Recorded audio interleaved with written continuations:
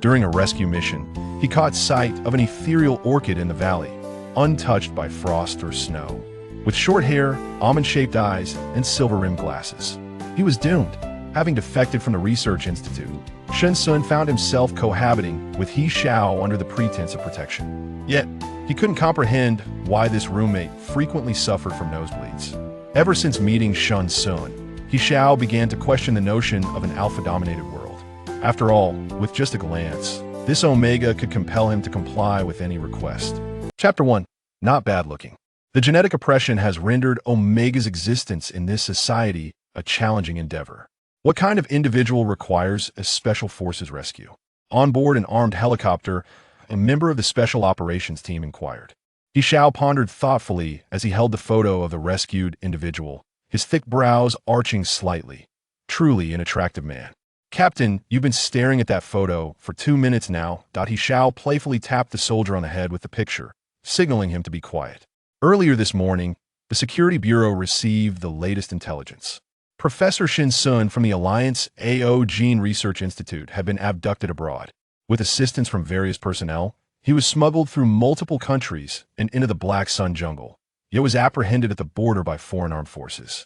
3 hours after receiving the mission, He Xiao's Black Hawk team was nearing the border. He Xiao's gaze fell once more on the photograph of Shen Xun. The man wore a simple white shirt, layered beneath a laboratory coat, the top button fastened. His standard Eastern almond-shaped eyes glimmered with a detached light, as though attempting to pierce through the photograph and meet his gaze. The silver half-rimmed glasses accentuated his cool, orchid-like demeanor perfectly. An Omega like him would likely be viewed as a caged canary, meant to be admired by the deranged alphas.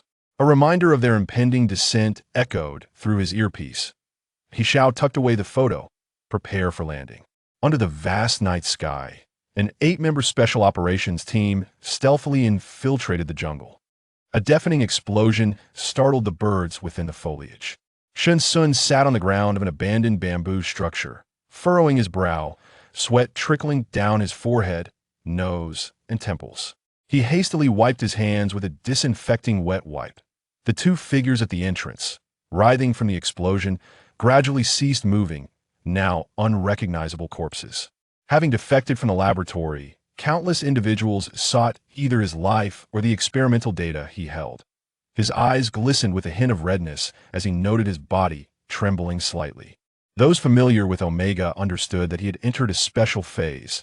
Shen Xun skillfully retrieved a calming agent to inject himself, a remedy to alleviate the emotional turmoil of an Omega. A century ago, a biological war altered the fate of all. Biological warfare induced genetic mutations, leading humanity to evolve beyond traditional gender classifications into 3 distinct types: alpha, omega, and beta. Alphas experience a susceptibility period, during which they become irritable and aggressive without the comforting pheromones of an omega. Conversely, omegas endure a special period, manageable through isolation at a young age. However, after the age of 18, as their organs fully develop, the absence of an alpha's soothing pheromones during this special phase poses both physiological and psychological challenges. They may grapple with self-doubt and succumb to depression. In essence, when either party enters a state of susceptibility or emotional turmoil, only their pheromones can provide solace. Alphas, endowed with genetic advantages, possess innate talents, intellect, and strength, effortlessly seizing power and wealth, with 30% of the population claiming 70% of global resources. In stark contrast, omegas, due to their unique physiology and scarce numbers, become subservient to alphas. The natural genetic suppression renders them incapable of resistance. Betas, who constitute 60% of the population, resemble ordinary humans from a century ago, save for their ability to conceive in the eyes of alphas. Betas are mere waste of resources, while omegas are viewed as domesticated birds. Yet, society relies on betas for operational roles. Could one expect alphas to fulfill service industry positions? Additionally, a mutual pheromone attraction exists between AOs, whereas betas lack pheromone secretion and remain unaffected by AO pheromones. This explains the niche that betas occupy in society. Shen Xun leaned against the bamboo wall, unable to suppress his swallowing reflex. 5 minutes had passed since the calming agent was administered, and the internal turmoil seemed to ease. However, inaction was not an option. Just as he attempted to rise, a barrage of bullets erupted, sending the stool beside him flying. Shen Xun swiftly pressed against the wall, utilizing the remnants of furniture as cover, clutching only a syringe with a needle. "Professor Shen, come out." The crisp pronunciation, tinged with the scent of gunpowder, caused Shen Xun to squint. They had truly spared no expense, employing mercenaries from the Northern Alliance. At that moment, the calming agent began to take effect, and he was drenched in sweat. The perspiration evaporated in the air, prompting the mercenaries to furrow their brows. Even the faintest remnants of pheromones were enough for these formidable alphas to detect the faint scent of orchids. They immediately released their counteracting pheromones and advanced. Teasing voices echoed, mocking him as a flustered little orchid. The air was mingled with alpha pheromones, dispersing Shen Xun's lingering scent. His jaw tightened, and he nearly retched. The spasms in his stomach exacerbated his suffering. The calming agent could only mitigate his arousal state, failing to completely eliminate his sensitivity to alpha pheromones. Veins throbbed at his temples as he retrieved a USB drive from his pocket, lowering his lashes with an expressionless demeanor, saying, "Don't shoot." Though the USB contained nothing of substance, it would suffice for the moment. He and his assistant had been separated amidst the hail of bullets. Initially, 5 individuals had set out to return home. But before their departure, they had fallen victim to a traitor in their midst, leading to their whereabouts being exposed. With the help of the laboratory director, he and his assistant had traversed half the globe, ultimately entering from the Black Sun jungle of the Southern Alliance. Little did he know that local patrolling armed forces would inadvertently obstruct their path near the bamboo structure. Fortunately, they were unaware of his identity. Shen Xun had employed charm to eliminate 2 armed men. Yet, within mere minutes, mercenaries from the Northern Alliance had pursued them. Taking a deep breath, Shen Xun leaned against the wall, gradually rising.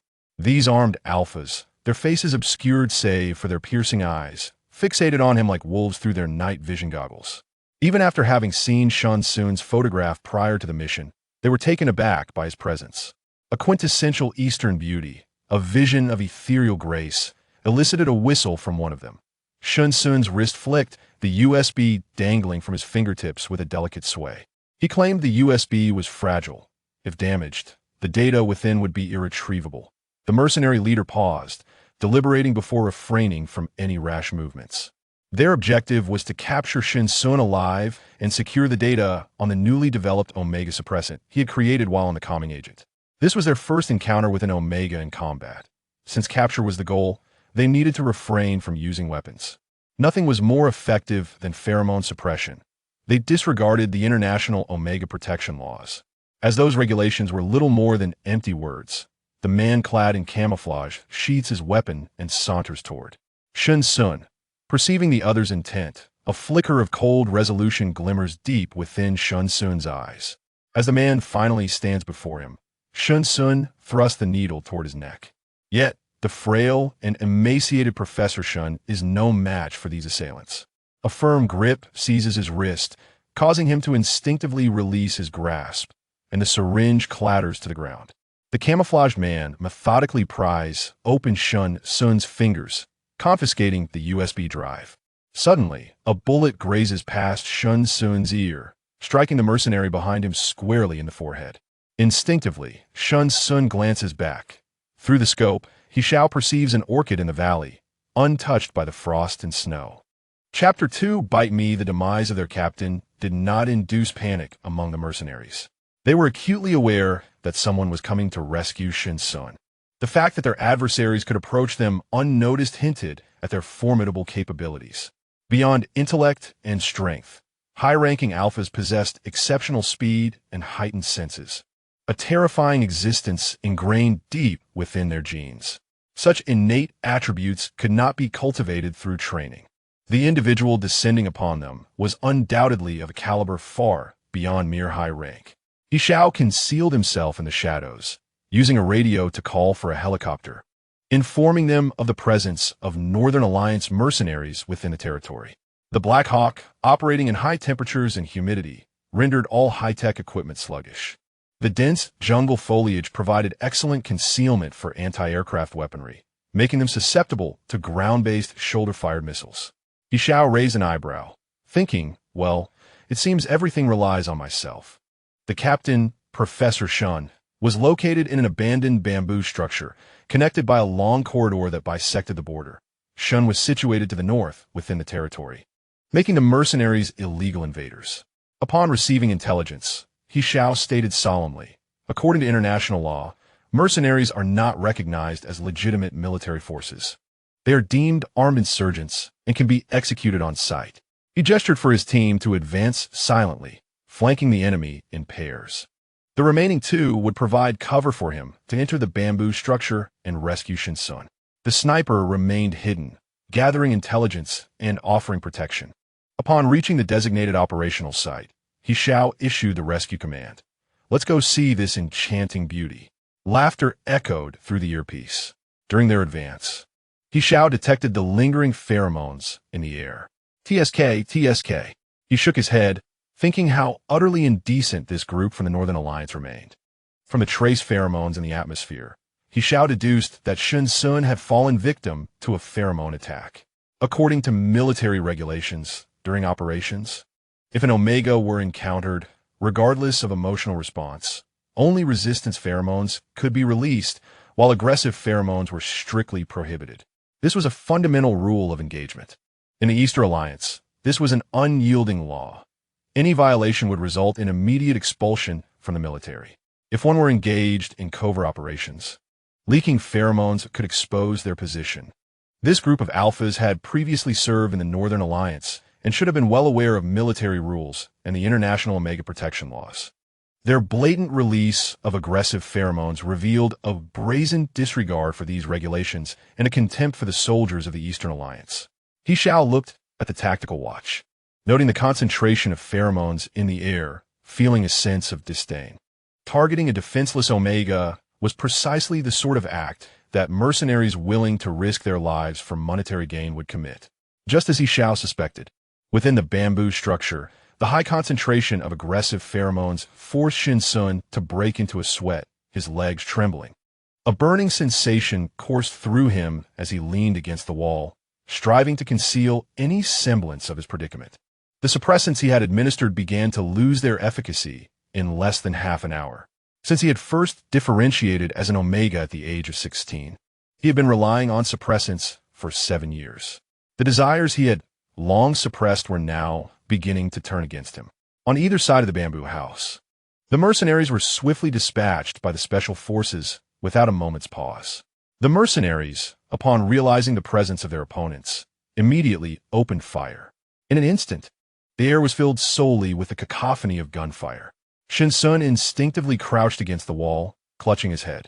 This group of alphas sported noise-canceling headphones, but he had none. Suddenly, he felt a weight on his shoulder. He instinctively prepared to retaliate, but He Xiao firmly grasped his wrist. Professor Shen, come with me, urged He Xiao, a member of the Eastern Alliance's Black Hawk Special Forces. Shen Xun felt all his strength dissipate, sweat-soaked strands of hair clinging to his forehead. He had no time to ponder how He Xiao had arrived behind him. His slender back sagged, as if struggling to endure an overwhelming sensation. He Xiao immediately released a calming pheromone, dispelling the nauseating pheromones emitted by the mercenaries surrounding Shen Xun. The unbearable atmosphere suddenly transformed, reminiscent of a forest after a torrential rain. This scent differed from the volatile pheromones typically exuded by alphas. It was steady and serene, akin to damp moss mingling with fertile soil, fermenting in the air. Shen Xun, propped against the ground, exhaled softly. I can't leave. My relief agent has failed. He Xiao paused for a moment, instinctively glancing at the tightly wrapped nape of his neck.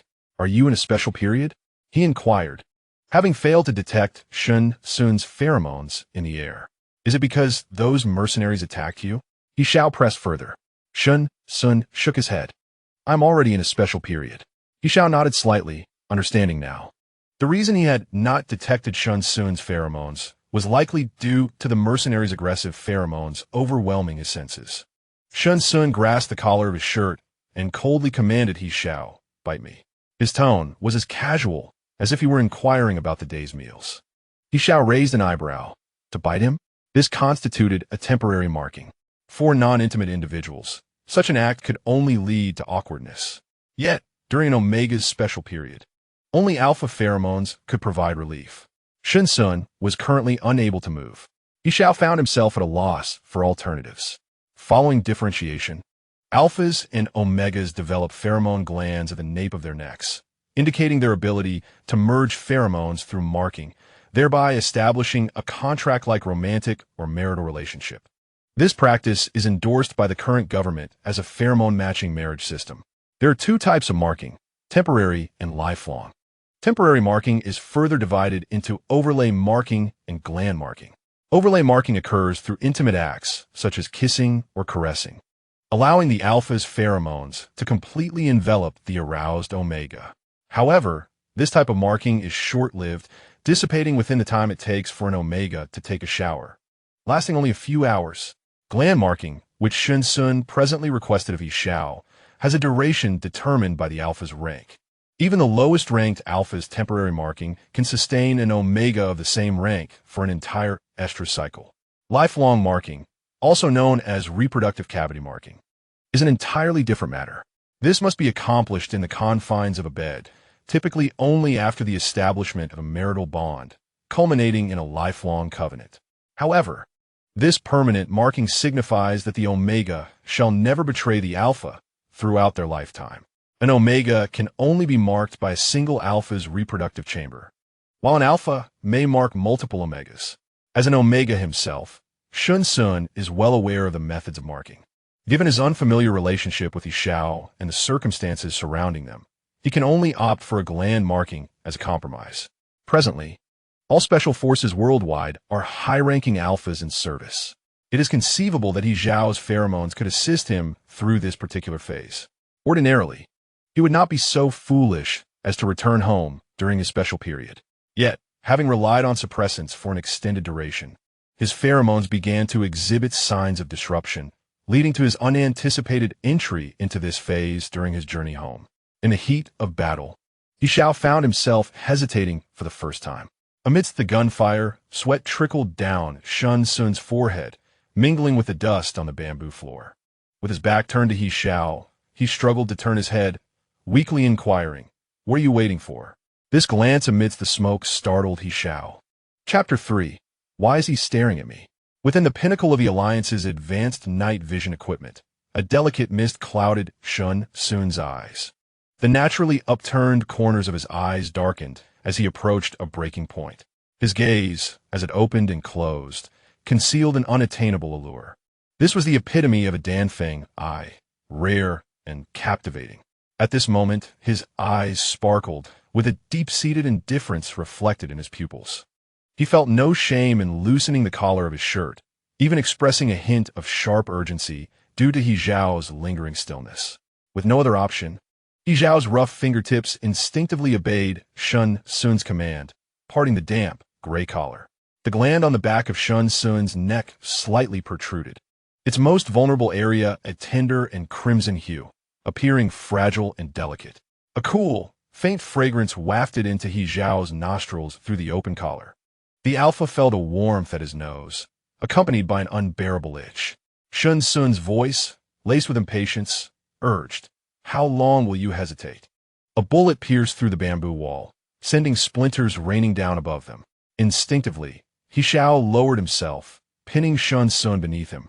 Shen Xun let out a muffled grunt, thinking, "This fool, if he doesn't kill me with his heat, he'll crush me under his weight." He felt as heavy as a mountain, especially with the burden of 100 pounds of gear on him. Gritting his teeth, Shen Xun demanded, "Get off me," hearing the suppressed anger in his voice. He Xiao rolled off, helping Shen Xun to sit up. Supporting Shen Xun's shoulders amidst the flying bullets, He Xiao felt a sharp pain at the back of his neck. Shen Xun trembled all over, uncertain whether it was due to anger or some other reason. Fool! He couldn't even say a word before marking. Shen Xun gritted his teeth, resisting his genetic instincts, yet remained motionless. Like a little orchid basking in the sun, he relished the rain that had finally come. Amidst the smoke and gunfire, the temporary marking was completed. Shen Xun knelt on the ground, his palms slick with sweat. He Xiao seemed to sense something, his palm gliding across the shoulder of Shen Xun, his hand supporting Shun's with an open palm. Shen Xun's damp palm made contact with He Xiao's tactical gloves, and He Xiao tightened his grip, enveloping Shun's hand. Two team members remained steadfastly guarding their sides. One of the squad members, noticing the intent to retreat, asked Black Hawk, "Shall we pursue?" He Xiao finally concluded the temporary marking, slipping a bulletproof vest onto Shen Xun's body, and replied, "What nonsense. Our mission is to rescue. As for the illegal mercenary squad, the higher-ups will take appropriate action." The mercenaries, sensing their disadvantage, ceased to engage once they secured the USB drive. Although they had yet to verify its contents, retreat was no longer an option. He Xiao wasted no time and inquired, "Can you walk?" Shen Xun nodded, "Yes. But I have an assistant named Su Jia. We got separated abroad, and I suspect he has fallen into the hands of those armed men." He Xiao stated, "I will report to the higher-ups." However, Shen Xun interjected, "He is an Omega. Falling into the hands of armed men could have dire consequences, as you must understand." Hey, don't move." He Xiao grasped his arm, leading him towards the evacuation point, assuring someone will come to rescue him. No sooner had he spoken than a deafening explosion echoed in the distance, originating beyond the border, not far from their location. Strangely, He Xiao and the others exhibited no surprise. Shen Xun halted, asking, "What is happening?" He Xiao replied, "Chickens pecking at each other. You should see your little assistant in a couple of days." Shen Xun remarked, "Chickens pecking at each other? Isn't foolish. It's likely a conflict between the armed men and the local government. However, there must be involvement from the Eastern Alliance." Before returning home, he had read a news article detailing how this lawless armed faction in the jungle had devastated many lives within the Eastern Alliance. The consequences of provoking the innocent were severe. 15 minutes later, aboard the helicopter, the Special Forces members blinked at Shen Xun, feigning nonchalance. He Xiao clicked his tongue. "What are you staring at?" The pilot chimed in with a teasing remark, "What? Watching you take advantage of someone in distress." He Xiao retorted, "Focus on flying the helicopter." Shen Xun was enveloped in He Xiao's pheromones, which naturally did not escape the keen senses of the Alpha team. A slight smile tugged at the corners of Shen Xun's mouth as he attempted to explain to He Xiao, "I didn't want to hinder your rescue efforts, which is why I troubled this gentleman." He Xiao, choosing not to demean himself, introduced He Xiao with the illustrious and the Xiao of clouds. Shen Xun softly acknowledged with a hum. A group of alphas could not help but gaze at Shen Xun, including He Xiao. The professor, clad in a soiled white shirt, bore an air of refined detachment, his almond-shaped eyes reflecting a subtle aloofness. His glasses perched elegantly upon his well-defined nose, identical to his photographs.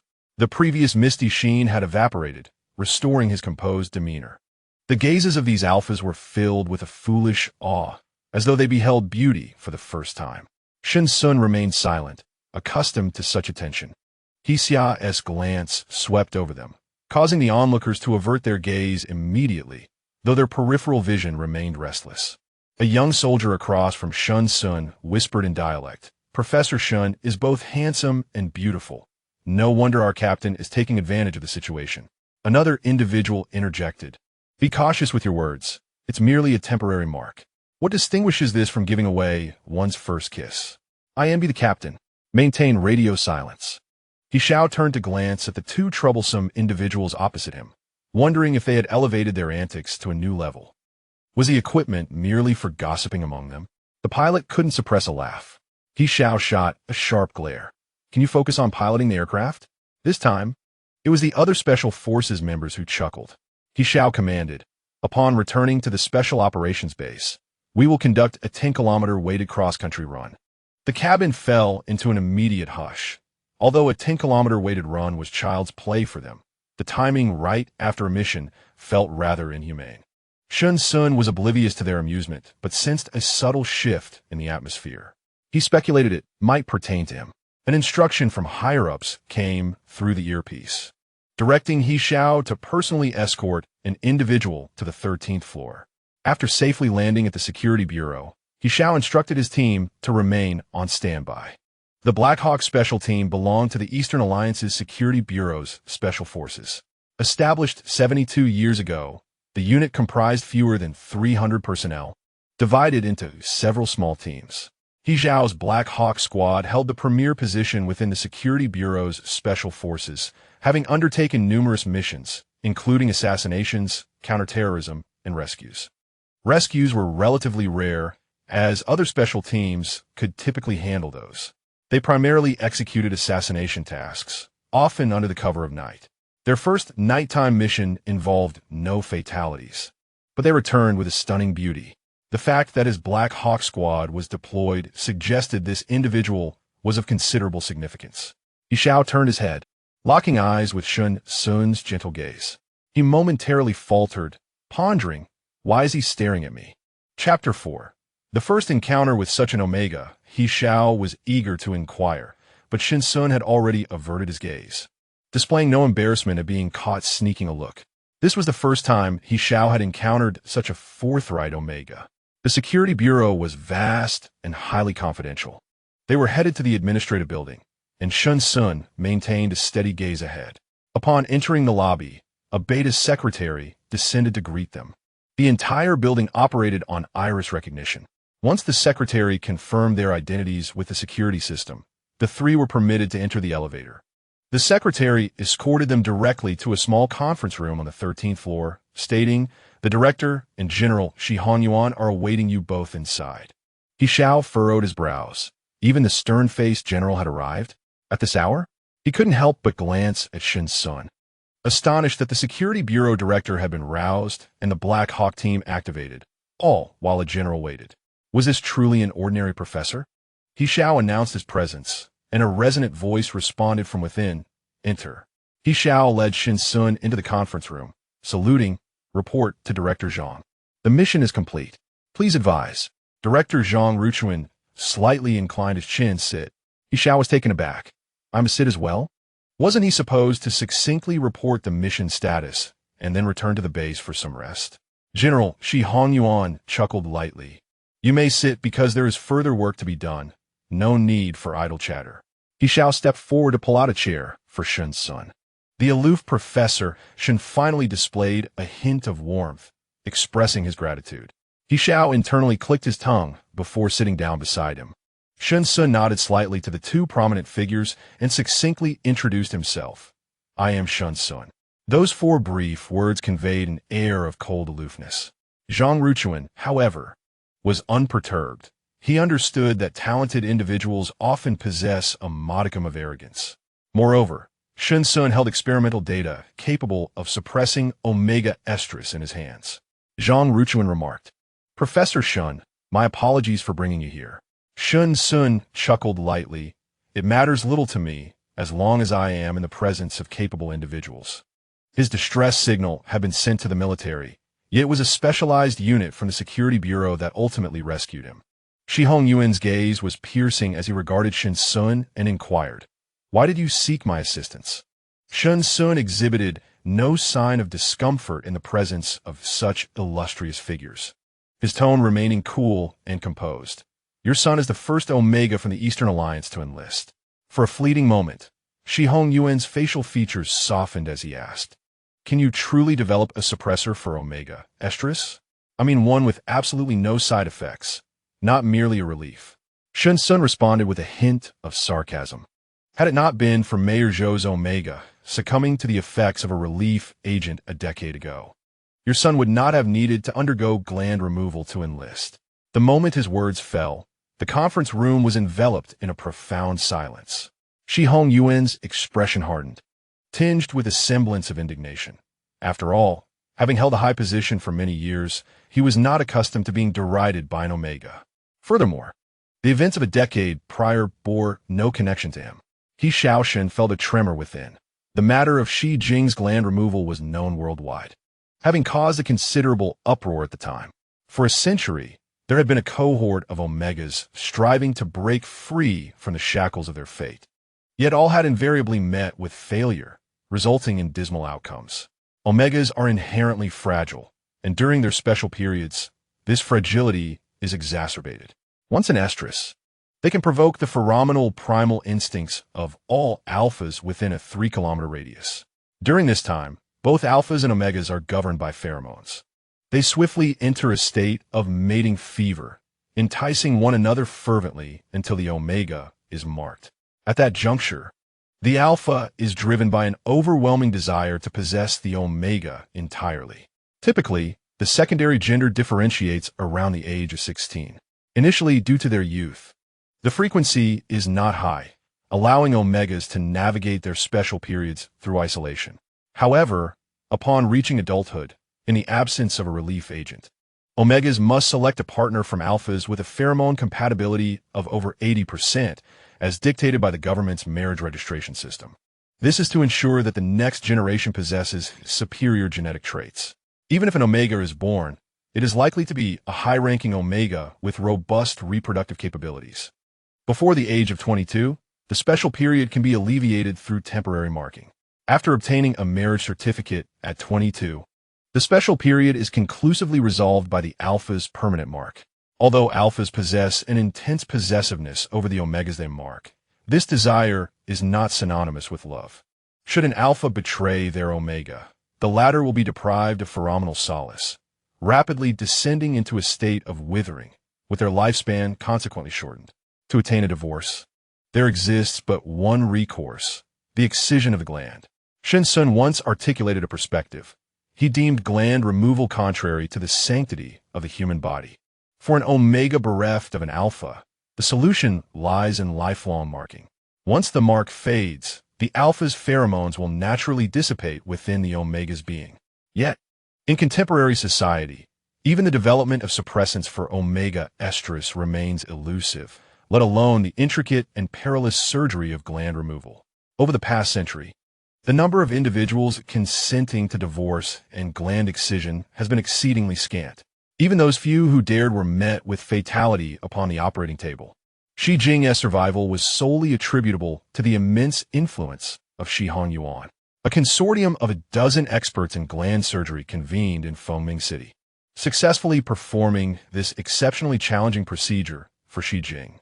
The success of the operation reverberated across the globe, granting the Eastern Alliance a voice in matters concerning gland surgery. Just as He Xiao was about to voice his thoughts, Shi Hongyuan suddenly chuckled softly. Professor Shen possesses keen insight. Shen Xun paused momentarily and replied, "The suppressant was developed by my elder brother, Shen Qinglin. It resulted in fatalities shortly after its release, with major media outlets likening it to a poison, yet I persevered for 7 years." He Xiao turned his head to him, surprised. "You administered the suppressant for 7 years?" It is crucial to note that the essence of a suppressant is alleviation, not complete inhibition. 7 years is not akin to 7 days. Politicians and wealthy magnates, driven by self-interest, aggressively publicize the suppressant's side effects, even resorting to lethal measures. While ordinary omega individuals may not incite much commotion, the son of a city mayor certainly would. Consequently, omega individuals were left in a state of trepidation, shunning the suppressant, leading the Eastern Alliance Laboratory to impose a ban on its further development. This incident prompted my elder brother to change his nationality and join the Northern Alliance Laboratory at the AO Gene Research Institute. However, the Northern Alliance Laboratory had no need for a suppressant. Each word spoken by Shen Xun resonated within the hearts of those present. Shen Xun inquired of Shi Hongyuan, "General Shi, do you comprehend the implications of my suppressant once it is commercially available?" Shi Hongyuan solemnly replied, "It signifies that omega will no longer be mere appendages of alpha. They will no longer require the company of an alpha to venture afar. In due course, the various venues across the alliance shall be adorned with the exquisite presence of omega. They will revel all night during their special periods, gather with friends, indulge in dates, and celebrate the new year. They shall not be confined to their homes for childbearing. They will have the autonomy to work, serve in the military, and embark on entrepreneurial ventures. Everything alpha and beta can do, they too shall be able to achieve." Even so, Shi Hongyuan hesitated momentarily, his expression momentarily grave. Chapter 5. I only desire him. The conference room remained silent for an extended duration. He Xiao gazed at Shen Xun and continued, This indeed poses a provocation to alphas worldwide, as the societal status of omega would experience a profound elevation. They will no longer serve merely as tools for comforting alpha during their sensitive periods, nor as the reproductive instruments of society at large. Simultaneously, this stands as a challenge to the prevailing marital institution. Should omega's unique periods be resolved, they will be free to engage in romantic pursuits, irrespective of gender. In contrast to the unique period of the omega, alphas also experience a susceptible phase during which they may become irritable and aggressive if deprived of the calming pheromones from an omega. The susceptibility of alphas is not mitigated by any pharmacological or environmental interventions, representing the sole disadvantage inherent in their genetics. However, this shortcoming is currently compensated by the presence of omegas. At such times, alphas pose an exceedingly perilous threat to society, jeopardizing its long-term stability and development. Over time, the exalted status of alphas is bound to waver. Shen Xun redirected his gaze towards He Xiao, noting that this individual possessed intellect and strength in equal measure. He smiled briefly before turning his attention to Shi Hongyuan and Zhang Ruchuan, inquiring, "I wonder for alphas such as General Shi and Director Zhang, would you permit a single injection to disrupt the equilibrium between A and O?" The word equilibrium was enunciated with particular emphasis, unmistakably laced with sarcasm. Shi Hongyuan and Zhang Ruchuan remained silent for an extended period, not due to an inability to respond, but rather because the implementation of suppressants would prove exceedingly arduous. A decade ago, Mayor Zhou had taken the initiative to promote a calming agent, only to meet with tragic consequences. They were acutely aware of the leverage that Shen Xun held. Anyone advocating for peaceful coexistence between A and O would become a target. Zhang Ruchuan asserted, "Professor Shen, you are a talent from the AO Gene Research Institute, which has established over 100 laboratories globally. May I inquire why all the researchers in your laboratory are omegas? How do you navigate the susceptible phase? Do you rely on the now prohibited calming agents?" Shen Xun recalled the omegas at the institute, his gaze softening momentarily as he replied, "Much like a newborn with inherent defects, many who differentiate into omegas are of inferior quality. They lack a susceptible phase, and their pheromone levels fall far below normal ranges, indicating diminished reproductive capabilities, resulting in their abandonment. The absence of a susceptible phase signifies a lack of need for calming agents. They represent a different kind of beta. Moreover, the principal head of the Eastern Alliance Laboratory at the AO Gene Research Institute is a beta." He Xiao was taken aback. Did this imply that Shen Xun was also discarded? Yet he clearly possessed pheromones and experienced a susceptible phase. "As you can see, I'm also an omega." Shen Xun seemed aware of their thoughts, adding, "The reasons for my abandonment remain unclear. My elder brother found me by the water, which is why I am named Sun." Zhang Ruchuan spoke with conviction. "Your elder brother, Shun Qinglin, is the omega who disappeared with the experimental subject 2 years ago?" Shen Xun's expression remained unchanged. "Indeed.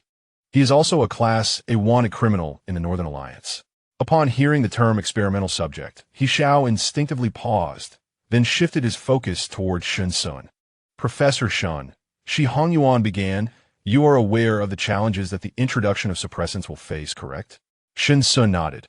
"I am cognizant that, aside from you, the entire alliance is eager for my suppressants, but will they seek to implement or to annihilate?" Shi Hongyuan replied, "I can only say this. There are many who wish for destruction. Those who seek to implement are fewer than 1%.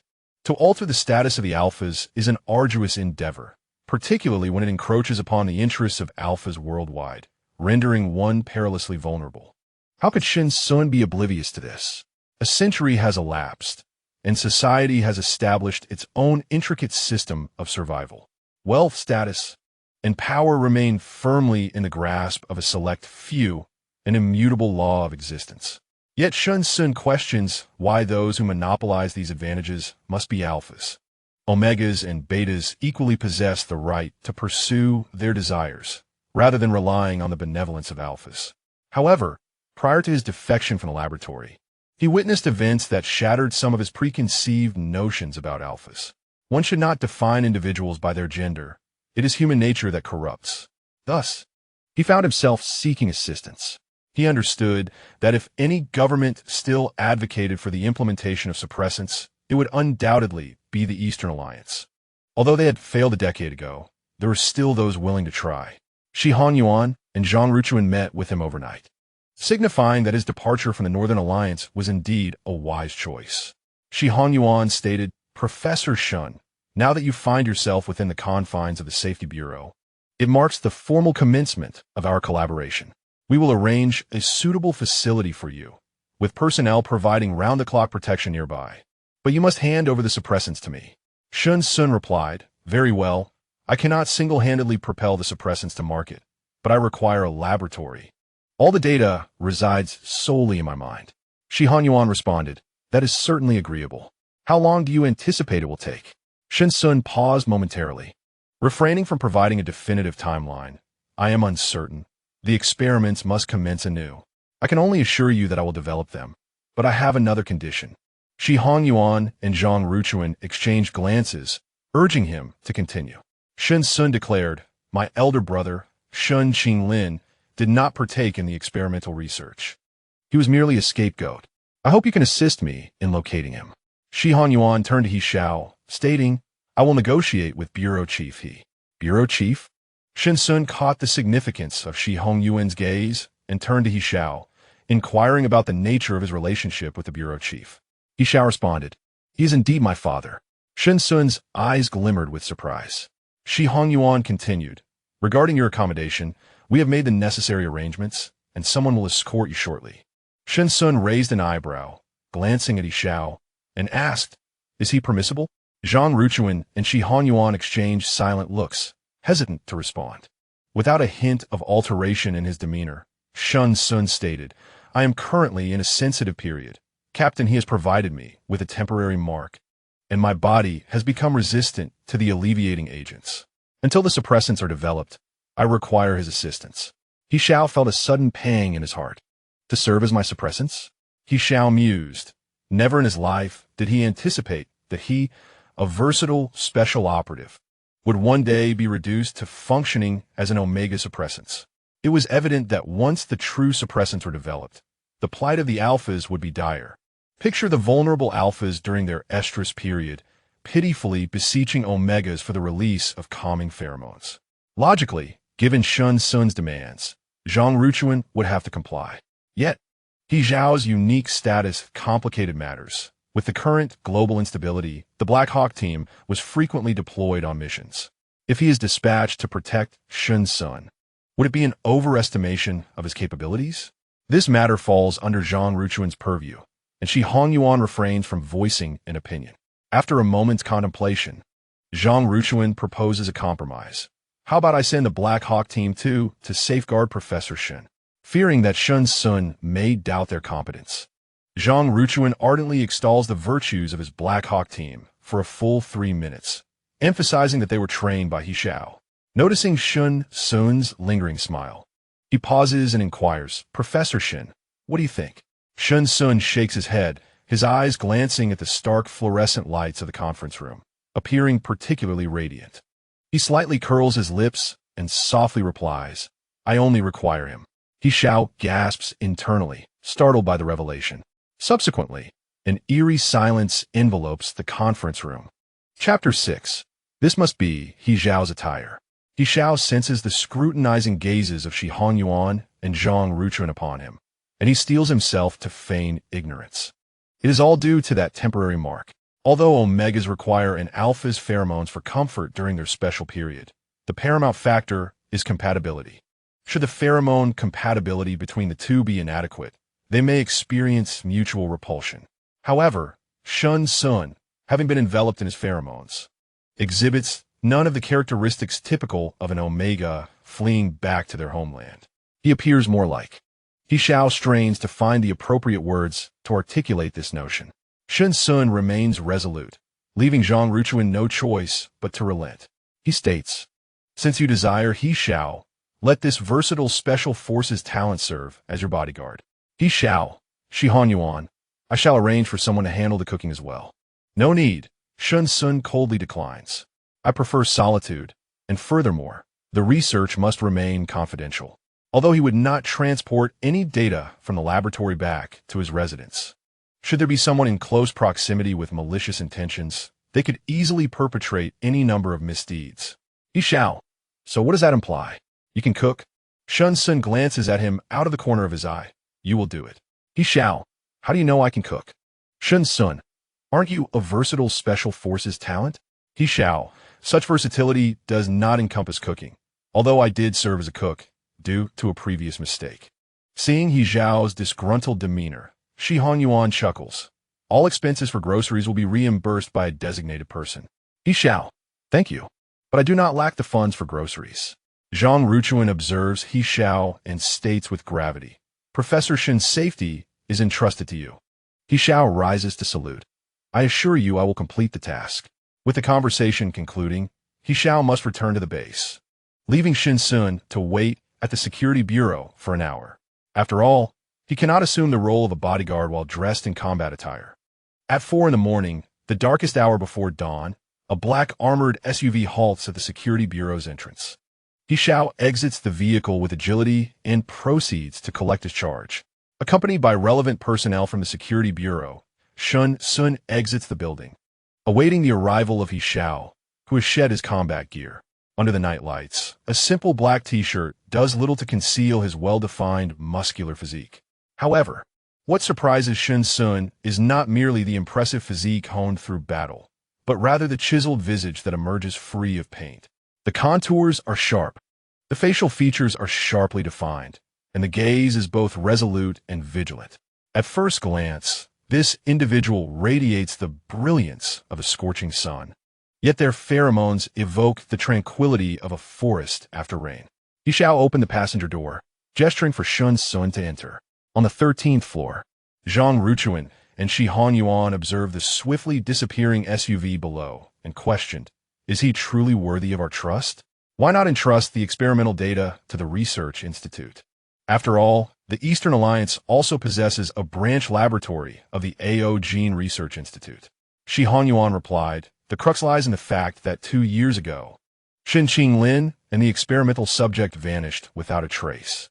Zhang Ruchuan inquired, are you suggesting that Shen Xun does not trust the Research Institute? That his plea for assistance from us stems from the crisis of confidence arising from Shen Qinglin and the laboratory? Shi Hanyuan acknowledged. This institute was established through the joint efforts of the entire alliance government over the past century. Undeniably, they have contributed significantly to society over the years. Yet the matter of the experimental subject is of grave importance. Zhang Ruchuan countered, but the head of this institute in the Eastern Alliance is Cheng Yang, a beta, an unassuming old man who advocates for ABO equality. Shi Hanyuan chuckled softly. In this world, where does true equality exist?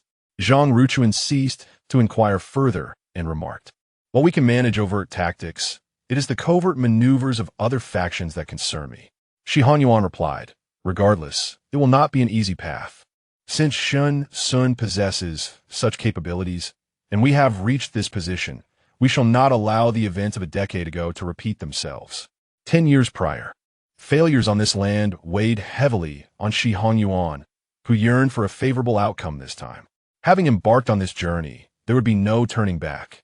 Throughout history, society has never known true fairness. However, for Shi Hanyuan and Zhang Ruchuan, the mere ability of Omegas to navigate society freely suffices. This was evident when Shi Hanyuan consented to his son undergoing gland removal. Without it, he would likely lose his son.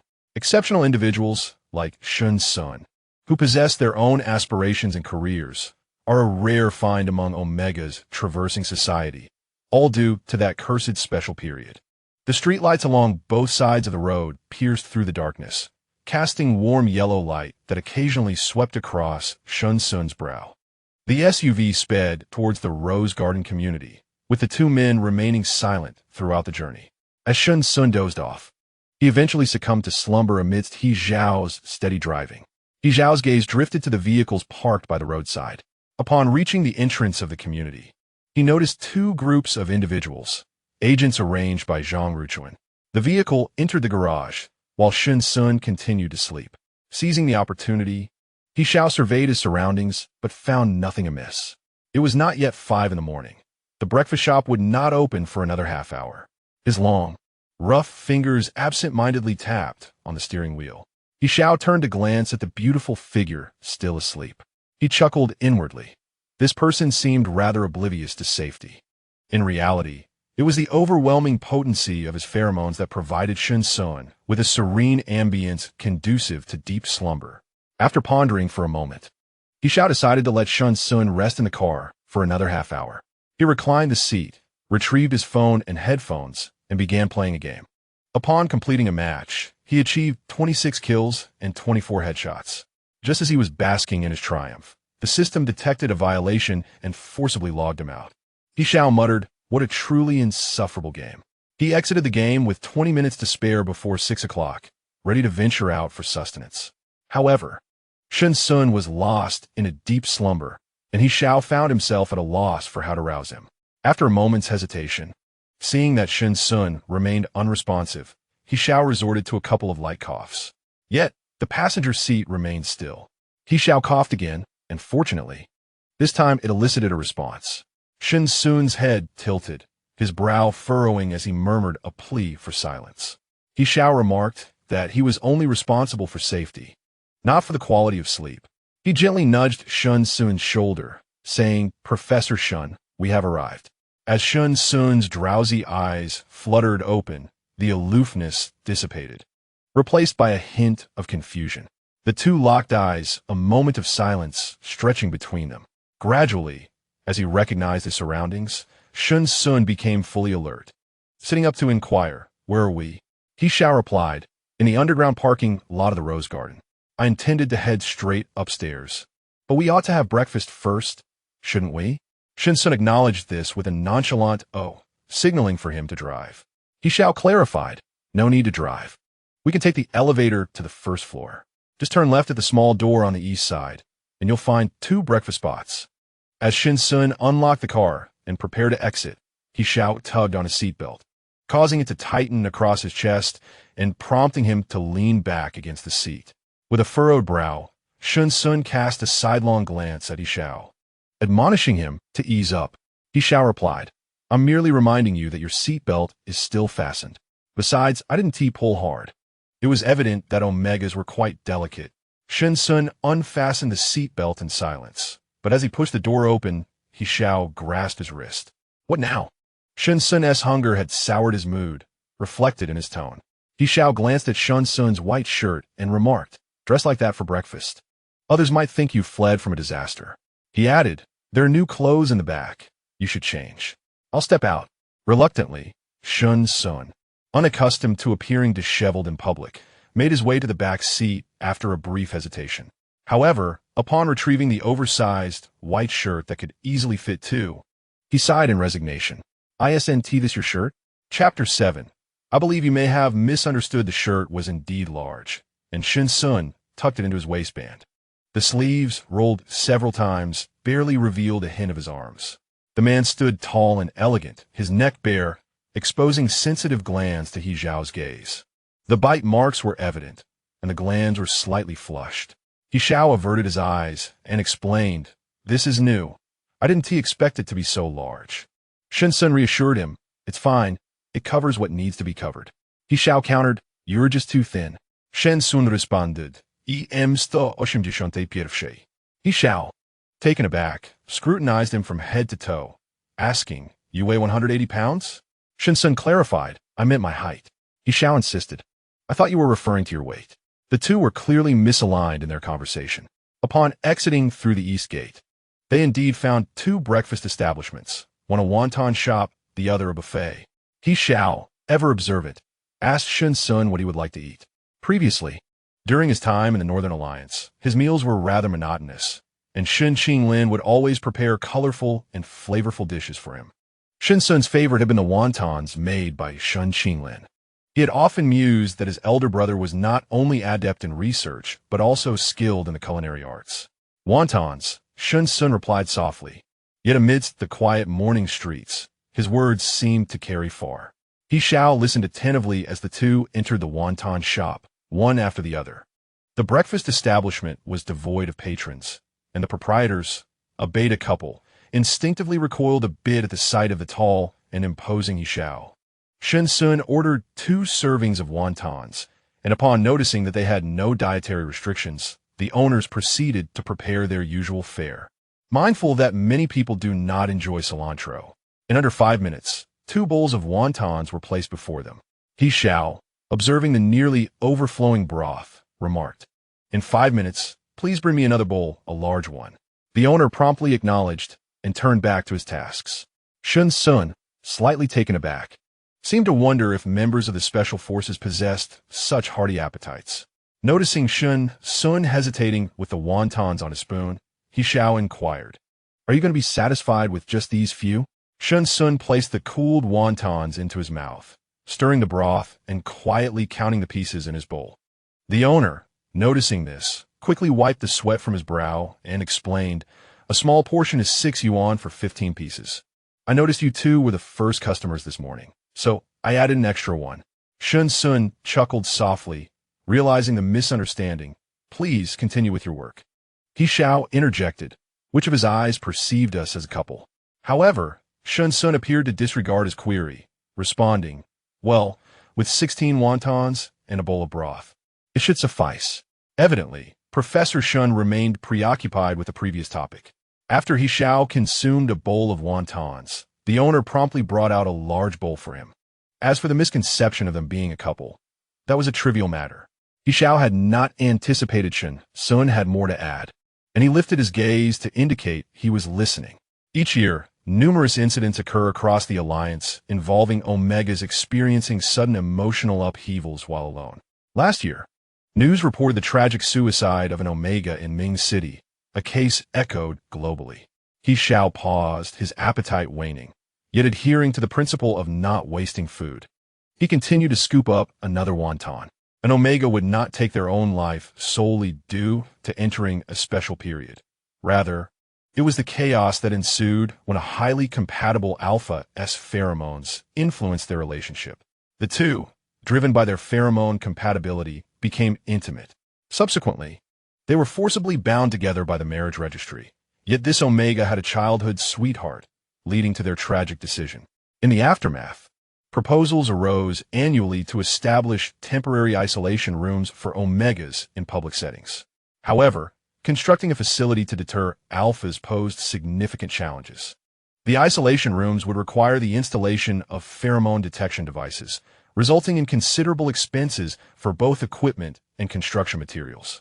Furthermore, once such a facility existed, it would likely be insufficient if Omegas congregated in public spaces.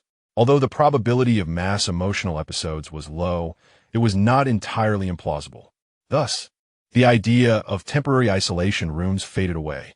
In this light, He Xiao and Shen Xun's misunderstanding was entirely reasonable, as any Omega seen on the streets would typically have an alpha accompanying them.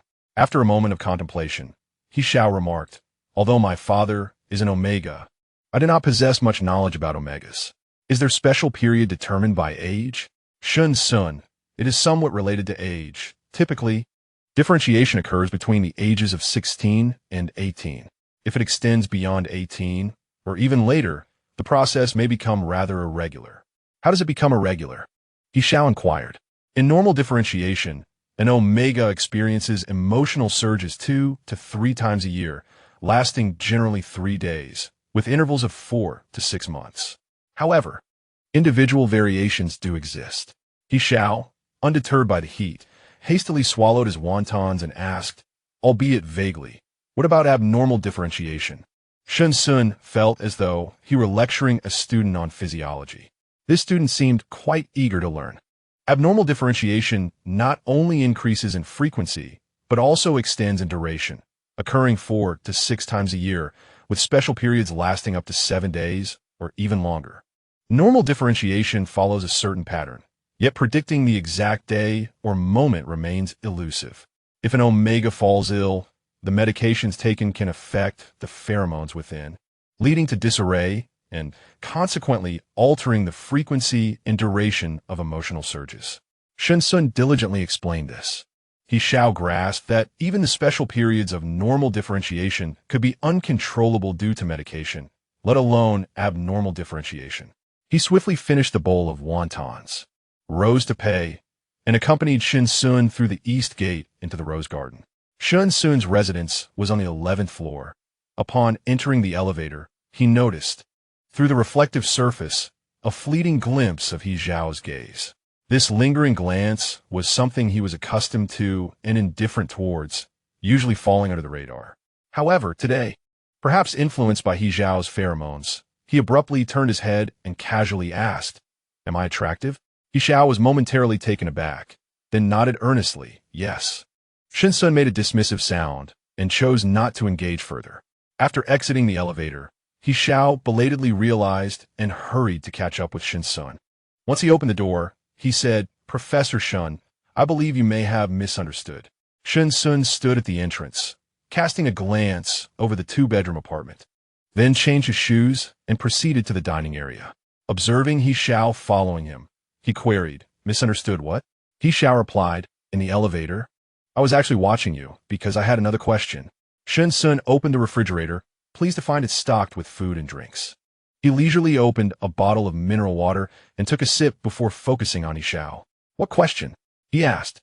"I have a friend who claims that the mating periods of the kittens he raises are suppressed by medication. Why, then, is the research on omega suppressants so challenging?" In the spirit of reciprocity, Shen Xun regarded him. "I shall pose a question to you as well." He paused, seemingly awaiting He Xiao's reaction. He Xiao readily nodded in agreement. "Please, go ahead. In the entire military alliance, all personnel are alphas. I would like to ask if during a mission, an adversary were to present you with a high-tier special period omega, and you were to refrain from using resistance pheromones, would you still retain combat capability? Chapter 8. Do you bathe first or dine first? This question is, in truth, universally acknowledged. 4 high-tier alphas possess the ability to release resistance pheromones. Thus, unless a high-tier alpha willingly chooses otherwise, they will disregard the special period of an omega. This is precisely why all special forces within the League are composed of elite alphas. Before He Xiao could respond, Shen Xun continued, "I understand that you are all of high rank, yet the global population of advanced differentiators constitutes less than 1% of their total number. As far as I know, the publicly disclosed number of special forces in the Eastern Alliance has already surpassed 40,000, not accounting for the undisclosed figures." He Xiao chuckled softly and inquired, "Professor Shun, are you aware that our Black Hawk unit exclusively undertakes nocturnal missions?" Shen Xun nodded, eager to listen. Nighttime missions imply a necessity for secrecy, predominantly involving assassination tasks. Thus, the selection criteria for our squad are exceedingly stringent. Pheromones are also categorized by levels. This is a universal characteristic among differentiators. Soldiers in regular units have susceptibility isolation chambers, and even then, they undergo pheromone stimulation training. However, for special forces of our caliber, succumbing to pheromones means one might as well head home early. Shen Xun asked, "So you do have training in this regard?" He Xiao replied with a smile, "Indeed. One of the methods for elite soldiers of the Eastern Alliance to enter special forces is to navigate 100 kilometers of jungle within 72 hours armed with merely a map and compass, ultimately locating the entrance to the special base. Upon entering, there's a basic pheromone stimulation test, and only after passing this evaluation does one officially become a novice. This is merely the beginning. If you endure a series of grueling, inhumane training sessions, what awaits you is the highest concentration of pheromone stimulation training with the utmost compatibility." Intrigued, Shen Xun asked, "So what is your pheromone compatibility level?" He Xiao smirked, 95, and the omega is of high rank. I have no idea where they acquire the alluring pheromone she emits. Frankly speaking, it's rather average. He Xiao seemed somewhat proud. Shen Xun remarked, "Your ability to resist stems from your own high rank." He Xiao corrected, "You are mistaken. Do you think they all emit resistance pheromones like those mercenaries? During training, we abstain from all pheromones. To put simply, we endure. The battlefield is too unpredictable. Even high-ranking alphas can resist the heat of omegans." Yet soldiers in the Eastern Alliance's special forces must still undergo physiological resistance training. Shen Xun queried, "What if the opposing Omega's rank exceeds that of high rank?" He Xiao was momentarily at a loss for words. He genuinely did not know. Globally, he had never encountered such an Omega. During training, they always sought the highest compatibility, and failure to meet this standard renders all prior training futile, consequently stripping one of the qualification to be a special warrior. Pheromones are inherently classified into various levels, and it is impossible for a lower tier to surpass a higher one. If there truly exists a top-tier Omega, even a high-ranking Alpha may not necessarily be a match. Shen Xun suddenly felt a wave of disinterest. This world is indeed irrational. Genes that ostensibly counterbalance each other, yet the advantages are predominantly seized by Alphas. In Shen Xun's view, the mightier an individual, the greater their social responsibility should be. Yet, Alphas evidently do not share this sentiment. Over the years, Shen Xun has often contemplated that being a beta is the epitome of happiness, much like that small wonton shop downstairs. The shop may be modest, yet it thrives in self-sufficiency, enduring a stable and uneventful existence, surpassing many. However, the inherently proud Alpha asserts that betas are burdened with a genetic predisposition toward laziness and a lack of ambition. Contemplating this notion, Shen Xun lost all interest in the conversation. He Xun, noticing Shen Xun's intent to leave, obstructed his path. "Professor Shen, you have yet to answer my question." Shen Xun looked up at He Xun, who towered over him by about 10 centimeters, and replied, "Humans differ significantly from animals. The inhibitors used by animals are primarily hormonal medications, which function by regulating the release of hormones within their bodies to control mating behaviors. From a pharmacological standpoint, long-term use is not advisable due to numerous potential side effects. Even in smaller creatures, there are stringent requirements regarding the dosage and application of such hormonal medications. Otherwise, their efficacy may be compromised. The prices and reviews of the powders and medications commonly available for pet mating vary widely, reflecting a spectrum of opinions." He Xun stepped aside, allowing Shen Xun to proceed to Chaoyang's room. He felt the need to take a shower and indulge in some rest. "Professor Shen," He Xun knocked on the door. "I need to inspect your bedroom." Shen Xun opened the door to let him in. He Xun advanced directly to the window, pulling aside the curtain. Outside, the street beyond the community's eastern gate unfolded, extending eastward into a vast expanse of flat land, beyond which lay an underdeveloped small market. Vehicles were parked in orderly rows along the street, and He Xun's gaze lingered on an inconspicuous black sedan. Before long, the black car departed, replaced by a deep gray vehicle. With a light chuckle, He Xun remarked, "Is this a change of shift?" As he adjusted the curtain and turned to leave, he noticed Shen Xun hesitating by the wardrobe. He Xun stepped forward and nearly laughed upon seeing the clothes inside. The selected attire for changing was rather comical. A classic turquoise polo shirt paired with khaki casual trousers, an attempt to diminish Professor Shen's allure. He Xun cleared his throat, stifling a laugh, and suggested, "Why not wait a moment? I can have someone deliver some clothes to you. Just provide me with your sizes, including shoes." Shen Xun, reflecting on his current predicament, decided to cast aside any pretenses. Yet, confronted with the colors before him, he found it difficult to proceed. Reluctantly, he turned and said, "I appreciate it." The two returned to the living room. After a night spent rolling around in the jungle, Shen Xun was nearing his limits. The brief rest in the car could hardly be considered rejuvenating. He Xun made a phone call, and upon turning around, found that the stunning Shen Xun had drifted off to sleep again. "It's as if being in heat is akin to being pregnant," he mused, simultaneously expressing his playful annoyance while genuinely covering Shen Xun with a light blanket. Major shopping centers would not open until 10 in the morning. Shen Xun slept soundly until noon, only to be stirred by the doorbell. He heard He Xun conversing with an unfamiliar man near the door. As Shen Xun stirred beneath the light blanket, two individuals entered, instructed by He Xun to hang the newly delivered clothes in Shen Xun's wardrobe. They made 3 trips back and forth before completing the task, while the partition in the living room shielded the now awake Shen Xun from their notice. The lingering effects of the temporary mark, influenced by the pheromones within his body, compelled Shen Xun to subconsciously seek out He Xiao. Coincidentally, He Xiao intended to rouse him for a meal, and thus their gazes collided mid-air. "You're awake? The clothes have just arrived. Would you prefer to shower first or dine?" "I'll shower first," Shen Xun replied without a moment's hesitation.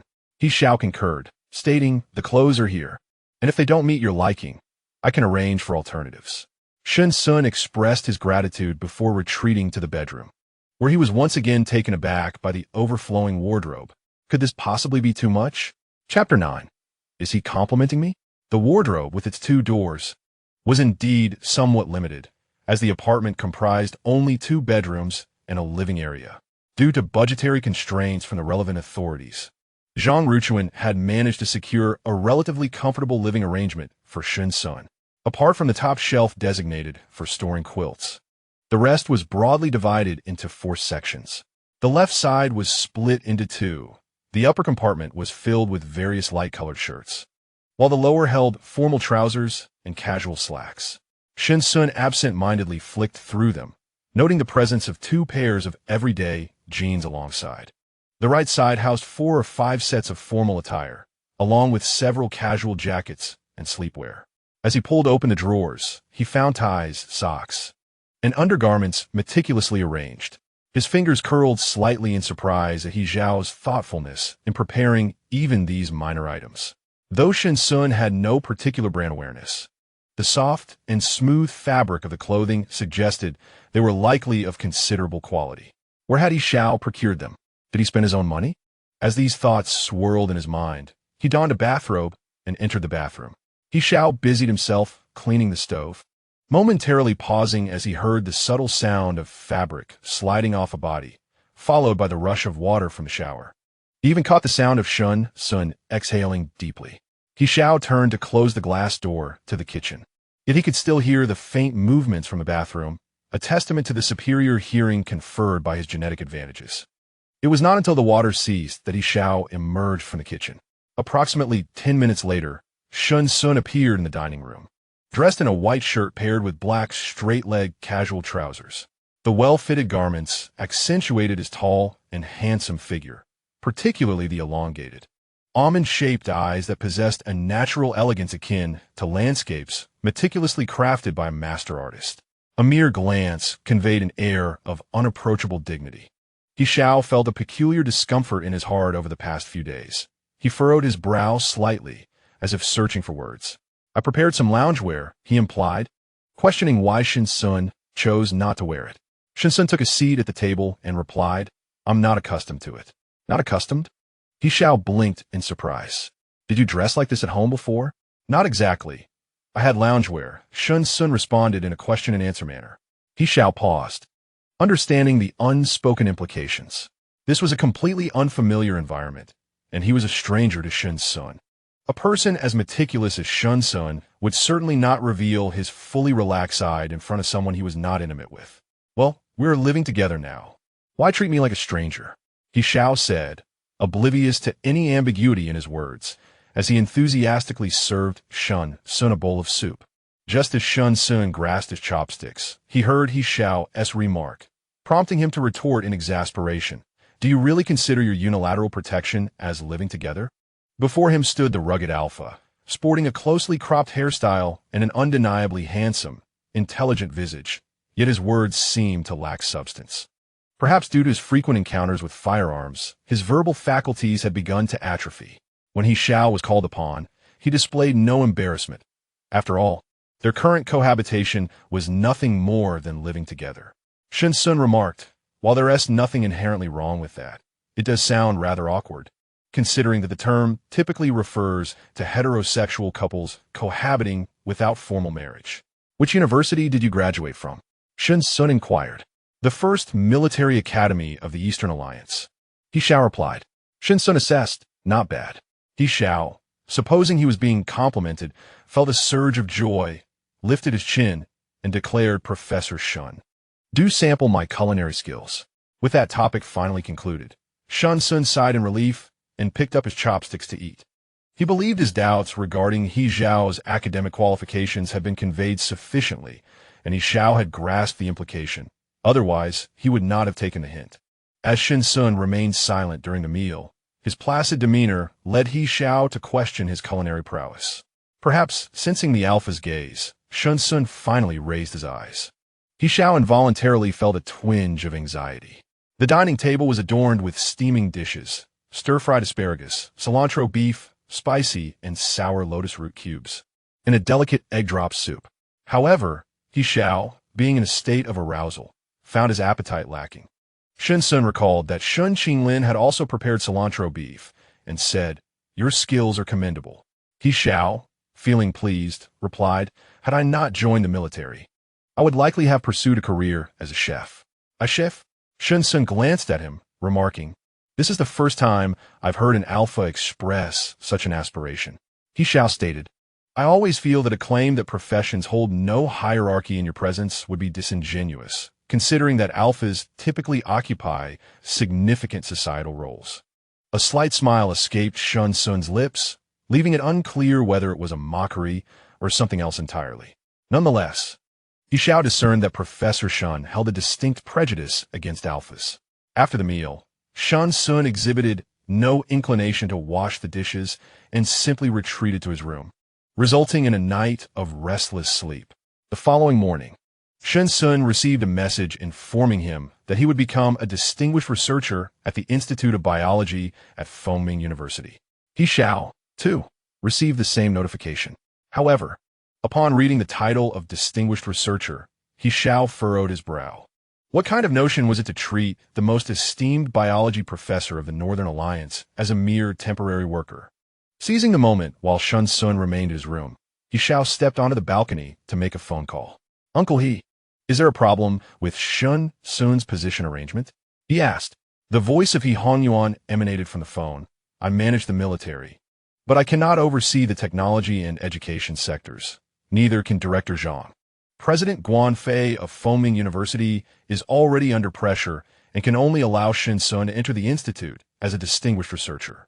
He Xiao responded, "Though the term distinguished sounds appealing, it lacks substantial value, doesn't it?" He Honyuan, preoccupied with other matters, simply stated that Shen Xun had already agreed before hanging up. He Xiao, still holding his phone, was about to call again when he realized Shen Xun had approached him from behind, saying, "Don't call." He Xiao turned to him, attempting to discern any signs of anger or embarrassment on his face, but the handsome visage remained as impassive as ever. He Xiao remarked, "You are merely a temporary worker in research, with no relocation expenses or research funds, and the 5 insurances and housing fund are included as well. It's uncertain whether your post-tax salary even reaches 10,000. They only provide you with a paycheck devoid of any benefits." Shen Xun responded with a non-committal hum and added, "A salary of 300,000 a year is acceptable." He Xiao retorted, "Acceptable? What do you mean by that? You're performing the duties of a researcher without any evaluation committee or clear assessment criteria. Generally, someone in your position would be on a fast track to associate professorship. Yet, Shen Xun's qualifications could easily surpass those of 5 associate professors. It's utterly absurd." Shen Xun had not anticipated He Xiao advocating on his behalf. Shi Honyuan represented his first strategic move, and it was evident that his appeal had been well placed. As for the military he managed, it certainly did not extend its reach over researchers. There were undoubtedly significant figures within the Eastern Alliance government backing Shi Honyuan and Zhang Ruchuan, utilizing him to advance the development and market release of the inhibitor. Shen Xun was indifferent to everything else. His sole concern was whether the inhibitor could be successfully propelled forward. "He Xiao," Shen Xun interjected. He Xiao was momentarily taken aback. This was the first time Shen Xun had called his name. Instinctively, he raised his gaze, locking eyes with Shen Xun, where he found an unusual sparkle. Chapter 10. What rank of Omega are you? He Xiao often undertook missions in the wilderness, frequently able to gaze up and behold the vast, shimmering stars. For the first time, he witnessed the distant constellations reflected in another's eyes. They sparkled brilliantly within Shen Xun's gaze. Shen Xun waved his hand in front of He Xiao. "Have you lost your mind?" He Xiao snapped back to reality, realizing that such a captivating stare was rather embarrassing. He cleared his throat and asked, "What is wrong?" Shen Xun found it amusing. "I was the one who asked you what was wrong. Yet you turn the question back on me." He Xiao endeavored to mask his discomfort. So, what did you wish to convey by calling me? I need not strive for anything. All is temporary. Thus, I accept the role of a temporary worker with a salary of 300,000. What do you mean by everything is temporary? He Xiao was about to elaborate further when Shen Xun had already proceeded towards the dining area. Earlier in the morning, he had noticed some frozen soup dumplings in the refrigerator and decided to steam 2 baskets. At 10 in the morning, accompanied by He Xiao, Shen Xun visited Chen Xili, the dean of the School of Biology at Fengming University. Unsurprisingly, Chen Xili was an alpha. In his earlier academic pursuits, he had faced the threat of being replaced, a predicament resolved by Shi Hongyuan. Without Shi Hongyuan, he would not have attained his current standing. Even among alphas, there existed a hierarchy defined by pheromones. All differentiators possessed pheromones classified into 4 grades: A, B, C, and D. The A-grade alphas constituted the elite, perched atop the food chain. Chen Xili, however, was merely an ordinary D-grade alpha. He found the dominance of alpha pheromones excessively overwhelming and the love born from them absurd, leading him to remain solitary and unmarried throughout his life. Furthermore, Chen Xili was one of the key figures who facilitated the release of the Alleviator a decade ago, which was the very reason Shen Xun sought to meet him. The meeting took place in Chen Xili's office. This man, in his early 40s, possessed a tall stature and an elegant demeanor. The pheromones were subtle, leading one to mistakenly believe he was a beta. Please have a seat. Shen Xun nodded slightly and settled onto the sofa opposite Chen Xili. Professor Shen, I have prepared the personnel for the establishment of the inhibitor development team, including your assistant, totaling 6 individuals. Good, Chen Xili replied. The general finds it challenging to meet at the military department. He asked me to convey that you should focus solely on your research and disregard everything else. Shen Xun understood that the inhibitor bore some resemblance to vaccines. Vaccines are biological products designed to prevent and control the outbreak of infectious diseases. In contrast, inhibitors are substances that suppress omegas estrus, a task not much simpler than developing a vaccine. Researching a vaccine can sometimes take over a decade, with investments starting in the billions. The research on the inhibitor consumed 7 years before yielding any promising results. If it were to be successfully developed and brought to market, it would require approval from relevant national authorities. He Hanyuan's reassurance to focus on research served 2 purposes: to ensure funding for development and to foster trust in this collaboration. Shen Xun gazed steadily at Chen Xili and said, "Understood. Regarding your assistant, his name is Su Jia, correct?" Shen Xun nodded. "Has there been any news about him?" Chen Xili responded. Director Zhang called. He was rescued by the South Alliance government forces. After verifying his identity, he was sent to the airport and is expected to arrive in Fengming City around 2 o'clock this afternoon. Shen Xun slightly relaxed, though Chen Xili remained oblivious. While He Xiao noticed the change. Technically, it was not Chen Xili's place to inform him. However, they were all in the same boat. Clearly, Chen Xili was a crucial link in the inhibitor promotion plan for Shen Xun. He understood this without objection. Shen Xun's itinerary was public knowledge among Zhang Ruchuan and He Hanyuan, who were aware of his meeting with Chen Xili. So it was reasonable for Chen Xili to take on this task. Indeed, Chen Xili continued, I am an advocate for ABO equality, and as you're now at the Research Institute of Fengming University, please do not hesitate to inform me of any issues or requests you may have. Shen Xun pondered for a moment before stating, concerning Su Jia, I would like you to arrange a different identity for him. Chen Xili inquired with confusion. Are you saying he shouldn't live with you? Shen Xun shook his head. No, my identity is public. Even upon returning here, I will have dedicated protection. Yet I remain a target. Su Jia is different. Chen Xili seemed to grasp the situation. Shen Xun added, if anything were to happen to me, he is the only one capable of researching the inhibitor. Chen Xili smiled, though there was a hint of embarrassment in his expression. Shen Xun's choice of words was meticulous. He spoke of the ability to research the inhibitor, not necessarily to develop it. The subtle distinction underscored the hegemony of this divisive era. Even with the collective efforts of global scientists, it would take a century to produce a single inhibitor. The reason for this struggle lies solely in the prohibitions imposed by those in power. Omegas do not require inhibitors. Alphas serve as their inhibitors. Yet, the hardships, suffering, and oppression are experiences that only Omegas can truly comprehend. He Xiao observed Shen Xun with an impassive expression, questioning the notion of if something were to happen. Who could possibly harm Shen Xun in his presence, to the extent of kneeling and calling him father? Nevertheless, he comprehends Shen Xun's predicament. The eyes of the entire world are upon him, and for an inconspicuous assistant, no one would take notice. What Shen Xun desires is precisely this indifference.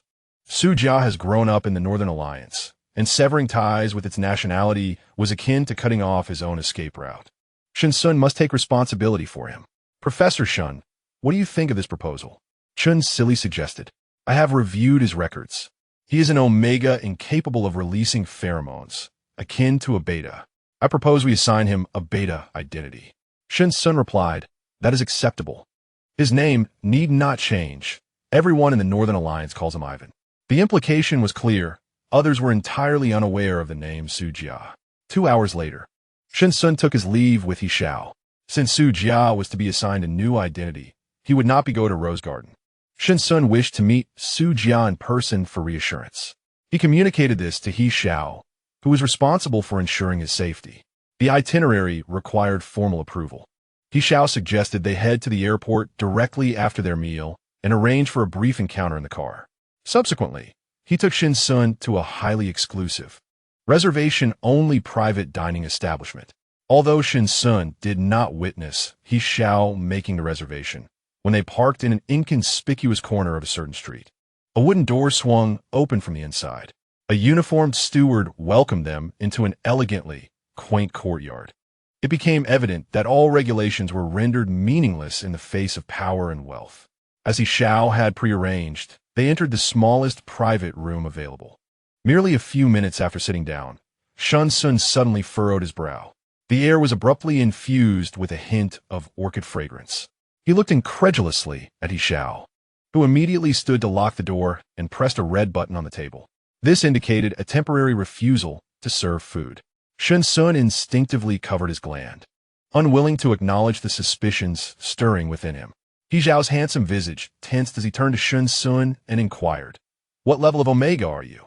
How could a temporary marking fail within less than 48 hours? Chapter 11. Must we truly resort to kissing to complete the covering mark? He Xiao raised his wrist, noting that the pheromone concentration in the air was precisely at the red threshold. Come here, he beckoned, lightly tapping the empty space beside him, instinctively wishing for He Xiao to draw closer. He Xiao adjusted his position slightly, taking hold of Shen Xun's wrist, saying, "Remove your hand. Let me examine your gland." Shen Xun was reluctant to comply. The last time he allowed a temporary marking was due to circumstances beyond his control. He disliked exposing the most vulnerable part of his body to others. However, He Xiao misinterpreted his hesitation as modesty and applied a bit of pressure, coaxing Shen Xun's palm away from his gland. "You've already been marked. Why shy away from a mere glance?" He jested, attempting to ease Shen Xun's tension. Shen Xun chose not to engage. He had never witnessed an Omega in a second heat while still bearing the mark. One cannot repeat the same marking within 72 hours. He Xiao stated solemnly. However, within Shen Xun's body, there existed a temporary marked pheromone, the extent of which could not be suppressed. The only solution to this predicament was a lifelong marking. Of course, this was merely He Xiao's initial conjecture. To ascertain the specifics, a visit to the hospital was imperative. Yet the pressing issue at hand was that Shen Xun had already entered a special period. Unless his pheromone was restrained, they could not exit the door. Once outside, should the pheromone leak, Shen Xun would be taken away by the Omega Union for isolation and examination. If he were to pass the tests, the next step will be forced pairing. In truth, Omegas of Shen Xun's age were predominantly already married. If he were apprehended by the Union, it would matter not who he was. A report would be filed, leading to an investigation into Shen Xun's circumstances. Although Shi Hongyuan had already established connections, Shen Xun was currently the target, and the risk was substantial. Shen Xun was evidently aware of this dilemma. Without a care for his own life, he unfastened his collar before He Xiao for the second time. Are you out of your mind? He Xiao gently pulled his collar back up. I have stated that you cannot be marked again within 72 hours. Otherwise, your body will not withstand it. My level is above. Shen Xun's body trembled, and he cast a sidelong glance at He Xiao. S level? There were fewer than 100 S-level alphas globally, and he had not anticipated one to be so close to him. He Xiao affirmed, adding, aside from my family, only Director Zhang and the team are aware of this matter. He has a specific physician, the first and only S-level alpha in Ming City. As a special forces soldier executing unique missions, should this rare level of pheromone be discovered, it would undoubtedly attract widespread attention. This is not advantageous for his career. Hence he has kept it concealed. Shen Xun comprehended He Xiao's implication. Although pheromones possess hierarchical suppression, an alpha's overwhelmingly potent pheromone must still be bearable for the Omega. He remained unaware of the compatibility between his pheromone and He Xiao's, yet during their previous encounter in the jungle, He Xiao seemed to discern the question in his eyes and voluntarily elucidated. When I saved you, it was also my first time marking an Omega. My doctor informed me that generally Omegas cannot withstand my mark. This holds true for any form of marking. They tend to reject excessively powerful pheromones, entering a state of fear both physically and mentally. You were in considerable discomfort at that time, yet when I released calming pheromones, you showed no aversion. While marking you temporarily, I moderated the injection's concentration, and still, you exhibited little reaction.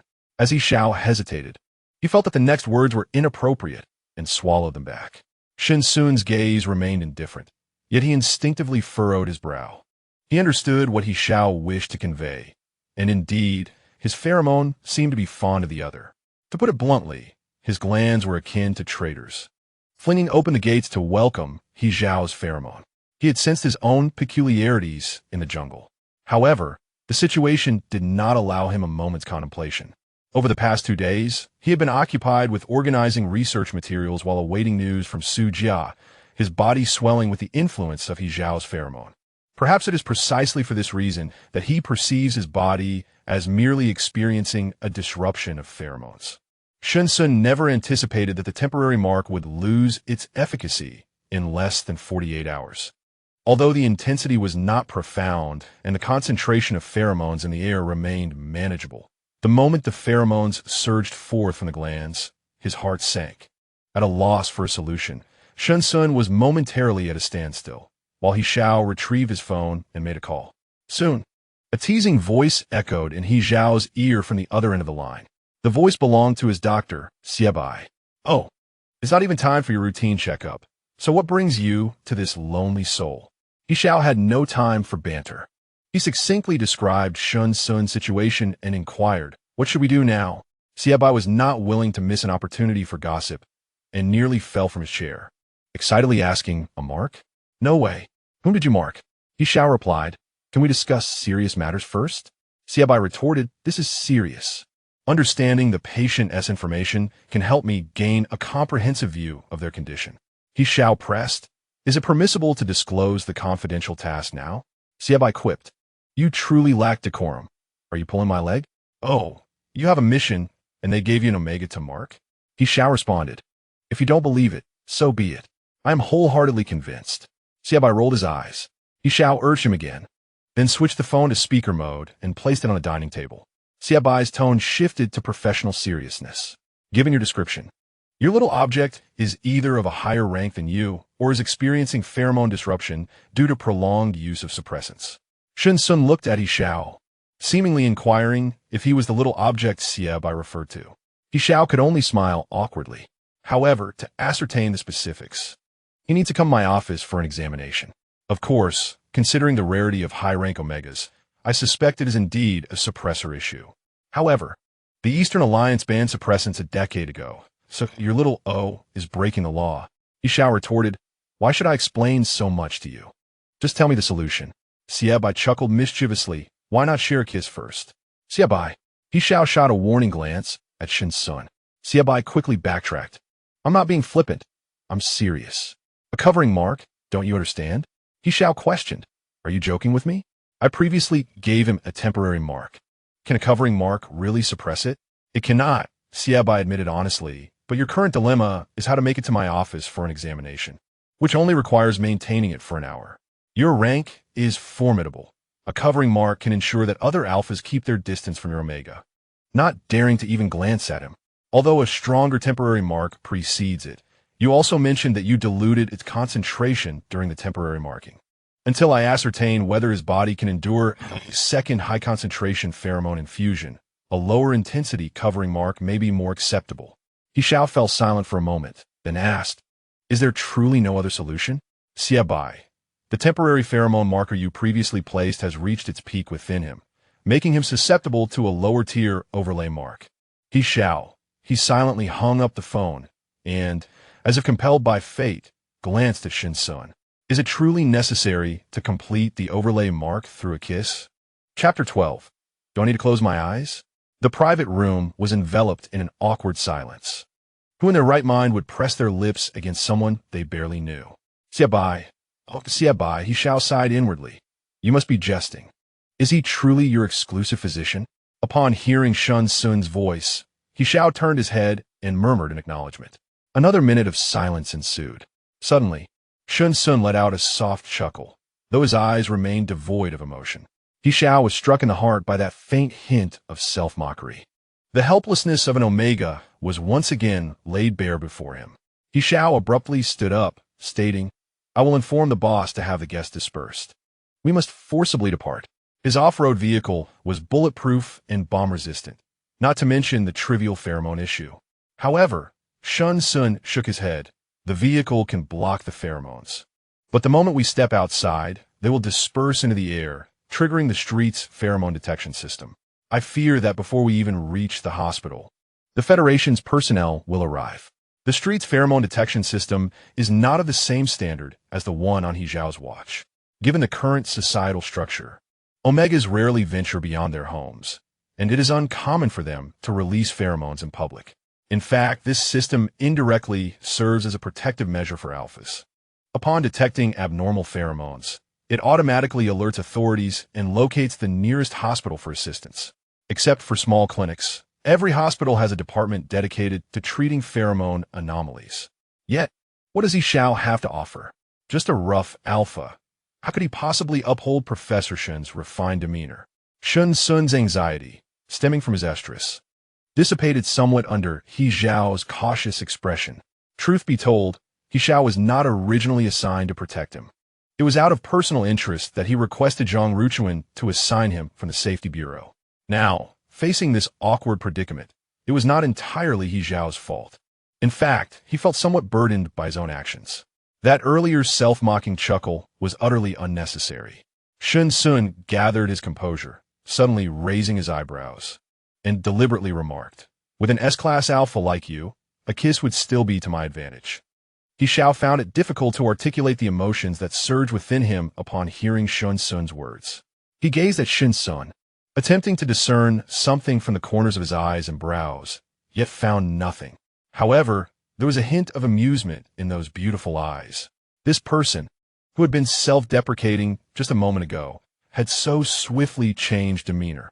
Are all omegas so capricious? ¿Dónde? He Xiao averted his gaze from Shen Xun.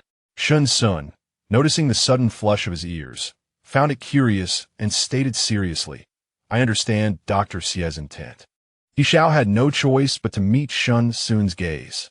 Understand what? Shen Xun, the saliva, blood, and bodily fluids of a differentiator are all infused with pheromones. You might consider the three distinct marking methods of an omega. A brief reminder led He Xiao to grasp the situation. Most covering marks are conveyed through kisses, corresponding to the saliva found within the differentiator's mouth. Temporary marks naturally relate to blood, while lifelong marks need no elaboration. Those who understand, understand. He Xiao himself recognized that Bai's crude words held a deeper truth. Shen Xun, do not misconstrue our forthcoming actions as the intimate kisses of lovers. They are merely marks. He Xiao suddenly froze, the fragrance of orchids drawing nearer. You must understand. Shen Xun's voice resonated clearly in his ear. Your duty, in addition to protecting me, is to serve as my exclusive inhibitor. Boom! He Xiao felt as if something had exploded in his mind. such flirtatious words, uttered in a gentle tone by the typically composed Professor Shun, were utterly incongruous with his character. During their jungle rescue, amidst a hail of bullets, He Xiao comprehended Shen Xun's need for a temporary mark. At that moment, he had appeared entirely serious, as if following a cold command was akin to solving a straightforward academic problem. How unlike now, where a teasing undertone permeated Shen Xun's voice, presenting an air of nonchalance. Shen Xun had never experienced romance, and thus had never kissed. He boldly faced He Xiao, urging him once more, just as in the jungle, "Come here." With his phoenix eyes imbued with authority, Shen Xun fixed his gaze upon him. He Xiao felt as though an invisible leash had suddenly tightened around his neck. With just a glance, he ungraciously leaned closer. The imagery of kissing in Shen Xun's mind stemmed from a film watched by Sujia. The protagonist sat on a sofa, somewhat akin to the proximity share between him and He Xiao now. However, if He Xiao were to drape his arm around Shen Xun's neck like the female lead in the movie, Shen Xun feared he would not withstand it. Instead, he seized He Xiao's collar, compelling him to draw closer. The scent of orchids intensified. In that moment, He Xiao perceived that Shen Xun's rank was not low. The S-grade pheromones were fiercely self-possessed. Any pheromone it disdained would elicit no reaction from the glands. Thus, he remarked that the Omega with whom he had a 95 compatibility during training was rather mediocre. Indeed, that was the reality. He found disfavor in both people and pheromones. Yet, Shen Xun seemed somewhat different. He did not emit a potent, alluring pheromone. Rather, there was an unexpectedly low degree of arousal. This slight pheromone did not affect him. Yet his glands responded with a faint resonance. Shen Xun stood a fraction shorter than He Xiao, assertively gripping the neckline of He Xiao's shirt. Under the gaze of those cold, clear eyes, He Xiao felt somewhat overwhelmed. He swiftly raised his hand to adjust Shen Xun's glasses. The long, dense lashes brushed lightly, akin to the wings of a butterfly. Shen Xun's nasal voice emitted a vague sound, akin to, "Oh, the glasses interfere with the marking, do they?" He Xiao's gaze fell upon his pale lips. Indeed. Shen Xun leaned back slightly, the glasses slipping from his nose. His vision blurred, causing him to furrow his delicate brow and squint. He Xiao's outline gradually became clear once more. Seeing that he remained motionless, Shen Xun arched an eyebrow. "Do you need me to close my eyes? Are you feeling shy?" No sooner had he spoken than He Xiao, in a reckless manner, leaned in, warmth enveloping his lips. Each of Shen Xun's words had taken He Xiao by surprise. Yet, he lingered close without making a move. Shen Xun clicked his tongue inwardly, slightly withdrawing, and remarked to He Xiao, "Are you planning to stay this close until next year?" In the next moment, he witnessed the remarkable transformation as He Xiao's neck flushed crimson, reaching all the way to his ears. Shen Xun mused, "Who, indeed, is the Omega here? Could it be that this S-class alpha is a tad too innocent?" Previously, when he had intended to examine my glands, he had joked about biting. Just a glance shouldn't be so daunting. He Xiao, whose neck was ensnared by Shen Xun's palm, wore an expression of impatience. "You'd best open your mouth shortly." With that, he exerted force on his wrist, compelling He Xiao to bow his head in response. Shen Xun had willingly accommodated He Xiao. The scent of orchids mingled with the refreshing essence of He Xiao, creating a delightful harmony. The moment their pheromones intertwined, He Xiao's primal possessiveness surged forth. He Xiao, now taking the initiative, wrapped his arms around Shen Xun's waist. Chapter 13. Why cover his eyes? This is utterly peculiar. The sensation of kissing is truly strange. Shen Xun's spine trembled, his lips silenced, unable to voice any resistance, only able to emit incoherent sounds. His back was firmly held by He Xiao, immobilized entirely. The hand that once grasped the nape of He Xiao's neck slipped away in an instant. The other S pheromones enveloped him entirely, transforming Shen Xun from the pursuer to the pursued. A metallic tang lingered between their lips. Shen Xun instinctively furrowed his brow. He Xiao was being too forceful. He felt as if he were lost in a fog-laden forest, unable to discern the path ahead or behind. Shen Xun raised a hand to press against He Xiao's shoulder, attempting to push him away. The alpha's body was as unyielding as steel, remaining immobile. He Xiao, unwavering, tightened his grip on Shen Xun's waist. The pheromones within him churned violently, his muscles tense, struggling to restrain himself from crushing Shen Xun's bones.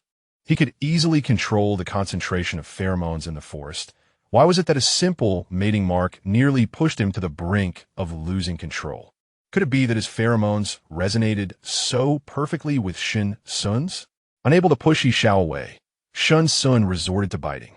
He Xiao winced. The possessiveness embedded deep within his alpha instincts not only remained but grew more insistent. His palm shifted slightly, brushing against Shen Xun. This was illogical. Whose omega had such a slender waist? After all, Shen Xun's primary gender was male. Another tightening around his waist made Shen Xun's eyes widen slightly, and he raised a hand to grasp He Xiao's chin, pushing him away. What are you groping for? He Xiao stared blankly at Shen Xun, instinctively pressing his lips together. Shen Xun turned to adjust his clothing, his tongue gently grazing the wound in his mouth. He Xiao's skin was tough and resilient. Shen Xun's feeble strength was no more impactful than a mosquito in the wild. The private room fell into silence as both awaited the dissipating pheromones in the air. After approximately 5 minutes, Shen Xun's fingertips trembled slightly as he donned his glasses and stood. Let us go. He Xiao remained dazed for a while before finally following suit.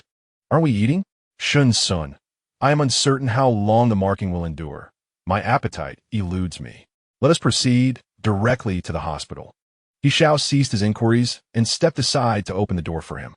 The restaurant steward did not question the reason for He Xiao's departure, merely escorting them quietly into the alley outside. He Xiao dialed Xie once more. Xie exclaimed, Brother, I am about to clock out. He Xiao dismissed his chatter, insisting, Wait for me 20 minutes. Xie grumbled before hanging up. Shen Xun also sent a message to Su Jia, instructing him to follow the arrangements and that they would meet again when possible.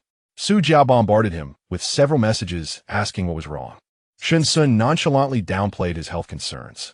The black SUV shot out of reverse like an arrow released from a bow. Upon their arrival at the hospital, they found Xie voraciously devouring a boxed meal. Upon seeing Shen Xun, his eyes widened in disbelief. A beauty, Xie instinctively stood up, forgetting to chew. He quickly grasped why He Xiao had been so eager to mark Shen Xun. One could hardly be at ease with such a captivating presence. He Xiao, disapproving of Xie's mouthful, pulled it back to shield Shen Xun from any food spray. How long has it been since you last ate? Xie struggled to swallow the last bite and replied, I've just performed 2 surgeries overnight. I was about to head home for a rest when you summoned me. He Xiao retorted, Just 2 surgeries. You are an alpha, after all. Xie scoffed. Not everyone possesses your absurd level of capability. He rolled his eyes at He Xiao, wiping his mouth with a napkin before turning to Shen Xun with a bright smile. You must be He Xiao's omega? Greetings, I am Xie. Shen Xun extended his hand. Hello, I am Shen Xun, though I am not his omega. Xie raised his brows, exchanging a knowing glance with Shen Xun. At a loss for words, Shen Xun thought to himself, like a trax like, This Dr. Xie, unsurprisingly a friend of He Xiao, shared a similarly sharp yet slightly unhinged demeanor. He Xiao quipped, What sort of facial acrobatics are you performing? Take him for an examination. Xie was a leading expert in glandular issues at the most prestigious private hospital in the Eastern Alliance. This private establishment, known as Mingxin Hospital, catered specifically to government officials, celebrities, and the affluent. He Xiao and Xie had been childhood friends, their bond remarkably strong. Xie summoned a nurse, instructing, Please take Mr. Shun for a blood draw. The nurse acknowledged respectfully and guided Shen Xun towards the examination department. He Xiao attempted to follow, but was halted by Xie. What do you think you are doing? Xie asked. I have a few matters to discuss with you. He Xiao shrugged him off. We could talk later.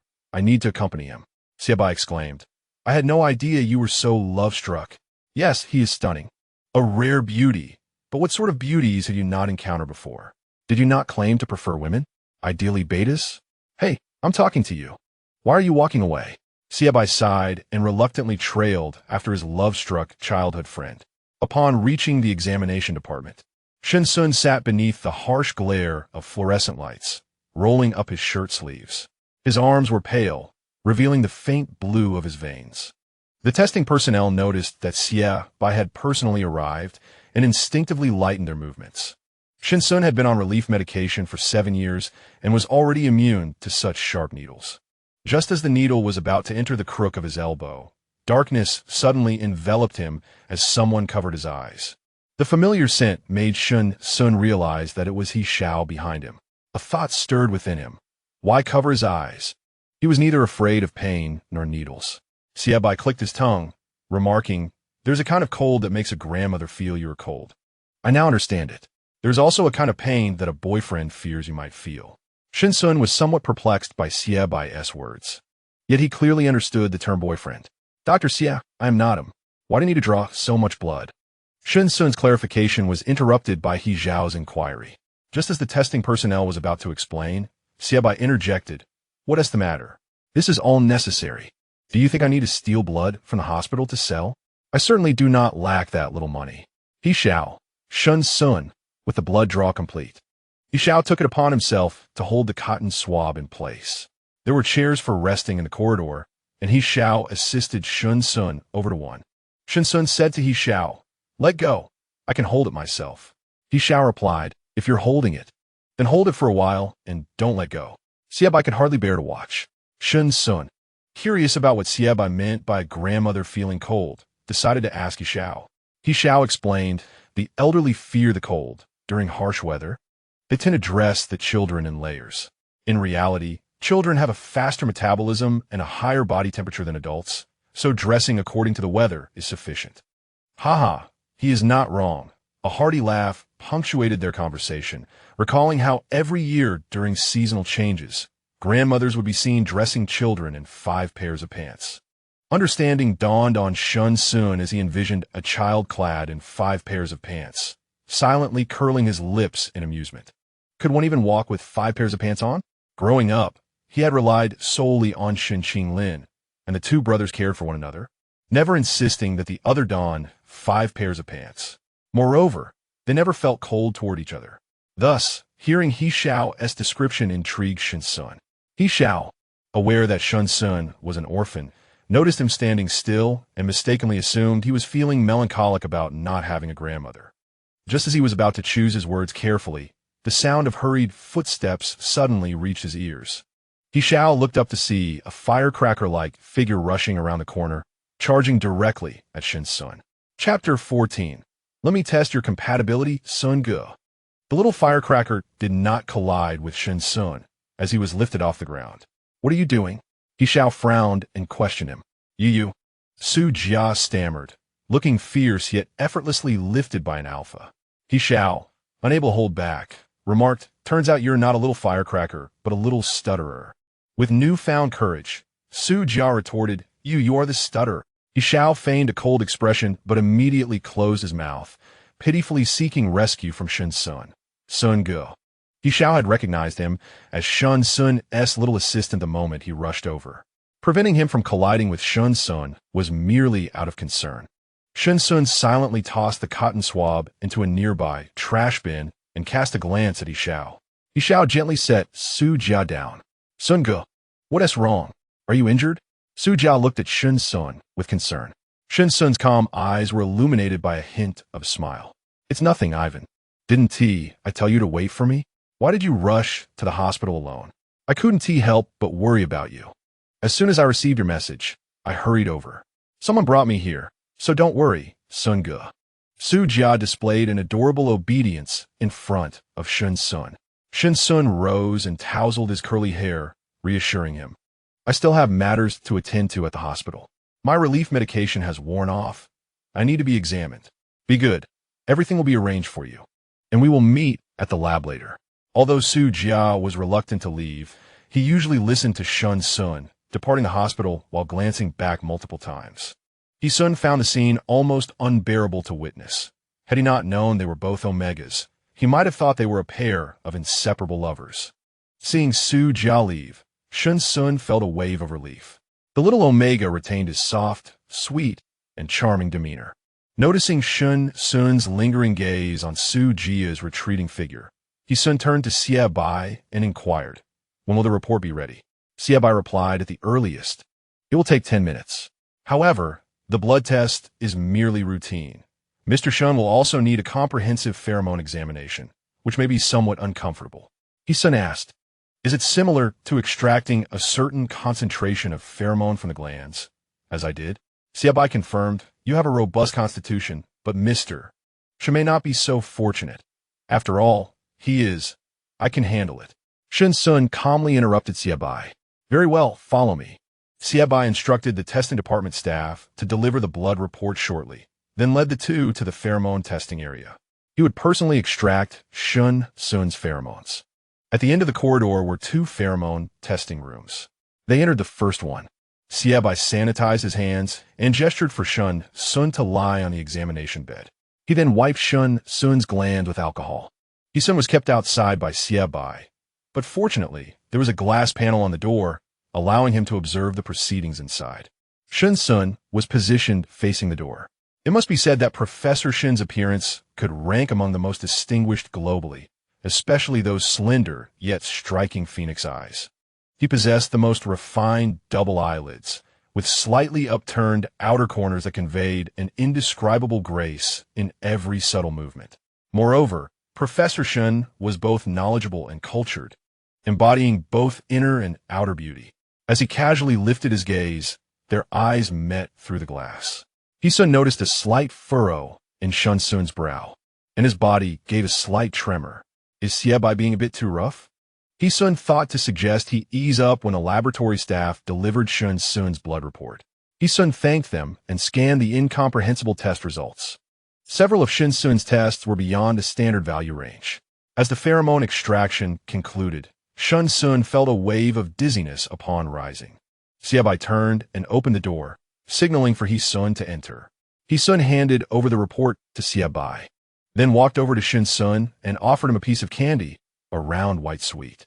Shen Xun was taken aback, lifting his gaze to He Xun and asking, where did you get this? He Xiao, the restaurant is orderly. You haven't had lunch yet. Have a piece of candy first. Shen Xun, the restaurant is orderly. How can this person be so brazen? Xiaobai, eavesdropping on their conversation, was surprised they hadn't eaten and hurriedly suggested, you two should go back and have your meal. The pheromone test report will take at least 3 hours to come out. I will call you then. Upon hearing this, He Xiao found it agreeable and turned to Shen Xun to seek his opinion. Shen Xun, having endured some discomfort from hunger, nodded in assent. He Xiao instructed the person on surveillance to procure food, which prompted several grumbles from that individual. He had come to monitor any unusual occurrences near the rose garden that might be detrimental to Shen Xun, never anticipating he would end up playing the role of a caretaker. Upon their return to the residence, the food was still warm. Shen Xun managed to eat a few bites, while the remainder was consumed by He Xiao. As was customary, He Xiao tidied up the remnants from the dining table. Shen Xun retreated to his room to peruse the information Shen Sili had sent him regarding the research team members.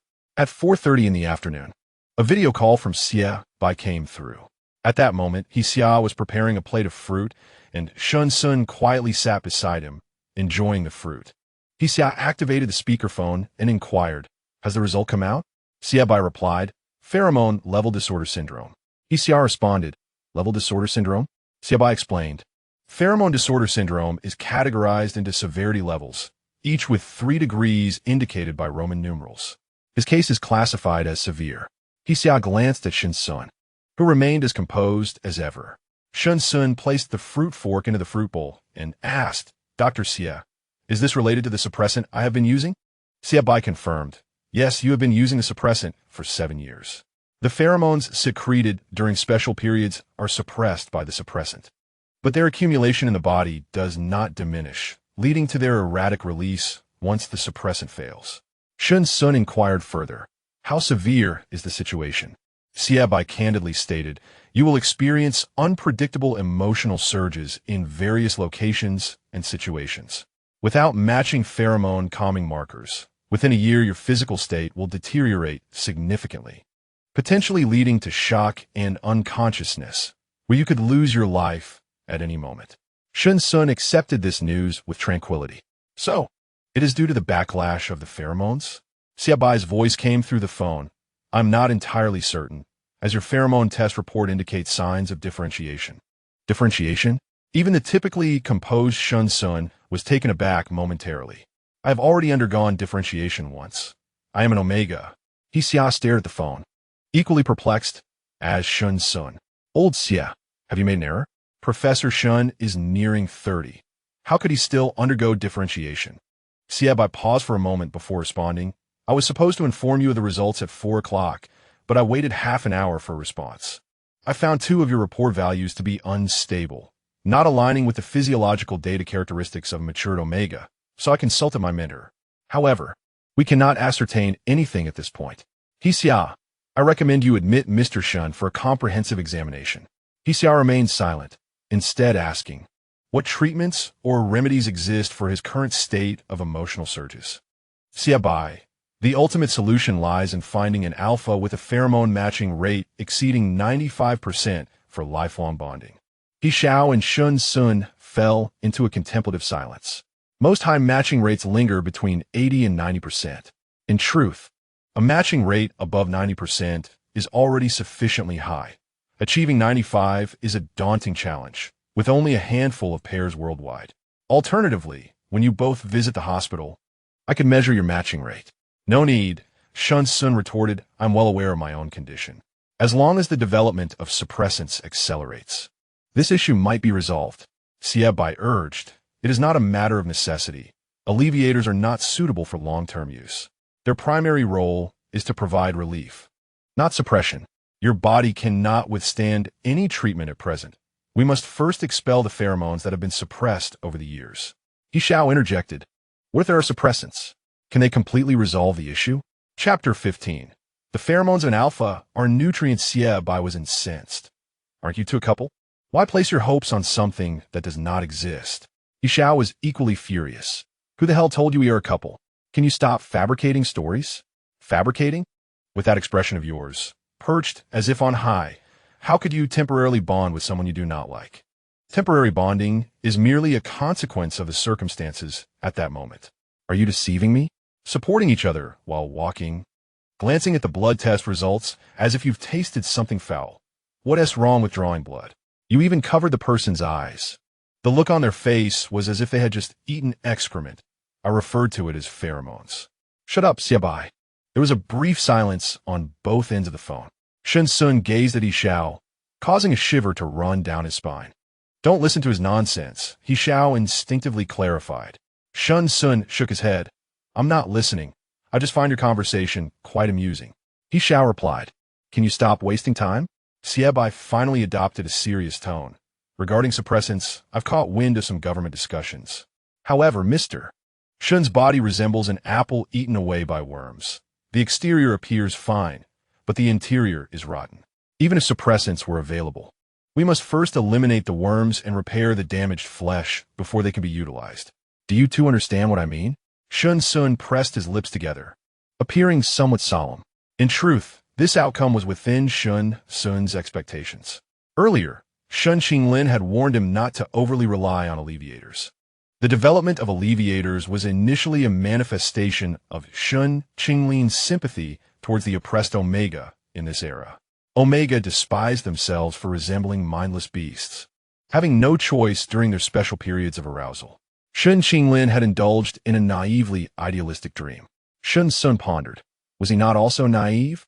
Yet, some tasks must be undertaken. If 10 years yield no results, then perhaps 20.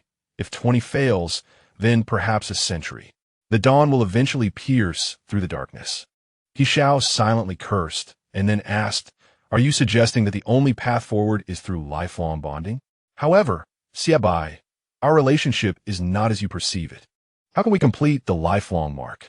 Shen Kun cast a fleeting glance at him and remarked, I shall not allow any alpha to share my bed. He Xiao, Xia Bai. After a prolonged silence, Xia Bai cleared his throat twice and said, well, there is no rush. I have yet to finish my thoughts. He Xiao genuinely wished to strike him, if Xia Bai were before him. The unique phase of Omega is influenced by physiological, environmental, and hereditary factors. It is produced by glands and transmitted through the bloodstream. Should there be an imbalance, our remedy is to ascertain the pheromone level. If insufficient, we supplement it with alpha and soothing pheromone. If you and Mr. Shun are not indeed in a romantic relationship, he can only be calmed by a highly compatible alpha, who must be patient and gentle. Given that you are the highest-ranking alpha for his temporary marking, only you can soothe him. Moreover, the Omega must maintain a calm and gentle mindset, adjust dietary structures, and avoid severely polluted living and working environments. Essentially, these are the essentials. One must pay extra attention to the quality of life. I have discerned from the extracted pheromones that your pheromones blend remarkably well, with a compatibility exceeding 85%. In simpler terms, it requires careful nurturing. The Omega is like a rose in need of nourishment, a sentiment you may have heard before. The pheromones of an alpha constitute that nourishment. It is best to envelop him in your pheromonal aura.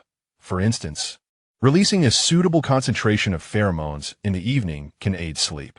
He Xiao understood this now. When will it end? Bye. It's uncertain. Once he enters the special phase, you must patiently soothe him. His differentiation is normal, even if he experiences another surge of emotions. It will last around 3 days. Just handle it as you see fit. He Xiao understood. After Bai hung up, Shen Xun contemplated briefly before nodding and stating, "It should have some effect. As of now, there are no other methods. We can only proceed as Bai suggested." He Xiao remarked, "I shall report your physical condition to my superiors." Shen Xun intercepted him, saying, "It won't be of much use. At most, they will send a doctor over. With your rank, only Dr. Xie can attend to you. He should possess some capabilities. As for how a special forces soldier could disclose his physical data to someone outside the military, it likely relates to a treason case involving military doctors from many years ago in the Eastern Alliance." Shen Xun pondered this internally for a moment, but did not directly inquire about the reason from He Xiao. He Xiao set down his phone. Shen Xun's whereabouts had been under the surveillance of the Security Bureau. It was likely that Zhang Ruchuan was already aware of their visit to the hospital. Sure enough, that evening, Zhang Ruchuan called, and the conversation lasted less than 5 minutes, during which Shen Xun declined the suggestion to send a doctor. He Xiao released soothing pheromones, filling the entire room. He controlled the concentration to ensure that Shen Xun would not be disturbed in sleep. These pheromones acted like a natural barrier, encasing the two within the house. After Shen Xun finished a shower, he paused slightly at the scent of pheromones in the air. After a moment, he smiled faintly and turned back to his room. In the 10 minutes of video conversation with Su Jia, he mentioned Sun Gu 3 times, and it seemed that his mood was quite pleasant. Shen Xun, unaware of his own feelings, did not deny it, merely stating, "It is merely a result of the pheromone supplement." He had previously scoffed at alpha pheromones. Yet he could not help but acknowledge that soothing pheromones were far more effective than any relaxant. As he responded casually, his voice low, Su Jia failed to catch his words and instinctively inquired, "What result?" Shen Xun replied, "Nothing. You should hurry and get some sleep." Su Jia lamented, "This dormitory is so desolate. I am all alone. Sun Gu, I long to sleep beside you." Shen Xun chuckled softly. "How old are you to still be acting coy? Be obedient and go to sleep. We have to go to the lab tomorrow." With that, he bid good night and ended the call. Su Jia, feeling clingy, expressed that he was somewhat parched. The water in his cup had nearly run out, prompting him to rise and refill it. Just as he reached the door, a deep, magnetic male voice playfully remarked, "I miss you too." Shen Xun frowned, wondering if He Xiao was standing at his door making a call. After a moment's contemplation, he refrained from opening the door, remaining still. Outside, He Xiao continued speaking, mentioning a task that allowed for calls, assuring that all was well. His voice was gentle, akin to the pheromones in the air. "Indeed, not being at the base, have you missed me? I knew you would. I shall visit you when I have the time. Please rest early, all right? You cannot compare with me. I could go 3 days without sleep and still be vibrant." Shen Xun noticed a brief pause in He Xiao's voice, followed by the sound of pages turning. He then continued, "I'm currently reading Cultivation and Care of Orchids. I do plan to nurture an orchid soon. Perhaps you could teach me?" About a minute later, He Xiao hurriedly said, All right, I understand. Go to sleep now. Good night." After hearing the call disconnect, Shen Xun hesitated, then turned the doorknob and stepped outside. He Xiao, noticing the movement, rose from the guest room bed. Their eyes met at the doorway. Shen Xun's gaze dropped. There was no book titled Cultivation and Care of Orchids in He Xiao's hands. It was clearly the complete guide to omega nutrition. Shen Xun recalled Xie Bai's words, pondering if He Xiao truly intended to embark on the intricate endeavor of nutritional meals. Seeing the cup in Shen Xun's hand, He Xiao reached out, saying, "Let me get that for you." Just as Shen Xun was about to hand it over, he withdrew his hand, asserting, "I can manage." He turned and headed toward the kitchen, but He Xiao, unconvinced, followed closely behind. After spending several days together, He Xiao was quite certain that Professor Shen was indeed a novice in matters of daily life. Chapter 16. Beautiful Professor, do you bring your boyfriend to work? Having been labeled a novice in daily affairs, Shen Xun entered the kitchen. He placed the white porcelain cup on the water dispenser's mat. After waiting for 2 seconds, the dispenser remained motionless. Frowning, he recalled that the dispensers in the lab were always automatic. He noticed the control panel at the top of the dispenser and, with a hint of suspicion, pressed the droplet-shaped button. A brief, prompt beep sounded, yet still there was no response. Shen Xun glared at the dispenser. He Xiao, standing at the kitchen door, quickly turned away, stifling a laugh, then cleared his throat, saying, "Let me handle it." "No need," Shen Xun firmly rejected, his expression serious.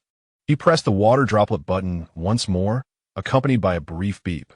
He Xiao remarked, "You must unlock the device." Shun Qian, a strong-willed omega, was determined not to show any weakness.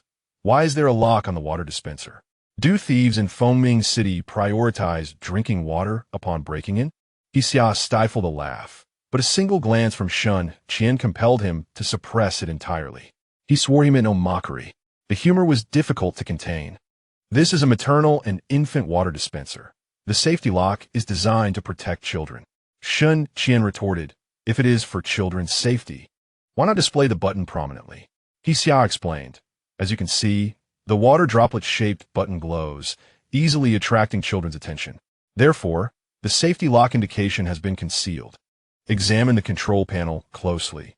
Shen Qian narrowed his eyes slightly and discovered the safety lock symbol on the white control panel. He pressed it, and indeed, the droplet-shaped button flickered twice. He decisively pressed the glowing button, and warm water at 50 degrees flowed gently into the white porcelain cup. The temperature was quite hot. Shen Qian took a sip and turned to He Xiao. "You were just mocking me." It was a statement, not a question. He Xiao immediately shook his head. "No, I just thought it looked rather cute." Shen Qian questioned his own hearing. "What did you say?" He Xiao shook his head again. "I said nothing." Professor Shen did not seem fond of the term cute. Holding the cup, Shen Qian bypassed He Xiao and returned to his room. He Xiao looked at the water dispenser, unable to suppress a chuckle. Shen Qian glanced back suspiciously. Seeing He Xiao's normal expression, he began to doubt his own hearing.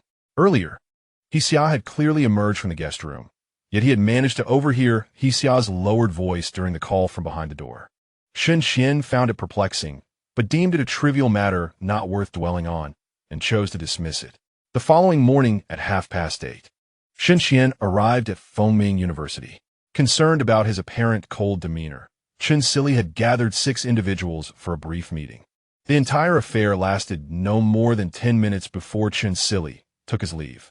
Shen Qian understood Chen Sili's intentions. Upon reaching the laboratory at the Institute of Biology, he gathered several individuals in the office area. "I am Shen Qian. I assume you all have a dossier regarding me, except for Su Jia." The others turned their gazes towards Shen Qian. "I am the principal investigator for the inhibitor research project, but our endeavor differs significantly from your previous research." It was indeed different. He had no desire to become the enemy of all alphas worldwide, especially since the concept of inhibitors was inherently unrealistic. The mating cycle of omegas was a divine mandate for the propagation of life. Shen Qian's gaze paused on the bespectacled Zhui Jing, who was mumbling to himself. He was a B-class alpha, and upon closer inspection, bore a resemblance to Chen Sili. Shen Qian felt no anger at his words, merely inquired, "Then why did you choose to join my research team?" Zhui Jing met Shen Qian's gaze, but the beauty before him was overwhelming, causing him to awkwardly divert his gaze. "It was Chen Sili who sent me." Shen Qian chuckled lightly. "What is your relationship with Dean Shen?" Zhuang Jing replied with a tone of melancholy. "He is my uncle." Su Jia defended Shen Xun. You come when beckoned, but would you leap off a building if asked? Zhuang Jing retorted, you. Su Jia scoffed, what mission? You speak with such ease, yet you do not bear the pain of childbirth. Zhuang Jing replied, I shall not stoop to engaging with someone of your caliber. Su Jia shot him a disdainful glance. He Xiao sat outside the laboratory, idly toying with a clump of foxtail grass, and silently smirked at the exchange. It became evident to him that Su Jia was merely a timid soul, yet when it came to Shen Xun, he transformed into a fiery little firecracker, a devoted admirer indeed. Professor, every year, various laboratories within the Eastern Alliance submit applications to their respective research management departments for the study of omega suppression drugs. Do you know why these efforts go unimpeded? The speaker was the only woman present, Jiang Ran, a beta. Shen Xun nodded slightly, inviting her to continue. Jiang Ran explained, it is because no one believes such a drug can be developed. However, the authorities must maintain their public image. Each year, there are cries for ABO equality, prompting them to refine the laws, claiming to treat all ABOs equally. Yet, a century has passed, and alphas still reign at the pinnacle. Shen Xun understood well. This was due to the government's oversight mechanisms. Should any laboratory show promise in developing a suppressor, it would swiftly be extinguished. Moreover, since alleviators were banned from research, they felt invulnerable, perceiving such laboratories as mere trivial pursuits to placate the populace while simultaneously monitoring them in secrecy. The discussion fell into a brief silence. Noticing Shen Xun's lack of rebuttal, Jiang Ran continued, the government is divided into 3 branches, the executive, 2 factions, and the Supreme Court, all controlled by alphas.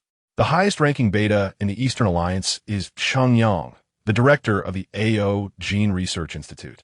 Even though your name resonates throughout the Northern Alliance, and despite having the assistance of Director Chen upon your return, the fact that such a significant research project is left to just us speaks volumes.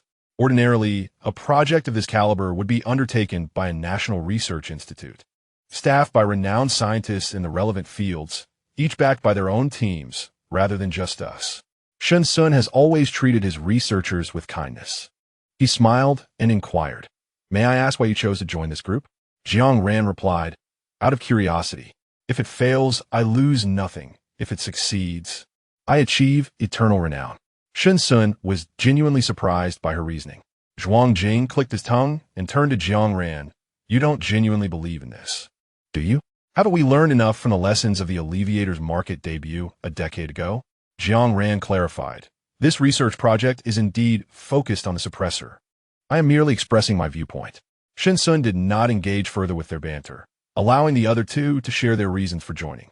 Alpha Yin Xian, with a nonchalant demeanor, remarked, I heard the professor is an omega and quite attractive, so here I am.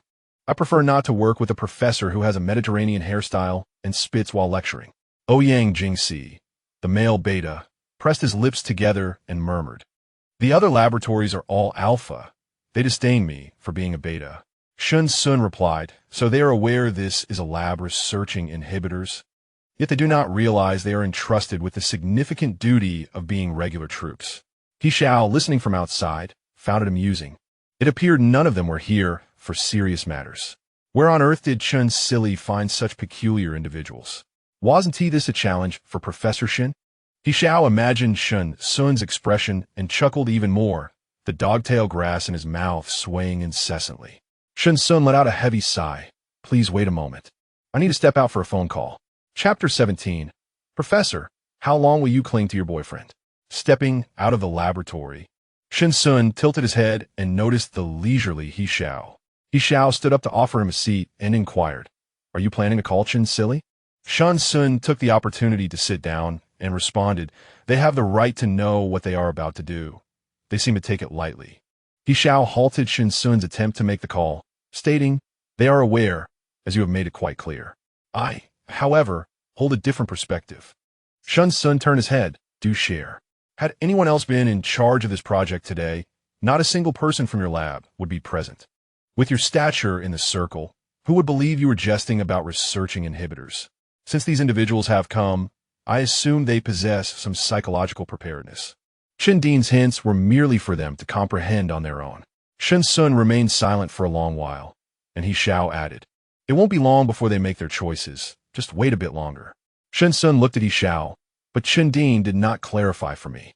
If I am not mistaken, after the November elections, the government will announce the development of the inhibitor project. Shi Hanyuan has only entrusted me with the research. Other matters are beyond my purview.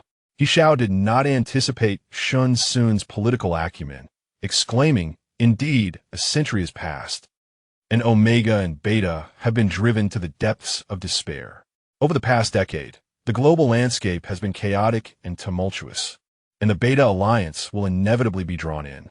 They have already shown signs of ambition and resistance against Alpha. The Beta population is vast. If they truly unite, they cannot be underestimated. Over time, even without external intervention, a civil war between Beta and Alpha is inevitable.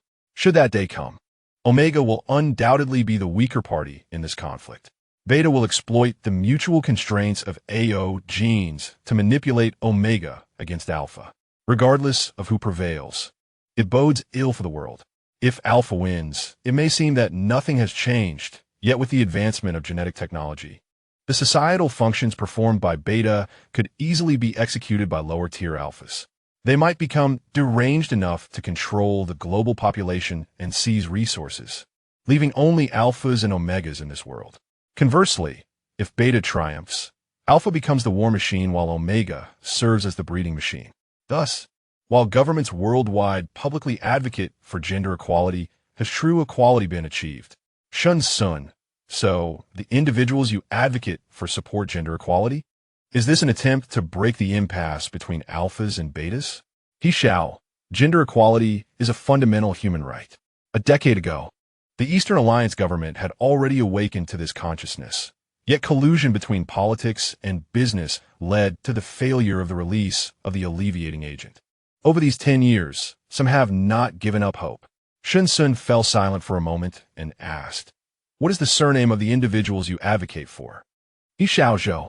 A jolt ran through Shen Xun. The mayor's son who had perished due to the alleviating agent a decade ago shared that surname. Before Mr. Zhou took office, this laboratory was deemed safe. He Xiao continued, "Chen Si hoped to provide you with a chance to coexist before the students retreated.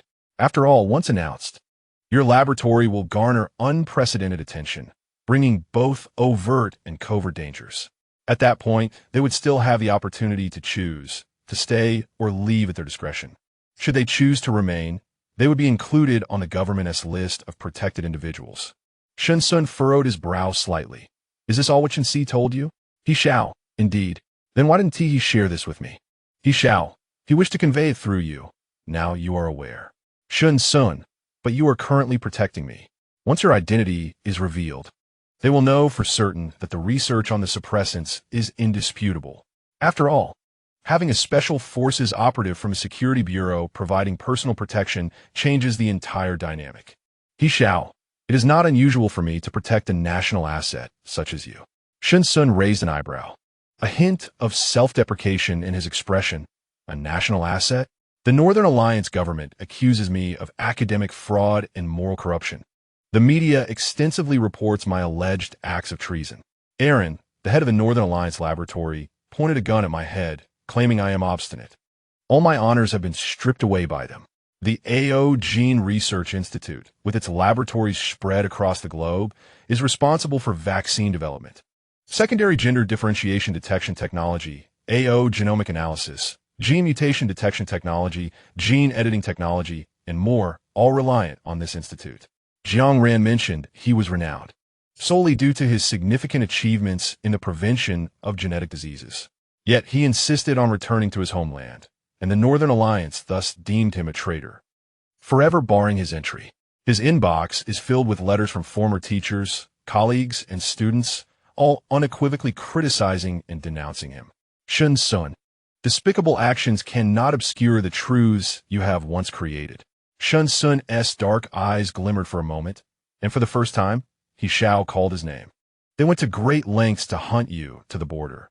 One can only imagine their impotent fury. Professor Shen, congratulations on escaping the depths of despair." Shen Xun couldn't help but let out a light laugh.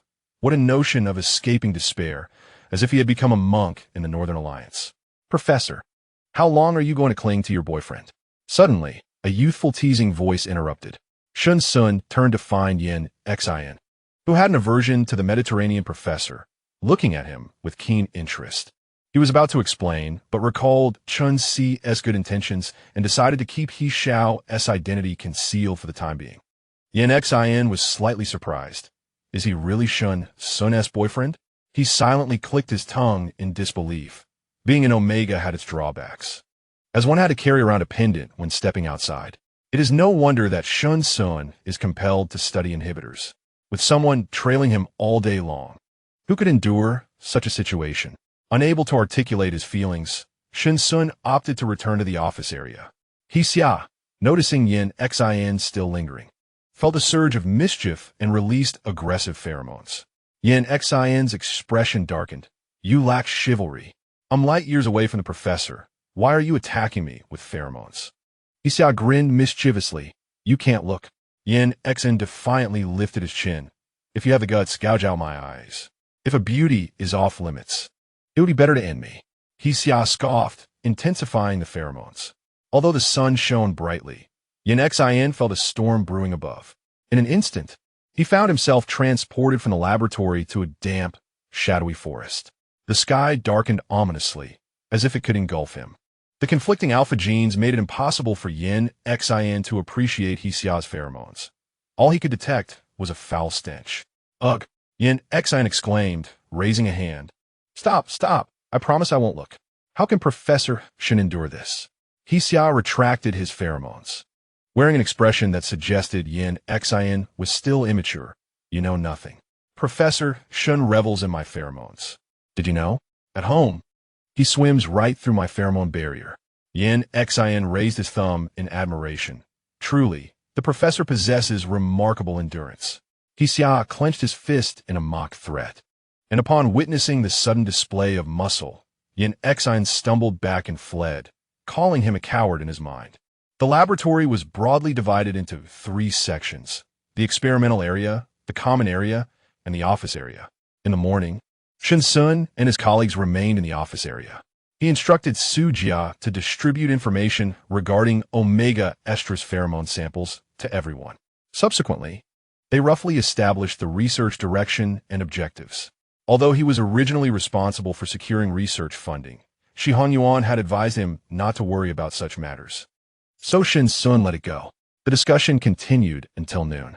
Concerned for Shen Xun's well-being, He Xiao stood up to knock on the door. "Professor Shen, it's time to go home for lunch."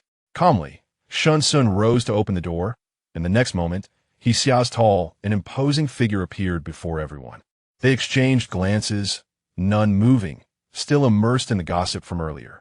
During a break, He Xiao, with a mischievous glint in his eye, revealed that He Xiao was Shen Xun's boyfriend and that He Xiao's pheromones bore a scent reminiscent of decay. Now, seeing such a handsome man, they all furrowed their brows. What a pity! How could a handsome fellow possess such a foul scent? Except for Su Jia, the others cast sympathetic glances at Shen Xun. Chapter 18. Professor Shen is truly adorable. Shen Xun raised a hand to wipe his face. "Is there something on my face?" He Xiao chuckled. "Your beauty, of course." Shen Xun exited the laboratory. He Xiao raised his fist in a playful gesture, startling He Xiao. He Xiao feigned innocence. "Is the professor angry?" Zhuangjing gave him a thumbs up. "You have some guts. The pheromones he exudes make me uneasy. I can't even get close." He Xiao seemed to have found a resonance. "Isn't that right? I mentioned that his boyfriend's pheromone has an unpleasant odor. What level is he?" Zhuangjing, curious, observed him closely, noting his formidable presence. He Xiao pondered for a moment. He feels like someone who has served in the military. His demeanor is distinctly different from that of an ordinary person. Zhuangjing replied, "I perceive his level is not low. It would be wise not to provoke him." He Xiao scoffed. "Even special forces are merely ranked A, and I am also A. Why should I fear him? I simply dislike his pheromone. I have a cleanliness obsession." Zhuangjing inquired, "Then why did you hide earlier?" He Xiao explained, "After all, he is the boyfriend of a professor and thus a respected figure. It would be impolite of me, don't you think?" Not only He Xiao, but everyone in the laboratory gazed at him in disbelief. Yin Xin scanned the room and finally caught Ouyang Jingxi, who had been teasing him. "What are you laughing at?" Ouyang Jingxi's smile froze, and he weakly shook his head. Jiang Ran remarked, "You really do pick on the softer ones." Yin Xin huffed, "It's not my fault. I learned it from He Xiao." He Xiao had recently launched a pheromone assault on him with no hesitation whatsoever. Su Jia, the only one privy to the situation, listened quietly. He had no qualms about speaking ill of He Xiao, as long as he refrained from disparaging Sun Ge. Ouyang Jingxi and Jiang Ran, both betas, were oblivious to the pheromonal scent enveloping Shen Xun, which was dominated by He Xiao's presence. In truth, alpha pheromones naturally repel one another, particularly aggressive ones. The effects of such an assault could range from mild dizziness to complete unconsciousness. There had even been absurd news of one alpha frightening another into losing control. Therefore, the release of aggressive pheromones in public spaces is strictly prohibited, punishable by fines or even detention. To foster camaraderie within the laboratory, Su Jia proactively suggested, "Today marks our first meeting. Let's dine together. I shall treat you all. How about the nearby cafeteria?" With his fair complexion and charming yellow curls, he inspired a sense of ease. Jiang Ran was the first to raise her hand. "I'll go." Aware of Ouyang Jingxi's shyness, she nudged him. "Ouyang, care to join?" Ouyang Jingxi nodded, feeling grateful to Jiang Ran. The three turned their attention to Yin Xin and Zhuang Jing. Yin Xin was nonchalant. "Sure, let us go."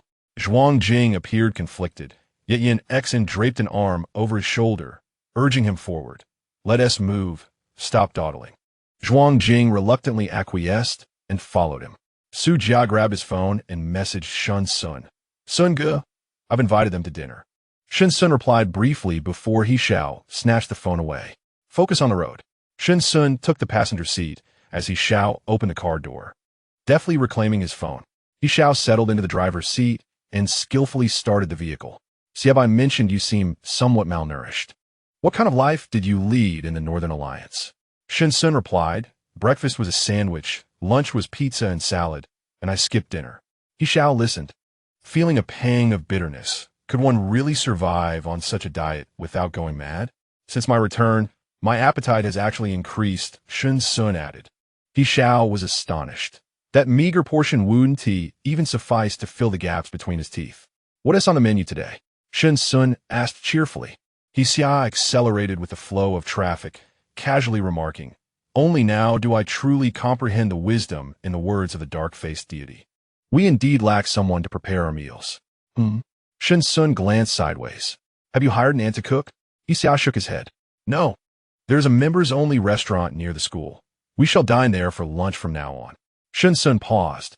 "What is the membership fee?" He Xiao replied, "It's not much, starting at 100,000. Shen Xun inquired, "And what is your salary?"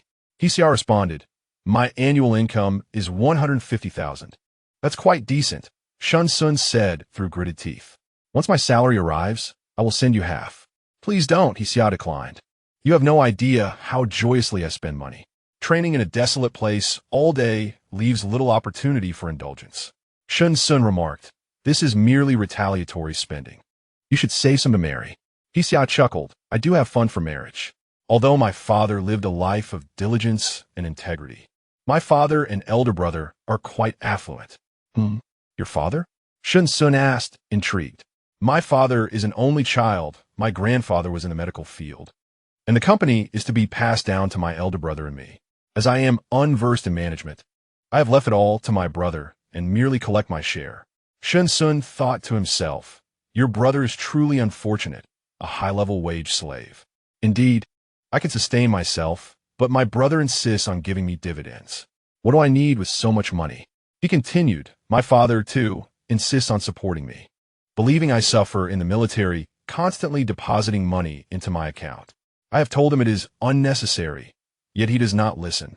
And my brother, though he appears aloof, is 13 years my senior and treats me like a son, sending money at the slightest disagreement. One might think he has a money-printing machine." "Enough," Shen Xun interjected. "Oh." He Xiao, realizing he had provoked Shen Xun, obediently fell silent. After a left turn, The vehicle came to a halt in front of a restaurant with gray walls. The proximity to the laboratory and ample parking made an ideal spot. Once He Xiao parked the car, he led Shen Xun into the establishment. On the second floor, they reserved a private room, which he generously funded, ensuring that even if they did not attend, no one else could dine there. From now on, we shall have lunch here, He Xiao informed Shen Xun. As for breakfast and dinner, we can either eat at home or at school. The air conditioning was plentiful inside, and Shen Xun did not remove his jacket. As soon as they took their seats, the orderly staff began to serve the dishes. Shen Xun exclaimed, "Isn't this a bit excessive?" "Not all," He Xiao replied. "The portions are just right. Eat to your heart's content, and if you cannot finish, I will take care of it." In truth, the servings were not overly generous, considering it was just the two of them. He Xiao had instructed the chef to prepare accordingly. Typically, 4 cold dishes would be served at a banquet, but He Xiao only ordered 2, and that was only because it was summer. In winter, he would have omitted the cold dishes entirely. This lime vinegar jellyfish is crisp and refreshing. Do give it a try to whet your appetite. It is said that this place can achieve the finest flavors. Shen Xun was quite willing to try dishes he had never tasted before. He picked up a piece and savored it. Indeed, it was delightful. If only were a tad spicier. He Xiao replied, "I did not ask them to prepare it spicy. Your body is not suited for spice at the moment." Shen Xun felt a pang of disappointment, a touch disheartened. He Xiao gazed at him for a moment and said, "It's not impossible. Let's observe your physical condition for the next few days, and after stabilizing for a week, we might try something mildly spicy. I'll inform the chef then." "All right," Shen Xun replied, visibly pleased. He Xiao watched the slight curve of his lips and found it amusing. Poor Professor Shen. Shen Xun realized his earlier behavior was somewhat childish, and a long-lost sense of embarrassment surfaced. He straightened his back, regained his composure, and returned to his usual aloof demeanor. He Xiao chuckled inwardly, his chopsticks faltering slightly in midair. "Hawthorn ribs and crab meat lion's head. I believe you would enjoy those." Shen Xun's eyes brightened, and he subtly nodded in agreement. "MHM."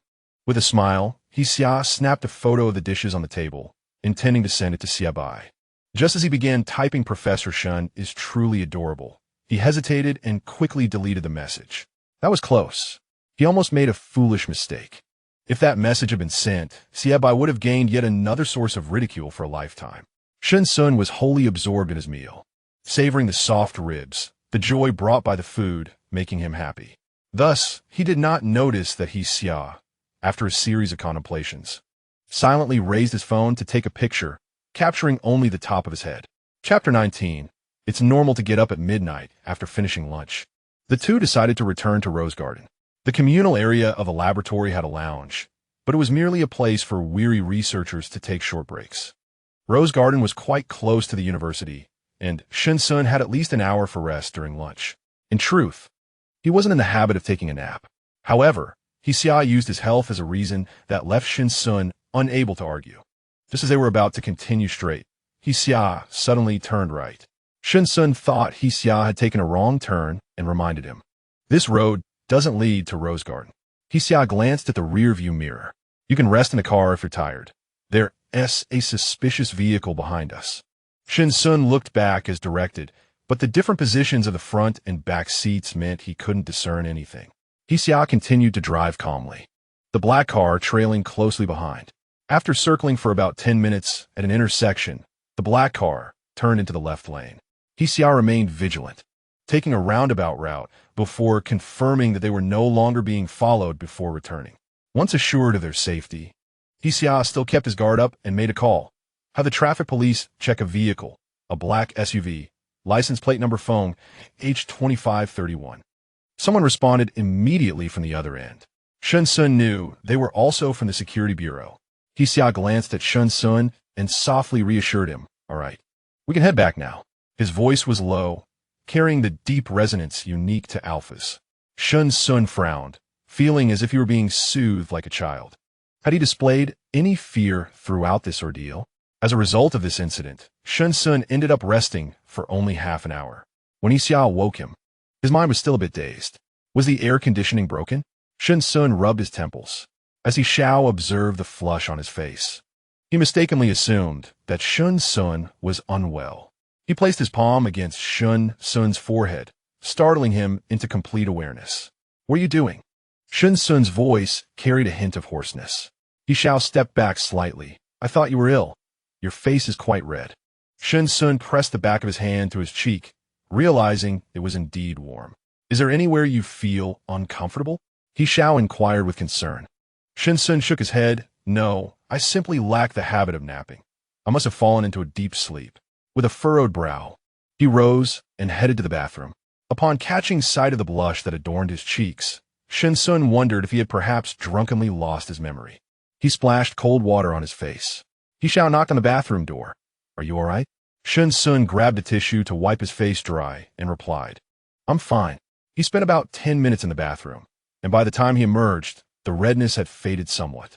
The remnants of water still clung to his pale skin, and tiny droplets sparkled on his curled black lashes. He Xiao raised his hand. "Don't move." Shen Xun thought something might be on his face, but in the next moment, He Xiao gently brushed his lashes. Those striking eyes involuntarily blinked. The droplets on his lashes blurred against He Xiao's fingertips. Time seemed to come to a standstill until both turned their heads away, feigning busyness. In the afternoon, as per usual, He Xiao accompanied Shen Xun to the laboratory. Recalling Shen Xun's unusual condition, He Xiao suggested he heed He Bai's advice and undergo a thorough medical examination. Shen Xun felt a wave of nausea, unsure if it was a result of his nap. He rubbed his brow and remarked, "In essence, it's merely a glandular issue. Differentiation hasn't surpassed a century, and no suppressants have been developed.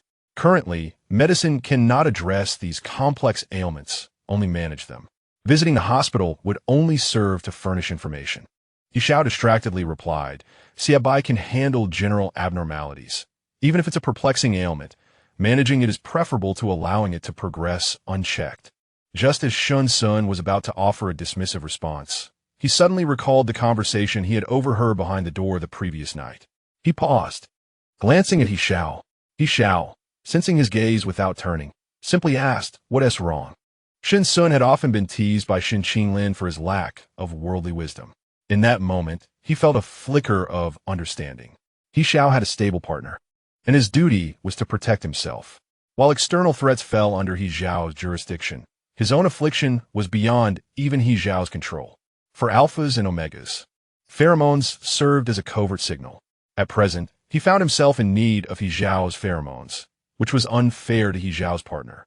Yet, within the confines of the wilderness, he was temporarily marked by He Xiao. The mark of an S-class alpha could not be overshadowed or erased by a lower-tier alpha. This was the essence of pheromone suppression. He Xiao's insistence on a comprehensive examination at the hospital likely served as a subtle reminder. As the vehicle turned left at the north gate, the laboratory was just ahead. Shen Xun contemplated and responded, "I will try to find time. I won't cause you any trouble." With that, he opened the door and exited the vehicle, entering the laboratory. What trouble could he possibly cause? He Xiao found himself momentarily perplexed. However, it is always a good thing that Shen Xun is willing to go to the hospital. He Xiao immediately scheduled an appointment with He Bai for this Saturday. Even if Shen Xun does not take a break, the others in the laboratory need to rest. He Bai earnestly urged Shen Xun to come to the hospital, as he wished to ascertain whether there were indeed signs of differentiation in Shen Xun's body. However, mere blood tests and pheromones cannot definitively confirm this. Differentiation detection techniques are required for accurate identification. Shen Xun did not decline He Xiao's arrangement. Yet, when He Xiao once again released pheromones that filled the room at night, Shen Xun rejected it. "Too much is detrimental.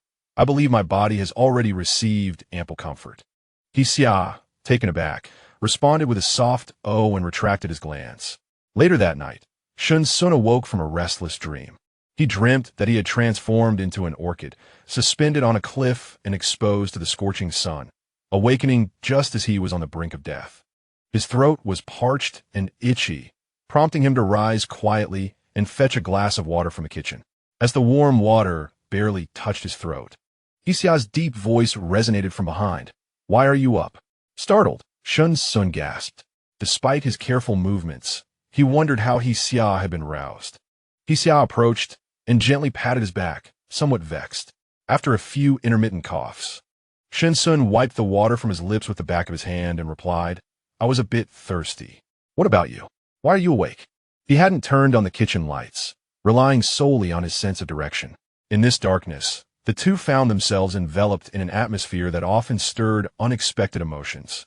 As Shen Xun attempted to leave, He Xiao suddenly grasped his wrist, blocking his path. A familiar pheromone in the air prompted Shen Xun to instinctively refuse. "I do not require your pheromones. Then why are you up in the middle of the night?" Shen Xun retorted, "It is perfectly normal to wake up at night. It's either thirst or the urge to relieve oneself." He Xiao chuckled lightly, raising an eyebrow in jest. "Professor Shen experiences urgency?" His tone bore a tinge of whimsical regret. Shen Xun felt a flicker of annoyance and shook him off, turning to retreat to his room. He was certain that He Xiao was mocking him. "Wait a moment," He Xiao called, following him with a boldness. "Be careful." Just as he spoke, a shrill sound erupted from the chair, scraping against the tiles. Shen Xun inadvertently bumped into the chair's back, the cold, hard material causing a sharp pain in his ribs. A soft hissing gasp escaped his lips, catching He Xiao's attention. "I told you to slow down," He Xiao chided, swiftly scooping Shen Xun into his arms. Suddenly lifted off the ground, Shen Xun instinctively clung to He Xiao's neck, his eyes wide with surprise. "What are you doing?" He Xiao, with a sense of justification, replied as he walked, "Didn't you just get hurt? I'm taking you back to your room." Shen Xun protested. "I injure my ribs, not my feet." He Xiao paused, momentarily at a loss for words.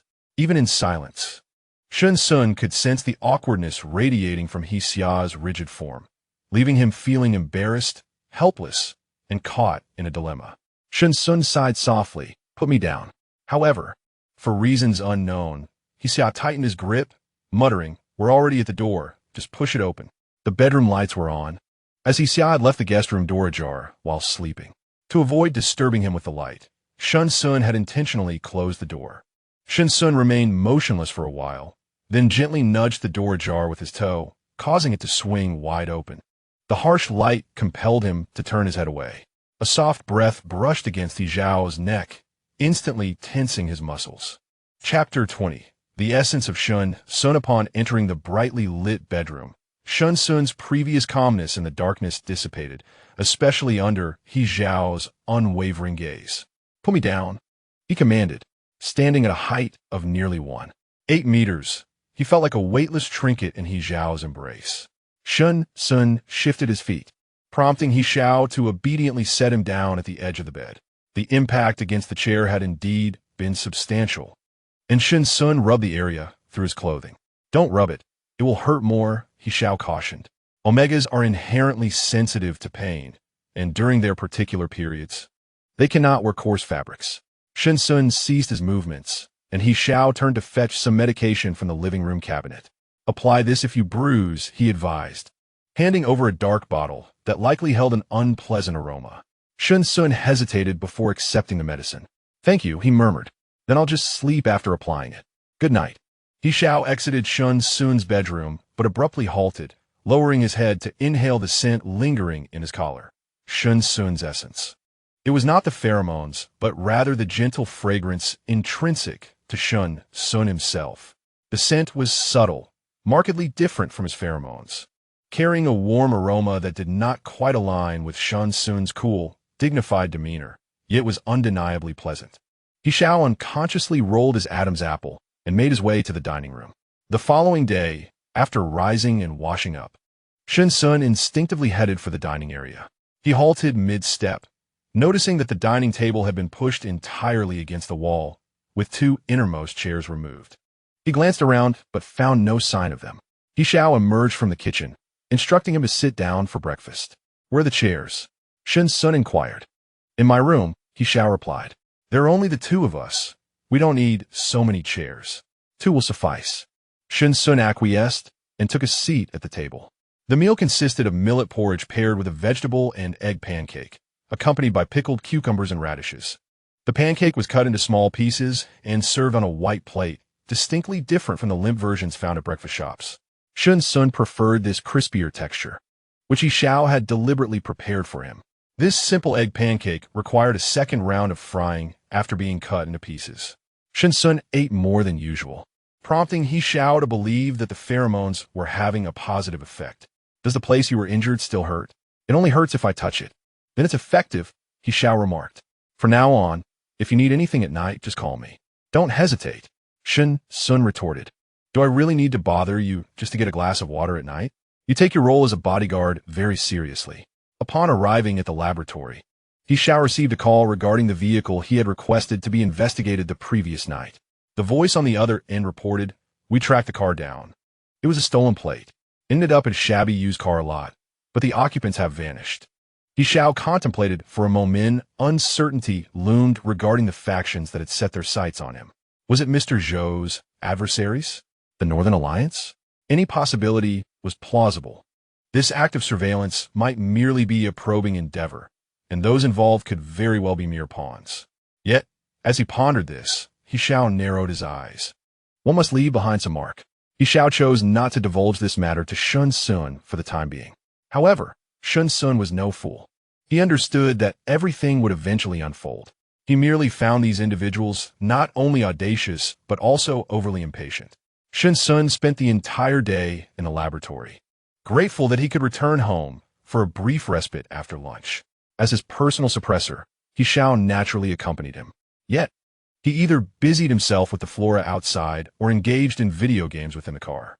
Whenever he glanced up, he could see the focused figure of Shen Xun through the large glass window of the experimental area. Shen Xun remained wholly absorbed in his work, oblivious to the fervent gaze directed at him from across the glass.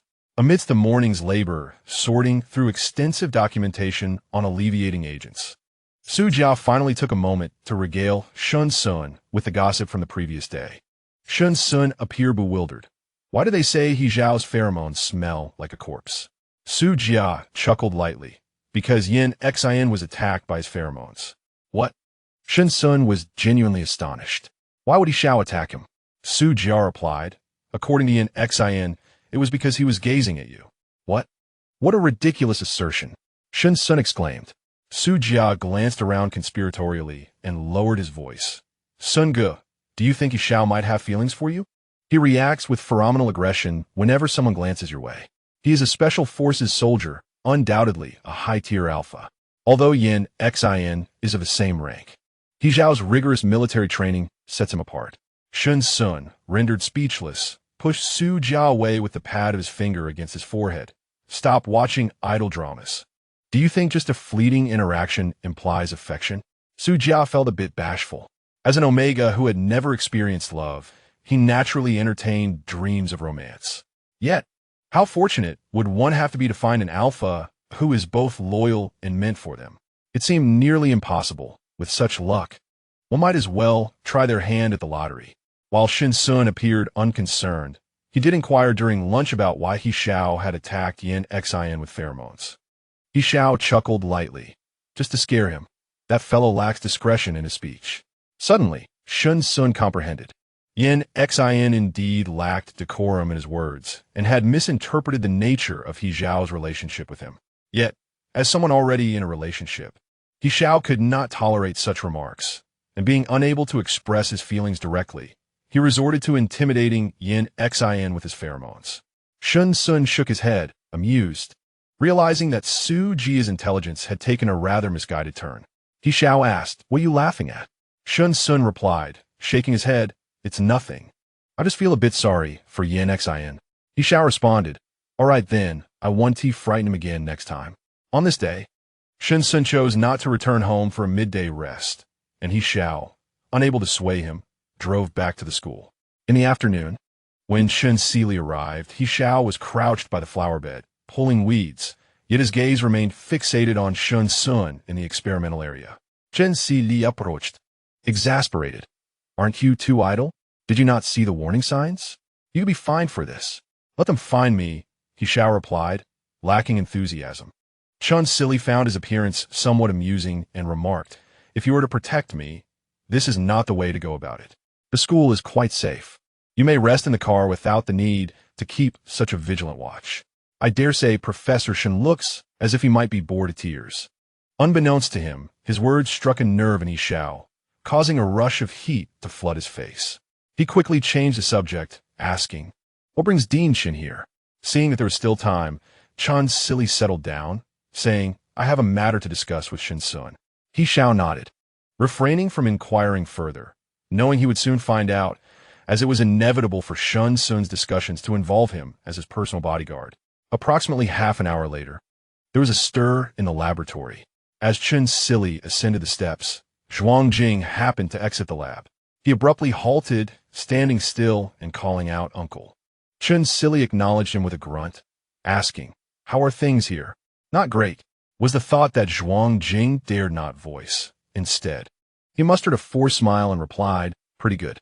Others gradually emerged from the lab, with Shen Xun being the last. He looked at Chun Silly in surprise and posed the same question as He Xiao had. Once the others had departed, Chun Silly turned to Shen Xun and said, "An unexpected individual has arrived from the Eastern Alliance's AO Gene Research Institute." Shen Xun furrowed his brow, inquiring, "Who?" Chapter 21. You'd best not call him senior brother on the return journey. Shen Xun couldn't help but reminisce about his days in the Northern Alliance.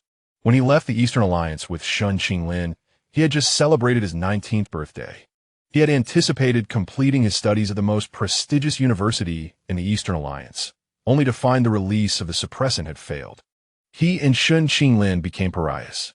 Although the Zhou family understood it wasn't Shun Qinglin's fault, the death of an Omega meant they could not afford to show any kindness. In the ensuing turmoil, everyone managed to go into hiding, leaving only his elder brother to face the consequences. At that moment, the Northern Alliance extended an invitation, and he and his brother ventured north. Initially, everything felt foreign to him, but neither of the brothers were inclined to complain. They diligently focused on their tasks. Day by day, they met Flynn, the head of the AO Gene Research Institute in the Northern Alliance. He was a formidable alpha, devoid of gender bias, treating all researchers in the lab equally, which earned him a stellar reputation. Later, Shen Xun pursued his master's and doctoral studies, and they not only became superior and subordinate, but also brothers in arms. His return to the Eastern Alliance was made possible through Flynn's assistance. If all goes as planned, he would take on the role of general manager of Aaron in the next 5 years. Now, what brought him back to the Eastern Alliance? The Gene Research Institute was a product of political and commercial collaboration, and promotions followed a distinct system. However, the leap from the north to the east was vast. Flynn, a native with golden hair and blue eyes, had never set foot here. What reason could compel him to forsake everything in the Northern Alliance? Shen Xun was perplexed. As the vehicle turned a corner, He Xiao glanced at Shen Xun and asked, "What are you pondering?" "Flynn," Shen Xun replied.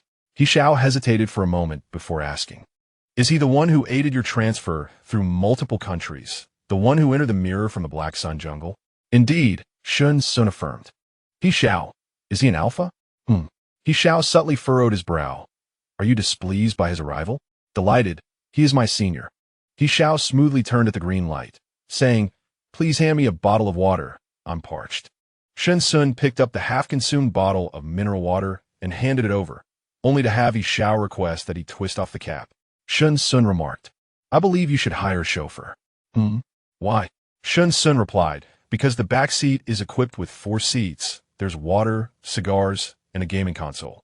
It seems rather extravagant to have a pampered young master like you serving as a driver." He Xiao suddenly chuckled lightly. "Professor Shun, I merely asked you to open a bottle cap, and you've already labeled me a lavish young master?" Shen Xun retorted, "I did not." He Xiao countered, "Yet you did." Shen Xun insisted, "I only opened the bottle cap for you." He Xiao huffed softly, the corners of his mouth curving upwards. The water opened by Professor Shun was quickly down by He Xiao, leaving him thoroughly quenched. Upon returning home, He Xiao contemplated the situation, holding half-washed yellow bean sprouts as he knocked on Shen Xun's door. Inside, it was just the two of them, with no one else around. Shen Xun opened the door without hesitation. "What is it?" He Xiao, still kneading the bean sprouts, remarked, "Professor Shun, are you holding a grudge against me for not allowing you to sit in the back, which prompted your earlier sharp-tongued sarcasm?" The lovely, curled eyelashes behind his glasses blinked slowly twice. "What did I mock you?" He Xiao smiled. 2 days ago, when you wished to sit in the back and I insisted I wasn't your chauffeur, directing you to the front seat. Do you remember? Shen Xun nodded. You just suggested I should enjoy myself in the back. Can I interpret that as your desire to sip wine, smoke cigars, and play games back there? Did my refusal incite your embarrassment? The handsome alpha wore an expression of revelation. Shen Xun clenched his fists and abruptly shut the door with a thud. If you wish to sit in the back, you could have simply said so. Could I truly have stopped you? He Xiao explained, don't be upset. I'll let you sit in the back tomorrow, all right? The firmly closed door remained as unyielding as Shen Xun, not making a sound. I'm just joking. Please don't be angry. He Xiao leaned closer to the door, attempting to gauge any response from within. I'll make you some delicious bean sprouts tonight. Why is there no sound at all? He Xiao furrowed his brow, halting his movement with the sprouts, wondering if he had misjudged the situation. Shen Xun stood silently behind the door, a warmth rising in his neck, embarrassed by having been partially seen through by He Xiao. He had indeed stared longingly at the back seat for quite some time. Caught off guard by the realization, he felt utterly humiliated. 2 days prior, he had intended to feign casualness as he entered the car, but He Xiao had intercepted him, saying, Professor, sit in the front. Shen Xun, feeling defeated in his pursuit of enjoyment, reluctantly climbed into the passenger seat. Yet, he held no grievances, merely a sense of regret. After all, it was indeed inappropriate for a young master to serve as his driver. Little did he expect that in just 2 days, He Xiao would pin him to the pillar of shame with a few remarks made along the way. What could He Xiao possibly think? A professor engaged in serious research is also an indulgent hedonist? That had never been apparent before. Shen Xun let out a heavy sigh. My reputation is utterly ruined. He Xiao was preoccupied with preparing a meal to apologize to Shen Xun and did not notice the sigh from behind the door. Professor Shen, whose reputation had been utterly tarnished, claimed to be busy with laboratory data and refused dinner. He Xiao, unable to tolerate this behavior, persistently knocked on Shen Xun's door. Shen Xun was on the verge of irritation. At one point, he regretted following Zhang Ruchuan's suggestion to bring He Xiao along. Perhaps a mute would have sufficed. Professor, you must eat. It's not healthy to skip meals. Come out. The dishes I prepared tonight are sure to delight your palate. An omega who is too thin is not appealing. A bit of flesh adds to the aesthetic. Don't follow the trend of dieting. You need to gain weight. Have you forgotten what Xiebai said? Professor? Shen Xun, Shen Xun, Shen Xun. He called out repeatedly, and with no escape from Shen Xun. He had no choice but to open the door once more. His enchanting phoenix-like eyes glared at He Xiao. He Xiao's heart raced out of rhythm, and he chattered on. This is how it should be. Your estrus is finally stabilizing, and your appetite has improved a bit. What do you intend to do by not eating? Shen Xun, pale as death, sat down and buried himself in his meal. No one in this world knew that. Beneath his seemingly aloof demeanor, he repeatedly replayed his social failures in his mind. At this moment, he only hoped that He Xiao would refrain from mentioning the earlier incident. I was merely teasing you. You surely aren't angry, right? It is my narrow-mindedness that led me to misjudge you. He Xiao served him a bowl of soup. Let me toast you with this soup instead of wine. Shen Xun replied with resignation. Professor? He reluctantly acknowledged with a gesture of his spoon, but had no way to contradict He Xiao's notion of misjudgment. Since he had taken a sip, the matter was settled. He Xiao resumed his serious demeanor and inquired.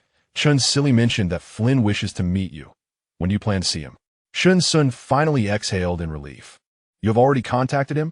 The abrupt interruption left Shen Xun bewildered as he looked up at He Xiao, who responded with an indifferent tone. Just a reminder that tomorrow is not feasible. It's Saturday, and you have to go see Xiebai. Shen Xun replied, I am aware that tomorrow is Saturday. My senior just arrived, and it's a good opportunity to settle in these next couple of days. I have arranged to meet him next Monday. Suddenly, the rice in his bowl lost its appeal. Calling him senior sounds delightful. Senior, what a bothersome title. What are you poking the rice for? He Xiao, reminded by Shen Xun's irritation, lowered his head, making a mess of the rice in his bowl. Frowning slightly, he felt something was amiss. His heart felt as if it were steeped in vinegar. The more he thought about it, the more uncomfortable he felt. So He Xiao decided not to suppress his feelings and said, You'd better not call him senior. Why? Shen Xun looked at him in confusion. I used to call him that. Not anymore, He Xiao decreed. Shen Xun set down his chopsticks. Does the protective clause include that I am not allowed to call others senior? He Xiao scoffed. No, but it makes me uncomfortable. Shen Xun was even more perplexed. What are you uncomfortable about? Here, He Xiao pointed to his heart. It feels uncomfortable here. Shen Xun was taken aback. What do you mean by uncomfortable?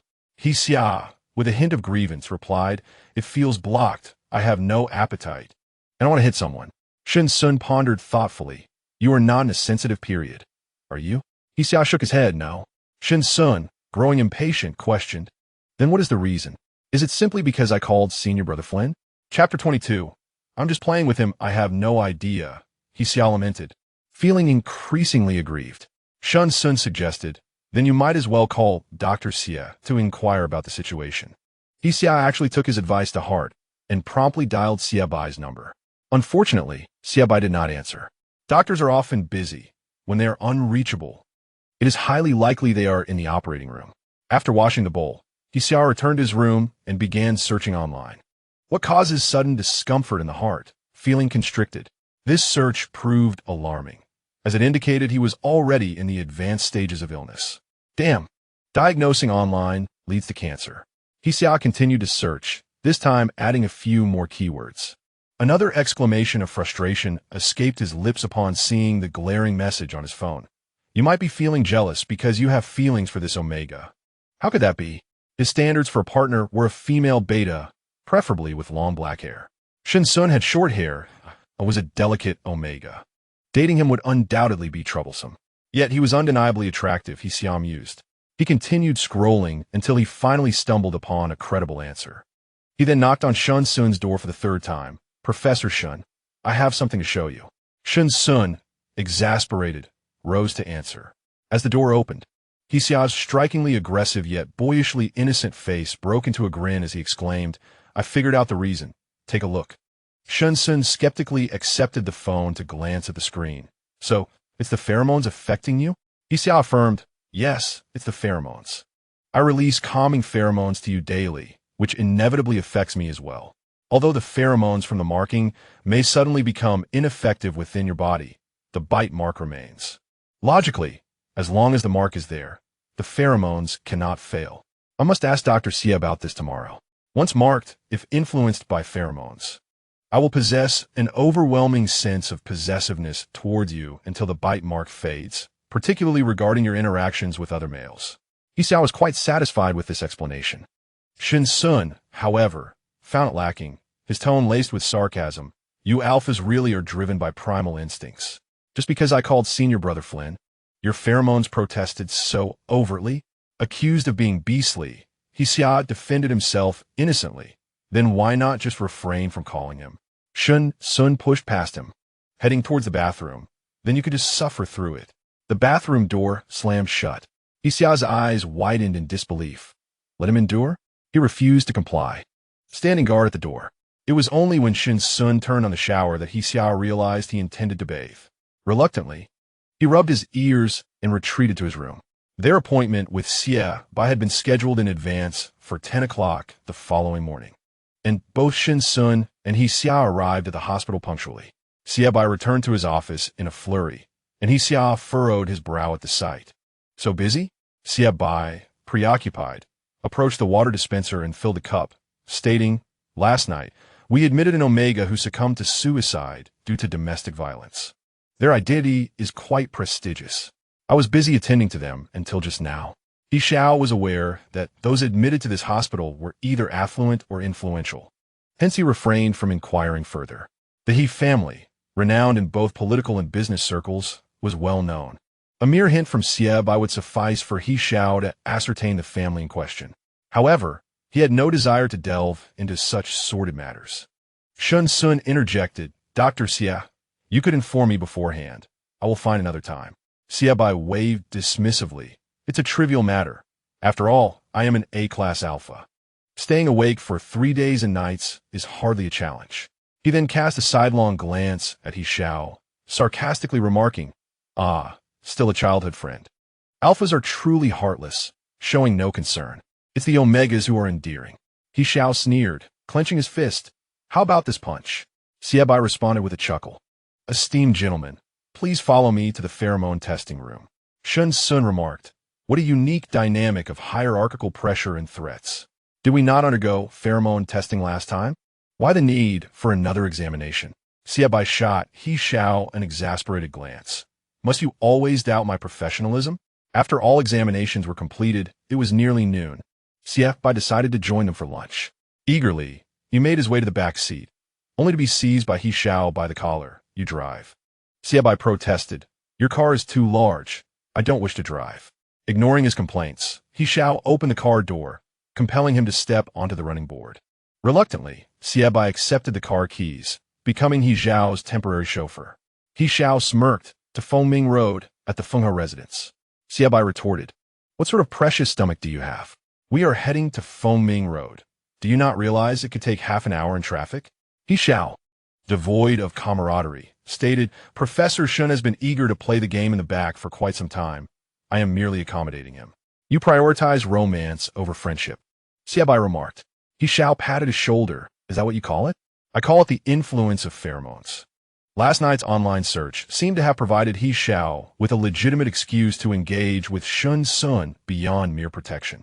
Xiebai, speechless, started the vehicle. Finally, Shen Xun sat contentedly in the back, surprised to see He Xiao enter alongside him. He had assumed it would be Xiebai. However, compared to Xiebai, Shen Xun felt more at ease with He Xiao. Shall we play a game? He Xiao retrieved a bottle of beverage from the car's refrigerator for Shen Xun. Accepting the drink, Shen Xun noticed He Xiao produce 2 game controllers, igniting a flicker of excitement within him. End of Days War 3, a real-time strategy game inspired by real life, allowed for 2 players on the same screen. Shen Xun nodded. All right. He Xiao handed him a controller. Have you played games before? Shen Xun shook his head. No. Professor Shen, how unfortunate.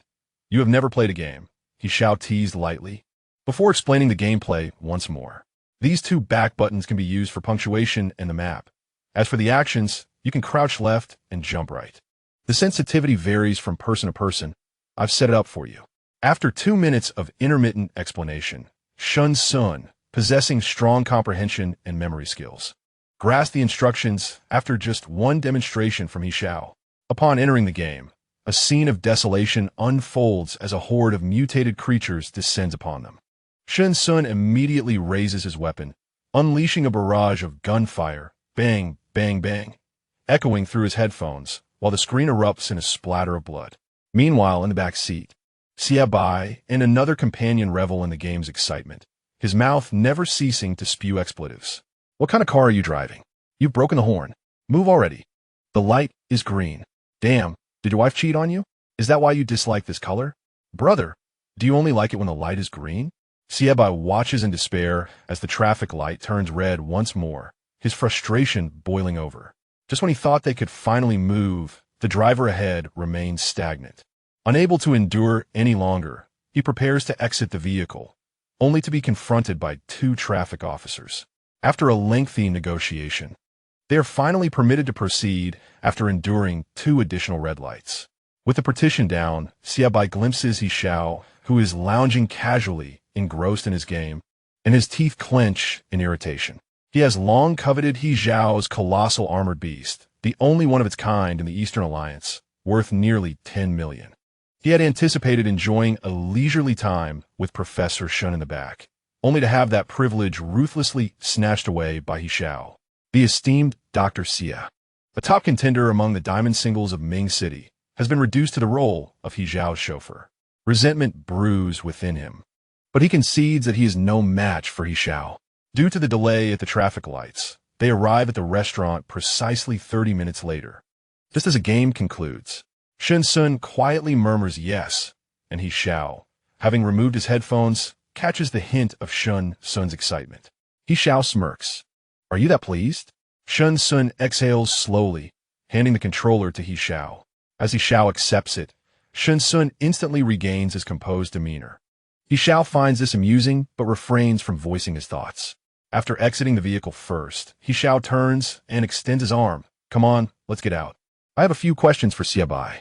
He Xiao's car is absurdly large, rendering ordinary SUVs mere toys in its presence.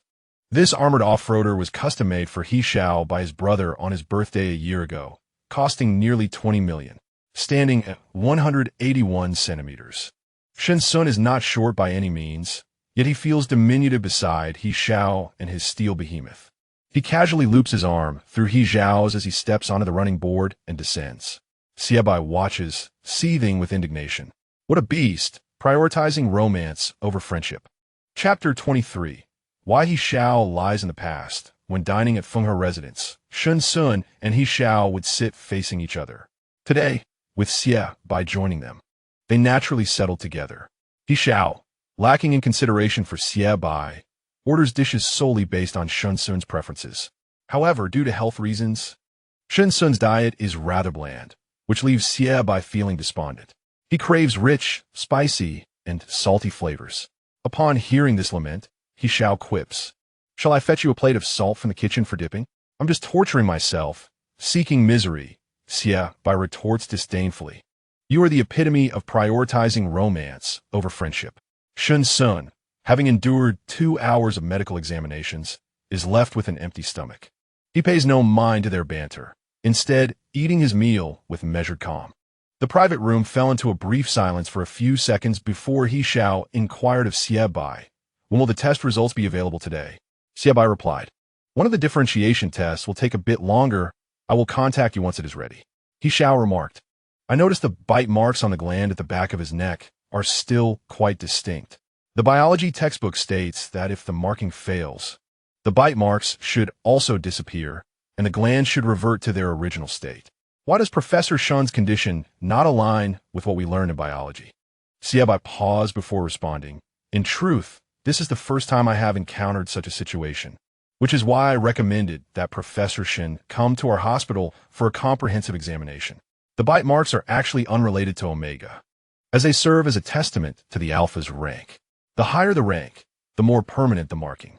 Given that you are the first and only S-rank Alpha in Fengming City, I am inclined to believe this is a manifestation of your potent pheromones." Upon hearing this, Shen Xun raised his gaze towards Xiebai. Xiebai met his eyes and continued, "This suggests a possibility. In the case of your high compatibility, He Xiao's mark may not vanish even if the marking fails." Shen Xun was taken aback. "Will it be like this for a lifetime?" No. Xiebai quickly clarified, "You misunderstood my meaning. What he gave you was merely a temporary mark. Such marks do not last a lifetime, unlike permanent ones."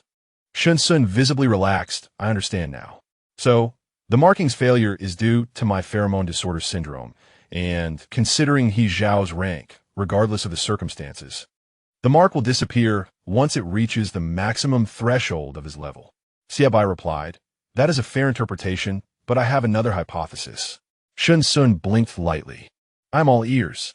Xiebai took a sip of water, gathering his thoughts before saying, "This hypothesis is rather bold. Even my teacher does not fully agree with it. What I mean is, could it be possible that He Xiao's temporary mark has not actually failed?" Shen Xun frowned. "What do you mean?" Xiebai continued, "Could it be that your rank surpasses He Xiao's?" Shen Xun shook his head. "Impossible. I am a rank A, as confirmed by my post-differentiation health report." Xiebai sighed. "Just dismiss my musings for now. We should wait for the test results."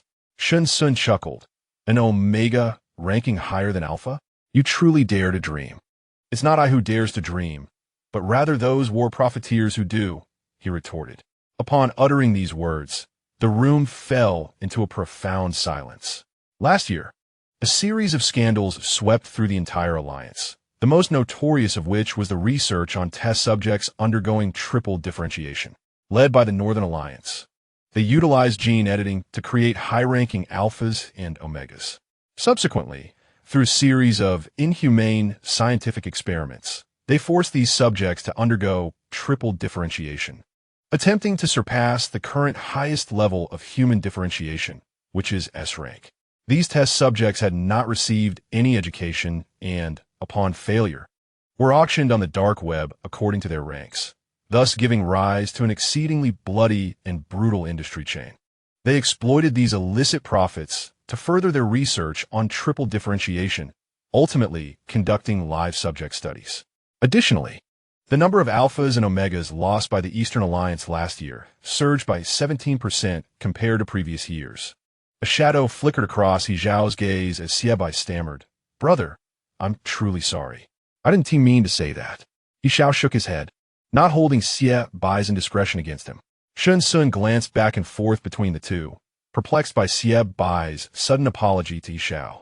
Could it be that this matter involved He Xiao as well? Shen Xun, not one to pry into others' private affairs, chose to remain silent. However, in the following days, it was evident that He Xiao's mood had not improved from the previous days. It seemed he was receiving more phone calls. Shen Xun intermittently heard his brother's inquiries about whether there were any updates. On Monday morning, He Xiao accompanied Shen Xun to meet the legendary senior brother. Flynn, with his golden hair and striking blue eyes, stood tall and imposing. Shen Xun paused. "Flynn, it's been a long time," before returning to the Eastern Alliance.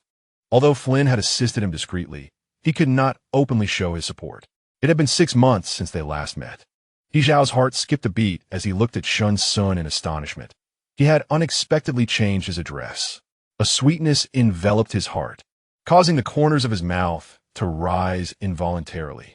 Flynn shrugged, commenting that it had been a while and that Shen Xun had grown distant. Shen Xun understood he was referring to how he addressed him and smiled without denying it.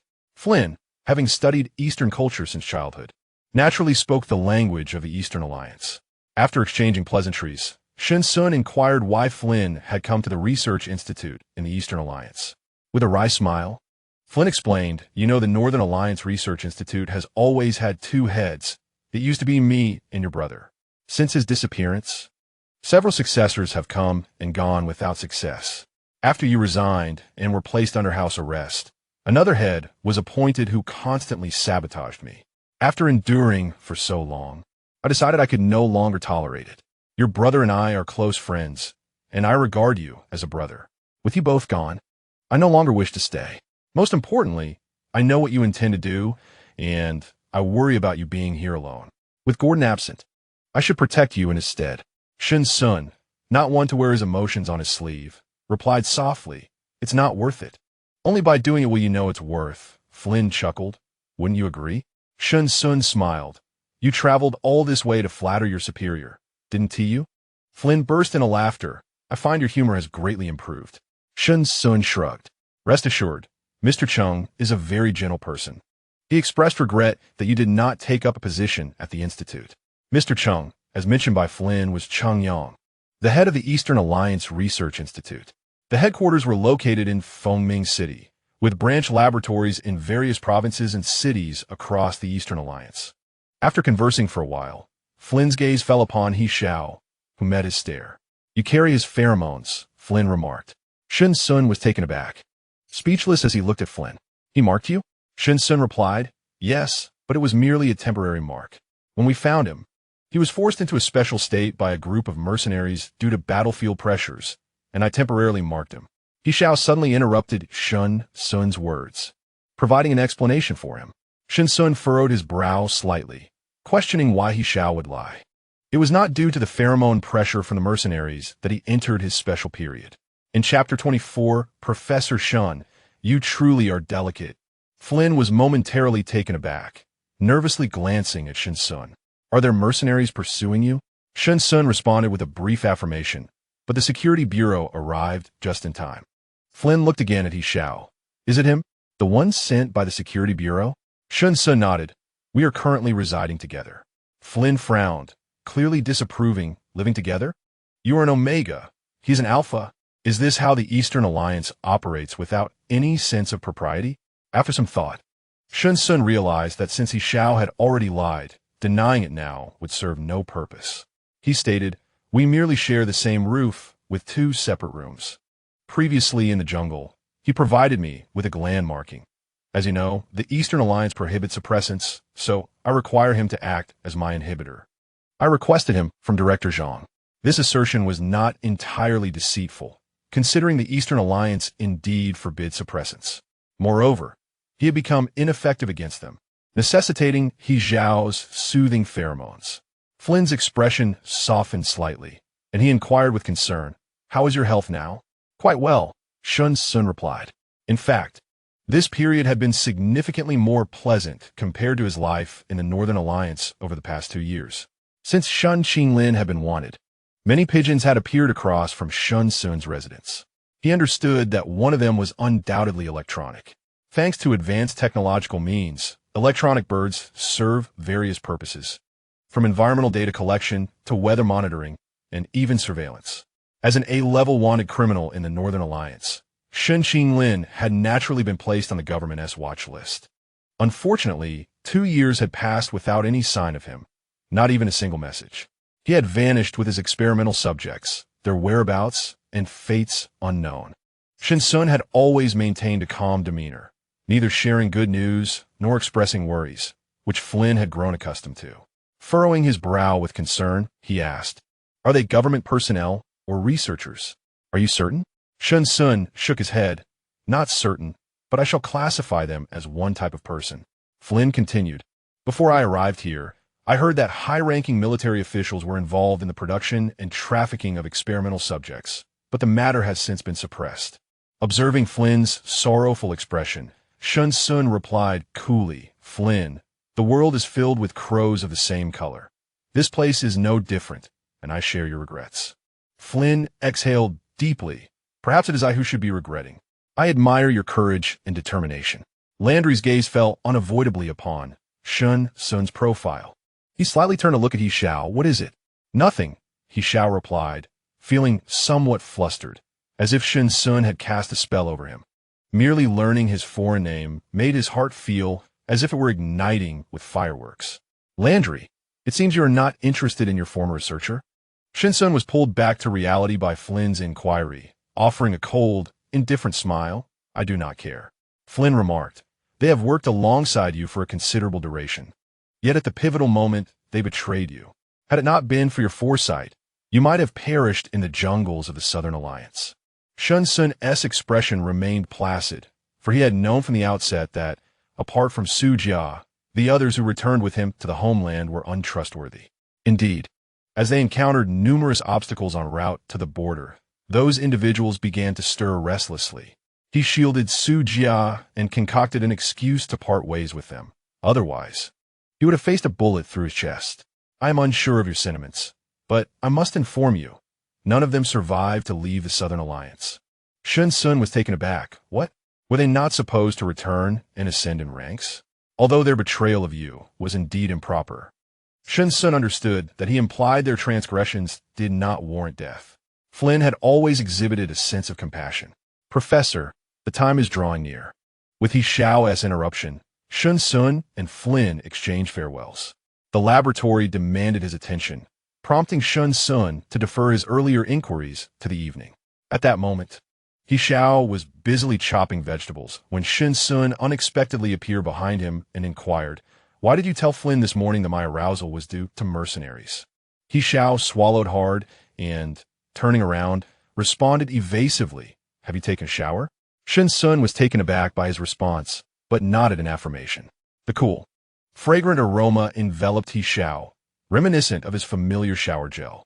It was a purchase made alongside new clothes at Shen Xun's suggestion. Currently, Shen Xun's short hair was slightly damp, and his white shirt collar was slightly open, revealing an alluring collarbone. Relying on his good looks, he casually donned a pair of black trousers. This time, the shirt was not tucked into his waistband, and its loose fit lent him an air of languid comfort.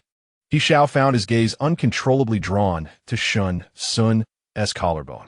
After a moment, a sudden warmth surged in his nasal passages. Shen Xun took a step back. Frowning in disapproval, "You have a nosebleed." Cursing under his breath, He Xiao hurried into the bathroom, his face flushed with embarrassment. However, upon entering, he was met with a second wave of overwhelming sensations. The bathroom was infused with Shen Xun's scent, shower gel, pheromones, and his natural fragrance. He Xiao possessed an extraordinary sense of smell, enabling him to easily distinguish these three aromas. The unseen fragrance wafted, creating an ethereal presence in the bathroom.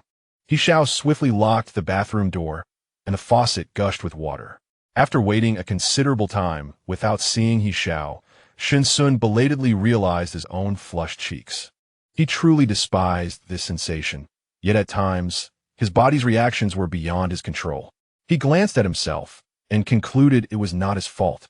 It was merely He Xiao's youthful exuberance. In moments of awkwardness, one often seeks to occupy themselves. Therefore, he moved forward to take over He Xiao's task. He Xiao was attempting to julienne some lettuce, but as soon as he made the initial cut, Shen Xun stepped in, observing the slender green stalks. Shen Xun thought it was not overly difficult. Thus, he followed He Xiao's cutting technique, albeit veering slightly off course.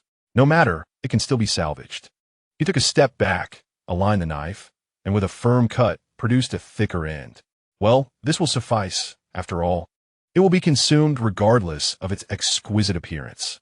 Shen Xun felt a profound sense of achievement after slicing a small plate of asparagus. Half an hour later, He Xiao emerged from the bathroom.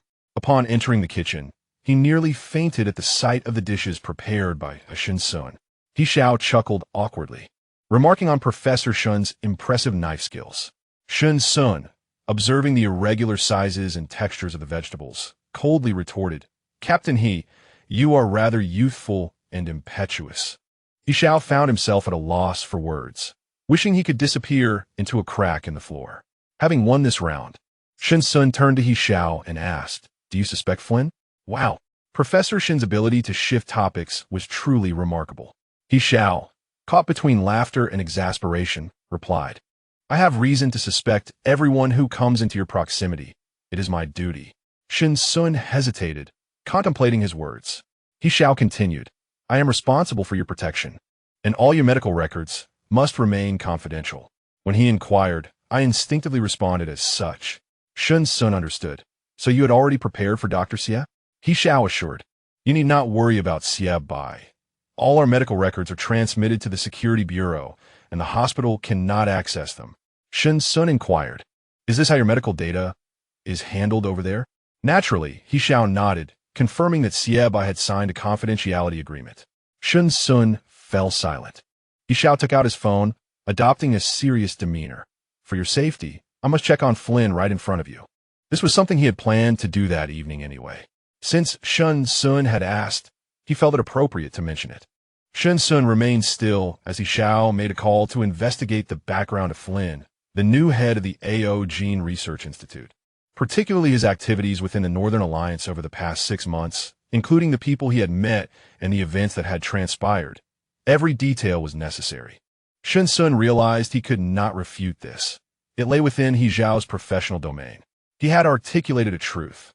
All those who approached him could potentially pose a threat.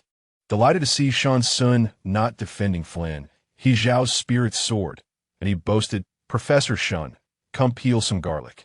"Unpleasant," Shen Xun replied. He Xiao teased, "Then will you wash the dishes after dinner?" "Greasy. Are you included?" "Am I?"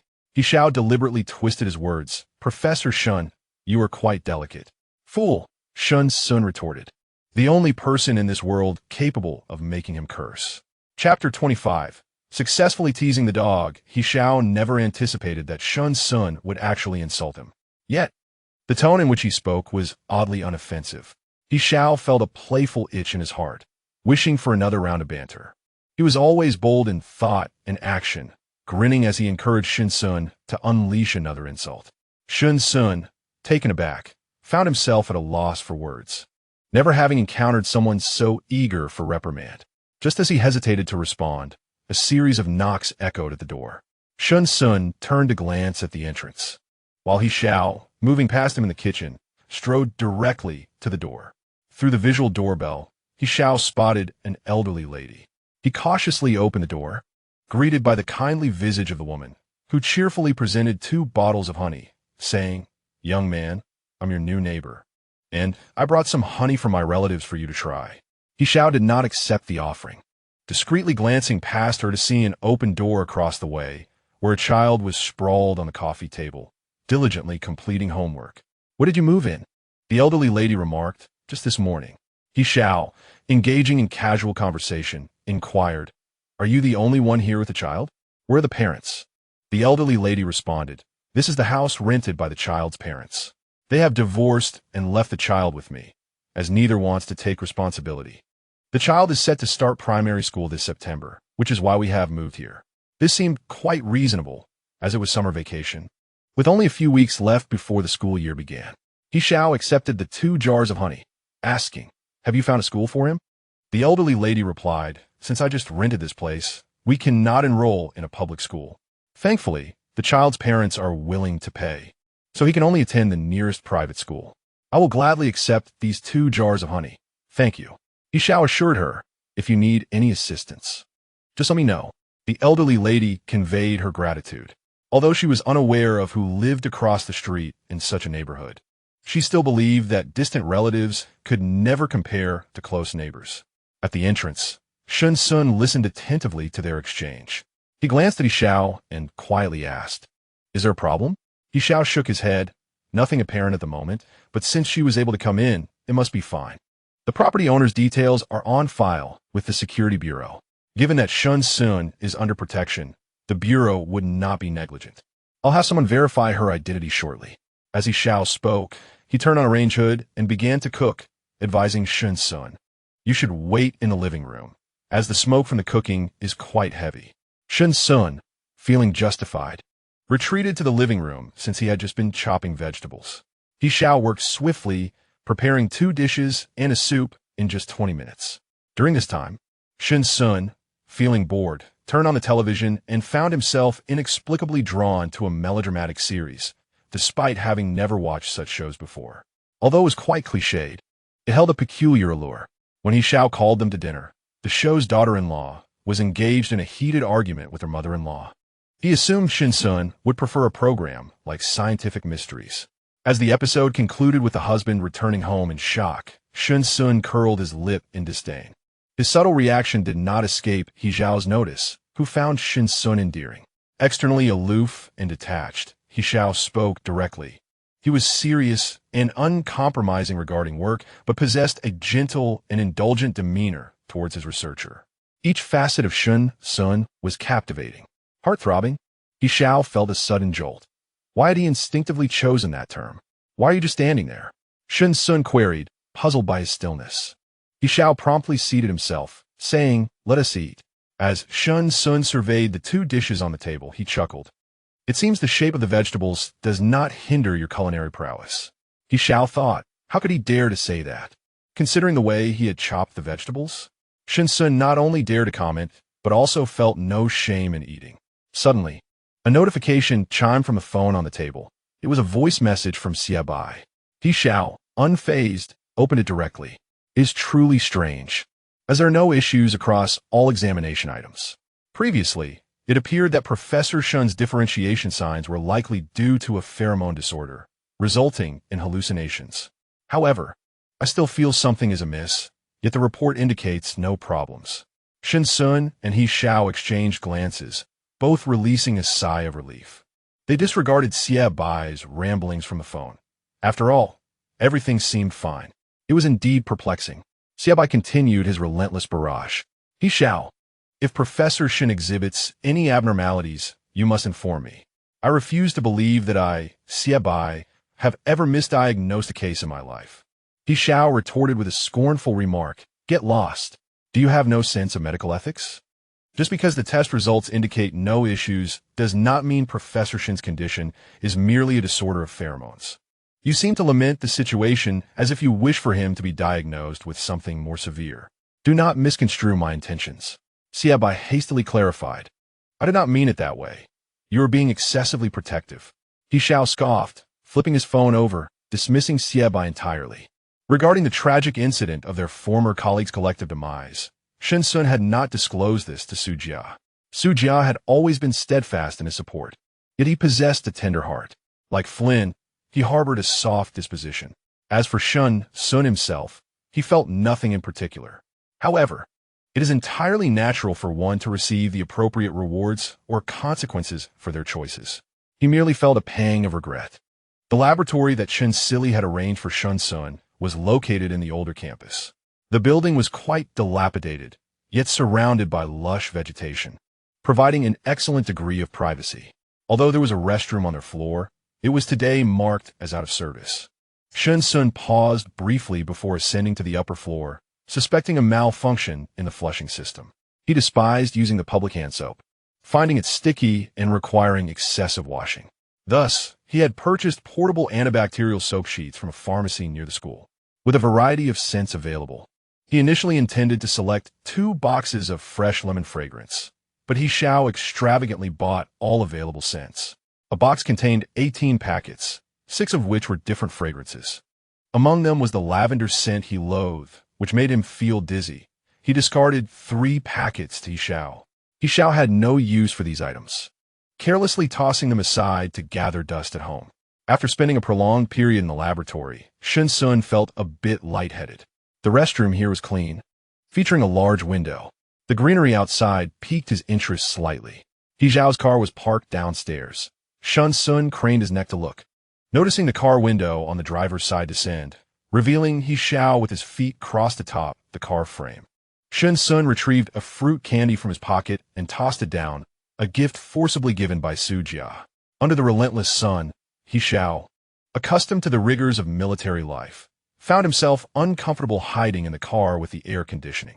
The parking spot was conveniently shaded, allowing him to gather his thoughts. Suddenly, he felt a weight akin to a stone drop at his ankle. He Xiao opened his eyes lazily and glanced over.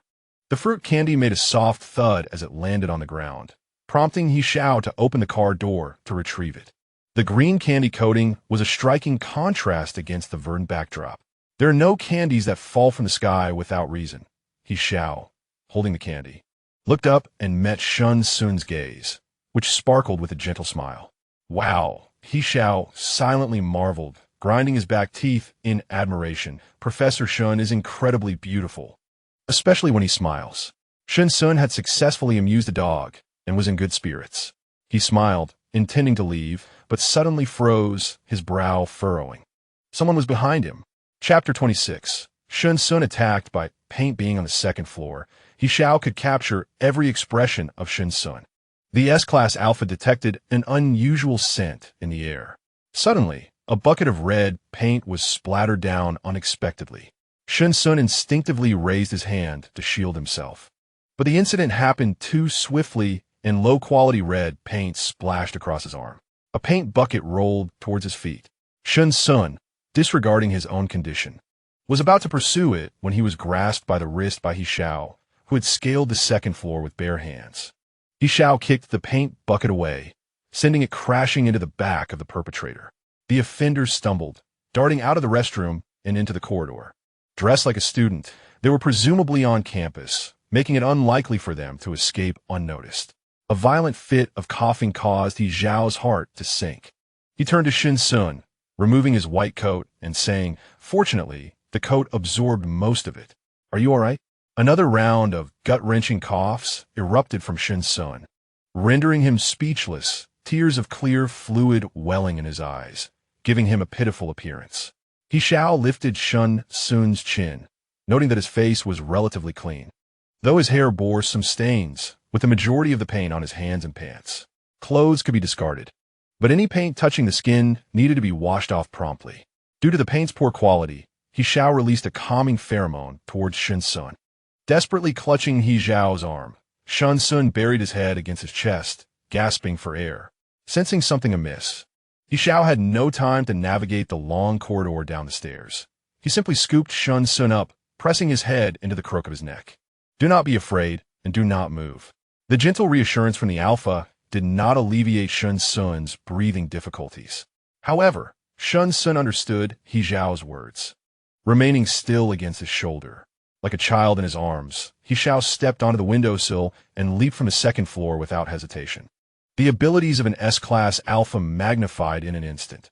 For He Xiao, the second floor felt like a mere playful jump, even while carrying an adult Omega.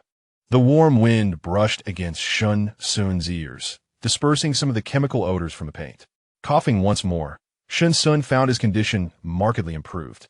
He Xiao, suspecting an allergic reaction, placed Shen Xun in the front passenger seat and drove swiftly to the nearest hospital.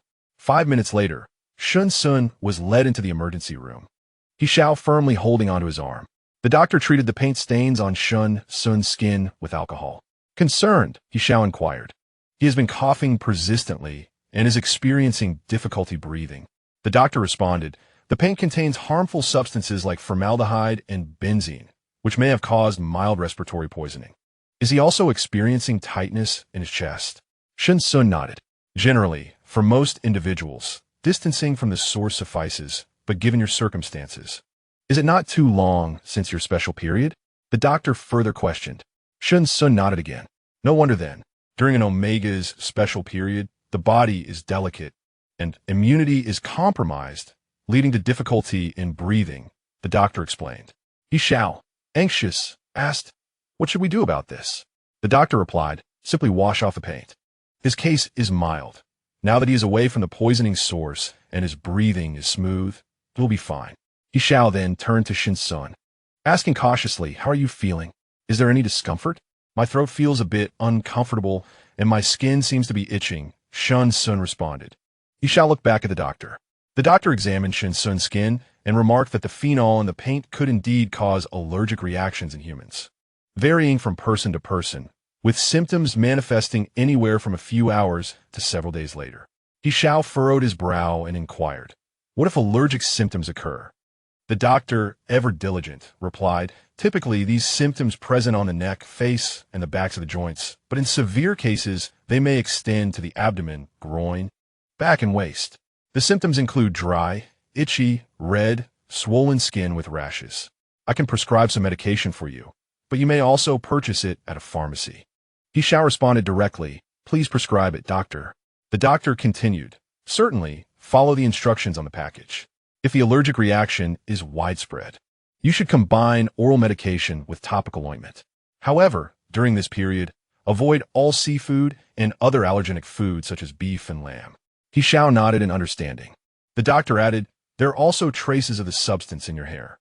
Since your hair isn't long, you might consider visiting a barber. If not, gasoline, essential oil, or toothpaste could suffice.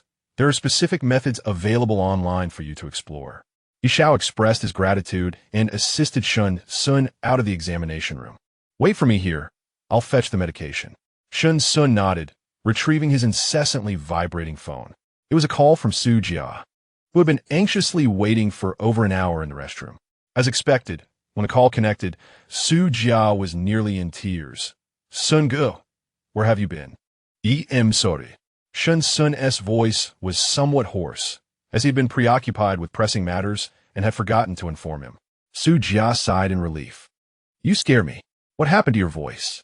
Shen Xun replied, "It's nothing. I've just been exposed to the air conditioning too much. I want to be going to the lab today. Please remember to save the data and materials before you leave and ensure that the experimental reagents are properly disposed of. Also, be sure to turn off the equipment. I know, you remind me every time. How many times have you said this?" Shen Xun chuckled softly before ending the call. He Xiao was swift in his actions, paying and obtaining the medication seamlessly. Yet he kept sneaking glances at Shen Xun, apprehensive that something might happen again. Once in the car, Shen Xun languidly stated, "Let us go home. I wish to take a shower." He Xiao, noting Shen Xun's pallid complexion, gently remarked, "You haven't dealt with your hair yet." Shen Xun replied, "I don't want to go to a barber. I can't tolerate any more strange odors." He was particularly sensitive to smells, to the point of being fastidious. When He Xiao first encountered him, he had been on the verge of collapse, saved only by He Xiao's pheromones. Today, however, he had been harmed by a bucket of paint. A tumult of emotions, hurt, anger, and disdain, raged within him, leaving him in a state of deep agitation.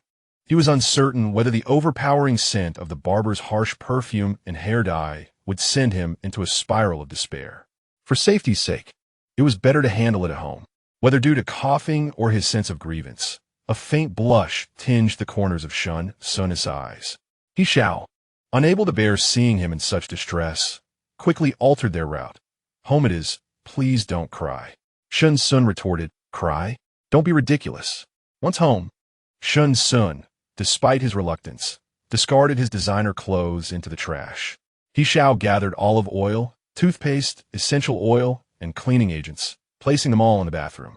"If you need anything, call for me. I'll be outside." Shen Xun murmured softly as he closed the bathroom door. The bath had commenced 2 hours ago. He Xiao turned his attention elsewhere. dialing Chun's silly number to explain the situation before making another call. Shen Xun was attacked with paint in the second-floor restroom at 2:40 p.m. A male figure was observed, though the secondary gender remained uncertain.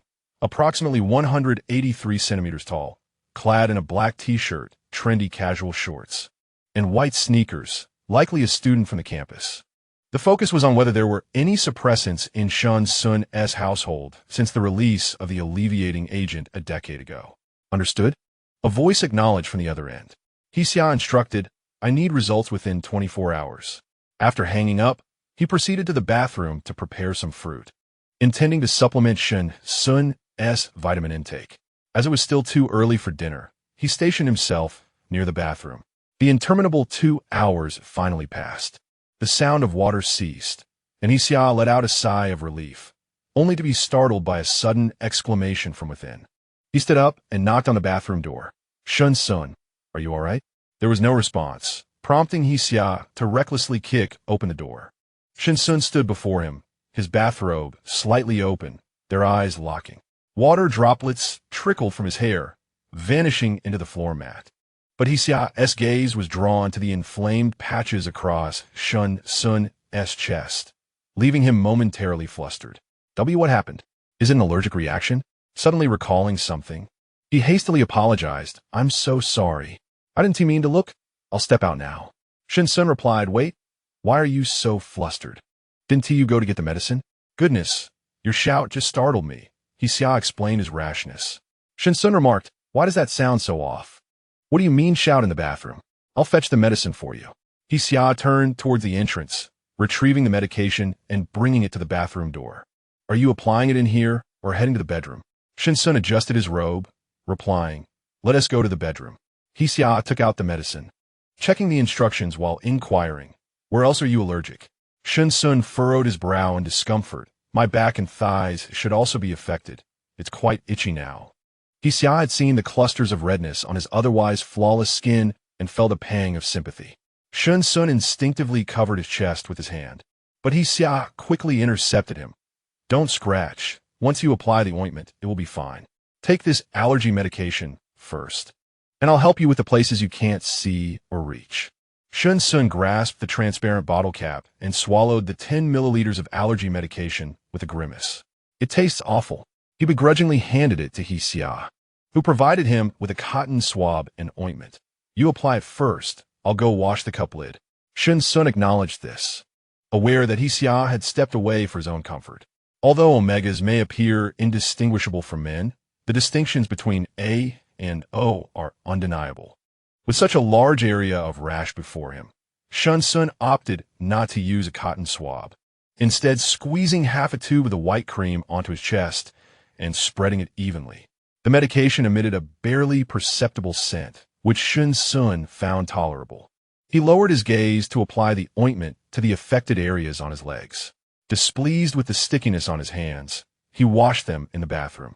He Xiao had been waiting just outside the door, and upon seeing Shen Xun emerge, he understood that the application was complete. As he was about to enter the bedroom, Shen Xun suddenly turned around and said, I'll apply the medicine myself. I forgot you have partner. He Xiao responded with confusion. Huh? What was he talking about? Shen Xun felt that it was inappropriate for him to wash his hands, and he too found it a bit awkward for an alpha to apply medicine for him, which prompted this realization. However, why was He Xiao looking so surprised? Don't you have a partner? No, He Xiao replied, bewildered. Shen Xun, puzzled, questioned, didn't you call someone earlier, saying you missed him and would visit him when you had the time?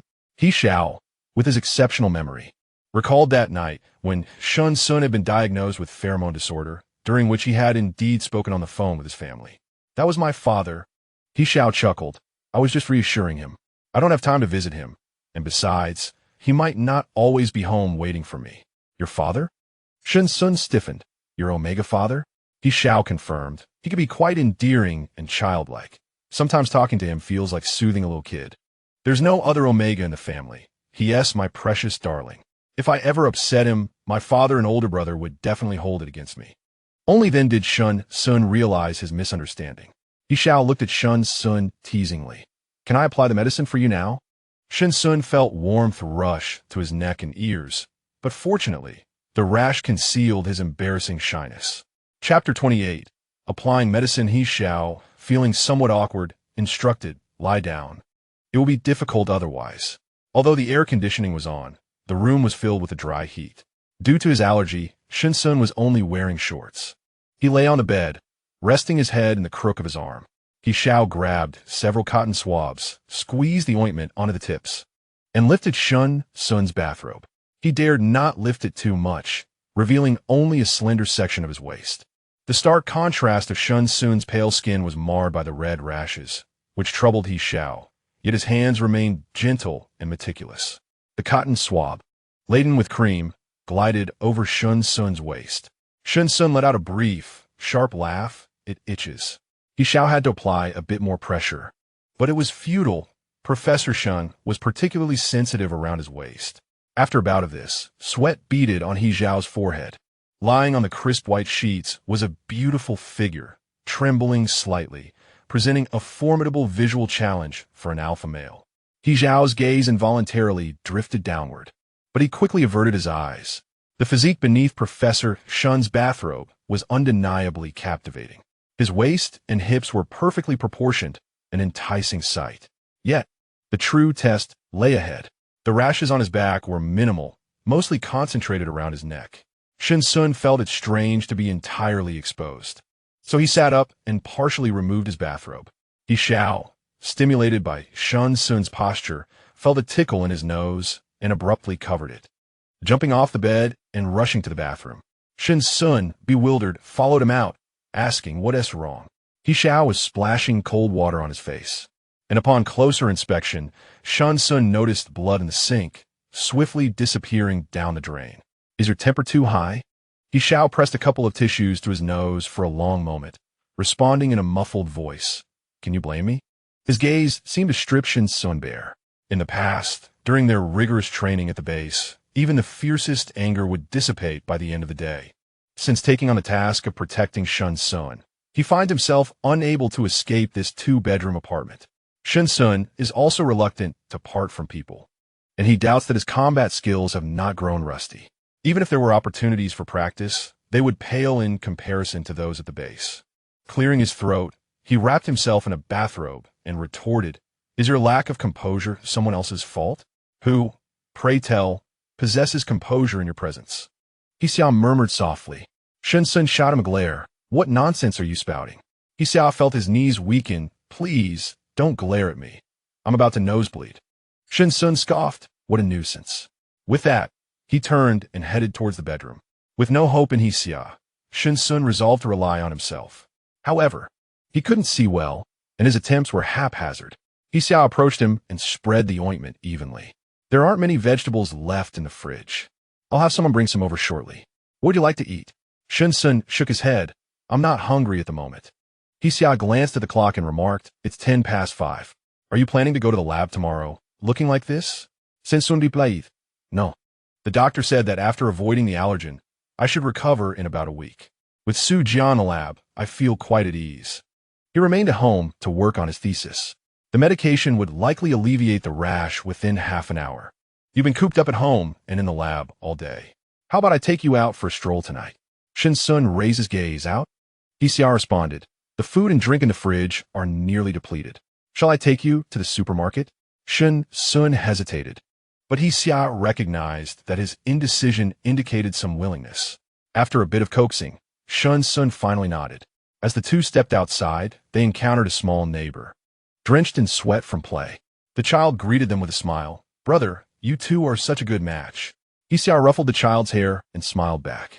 There was no need to explain anything to a child, especially given Shen Xun's unique circumstances. With over 2 months until the November elections, rumors of the suppressants had already begun to circulate. The government had whispers, but it was the powerful and influential who first caught wind of it. Otherwise, Xiaobai would not have known. However, while the suppressants might be released, Shen Xun must remain undisclosed. On the road, Shen Xun initiated a conversation on the topic. After the elections in November, will the lab be exposed? No, He Xiao affirmed, or rather, you won't be exposed. Shen Xun self-deprecatingly remarked. It's because of my association with the alleviators, isn't? He Xiao replied, indeed. Once the government announces the development of the suppressants, it will undoubtedly attract attention and discussions. Ordinary people will be unable to approach you. But those wealthy or powerful individuals intent on sabotaging the suppressant research will not hesitate to investigate Shen Xun's lab. The best strategy is not to confront them directly, but to incite panic and rumors. The lower-tier netizens are easily manipulated. Even a slight opening can stir a tempest among them.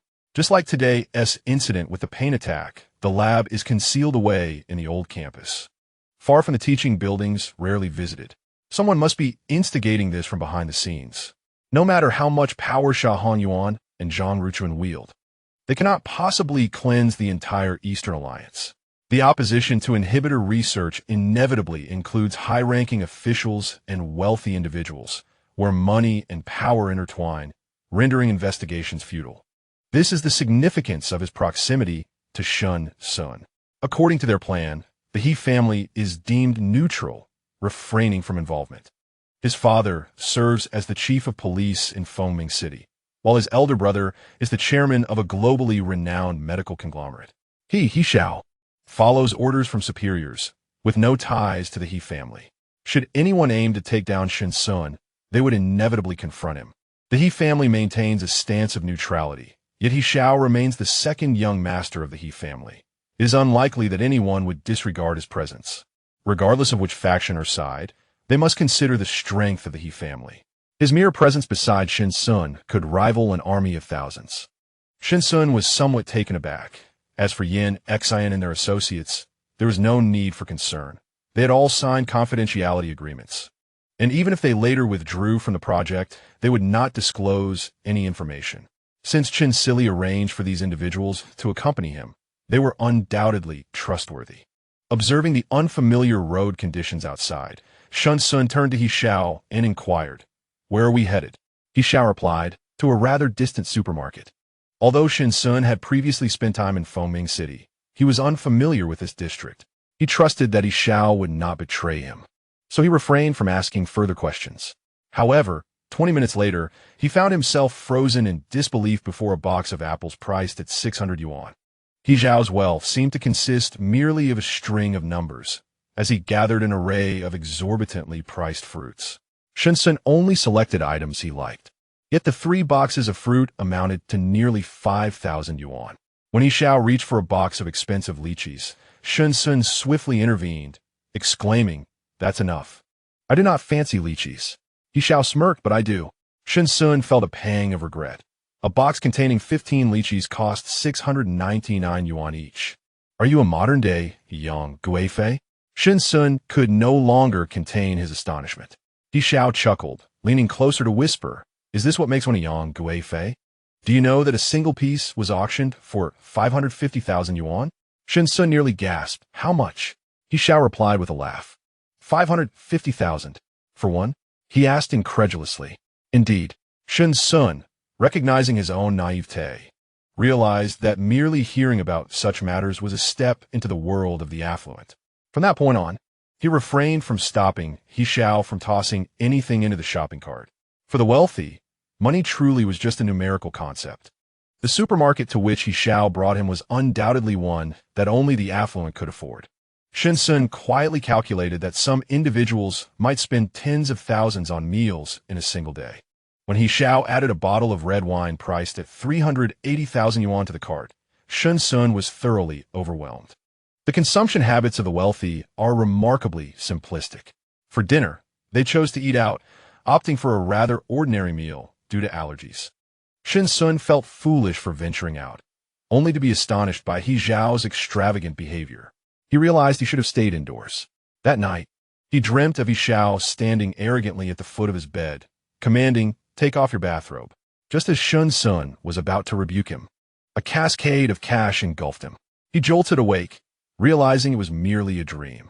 After a brief moment of bewilderment, he expressed his discontent with a mutter about why he should be compelled to disrobe. After lying down, he quietly remarked that even money could not sway him. He subsequently closed his eyes and drifted back into slumber, revealing that Professor Shen was still not fully awake. Chapter 30. I wish to see him the following morning. Shen Xun astonishingly slept until 9 o'clock. Upon emerging to take a shower, he found He Xiao engaged in a telephone conversation on the balcony.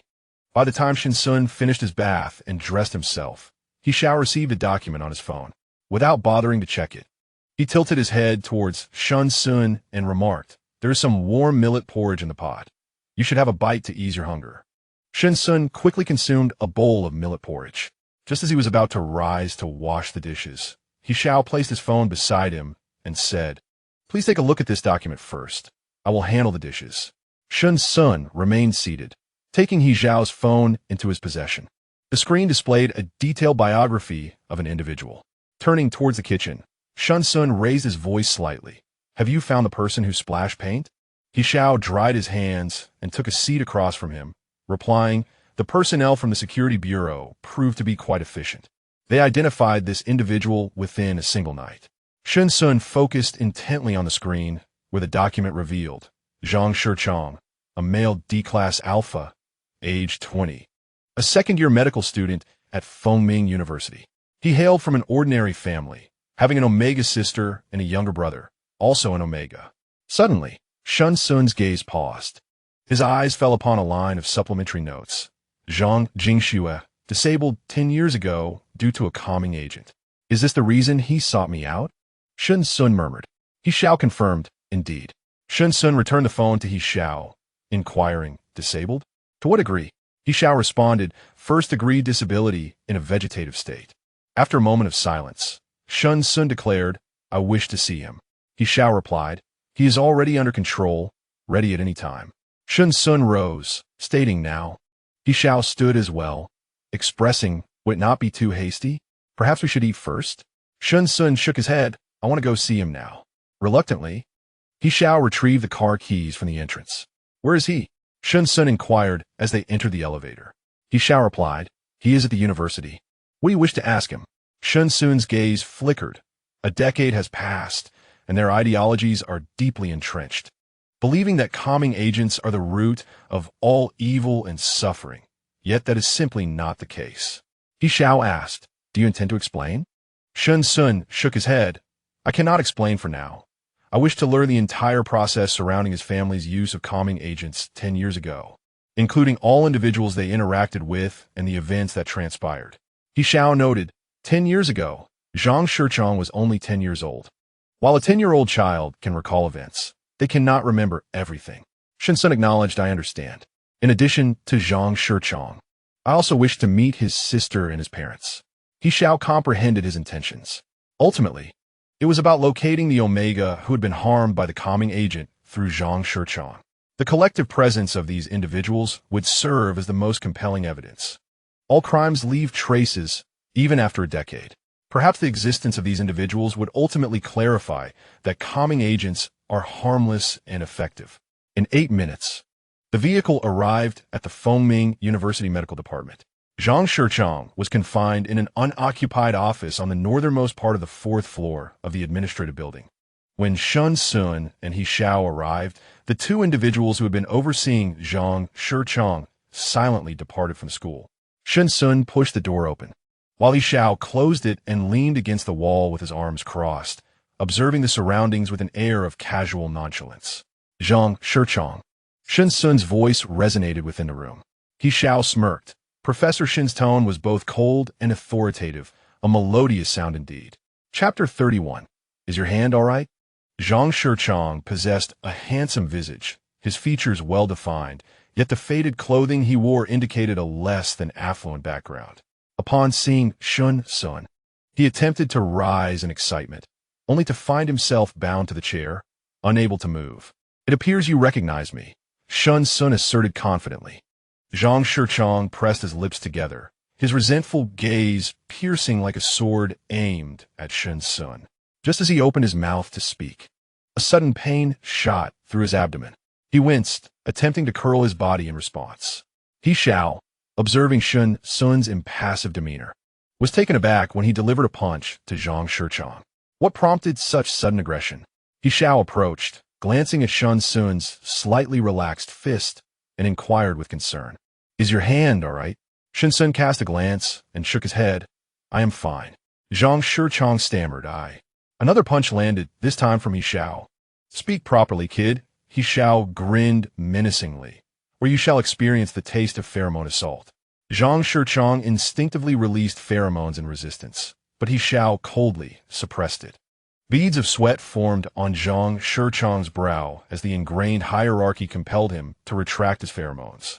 Quite perceptive, He Xiao remarked with a snort. Shen Xun seated himself on the chair that He Xiao had dragged over, his tone slightly haughty. The punch I delivered earlier was due to my aversion to chaotic scents, such as that of paint. He Xiao stood guard beside Shen Xun like a poised tiger, leaving Zhang Shichang to curse inwardly. Noting Zhang Shichang's newfound compliance, He Xiao picked up his phone and sent a text. 3 questions. Shen Xun observed that although Zhang Shichang remained defiant, he had quieted down, and thus continued. Firstly, why did you throw paint at me? Secondly, are you being manipulated by someone behind the scenes? Thirdly, is there a connection to the suppressant from 10 years ago? Zhang Shichang glared at Shen Xun. Do not feign innocence. You are fully aware of the immoral deeds you have committed. Shen Xun remained unflinching. I know precisely what I have done. It is regrettable that you were foolish enough to be used as a pawn by others. Considering your admission to the top medical department of the Eastern Alliance through examination, one would presume your intelligence is not lacking. Zhang Shichang's eyes burned with fury. Dare you claim that your elder brother is not Shen Qinglin? My brother is indeed Shen Qinglin, but there is nothing wrong with the suppressant. Nothing wrong? Zhang Shichang retorted. It turned my sister into a vegetable. Nothing wrong? It killed the mayor's son? Nothing wrong? It has shattered countless families, leaving them in despair. What you have done is utterly heinous, a poison shrouded in malevolence. As he spoke, Zhang Shichang grew increasingly agitated, tears involuntarily spilling from his widened eyes. Shen Xun paused, contemplating before stating, do you know how many hurdles the suppressant must overcome from research and registration to production and distribution? He did not expect Zhang Shichang to respond, and continued speaking to himself. The initial research and development phase comprises 3 distinct steps, progressing from laboratory formulation to preclinical studies, and subsequently to clinical trials. However, every endeavor begins with challenges, and research is exceedingly time-consuming. My elder brother, an Omega, has never dared to delay the research on inhibitors, even while burdened by illness. There was even a time when he nearly lost his life. The laboratory phase is characterized by a repetitive cycle of research, refutation, and the continual return to the drawing board, coupled with relentless result testing. This process is tedious and monotonous. Faced with successive failures, some researchers even resigned on the spot. Eventually, progress was made during the preclinical phase, wherein experiments were conducted using primates, the species closest to humans. Following this, the focus shifted to the 3 phases of clinical trials. Given that the treatment is administered into the body, the initial assessment of safety involved well over 100 subjects. During this phase, the Omega volunteers inundated the recruitment center with calls. They registered through various channels, telephone, internet, and community outreach. Do you comprehend the implications of this? Zhang Shichang pressed his lips together, remaining silent. Subsequently, these additional participants became volunteers for the clinical trials. By this time, the number of subjects for the trials had escalated to tens of thousands, and the inhibitor had received approval for market release. Should the clinical trials yield the anticipated protective effects, all data pertaining to the inhibitor would be submitted to the relevant national authorities for production approval. Everything progressed exceptionally smoothly, a fact that even Shen Qinglin had not anticipated. Yet, unbeknownst to him, he had already stepped into a meticulously laid trap. Zhang Shichang, you are an alpha yourself. Albeit of lower rank, you still possess the ability to mark an Omega. Why did your sister initially receive the relief agent? Zhang Shichang was still young at that time, but the image of Zhang Jingxue shouting from across the river, threatening to jump, remains vivid in his memory. I told you, I will not marry an alpha whom I do not know or like. If that were the case, I would prefer to plunge into the depths of despair.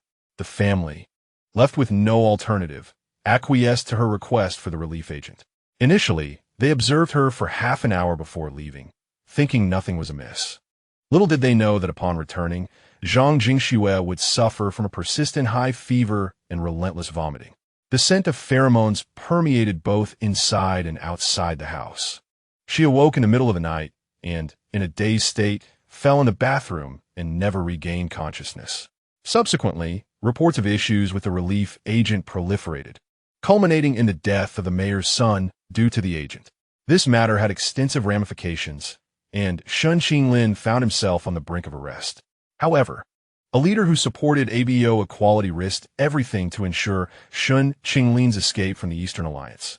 Had he been imprisoned, those in power would not have allowed him to witness another sunrise. If Shen Xun were to perish, it would spell doom for the Omega community. At that moment, He Xiao heard footsteps in the corridor, rose to retrieve a document, and returned. Zhang Shichang's demeanor visibly softened, yet he remained obstinate. Do not think that a few flattering words will allow me to gloss over the situation. Shen Xun gazed directly at him. I'm not asking you to gloss over anything. I merely seek to awaken your awareness. Zhang Shichang recalled the rumors he had heard about Shen Xun in the group chat, and seeds of doubt had already taken root in his heart. However, he could not bring himself to divulge everything to Shen Xun. He Xiao, noticing his hesitation, stepped forward. Surely you have learned something that prompted you to seek revenge on Shen Xun. Who was it that provided you with this information? Zhang Shichang shook his head, evading the question. I do not know what you're talking about. He Xiao pressed on. Do you think I cannot uncover the truth if you remain silent? It is merely that certain individuals inadvertently revealed Shen Xun's whereabouts in the country. In a moment of impulsiveness, you came here, but I trust your associates are not foolish enough to suggest such a cowardly method of reprisal as vandalism. Zhang Shichang was taken aback. His accuracy was unsettlingly precise. Shen Xun curled his lips into a slight smile. It appears our assumptions were correct. Zhang Shichang kept his lips sealed in silence. He Xiao untied him. You may continue to play the mute. I hope that when I eventually find your family, you will still be so miserly with your words. Zhang Shichang suddenly raised his gaze to glare at He Xiao. What do you intend to do? He Xiao's penetrating gaze met his. Do you truly not wish to know how your sister became a vegetable a decade ago? Zhang Shichang retorted. You still want to attribute it to the relaxants. He Xiao interrupted him, tossing a file bag at him. Take this and read it carefully with those wide, bell-like eyes of yours. Zhang Shichang inquired. What is inside? He Xiao replied. You will find out when you read it. With that, he turned to Shen Xun, silently asking, Shall we leave?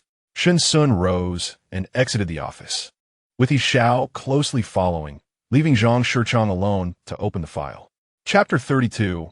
My wife was frightened by you. Zhang Shichang opened the file bag, discovering only a thin sheet of paper inside. It detailed Shen Xun's medical results, diagnosed with pheromone level disorder due to 7 years of relaxant injections. The gravity of this simple statement struck him profoundly. How could Shen Xun, as Shen Xun's brother, have been receiving relaxants for 7 years? No, this must be a deception. Zhang Shichang flipped the paper over, finding a handwritten note on the blank side. The test subject was unharmed. Do you really think an approved inhibitor, cleared through safety testing, could cause disability or death? Fool! The tone unmistakably belonged to He Xiao. Yet, disregarding everything else, Zhang Shichang clutched the paper and returned to his dormitory. Upon exiting the administration building, Shen Xun asked about the contents of the file He Xiao had given to Zhang Shichang. He Xiao replied, It states that you received relaxant injections and pitifully fell ill, while also lamenting his intelligence for being admitted to the medical department of Fengming University. Shen Xun retorted, Do you think you are amusing? He Xiao chuckled awkwardly. If you find it funny, then so be it. He Xiao, driving the vehicle, unconsciously engaged Shen Xun in conversation. There is still time. What would you like to eat when we return? Shen Xun recalled He Xiao's culinary skills, his tone lightening. Anything is fine. He Xiao suggested, The lychees I bought last night are still in the refrigerator, although they may not taste as good after a night. We can make a dish. How about lychee shrimp balls? Almost immediately, he reconsidered. I almost forgot. Since you're allergic, it's best not to eat shrimp. Let us prepare lychee chicken wings instead. What do you think? Shen Xun had no objections. However, the modest little house lacked an oven, so they had to make do with an air fryer. It dawned on Shen Xun that it was He Xiao who had a penchant for lychees, most likely having purchased them for him. Otherwise, considering He Xiao's appetite, a mere 15 lychees would hardly suffice as a snack. This realization left Shen Xun momentarily stunned. With designer clothing, nutritious meals, and meticulous care, it seemed he was accruing an ever-growing debt of gratitude. Shen Xun raised an eyebrow. The distinction between owing 1 million and 3 million appeared negligible. Upon returning to Rose Garden, He Xiao first used a rice cooker to steam enough rice for two. Shen Xun glanced over and deduced there would be enough to sustain Su Jia for 2 days. He Xiao had a hearty appetite, starting with at least 2 bowls of rice. What are you pondering? Do you wish to lend a hand? He Xiao jested, yet Shen Xun took it to heart. Entering the kitchen to demonstrate he was not merely a freeloader. He Xiao chuckled, "Oh, illustrious Professor Shen, perhaps you should remain seated outside." Shen Xun replied, "The moment you spoke, I felt you were mocking me. How could I dare?" He Xiao turned and gently ushered him out of the kitchen, saying, "Please wait a moment. I shall peel an apple for you to snack on." Shen Xun initially intended to protest that he could peel it himself, but recalling his clumsy knife skills and the extravagant price of 100 yuan per apple, he refrained. He Xiao swiftly cut the apple into pieces and placed them into a transparent glass bowl, bringing it over to Shen Xun. From his elevated vantage point, he noticed a red rash on Shen Xun's neck. "Have you applied your medication?" Shen Xun shook his head. "Not yet. I will return to cooking. But do not forget to apply your ointment," He Xiao reminded him. Shen Xun acknowledged this, contentedly spearing an apple slice. Such days of being catered to were incredibly tempting. In just a few days, he found himself growing lethargic. Were it not for his obligations at the laboratory, he would genuinely prefer to spend his days at home reading, sipping tea, and taking leisurely strolls. Perhaps this is the ultimate dream of humanity. Having not finished the apple, Shen Xun contemplated and decided to offer a piece to the industrious He Xiao in the kitchen. The lychees had already been peeled, and upon noticing Shen Xun approaching, He Xiao unceremoniously offered one to his lips, declaring, "There are only 14 chicken wings, so you shall handle the surplus lychee."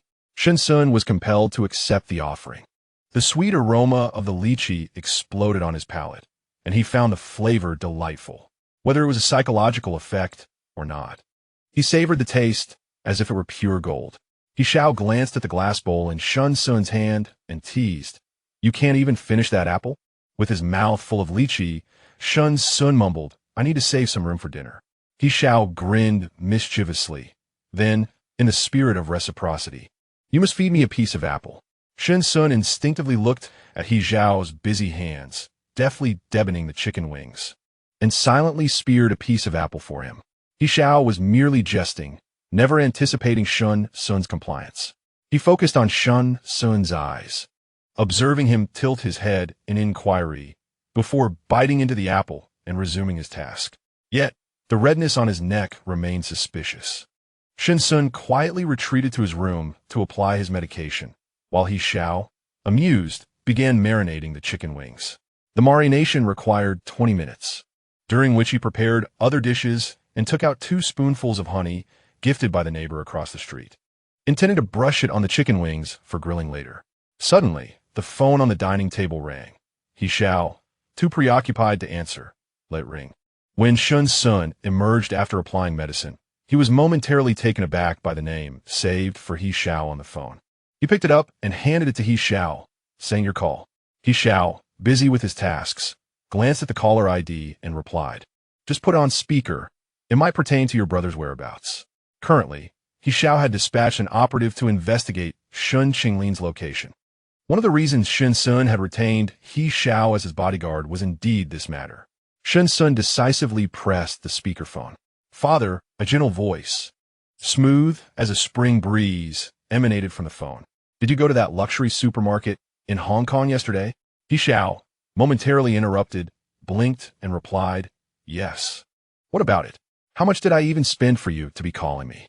"Son, did you go with an Omega?" The voice continued, revealing the purpose of the call. "Dudu sent a photo of you at the supermarket with his boyfriend to the group chat, and he has been complaining about you." Dudu, whose real name is He Yuan, is his younger cousin. He Xiao raised an eyebrow. What is the little snitch complaining about now? He had been kicked out of the family group for constantly bullying He Yuan. He said that for his birthday this June, he wanted you to buy him a bag worth over 10,000, but you deemed it too expensive and told him to ask Xiao instead. Yet, you took an Omega to the supermarket and spent hundreds of thousands. Xiao is He Yuan's boyfriend. Shen Xun listened nearby, his eyelids twitching. He was all too familiar with this narrative, being one of the protagonists. He Xiao chuckled. That tiny bag costing 18,000 is indeed expensive. Ah, He Xiao, you miser. At least I can touch and see the 18,000, but what remains after you gulp down that 380,000 bottle of wine? Yes. My cousin is less important than a wife, but we are still brothers by blood. Am I not worth an 18,000 bag? The incessant chatter gave He Xiao a headache. He Xiao, exasperated, retorted, what are you doing in my house? He Yuan huffed, mind your own business. I couldn't care less. I'm hanging up. Hang up, came a thunderous shout from the other end. I want to see your wife. Shen Xun's hand trembled, causing the phone to fall to the ground. He Xiao instinctively responded, my wife has been frightened by you. Little did he know, this remark plunged both ends of the line into silence. Chapter 33. The superiority of cooking for one's wife were you talking about? Shen Xun inquired, his gaze questioning.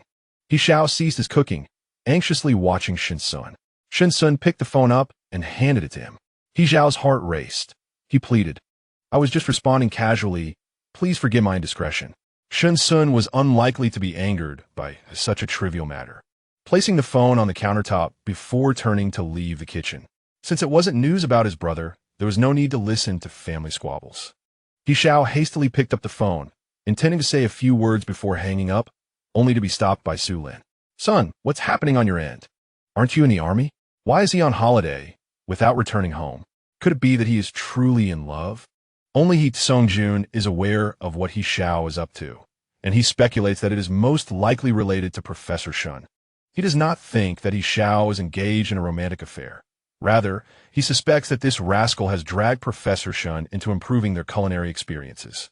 After all, he was raised in comfort and luxury, and despite having endured hardships in adulthood, he would not allow himself to suffer undue deprivation.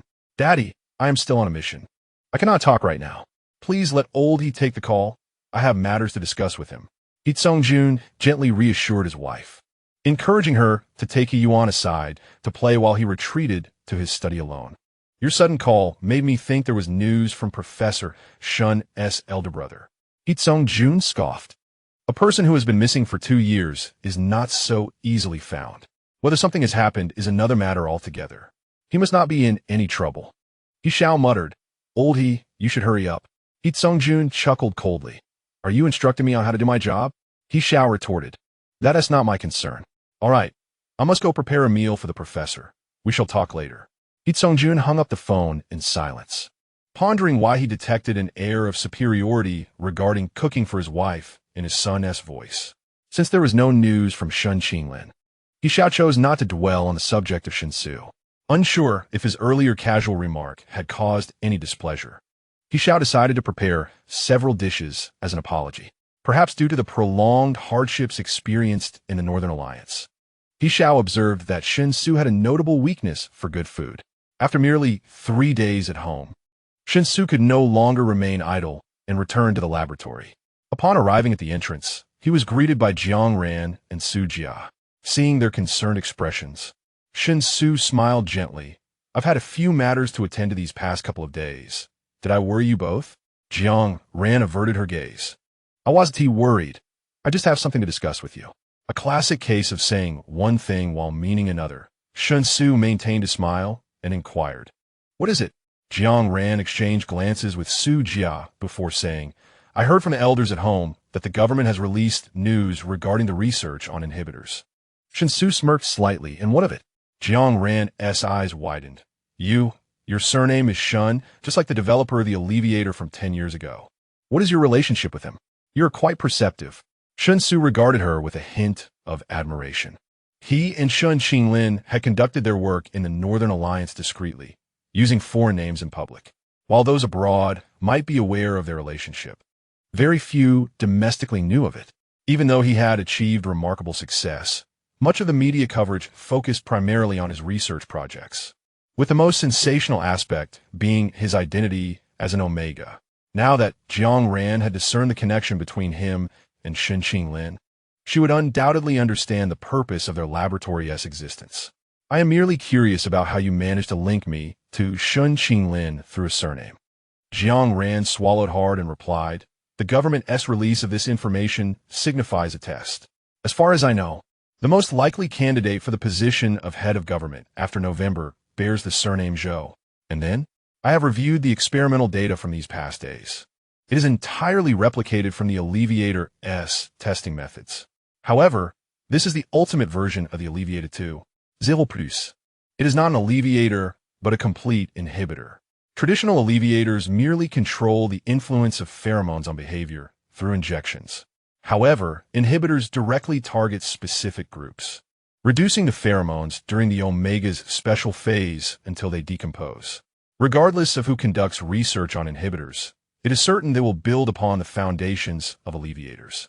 Yet, as you, Shen, are one of the world's foremost scientists, this project can only succeed under your expertise.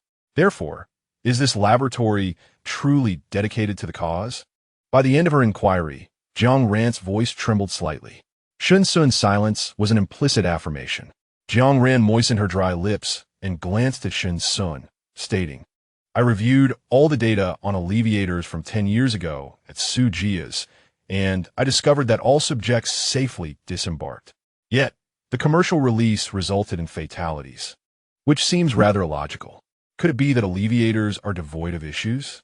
Shen Xun sighed. "Indeed, they are without issues." Jiang Ran replied, "I suspected as much. If there were problems, why would Mr. Zhou continue to research inhibitors under such pressure? After all, his family has already suffered the loss of an Omega. Perhaps this reflects the larger dynamics at play. The conflict between alphas and betas is indeed propelling the research on inhibitors forward. Are the others aware of this matter?" Shen Xun inquired about Yin Xin, Zhuang Jing, and Ouyang. Jiang Ran shook her head. "I am uncertain of their awareness. However, Yin Xin tend to act unconventionally. Ouyang is rather slow-witted, and Zhuang Jing is the least reliable among them." As she spoke, Jiang Ran became animated. "He seems to disdain us betas from head to toe, as if sharing a room with us is an affront to his dignity. What a peculiar disposition. One's character is undoubtedly influenced significantly by their family background. Zhuang Jing may appear haughty, yet he merely speaks without action, adhering to the rules in practice." "Then perhaps you should subtly hint at this to them," Shen Xun suggested. Jiang Ran agreed, intuitively grasping the likely reactions of the trio. Zhuang Jing would appear troubled, torn between desire and reluctance. Ouyang would simply state his intent to follow the group's lead, while Yin Xin would likely be the most enthusiastic, perhaps even proposing a celebratory outing for their newfound venture. Indeed, Jiang Ran's predictions proved accurate. After lunch, Yin Xin eagerly approached Shen Xun, proclaiming, "Professor, we have come to an agreement. Your successes are our triumphs, and your failures are our burdens, but we have a small request." Shen Xun turned the coarse precision focus knob in the opposite direction, responding coolly, "I believe this is more your request." Yin Xin chuckled, "Professor, let us dine together. What do you think? This could mark the beginning of a revolutionary friendship." Shen Xun silently smirked. Although Chen Sili's chosen individuals appeared unreliable, they were, in fact, quite dependable. He replied softly, "Very well. Let's not delay. Tonight it shall be." Yin Xin unilaterally decided for Shen Xun. Shen Xun was indifferent. After all, mealtime was mealtime. It was indeed time to foster some camaraderie. He Xiao observed Yin Xin entwined with Shen Xun from the large window and stood to tap on the glass. Yin Xin felt a shiver run down his spine and promptly exited to relay the delightful news of the dinner gathering. Shen Xun rose and opened a window slightly, conveying the news to He Xiao. "Could you please reserve a table at a restaurant near the school? The hour is still early, and he cannot leave just yet." He Xiao nodded. "All right, leave it to me." However, he did not settle for the nearby food stalls and small eateries. Instead, he opted for the same restaurant where he had lunch with Shen Xun, albeit this time selecting a private room. Chapter 34. The gathering around 5:30 in the afternoon. A throng of individuals emerged from the laboratory. Yin Xin and Zhuang Jing paced around He Xiao's armored off-road vehicle, occasionally exclaiming in astonishment. Even the usually reticent Ouyang Jingxi could not help but cast a few glances. Crafted entirely by hand over the course of 1,500 hours, its rugged and formidable appearance exuded an aura of invincibility. No man could resist such a steel behemoth. He Xiao opened the car door, allowing them to gawk to their heart's content. Wow, this is the only one in Fengming City, Yin Xin remarked, nearly drooling. If I were an Omega, I would be ready to pledge myself. He Xiao playfully kicked him in the behind. That would only happen if I were inclined. Zan Xin Juke, flashing a thumbs up. You truly are a match made in heaven with the professor. Shen Xun, uninterested in their childish banter, stepped onto the running board and entered the passenger seat. He Xiao ushered the group of youngsters into the vehicle. The luxurious rear seats accommodated four, with Jiang Ran being the only female, claiming one for herself, while Su Jia, masquerading as a beta, also took a seat. Zhuang Jing and Yin Xin each settled into a seat, leaving Ouyang Jingxi in an awkward predicament. Yin Xin seized Ouyang's wrist, pulling him to sit beside him. Just make do, we can squeeze a bit. Ouyang, startled, attempted to rise. Yin Xin held him down. Where are you going? As an alpha, I shouldn't take advantage of a beta like you. Letting you squeeze in is simply brotherly camaraderie. Don't be ungrateful. Ouyang remained still, murmuring a thank you. Yin Xin quipped. You, a grown man, speak like a mosquito. With that small frame, you resemble an Omega. Eating so little, it's as if someone has been mistreating you. Jiang Ran, aware of Ouyang's background, shot Yin Xin a disapproving look. Not everyone has the same privileged upbringing as you. Yin Xin retorted with a dismissive sound. My family is decent. But after witnessing the prowess of the professor's wife, I concede. Su Jia nearly spat out his water. Every time, Yin Xin casually referred to He Xiao as professor's wife. It left him in disbelief. The 5-minute drive felt fleeting, and as the last to exit, Yin Xin found himself behind Ouyang. As they stepped outside, the glaring sunlight was blinding, prompting Ouyang to raise a hand in defense. His well-defined profile caught Yin Xin's attention. He furrowed his brow slightly. Is this kid really this pale? I don't remember noticing before. Shen Xun, glancing at the gray storefront, turned to He Xiao in surprise. Why did we come here to eat? Wasn't it said to find a casual place? He Xiao led the group into the restaurant, slightly leaning toward Shen Xun and whispering, I thought it prudent to choose a safer spot, considering you just had a bucket of paint dumped on you. The 7 of them were seated in a moderately sized private room arranged by the restaurant. With a shopping mall nearby, the young people could stroll around after their meal. Naturally, Shen Xun sat next to He Xiao, while Su Jia occupied the opposite side. As the dishes arrived, He Xiao couldn't help but chuckle at the sight of Su Jia devouring his food with fervor. Indeed, the character of an individual often reflects the company they keep. From the manner in which he dined, He Xiao discerned the essence of Shen Xun. Yin Xin unceremoniously took several bottles of liquor, some beer, some white spirits, and some foreign varieties, proclaiming, from this day forth, we are akin to crewmates on a pirate ship. Jiang Ran retorted, I find your choice of words rather abrasive. What do you mean by pirate ship? Su Jia chimed in, affirming her sentiment.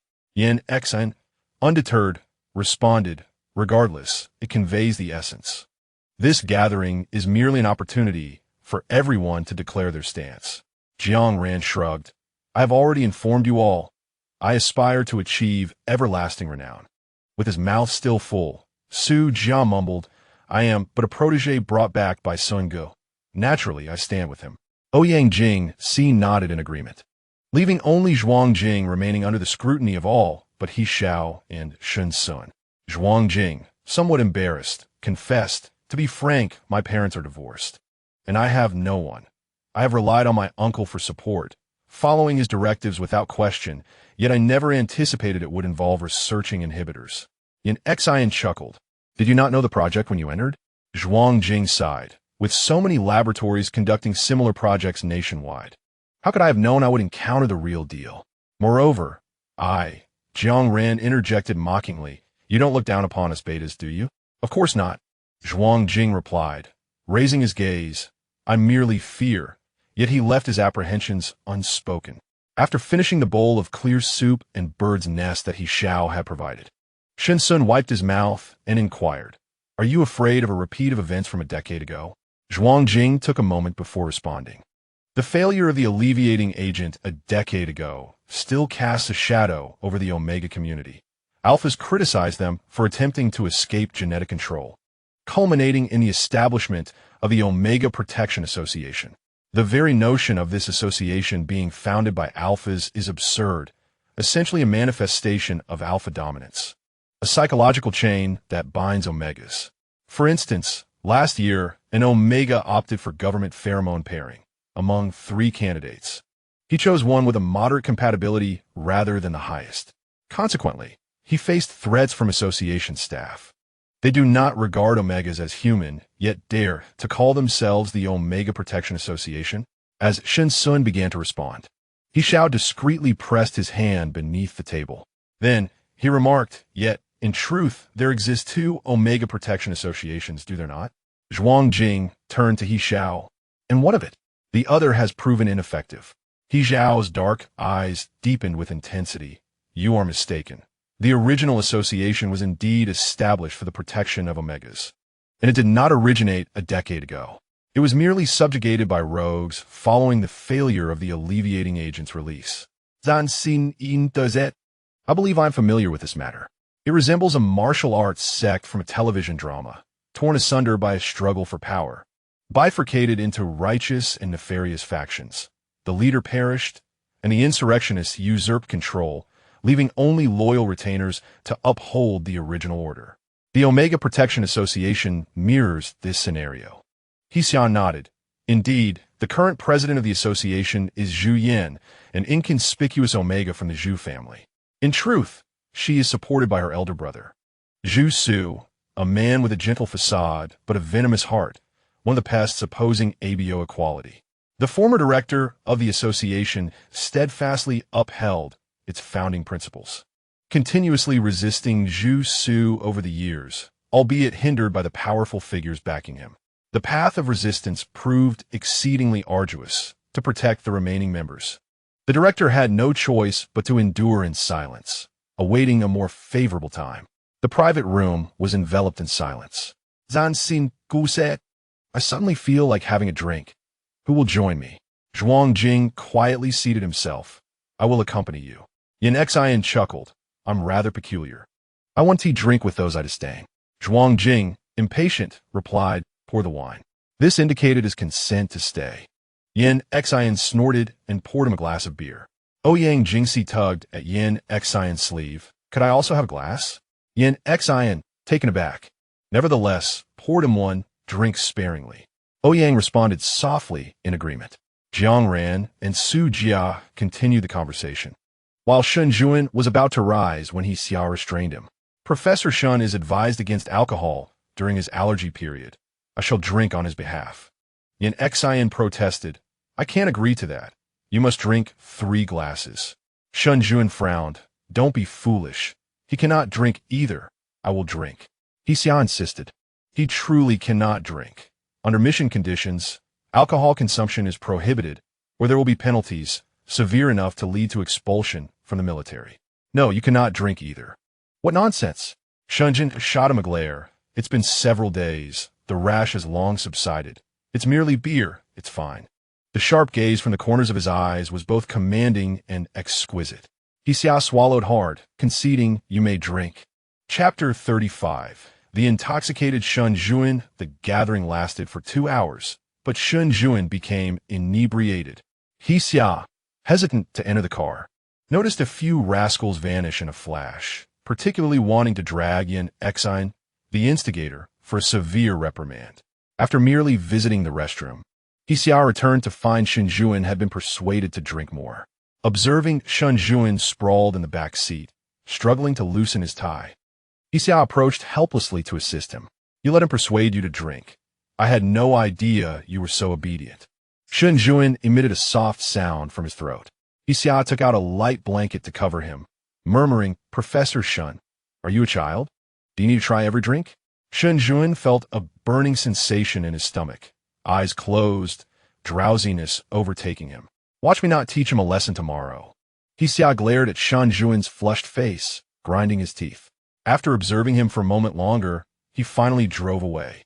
Meanwhile, Yin Xin, still insisting on watching a movie with friends, was sneezing continuously. Upon returning to Rose Garden, Shen Xun was already fast asleep. The car's air conditioning was sufficient, and fearing that removing the blanket might cause Shen Xun to catch a cold, He Xiao held him closely, blanket and all. Such a light weight, He Xiao mused. This is Shen Xun's weight. Despite having gained a little flesh during this time, he still felt light. As the elevator ascended slowly, He Xiao cast his gaze down at the person in his arms. The quality of his alcohol tolerance seemed quite commendable. The only response was the gentle warmth of his breathing against his chest. He effortlessly carried the person into the bedroom, intending to pull away the thin blanket to cover him, only to find it pinned beneath Shen Xun. As He Xiao tugged at the blanket, Shen Xun suddenly mumbled sleepily, "I want to take off my clothes. I haven't taken off yours." The drowsy remark sent a rush of warmth to He Xiao's palm. Shen Xun continued to murmur something about not accepting money. He Xiao, stunned into silence, thought, "How would I dare to throw money at you to remove your clothes? Just sleep peacefully and don't wrongfully accuse me." Though he spoke those words, his gaze involuntarily drifted to the open collar of Shen Xun's shirt. The black tie hung loosely around his neck, and the top button had mysteriously vanished. The smooth contours of his collarbone glimmered under the light. He Xiao abruptly averted his eyes, his breath quickening. "All right, I should go prepare some hangover soup for this ancestor." After saying that, he sheepishly draped the blanket over Shen Xun. The reason for making the hangover soup was that He Xiao suspected Shen Xun would not sleep unless he took a shower, fearing he might wake up in the middle of the night. This soup could be kept in a thermos, with nothing else to occupy his time. He Xiao closed the door and began punching a sandbag, something he had specifically set up after moving in. Shen Xun, on the other hand, found himself irritated by the persistent thudding sound in his ears. Who was being so bothersome at this hour? He frowned slightly, opening his eyes only to close them again. After about 30 seconds, he opened his eyes once more. The dull thuds continued to echo, prompting Shen Xun to prop himself up on his arms. He threw off the blanket in exasperation. The bedroom was dim, and he felt his way along the edge of the bed to switch on a lamp. The smell of alcohol in the air was almost intolerable. He sat there for a while before finally getting up to open the door. Coincidentally, He Xiao opened the door at that moment. Shen Xun's gaze froze. He Xiao's black tank top clung to his robust, athletic physique. The muscular lines were strong and defined, and Shen Xun's eyes fell on his slightly clenched fist, wondering if that punch could take down 3 omegas. The exposed skin glistened with a layer of sweat, evidently from a prolonged session with the sandbag. Although his gaze was merely one of appraisal, it caused He Xiao to tense up. "You're awake?" he asked, his voice a bit hoarse. "MHM." He Xiao, towel in hand, and initially intending to head to the bathroom, turned instead towards the kitchen. "There's some hangover soup here. Come drink some." Shen Xun followed him, and He Xiao poured the soup into a porcelain bowl for him.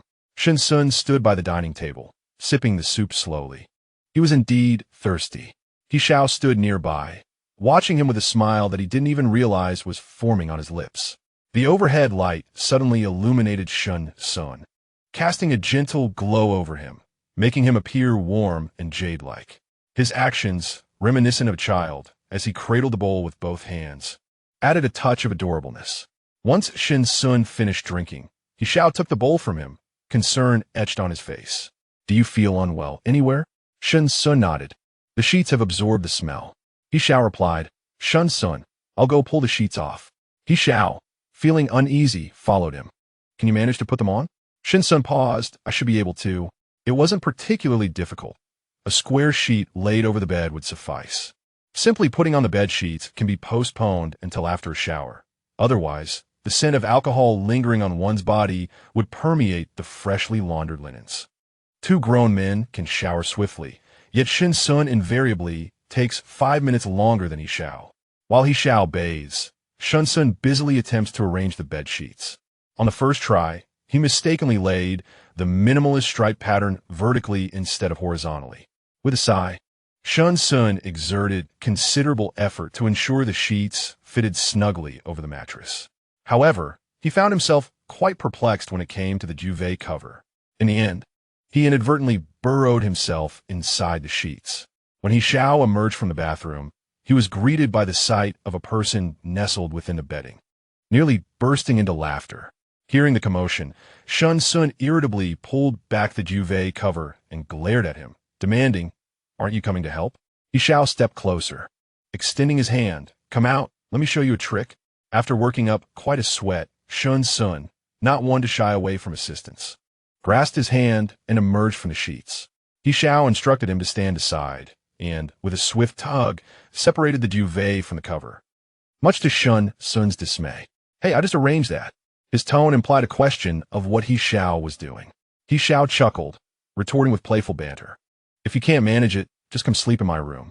Despite his words, he adeptly tidied the duvet cover. Shen Xun, uninterested in engaging, marveled at how effortlessly He Xiao smoothed and rolled the cover, accomplishing in moments what had earlier seemed a struggle. With the duvet now arranged, He Xiao turned to Shen Xun, asking, "How about that? Simple, isn't it?" Shen Xun nodded appreciatively, acknowledging the superior skills of someone from the military. After some back and forth, it was already past 1 in the morning. Shen Xun expressed his gratitude, and He Xiao, sensing the late hour, exited the bedroom. Just as he stepped out, he turned back, almost forgetting, "Sieb, I wanted me to ask how your health has been lately." Shen Xun responded, "You spend all day with me. Don't you know? Just tell him directly." He Xiao replied, "That is how I conveyed it to him. But it seems he is still concerned about your anticipated third differentiation." Shen Xun chuckled in disbelief. He already stated it was a misdiagnosis. Why hasn't he let it go? He Xiao laughed. He simply refuses to accept his own failure. "It's late. Get some rest." Shen Xun closed the door behind him, though sleep eluded him. After resting for a while, he found himself wide awake. He picked up a book from his bedside to pass the time. It was not until 3 in the morning that he finally turned off the lamp and succumbed to slumber, only to find himself dreaming of He Xiao in a tank top. Chapter 36. Students vandalized the laboratory at 5 in the morning. The sound of water echoed from the bathroom. He Xiao furrowed his brow as he rose, knocking on the door. "Shen Xun, are you in there?" Shen Xun, trembling and unable to compose himself, calmed his nerves and replied, "Yes." "Why are you up so early?" He Xiao, fully awake now, asked, "Are you feeling unwell again?" Shen Xun, embarrassed as he fidgeted with his underwear, knew the source of his discomfort remained blissfully unaware. He sighed, "I'm fine, just had a nightmare and needed a shower." Only then did He Xiao relax. "I'll prepare breakfast. Let us keep it simple today. How about some noodles?" "Sound good." With the shadow outside the door finally gone, Shen Xun breathed a sigh of relief. He quickly finished a shower and, while He Xiao was distracted, hung his clothes to dry. By the time he sat at the dining table, he had regained his composure and demeanor.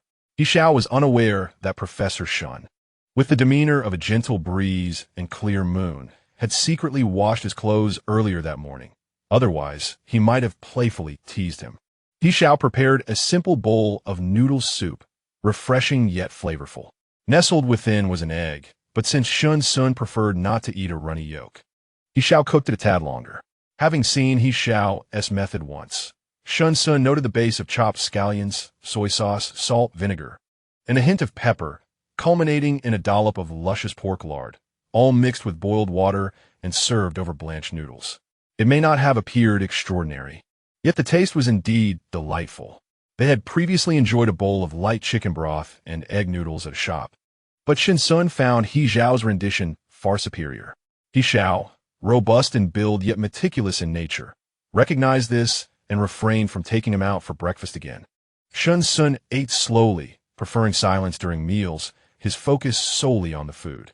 He Xiao consumed his noodles in a few bites, reclining comfortably against the back of his chair, unabashedly observing Shen Xun. The elegance with which the beauty consumed his meal was striking.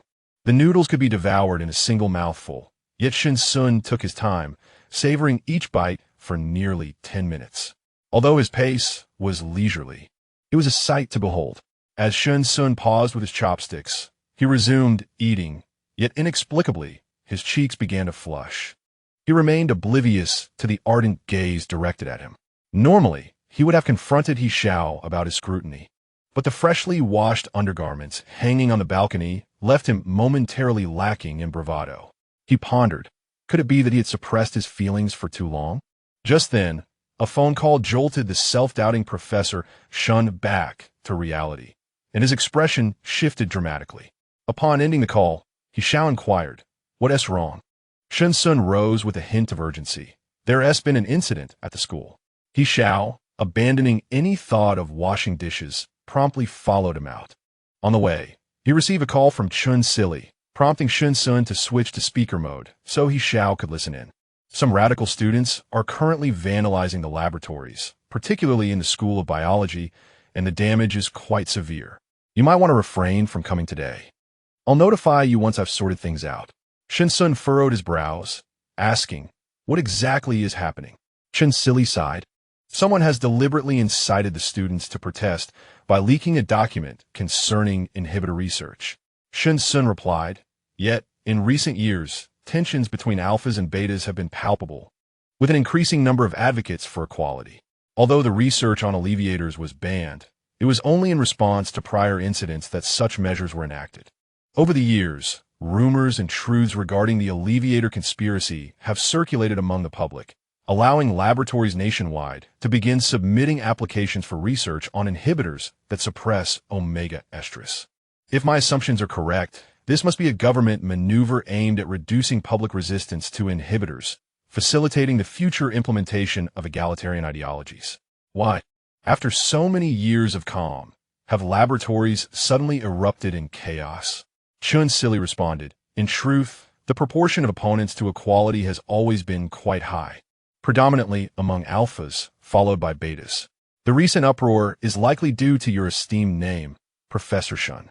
Shen Xun remained silent, and Chun Silly continued. The students and the public lack understanding. It takes only a few individuals with intent to orchestrate panic-inducing rumors online. The public and students remain oblivious to your identity. Yet the high-ranking officials are far more informed about the opposition to equality. With your leadership, the success rate of projects is not to be understated. One could boldly assert it exceeds 98%. Shen Xun, they are becoming anxious. After a moment of silence, Shen Xun inquired, are these individuals the same as those from a decade ago? Chun Silly replied, they're a more formidable group. Shen Xun understood. Those individuals had already held significant power 10 years prior, and with the passage of time, their influence had only intensified. As for the vandalism incident at our school, could it be contained within a small scope? He Xiao suddenly asked as he drove through the school gates, or has it erupted nationwide? Chun Silly responded, not nationwide yet.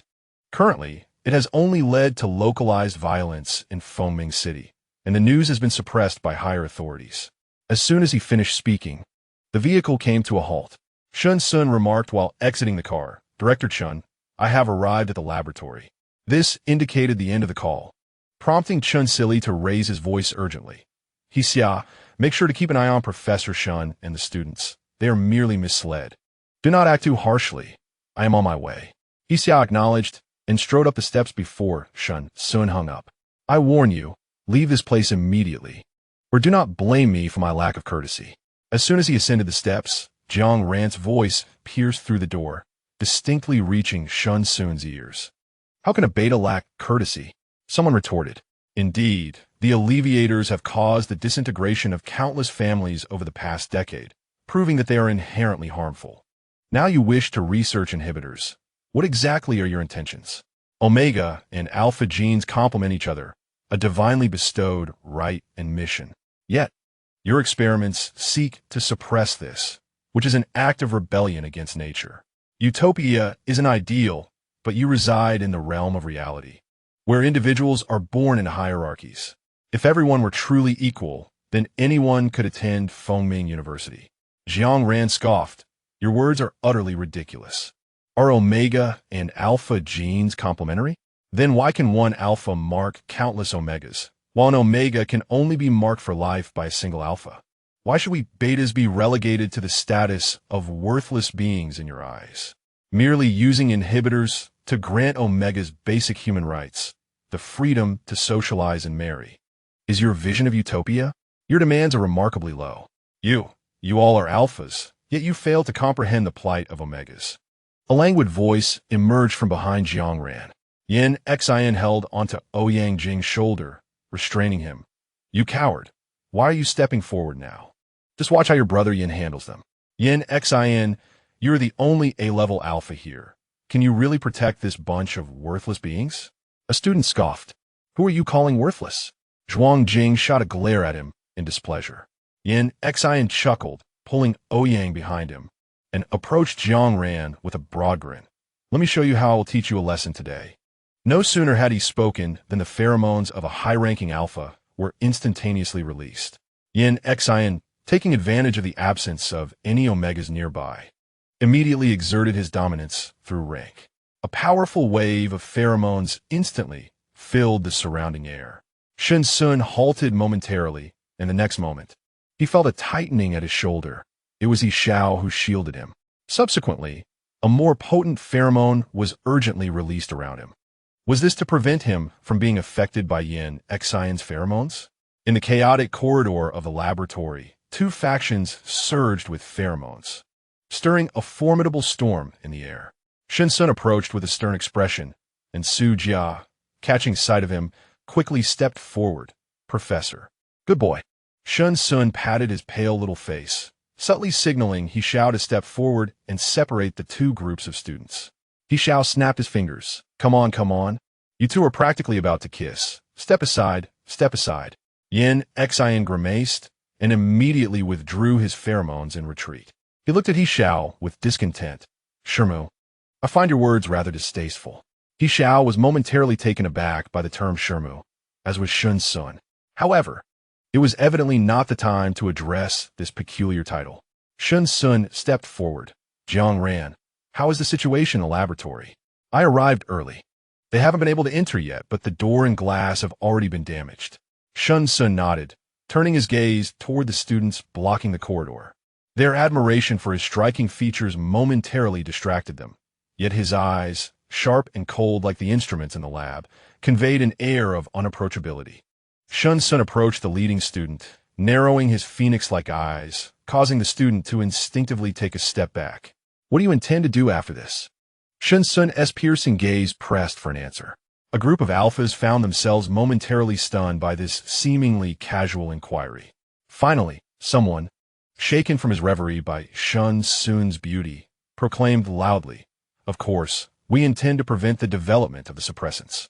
Shen Xun scoffed. You cannot stop it. Who do you think you are? The student's expression stiffened.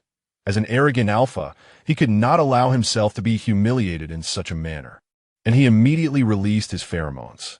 The others, witnessing this, rushed forward. Yin Xian and Zhuang Jing swiftly positioned themselves in front, allowing Shen Xun to lead the others into the laboratory. The situation escalated uncontrollably. The chaotic pheromones in the corridor caused Shen Xun's glands to swell. Su Jian noticed his furrowed brow and hurriedly attempted to guide him into the lab. In the midst of the shoving, Shen Xun emitted a muffled sound, instantly breaking into a sweat. One of the students releasing pheromones suddenly screamed, clutching at his glands. He Xiao effortlessly lifted the student against the wall. The current generation of alphas is increasingly inferior. Your method of dealing with omegas is merely pheromone suppression? His tone carried an undeniable wrath. Let go, let go. The student pleaded in a tone choked with pain. Yin Xian and Zhuang Jing retreated in unison, and the high-level pheromones in the corridor were abruptly dissipated, replaced by the chilling scent of pine after rain. The temperature of the air plummeted, and the oppressive pheromones clung to the dust like invisible particles, subsequently engulfing the raucous alphas in layers. Time appeared to freeze in the corridor. The previously agitated crowd fell into an eerie silence. A group of alpha students could not help but shiver. What level is this? Someone summoned the courage to ask. Yin Xian relished in the misfortunes of others. Among the dividers, there exists a hierarchy, yet those classified as a level and above are not excessively subdivided. This implies that even within the A level, distinctions can be made, revealing that not all A-level alphas possess equivalent strength. He Xiao, intent on concealing his S-level status, refrained from vocal denial. With just a modicum of his power, he instilled a sense of trepidation in those around him. Though a mere cadre of students, he found his ire surging. The provocation arose when one among them sought to wield pheromones against Shen Xun, an affront he could scarcely suppress. After all, these students were of age, having reached the threshold of 18. As the corridor became increasingly saturated with aggressive pheromones, Shen Xun, enduring the pain in his hand, called out softly, He Xiao. At once, He Xiao withdrew his pheromones, though the residual scent in the air would linger for several hours. Just as the students began to breathe easier, Chun Sili entered with his entourage, reigniting the tension. Observing the beads of sweat on Shen Xun's forehead, He Xiao promptly approached and enveloped him, asking, "What troubles you? Have the pheromones affected you?" Leaning against him, Shen Xun shook his head. "I was pinched." In the chaos, he had instinctively braced against the wall, only to be jostled by another. He Xiao turned Shen Xun's hand over, revealing the abrasions on his knuckles, blood oozing from the wounds. Unperturbed by Chun Sili's handling of the students, he took Shen Xun back to the car, where a first aid kit awaited. The stark white walls bore dust, and as Shen Xun settled beside the flower bed, he watched He Xiao cleanse his hand with pure water. Following this, He Xiao applied disinfectant with meticulous care. "I say, Professor Shen, you're either injured or on the brink of injury," Shen Xun teased lightly, eliciting a soft chuckle from him. "You find this amusing?" He Xiao glared at him. Yet, Shen Xun maintained a slight smile. Under the expansive shade, he felt an unexpected sense of relaxation, having just emerged from a tense confrontation. Propping his chin on one hand, he inquired, "Do you know what I wish to do now?" His voice was gentle, prompting He Xiao to crouch before him, curiosity piqued. "What is it?" With a beckoning gesture, Shen Xun urged him closer. He Xiao leaned in, his heart racing. Shen Xun playfully tousled his short hair, the bristles brushing against his palm, igniting a ticklish sensation. "Is that all?" He Xiao questioned, feeling a strange disquiet. Just as he contemplated further, the tension was abruptly interrupted by the arrival of Landry. It was Flynn. He Xiao extended his hand to Shen Xun, who rose to face Flynn, saying, "Flynn, what brings you here?" Flynn assessed him from head to toe, visibly relieved upon confirming his safety. "I saw the footage of students vandalizing the laboratory and was concerned for you." Shen Xun shook his head. "I am fine. You need not have come all this way." Flynn frowned. The entrance to the research institute was swarmed with protesters this morning. It must be due to the leaked documents. Shen Xun inquired, "Has your institute also faced an attack?" Flynn nodded. "Those incited individuals are utterly irrational, vehemently opposing the research on suppressants." "Are you unscathed?" Flynn shook his head. "I am well. I had a pleasant discussion with Mr. Chung from the institute, who has been quite attentive to my needs." Flynn has always held a fondness for Eastern culture, and with Chang Yang possessing considerable knowledge on the subject, their conversation flowed effortlessly, much to Shen Xun's lack of surprise. In truth, returning to the Eastern Alliance, the Research Institute would be the most suitable place for you. However, due to your reservations stemming from Gordon's situation, I can empathize with your reluctance. Yet, it is important to acknowledge that different countries possess varying management styles within their research institutes. What transpired in the Northern Alliance may not necessarily occur here. Landry, I sincerely hope you will consider joining the institute. Shen Xun remained silent for a moment, his tone slightly frosty as he responded, "Are you referring to the collusion between Northern Alliance laboratories and high-ranking officials in conducting live and experimental subject tests?" Flynn's expression stiffened as he replied, "You have a saying, 'Clear water has no fish.' Every nation possesses its murky side, and this place is no exception. Is it?" "Indeed," Shen Xun admitted without hesitation, "but I cannot abide by them casting filth upon my brother, Landry." With a slight nod, Shen Xun turned and ascended the steps, clearly indicating his intent to say no more. Chapter 38. Fever or not, Flynn watched Shen Xun's retreating figure with a heavy sigh. That was not his intention. He Xiao, with a subtle demeanor, inquired, "May I ask why you wish for him to go to the Institute?" "You are well aware of his resistance." Flynn responded, "The Institute boasts the finest resources and team. He is being overlooked here." He Xiao silently scoffed. evidently disagreeing with Flynn's sentiments. "Why are you here? Is it solely because of Shen Xun?" Flynn met He Xiao's gaze, fully aware of the probing nature of the question, yet his eyes remained clear and unwavering. However, he had no desire to elaborate further, offering only a brief response. He Xiao, dismissing the need for further dialogue, turned and made his way to the laboratory. From the very first moment he laid eyes on Flynn, he had taken an instant dislike to him, pretending to be refined. Several panes of glass in the laboratory had been shattered, and the students had already been taken away by Chun Silly. By the time He Xiao arrived, Shen Xun had donned a white lab coat. He had initially intended to remind him of the injury on his hand, but knowing that Shen Xun might not heed the advice, He Xiao decided against it. Shen Xun certainly wouldn't return home to rest over such a minor injury. After observing for a while, He Xiao stepped into a corner to call Zhang Ruchuan. Shen Xun did not leave the laboratory until midnight, at which point He Xiao was anxiously eager to take him out for a meal. Shen Xun furrowed his brow and suggested, "Let us just grab a quick bite at the cafeteria. I don't want to linger, as there is still much to do in the lab this afternoon." He Xiao acquiesced, and the two ultimately went to the nearest cafeteria. At this hour, few students were dining, so they ascended to the second floor and ordered 2 servings of noodles. As they were nearing the end of their meal, Shen Xun remarked, "I noticed you were on the phone for quite some time this morning. Was it regarding the leak of the inhibitor research documents?" He Xiao affirmed, "Some individuals are becoming restless." Shen Xun looked up. "What do you plan to do now?" With the news leaked ahead of its intended announcement in November, can Mr. Zhou's election proceed normally? The question was posed rather delicately. He Xiao reassured him, "Do not worry. Everything is proceeding according to plan." Shen Xun paused with his chopsticks, quickly grasping the crux of the matter. The premature leak was either a deliberate arrangement or an opportunistic maneuver. Given the current societal climate in the Eastern Alliance, gender equality is imperative. In the present day, Beta is poised for action, and regardless of who ascends to power next, the launch of inhibitors is inevitable. Contemplating this, Shen Xun felt a great sense of relief. However, prior to that, the matter of the alleviators still required attention. Shen Xun turned abruptly to He Xiao, inquiring, "What do you mean?" He Xiao replied, "It is possible that the full details surrounding the death of Mayor Zhou-san will be made public." Shen Xun was taken aback. "Really?"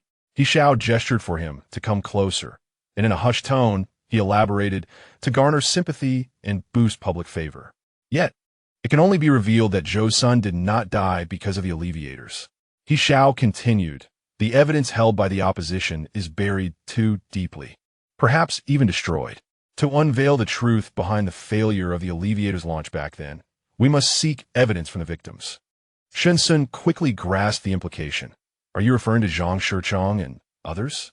He Xiao affirmed, "There are 35 families in Ming City affected by the alleviators, all sharing a common plight. They received government assistance, and, after investigation, I found and maintained contact privately." Understanding dawned on Shen Xun. "Then let us find a suitable time to visit Zhang Shichong's home." After finishing his last bite of noodles, he said, "Very well," He Xiao agreed. "Although someone is already investigating this matter, they are overly resistant to public officials. When I casually mentioned your desire to meet the Zhang family, Uncle, she had no objections." Shen Xun took a tissue to wipe his mouth, his brow furrowing slightly before he returned to a neutral expression. He Xiao chuckled. "You refused to go out for a meal and insisted on dining here. Is the food too sour for your liking?" Shen Xun nodded, genuinely surprised by how well He Xiao understood him. "With that much vinegar, it must be from Shaanxi," He Xiao remarked playfully, his voice barely above a whisper, causing Shen Xun to stifle a laugh. "We won't be going back for dinner tonight. We'll eat out and then return," He Xiao stated. "After suffering through such pitiful sour noodles at noon, one must indulge in a proper meal tonight." Shen Xun had little to counter, as neither the expense nor the cooking fell upon him. By the time they returned to Rose Garden, night had fallen. In the elevator, Shen Xun tilted his neck, feeling discomfort in the nape. He Xiao noticed his movement and asked, "What is wrong?" Shen Xun, his eyes betraying fatigue, shook his head lightly. "It's nothing. I was hunched over conducting experiments all afternoon, and my neck feels a bit stiff." Suddenly, a warm hand rested on his forehead. Shen Xun looked up to meet He Xiao's gaze. "Why does your voice sound a bit hoarse?" Shen Xun brushed aside the hand on his forehead. It's nothing. He Xiao continued. Some individuals experience discomfort in their throats before fever. You were also affected by the pheromones of other alphas today, and I'm concerned. Concerned about what? He Xiao left unspoken, both aware of the implications. During an Omega's special period, body temperature may rise. And his mention of fever was merely a gentle reminder. One cannot simply press a hand to someone's head and suggest they might be unwell. That would be quite impolite. Prompted by his words, Shen Xun raised a hand to touch his forehead. Unsure if it was merely psychological, he too felt a slight warmth. Xie had mentioned that for the ineffectiveness of He Xiao's temporary marking, currently, only pheromones can be relied upon. It is best not to leave him in a peculiar state, for that would necessitate marking him. However, the bite mark left by He Xiao has yet to completely fade, rendering it impossible to cover the mark. Once emotions surge, He Xiao can only tirelessly kiss him and then release soothing pheromones. Shen Xun could not help but press his lips together. With such an overwhelming emotional tide, how long would they need to stay at home? Unless they remain indoors indefinitely, completely enveloped and comforted by He Xiao's pheromones. Even so, He Xiao cannot leave his side for a moment. This situation is undeniably awkward for their relationship. In truth, there exists another method, one that involves deepening their physical relationship. Without the premise of a lifelong mark, this approach yields significant results. Last time, He Xiao explained to Xie that they were not in a romantic relationship, and thus Shen Xun refrained from mentioning this method. Nevertheless, both Shen Xun and He Xiao were aware. It is a fundamental principle of physiology that an Omega in a special period can find satisfaction. Shen Xun found this method more effective and direct than mere kissing. They are adults, after all, and a one-night stand would suffice. Suddenly, the elevator came to a halt, and the doors opened. Shen Xun promptly regained his composure, silently chastising himself for his wandering thoughts. He was about to step out when He Xiao swiftly stopped him, saying, "Don't move. The door lock has been tampered with. Step back." Chapter 39. He Xiao. Turn off the lights at the entrance of the corridor. The voice-activated light extinguished in their hushed atmosphere. He Xiao pressed his fingerprint and quietly opened the door. After a 5-second silence, he immediately pressed all the switches in the entryway and turned to Shen Xun, saying, "Come in. It's safe now." Shen Xun entered the room, placing his shoes beneath the shoe cabinet, and changed into a pair of home slippers that clashed with the decor of the apartment. He Xiao retrieved a bottle of water from the kitchen fridge and handed it to him. Shen Xun accepted it with gratitude, inquiring, "How did you know the door lock had been tampered with?" He Xiao gestured towards the entrance with a slight lift of his chin, explaining, "Though this password lock appears simple, it is equipped with a pheromone detection system. So, this fool left pheromones at the door?" Shen Xun remarked. He Xiao smirked with pride. It's not that he is foolish. Rather, it is the military's latest technology capable of executing pheromone attacks under the identification system, prompting the intruder to release pheromones in resistance, catching them off guard. Shen Xun chuckled, indeed caught off guard. With pheromones, one can trace individuals. He Xiao continued. Unless he is an undocumented citizen, he must be aware that he has been exposed tonight. I fear that finding him would be a futile endeavor. Suddenly, a dry itch arose in Shen Xun's throat. He tilted his head back to take a sip of water, unconcerned, and remarked, when faced with soldiers, one must wield weapons. When water comes, one must build a dam. After saying this, he took the water back to the bedroom. He Xiao would report this incident, and naturally, someone would investigate. It remained uncertain whether the individuals who had previously stalked them were from the same group. His phone buzzed, vibrating with a message. A series of numbers appeared on the screen. He Xiao smirked. Has he come to a realization? It was a group number sent by Zhang Shichong on a social media platform, containing 35 family members harmed by the suppressant. As Shen Xun emerged from the bathroom, He Xiao promptly called out to him, relaying the information. Shen Xun paused his action of drying his hair and asked, why did he suddenly come to a realization? Engaged in experiments, you find yourself with ample time, so why not bombard me with calls? He Xiao chuckled slyly, undoubtedly having researched numerous articles about you online over the past few days. Shen Xun concurred, yet he pondered whether He Xiao's attitude might shift too rapidly. Is there someone in this group, issuing commands? He Xiao shook his head, stating that he would soon ascertain the truth upon entering. As for Zhang Shichang's stance, it mattered little, whether feigned or genuine. Achieving our objective was paramount. Eventually, when the truth is unveiled, he will have no choice but to accept it, disbelief notwithstanding. The efficacy of the alleviating agent is an undeniable reality, immutable by time. Shen Xun chose not to concern himself further with subsequent affairs, trusting He Xiao to navigate the group with his methods and credentials. They busied themselves under the same roof, each engrossed in their own endeavors. Shen Xun exited a concealed network at midnight. Under the veil of night, the city's clamor gradually subsided, leaving only the streetlights piercing through the darkness. Occasionally, a truck blared its horn on the road.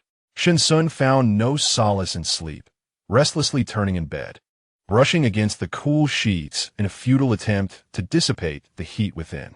Thirst consumed him, yet his eyelids felt leaden. As consciousness weighed heavily upon him, he perceived the mattress beside him sink slightly, followed by the sensation of being pulled upright. Who could be so bothersome? Wake up! The annoying spirit carefully cradled him in an embrace. Water. He Xiao swiftly retrieved the half-drunk glass of water from the bedside, trying to offer it to him. But Shen Xun, in a haze, spilled half of it into the crook of his neck. Coughing violently, his awareness sharpened somewhat. The dim light from the small overhead lamp began to separate from its previously indistinct state as Shen Xun opened his eyes. What has happened to me? He Xiao stacked 2 pillows for him to lean against, inquiring, what do you think? Can you not detect the overwhelming scent of pheromones in the room? After prolonged exposure, has your sense of smell truly dulled? Shen Xun inhaled deeply, and indeed, a rich fragrance of orchids assaulted him.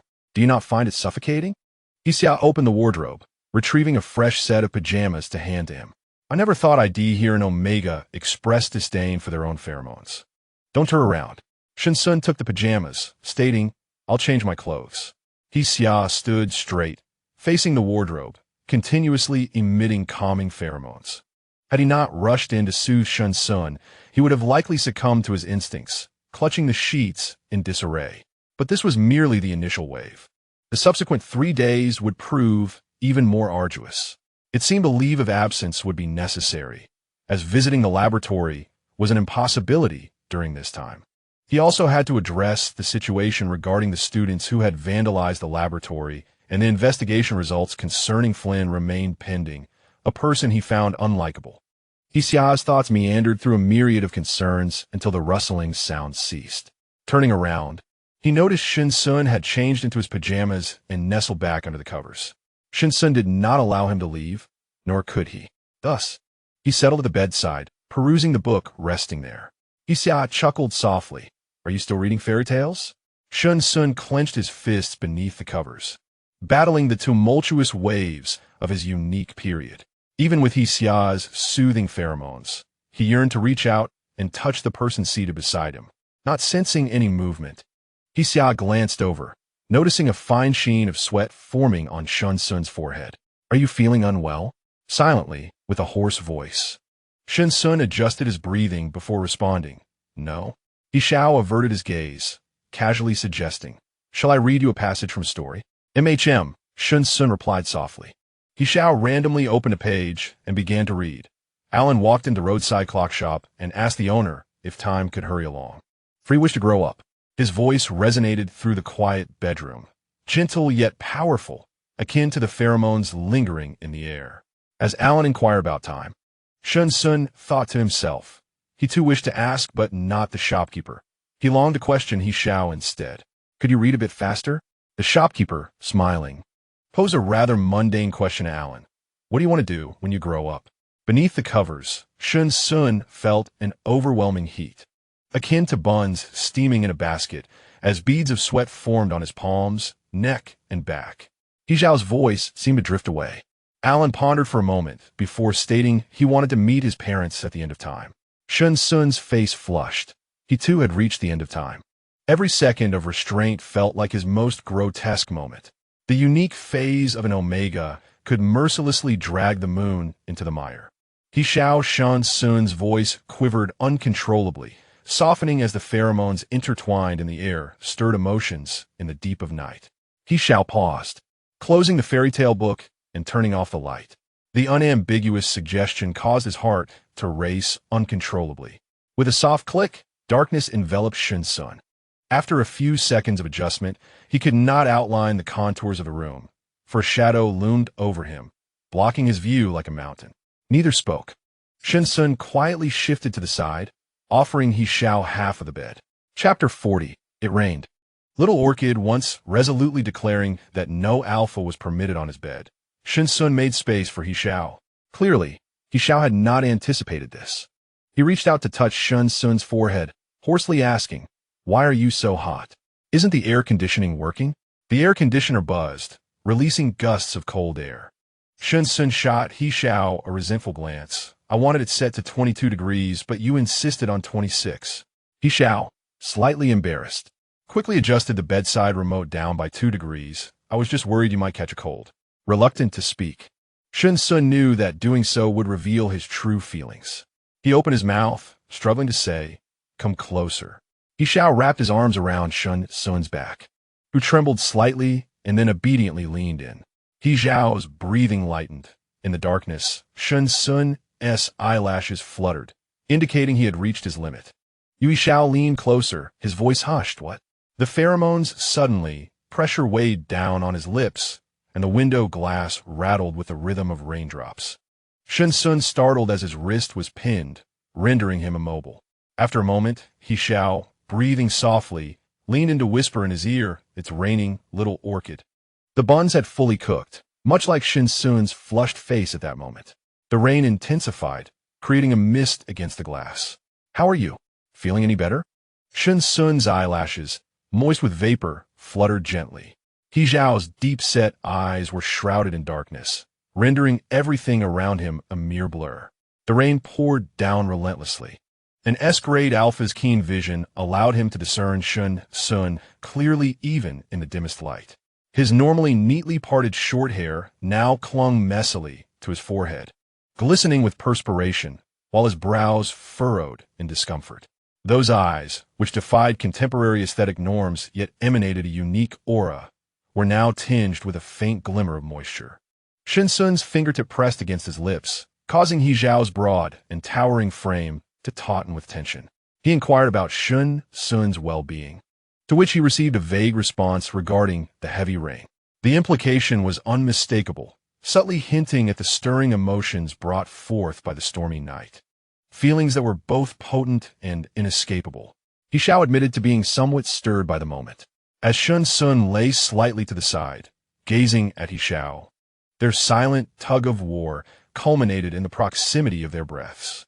He Xiao leaned down once more, capturing him in a kiss. Shen Xun, compelled to tilt his head back, surrendered to the mingling of their pheromones and the kiss itself.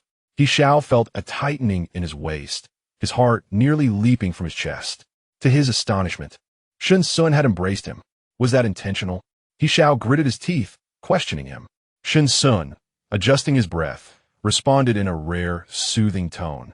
"Don't you think taking a step further could resolve our issues once and for all?" It seemed he was genuinely serious. He Xiao pursed his lips in silence, feeling a swell of grievance. Shen Xun, amidst the intense pheromone saturation, found a moment to breathe. He understood that He Xiao could see him clearly, urging him to speak. "Don't act mute." He Xiao, with a pitiful expression, began, "Are you merely using me as a temporary restraining agent? Once you're done, will you just discard me? In furthering our relationship, isn't a lifelong mark. It's not a permanent solution. Are you just looking to take advantage of me?" Shen Xun replied, "Don't you find it rather awkward to merely cuddle and whisper sweet nothings? Why not approach it like adults?" He Xiao paid little heed, asserting, "You only desire that from me." Shen Xun countered, "Just assume that I want that from you, all right? That won't do." He Xiao, in pain, rolled on his side, declaring, "I'm still a virgin. I intend to save that for my future wife." After saying this, he covertly glanced at the petrified Shen Xun. "Damn it!" Shen Xun exclaimed, feeling provoked to curse as he pushed against He Xiao's chest. "Get off my bed." Yet He Xiao did not budge. Instead, he turned and pulled Shen Xun into his embrace, patting him gently. It's taken a while to ease the tension, so let us get some sleep. If I leave, I'll have to come back later. Reluctantly, Shen Xun turned over. He Xiao chuckled softly, feigning jest. How about you agree to be my wife? And I'll take a step further? Get lost. He Xiao clicked his tongue in mock dismay. How heartless. Shen Xun's mind was a tumult of confusion, internally acknowledging that he did indeed have feelings for He Xiao. The likelihood was mutual. Otherwise, given his status, indifference would have sufficed, let alone providing him with pheromones. The moment their pheromones intertwined, a tremor coursed through them both, resonating from their very souls to their bodies. This was an invisible allure, a result of their pheromone compatibility. Even without knowing their compatibility ratio, Shen Xun was acutely aware that it was certainly not low, whether it pertained to the pheromones or the person himself. He felt no aversion. Contemplating the dew-laden affection was indeed pleasant, yet He Xiao insisted on transforming the pretense into reality. He had more pressing matters at hand, leaving no room for such romantic charades. Once emotions entered the fray, uncertainty loomed, a sensation he found utterly distasteful.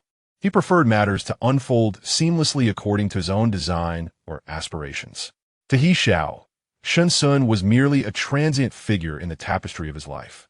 However, a passerby is merely that, a fleeting presence, not destined to linger indefinitely. As these thoughts meandered through his mind, Shen Xun's breathing gradually steadied. He Xiao approached cautiously, his chest pressing against Shen Xun's back. How exhausting it was to succumb to slumber, drenched in perspiration. A gentle smile graced He Xiao's lips as he wrapped his arm around Shen Xun's waist, embracing him tenderly. He yearned for more than a single night of passion with Shen Xun. This was the initial thought that crossed Shen Xun's mind when he subtly hinted at his desires, prompting He Xiao to jest and playfully banter. Recalling the sharp words Shen Xun had hurled at him, He Xiao chuckled softly. Such a mouth, even when scolding, holds a certain charm. Shen Xun furrowed his brow in irritation at the wandering hand on his chin, emitting a series of brief, discontented sounds.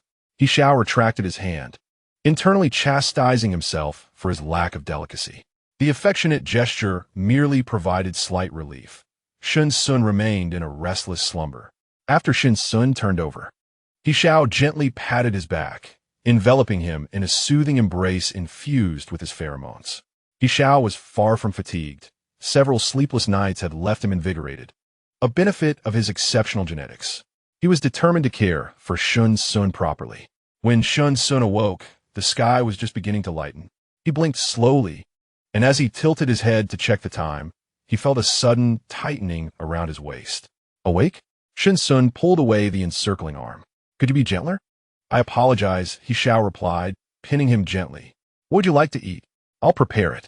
Shen Xun shook his head. Glancing at the bedside clock, it was only 5 in the morning. Though he lacked an appetite, he knew he had to eat. The nutrient liquid was far too unpalatable. Raising a hand to shield his eyes, Shen Xun wished to remain silent. He Xiao, troubled by Shen Xun's taciturn demeanor, lowered his voice and inquired, What is wrong? Are you unhappy? Please, share it with me. In a fit of petulance, Shen Xun cocooned himself in the blanket. He Xiao, caught between amusement and concern, gently urged, Don't suffocate yourself. Just tell me what you wish to do. You may hit or scold me. Express yourself freely. He imitated the comforting tone of his father, attempting to soothe the disheartened Shen Xun. Worry gnawed at He Xiao, prompting him to cautiously lift the blanket. Upon seeing Shen Xun's reddened eyes, he froze in place. Shen Xun was crying. Had he truly shed tears? Chapter 41. I have a friend throughout his life. Shen Xun could scarcely recall the last time he wept. Perhaps it was during the heart-wrenching moment of abandonment that summoned Shen Qinglin to his side. He had searched his memories, but found no trace of such vulnerability. He Xiao was genuinely alarmed, disregarding everything as he enveloped Shen Xun in his arms, asking, Is something wrong? Please don't just cry. Talk to me. Are you feeling unwell? Would you like my pheromones? Shen Xun, speak to me. Shen Xun felt a throbbing pain in his eyes, accompanied by discomfort in his ears. Why could he not find a moment of peace? What was the cause of this tumult? He simply could not comprehend why, at such a moment, an omega would be brought to tears. For Shen Xun, this was an exceedingly embarrassing matter. It was not as if he were pregnant. If one truly felt the need to sleep, then sleep. He Xiao, noticing Shen Xun's silence, assumed it stemmed from the guilt of having been rejected the previous night, fidgeting with the blanket in a seemingly awkward manner. Well, that was acceptable. Just leave. Such a foolish creature. Fine, fine. I will leave shortly. He Xiao's words were dismissive, yet his body gently exuded soothing pheromones, causing Shen Xun to quiet down. After a while, He Xiao wrapped one arm around the person under the blanket while using the other to pull back the covers, rescuing Shen Xun from his cocoon. His eyes were still red, but his expression had markedly improved. The earlier glimpse of grievance seemed but a figment of imagination. Don't look at me. Shen Xun exerted all his effort to glare at He Xiao, attempting to reclaim his former dignity. Yet in that moment, he resembled a tiger transformed into a meerkat. He Xiao wished to laugh, but suppressed the urge, turning his head to press Shen Xun against his neck. His pheromones, imbued with a calming humidity that extinguished all heat, enveloped Shen Xun. The latter nuzzled against He Xiao's neck, successfully eliciting attention in the other's muscles. With the summer blanket being thin, Shen Xun, nestled in He Xiao's embrace, naturally felt the heat. Just moments ago, he had been the one embarrassed, and now the tables had turned. Shen Xun was not one to exhibit much empathy. He glanced at He Xiao indifferently, lightly stating, "You're poking me." The alpha's face instantly flushed crimson, and he retaliated by tightening his grip around Shen Xun's waist. "Then I shall quietly let you go." He Xiao cleared his throat, feigning innocence. "Please do not move." Shen Xun deliberately rubbed against him. "Why haven't you let go yet?" He Xiao felt as if he were a pot lid blown off by boiling water, bubbling with heat that refused to dissipate. "May I request to take a shower?" Shen Xun scoffed. "You'd best forget that morning scene." He Xiao cleverly feigned ignorance. "What happened when we got up?" Shen Xun, in a moment of generosity, gestured for He Xiao to hand him his phone. "I need to talk to Su Jia." He Xiao promptly placed Shen Xun at the bedside, handed him the phone, and, bending over, hurried to the bathroom. Shen Xun did not call directly, but sent a brief message, outlining 3 days of work. Although his pheromones were chaotic, they were developing normally for his age. Under normal circumstances, and without any medications affecting his heat, 3 days should suffice. After 3 days, with He Xiao's calming pheromones, he should be able to navigate this peculiar period safely. The door swung open once more, revealing He Xiao, freshly emerged from a cold shower. Shen Xun slightly lifted his gaze and said, "Please send me Dr. Xie's WeChat." "For what purpose?" He Xiao replied reluctantly. "Just tell me if you need anything." "Will you give it?" "Fine." Shen Xun added Xie by on WeChat. He Xiao headed to the kitchen, where, after Shen Xun had fallen asleep the previous night, he had risen to prepare some blood glutinous rice and mung beans. It was about time. He sliced a purple sweet potato to mix with the rice and lotus seeds, thus preparing a pot of blood glutinous rice and purple sweet potato porridge. During the heat period, additional sugar was necessary, so he added 2 pieces of authentic soft brown sugar, dense with air pockets. The resulting porridge would be thick, fragrant, and velvety upon entry. It should be ready around 6 o'clock. He Xiao was eager to see Shen Xun, yet before he could enter the bedroom, the sound of running water emanated from the bathroom. He found himself both amused and exasperated. Even in such a state, Shen Xun remembered to take a shower. The air was filled with the delicate yet untainted fragrance of orchids, and while Shen Xun was undoubtedly uncomfortable, He Xiao felt no better. The genes of an alpha and omega fit together like interlocking zippers, requiring a tight union during their special period. However, He Xiao feared that the pheromones might overwhelm Shen Xun. Thus he meticulously controlled the release of his own pheromones. The intense impulses and desires that threatened to consume him were forcefully suppressed. He could not afford to exhibit even a hint of predatory behavior. The tears he had shed while hiding under the covers were likely a reflection of Shen Xun's embarrassment, and he was determined to preserve Shen Xun's dignity.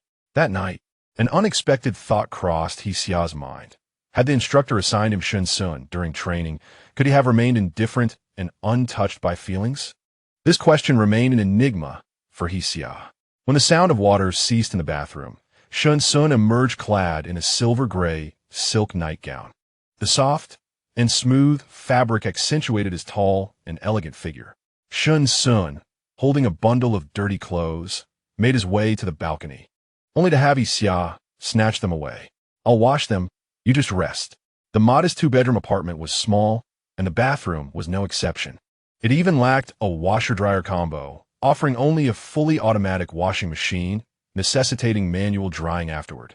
Ironically, many of the clothes He Xiao had purchased could not be washed in water, with several thousand yuan's worth of garments resembling disposable plastic bags. The wardrobe continued to fill with new additions, affording Shen Xun a taste of the lifestyle of the affluent. He Xiao teased him. "Is this what being a young master looks like? You haven't seen the extravagance of my father." He disapproves, but dares not speak up. Shen Xun was overwhelmed with tasks at the lab, and ultimately could not bother with such trivialities. Taking advantage of He Xiao's absence, Shen Xun poured himself a glass of water in the kitchen. After drinking, he sat at the bedside and glanced at his phone, discovering that Xie Bai had accepted his friend request. "Isn't this our handsome Shen? I am genuinely flattered." Shen Xun chuckled softly, tapping the screen with his fingertips to send Xie Bai a message. "Dr. Xie, I apologize for the intrusion, but I have a question to consult with you." After sending, he clicked his tongue in annoyance. It was barely past 5. Realizing his oversight, he quickly retracted the message, deciding to wait until Xie Bai's working hours to inquire. To his surprise, Xie Bai responded instantaneously. "Not an intrusion at all. Why did you retract your message? Approving your request means I'm on night duty and still at the hospital. Feel free to ask whatever you need. There's no need for pleasantries between us." You added me on WeChat specifically to ask something that He Xiao shouldn't know, right? Rest assured, I can keep a secret. Accompanying his message was a meme depicting a large mouth sealed with tape. Dr. Xie was quite chatty. Shen Xun carefully typed in the dialog box. "Dr. Xie, I have a friend who faced a special period last night. When he woke up this morning, he felt an overwhelming urge to cry and wonders if all Omegas experience this during such times. He is not someone who typically cries, so he finds his behavior perplexing." Xie Bai choked on a sip of water, then burst into an uncontrollable fit of laughter. "Ha! I have a friend. Ha ha! I can't take it anymore. Ha ha! I have a friend." Chapter 42. Kicking the door on the 17th floor of the hospital, Xie Bai's lingering laughter resonated.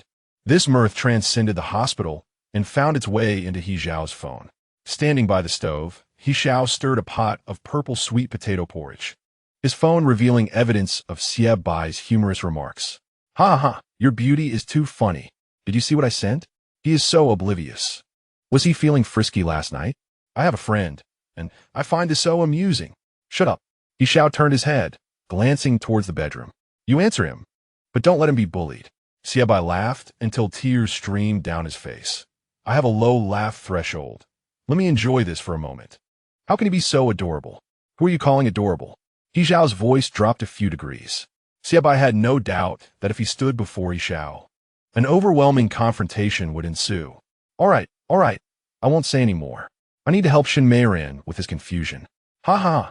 He knows very well that during special periods he is affected by pheromones, yet he still asks me. It's just too funny. He Xiao. Shen Xun waited a moment before receiving Xie Bai's insightful message. It's like this. Every person possesses emotions and desires. Even if your friend is calm and composed, he is still human. ISNT. The special period for omegas is influenced by fluctuations in pheromone levels, which can lead to emotional volatility. For some, it manifests physically, for others, emotionally. Honestly, I think psychological pressure plays a role too. After all, you have been on a suppressant for 7 years, indicating your strong nature. Suddenly being troubled by a special period will undoubtedly affect your experience. Don't worry, relax. Even if your appetite is poor, make sure to eat. Avoid staying up late. With He Xiao around, he can help you navigate through this smoothly. As soon as Xie Bai finished speaking, Shen Xun gasped sharply. Here it comes again. He hurriedly expressed his gratitude and noted the current time. He had fallen asleep at 2:30 in the morning, and now it was 5:30. 3 hours had passed, and the terrifying desire surged once more. Last night, He Xiao had been right beside him, and the marked body was powerless to resist. Shen Xun yearned to test the limits of his resistance, rising to lock the door. Wrapping himself tightly in a blanket, he recalled how He Xiao once mentioned encountering a highly compatible omega during training, whose alluring pheromones he had to resist. During training, all pheromones were prohibited for resistance, and while He Xiao claimed it was manageable, enduring it was no easy feat. Shen Xun wanted to give it a try.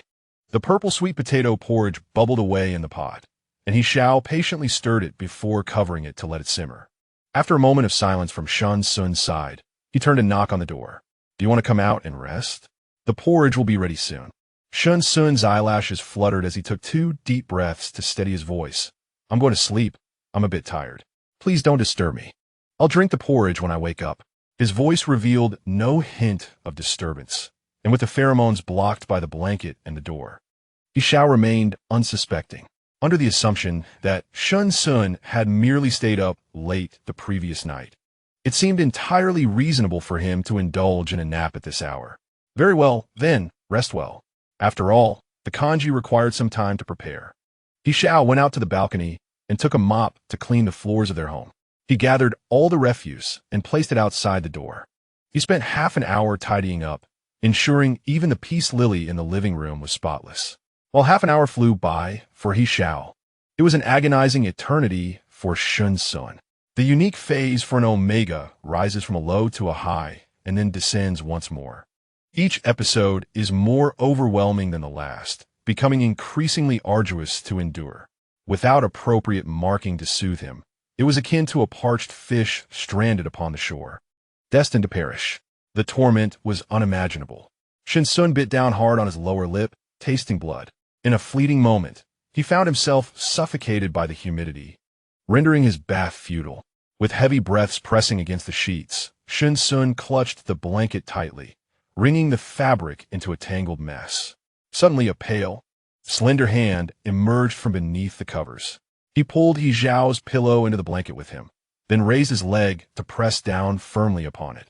He had always been proud and aloof, devoid of desires after his differentiation, prompting Shen Xinlin to worry whether he was lacking in that regard. While he experienced carnal urges, they were infrequent. Now, being compelled to submit to the grotesque desires inscribed in his very genes felt both distasteful and unwilling. However, he had gravely overestimated himself and underestimated the profound influence of his intrinsic genetics. Shen Xun curled up, racked with pain. The summer rain arrived swiftly and departed just as quickly, with the morning light filtering through the curtains, casting a gentle outline of his form. The blanket formed a mound, from which occasional muffled sounds of uncontrollable pleasure emerged. After approximately 10 minutes, Shen Xun abruptly flung off the covers, lying on his side as he gasped for air, desperately attempting to inhale the fresh air surrounding him. He could scarcely breathe. The bedding exuded a faint scent, causing his cheeks to flush uncontrollably. Yet, the agony showed no sign of abating. A sudden, insistent knocking at the door caused him to startle. "Shen Xun, open the door." The doorknob was roughly twisted, emitting a precarious creaking sound. "You must be deceiving me, right?" He Xiao pressed against the door, his voice relentless. After having just tidied the house, he had exchanged a few casual words with Xie. As an alpha, he was not particularly knowledgeable about omegas. But when Xie casually mentioned the interval of the emotional tide, He Xiao sensed something was amiss. 3 hours, precisely the interval Xie had described. He Xiao recalled Shen Xun's tears and, with patience, inquired of Xie whether it was possible to endure it. He could somewhat understand Shen Xun's pride. Little did he know, Xie called him furiously, exclaiming, "Endure? Do you think his body is made of steel? He is a human, an omega who has been on suppressants for 7 years. The pheromones that have accumulated over those years are now erupting. Do you expect him to withstand it? Are you trying to kill him? Do you not realize he is like a fish that cannot survive without water, struggling desperately on the shore until death? In other words, your little beauty will incessantly repeat herself. As for what she repeats, being a man, you ought to understand. Just think about it. The toll on the body must be immense, you fool." He Xiao's phone slipped from his grasp and fell on the coffee table, as if his heart had been abruptly struck. Without even bothering to end the call, He rushed to knock on Shen Xun's door. Shen Xun, open the door for me. He twisted the doorknob, but found it stubbornly unyielding. The old door was surprisingly well made. Panic surged in his mind at the thought of Shen Xun being in danger. He lifted his foot and kicked the door with force, shattering the panel. His expression soured as curses spilled from his lips. The lock remained intact, but a gaping hole marred the door. He retracted his leg and reached inside to unlock it. At the moment he kicked the door, Shen Xun was already facing another wave of distress. Upon entering, He Xiao was greeted by a mound of blankets, and all his anger dissipated, leaving only a painful ache in his heart. He approached gently and patted the blanket, saying, "Come out." Chapter 43. A childish temper can be adorable. The blanket quivered slightly as the occupant within tightened their grip. "I want tea." "Look," He Xiao coaxed patiently, "but it's uncomfortable to cover up. Can I just close my eyes?" The disarray within the blanket was palpable as Shen Xun shook his head vehemently. "No." His muffled voice did little to diminish his resistance. He Xiao inched closer, saying, "Even when not in a special phase, one still possesses desires. There's no shame in that. Shen Xun, do you look down on me? Do you think I'm one of those contemptuous alphas who mock omegas? Your current embarrassment prevents me from seeing you, but I've already witnessed your true self. Haven Ti, there's nothing to fear. I'm here, and you can feel that, can't you?" A corner of the blanket loosened, and He Xiao's heart leapt with joy as he quickly reached out and grasped Shen Xun's damp palm. He lifted the blanket and joined him beneath it. Shen Xun gasped, and before he could utter a word, he found himself enveloped in a warm, firm embrace. He was plunged into a dense, fragrant mist, the fresh scent of pine after rain revitalizing him. In truth, Shen Xun adored the rain, or more accurately, the world that followed it. After the cleansing, everything appeared as if filtered through a lens, sharper and more beautiful. The greens became greener, and the blues bluer. He Xiao hovered above Shen Xun, leaning down to nuzzle his nose with a light laugh. "If you feel embarrassed, we need not go out, all right?" What was clearly discomfort was twisted into a notion of shyness. Shen Xun's heart softened. "You're all sweaty," He Xiao said, his voice taut, one hand supporting him while the other brushed away the perspiration from his forehead and neck, warning that he would catch a cold if not dried properly. Shen Xun chuckled softly, sensing He Xiao's anxiety. Seeing Shen Xun smile, He Xiao finally felt a sense of relief. "Should we go outside?" Shen Xun wrapped his arms around He Xiao's neck in response, answering with a delicate kiss akin to the flutter of butterfly wings. The signal had been sent. He Xiao leaned in closer. At 10 in the morning, the sheets and duvet in the master bedroom were replaced with a fresh set. After his shower, Shen Xun was carried to the dining room by He Xiao. The purple sweet potato porridge was nearly cold, so He Xiao reheated it and served him a thick bowl. Shen Xun, overcome by hunger, could barely lift his hand. He Xiao pressed down on him and said, "I will feed you. I can manage myself, Professor Shun." His voice hoarse, protested, attempting to reach for the spoon in the bowl. He Xiao did not insist further. While Shen Xun ate, he ordered lunch on his phone. The blood glutinous rice and purple sweet potato porridge unexpectedly pleased Shen Xun's palate. Adhering to the principle that one should not bite the hand that feeds, Shen Xun felt inclined to praise He Xiao, but upon lifting his gaze and catching sight of the red mark on his neck, he lowered his eyes again. Cough! Cough! He accidentally inhaled a bit too forcefully, leading to a fit of harsh coughing. He Xiao, startled, instinctively patted his back, causing Shen Xun's spine to stiffen and his entire body to flush with warmth. For hours prior, beneath the blankets, they had explored every avenue except the final step. They were both fools, stumbling about in search of an exit. He was unsure how he had arrived here, but he was already seated at the dining chair when he regained his senses.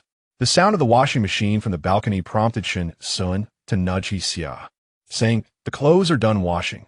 You should hang them up." He Xiao, concerned, replied, "Take your time eating, don't rush." Shen Xun nodded vigorously, and once He Xiao left, he exhaled slowly, unaware of the awkwardness enveloping him. Looking at He Xiao, he noted the change from their first meeting. After washing the dishes, Shen Xun settled into the living room, only to be met by He Xiao's disapproving voice. "Why did you wash the dishes? Don't you have someone to do that for you?" Shen Xun cleared his throat, steering the conversation away. Have you found out who tampered with the door lock? He Xiao shook his head. No calls or messages have come through. Have you joined the group Zhang Shichang set up for you? Did you find anything there? He Xiao shook his head again. You had a fever that night. I didn't have a chance to do anything. Oh, the laboratory. Your way of changing the subject is quite endearing, Professor Shen, He Xiao remarked with a light laugh, noting how Shen Xun had grown bolder after their 4 hours together. He realized Shen Xun was essentially a soft-hearted person, flustered and at a loss when faced with unfamiliar situations. He found it impossible to resist teasing him. Indeed, Shen Xun fell silent, pursing his lips and turning his body away, seemingly unwilling to face He Xiao. His little temper was quite charming. Suddenly, Shen Xun stood up and slammed the door shut with a bang. Ha ha ha! He Xiao couldn't contain his laughter as he gazed at the doorframe of the bedroom. Shen Xun, exasperated, retrieved his computer, determined to ignore He Xiao's laughter. The bounty record hidden in the dark web remained prominently displayed, with Shen Qinglin still missing. Before the wanted notice was issued years ago, Shen Qinglin had vanished into the Northern Alliance with the experimental subject. According to the Northern government's investigations, his last known location was the border of the Heiyang jungle. Flynn speculated that his brother might have come to the Eastern Alliance, but Shen Xun suspected he was not here. The memory of the experimental subject's possessive gaze towards his brother caused Shen Xun to furrow his brow unconsciously. Lost in thought, he failed to notice He Xiao approaching until his arm brushed against the solid doorframe, snapping him back to reality. Turning his head, he found He Xiao peering in through the door, playfully making a face at him while holding the removed door panel in his hand. He Xiao observed his radiant smile and playfully nudged his shoulder with his head. Unable to evade, Shen Xun could only cradle his face and gently push him aside. I'm truly astounded by you. Despite the ruckus caused by the door being removed, you remained oblivious until my approach. What engrossed your attention? Shen Xun, realizing he harbored no secrets before him, freely pivoted his computer screen for him to see. It revealed a dismal, grayish webpage. Are you searching for someone on the dark web? Shen Xun responded softly. The reason I resort to this site for inquiries is that the Northern government has falsely accused my elder brother of being the mastermind behind the creation of war subjects. Since his disappearance, countless threats against his life have emerged. I frequently check in here. He Xiao set the door panel aside and inquired, why did he become involved in the research of these subjects? Shen Xun explained, during a collective escape of the subjects, my brother inadvertently rescued the subject, numbered 1031. This subject is a purely engineered creation, the most advanced war machine. Yet, any emergence of human emotion leads to its destruction. At the moment my brother saved him, it was precisely when he had incited the rebellion of the subjects. He Xiao, intrigued, asked, if he is a purely engineered subject, how did he develop human emotions? Shen Xun replied, it is likely a natural response of biological entities to changes in their environment, which is significantly influenced by their creators. Noticing the trace of concern etched upon Shen Xun's brow, He Xiao queried, are you also puzzled as to why your brother chose to flee with the subject? Shen Xun nodded, harboring his own speculations in silence. However, they remained mere conjectures, not warranting discussion. Chapter 44. He Xiao, when will you install the bedroom door? 3 fleeting days passed, and upon returning to the laboratory, Shen Xun was met with myriad suggestive gazes. Affectedly oblivious, he coldly demanded, why are you all staring at me? Bring me the experimental data from these 3 days. Su Jia promptly presented the data, having been well prepared. The current challenge lay in identifying effective genetic markers to reduce the decomposition of specific pheromones. To ensure the reliability of the experimental results, we conducted multiple repeated tests over these 3 days. This is Ouyang's statistical analysis data. After perusing it for a moment, Shen Xun remarked, from this data, it is evident that the inhibitors become exceedingly unstable during the research process. If that occurs, it will adversely affect the final inhibitory effect, lacking sustainability. Su Jian nodded in agreement. Noticing Shen Xun's slight frown, he couldn't resist the urge to gossip. Professor, what have you been up to these past 3 days? Shen Xun scoffed, you little gossip monger. Su Jia retorted, I am merely concerned for your well-being. How have you managed without the alleviating agents? Mention of this topic caused Shen Xun's mind to involuntarily flash back to the chaos of those 3 days. On the final day, the tumult subsided somewhat. Yet he remained like a magnet, closely following He Xiao. Whether cooking or doing laundry, he seamlessly trailed behind. The balcony of Rose Garden was adorned with blue snow, and as He Xiao went to clear it, Shen Xun stood by, waiting. This led to some light-hearted teasing from He Xiao. He felt a surge of annoyance, which only escalated when He Xiao came over to comfort him. Afterward, feeling embarrassed, Shen Xun retreated to the bedroom. Due to the influence of pheromones, it became rather melodramatic. Unfortunately, the door had been dismantled by He Xiao, leaving him with no refuge. He Xiao's incessant chatter was akin to a machine gun. His discomfort grew with every moment of silence. Reflecting on this, Shen Xun snapped his folder shut and exited the laboratory. Suzy, Bui hurriedly joined his colleagues at the large glass window to peer outside. He Xiao's vehicle was parked in a shaded area. When did He Xiao install the door to the bedroom? Sunlight filtered through the leaves, casting a warm glow on half of Shen Xun's face. As He Xiao seized his arm and pulled him closer, he seemed oblivious to the need for shade. Shen Xun, displaying remarkable patience, inquired, "When exactly will it be installed?" He Xiao scoffed, "I don't think it needs to be. Consider it a lesson learned." The memory of Xie Bai's words still haunted him. "Install it," Shen Xun insisted, unwilling to engage in fruitless dialogue, "or I won't be able to sleep." Suddenly, He Xiao chuckled mischievously, stepping forward to press the toe of his military-grade sneakers against Shen Xun's. "We slept together last night, and without a door, you slept soundly until dawn." As he spoke, He Xiao crossed his arms and leaned slightly forward, a teasing grin adorning his face. His tone was light, yet it resonated with a subtle ambiguity that left Shen Xun feeling flustered. With a snap, Jiang Ran chuckled, gesturing for everyone to observe his phone. "They're quite the match." Yin Xian scoffed, "It's just that their pheromones are not quite compatible." Jiang Ran retorted, "You have no idea what the professor's pheromones are like. How can you judge their compatibility?" "Goodness, is He Xiao's pheromone even tolerable?" Su Jia rolled his eyes. "You're all alphas. It's hard to believe you'd find his pheromones appealing." Ouyang Jingxi, nestled at the bottom, suddenly whispered, "What exactly do the pheromones of alphas and omegas smell like?" Yin Xian replied, "Have you ever used perfume? It's somewhat similar, but pheromones have various characteristics. For instance, the aggressive and defensive pheromones of alphas emit different scents upon release." Ouyang asked, "So, omegas cannot release aggressive pheromones, correct?" Yin Xian affectionately ruffled his hair. "That's right."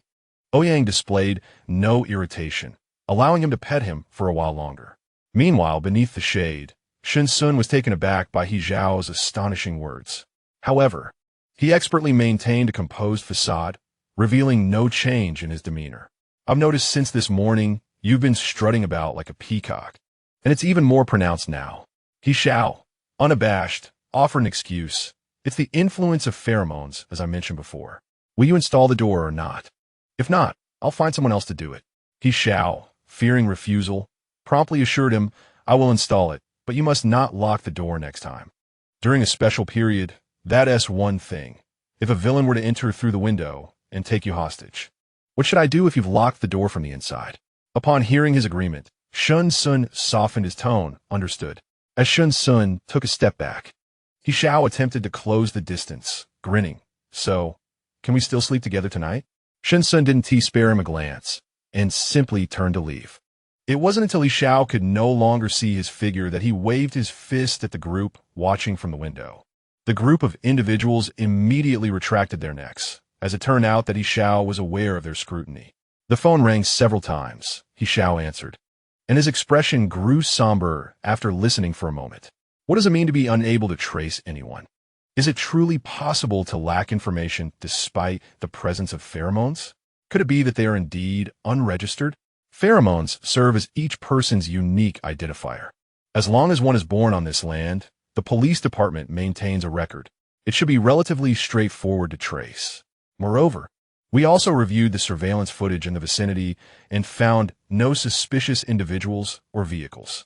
The absence of any leads in the surveillance footage made He Xiao increasingly serious. "Captain He, Could it be that they simply took a wrong floor? He Xiao pondered for a moment and replied, I am not one to believe in coincidences. Are you certain the surveillance is without flaws? Absolutely certain. We've scrutinized it repeatedly for 3 days until our eyes nearly went blind. Very well. Thank you for your hard work. He Xiao hung up the phone and casually called Zhang Ruchuan, starting with some pleasantries. Director Zhang, how have you been lately? Perhaps you should cut down on smoking and drinking. Last year's health check, He Xiao. Are you out of your mind? Speak plainly. When did I become your responsibility? Yes. Yes. He Xiao smiled ingratiatingly.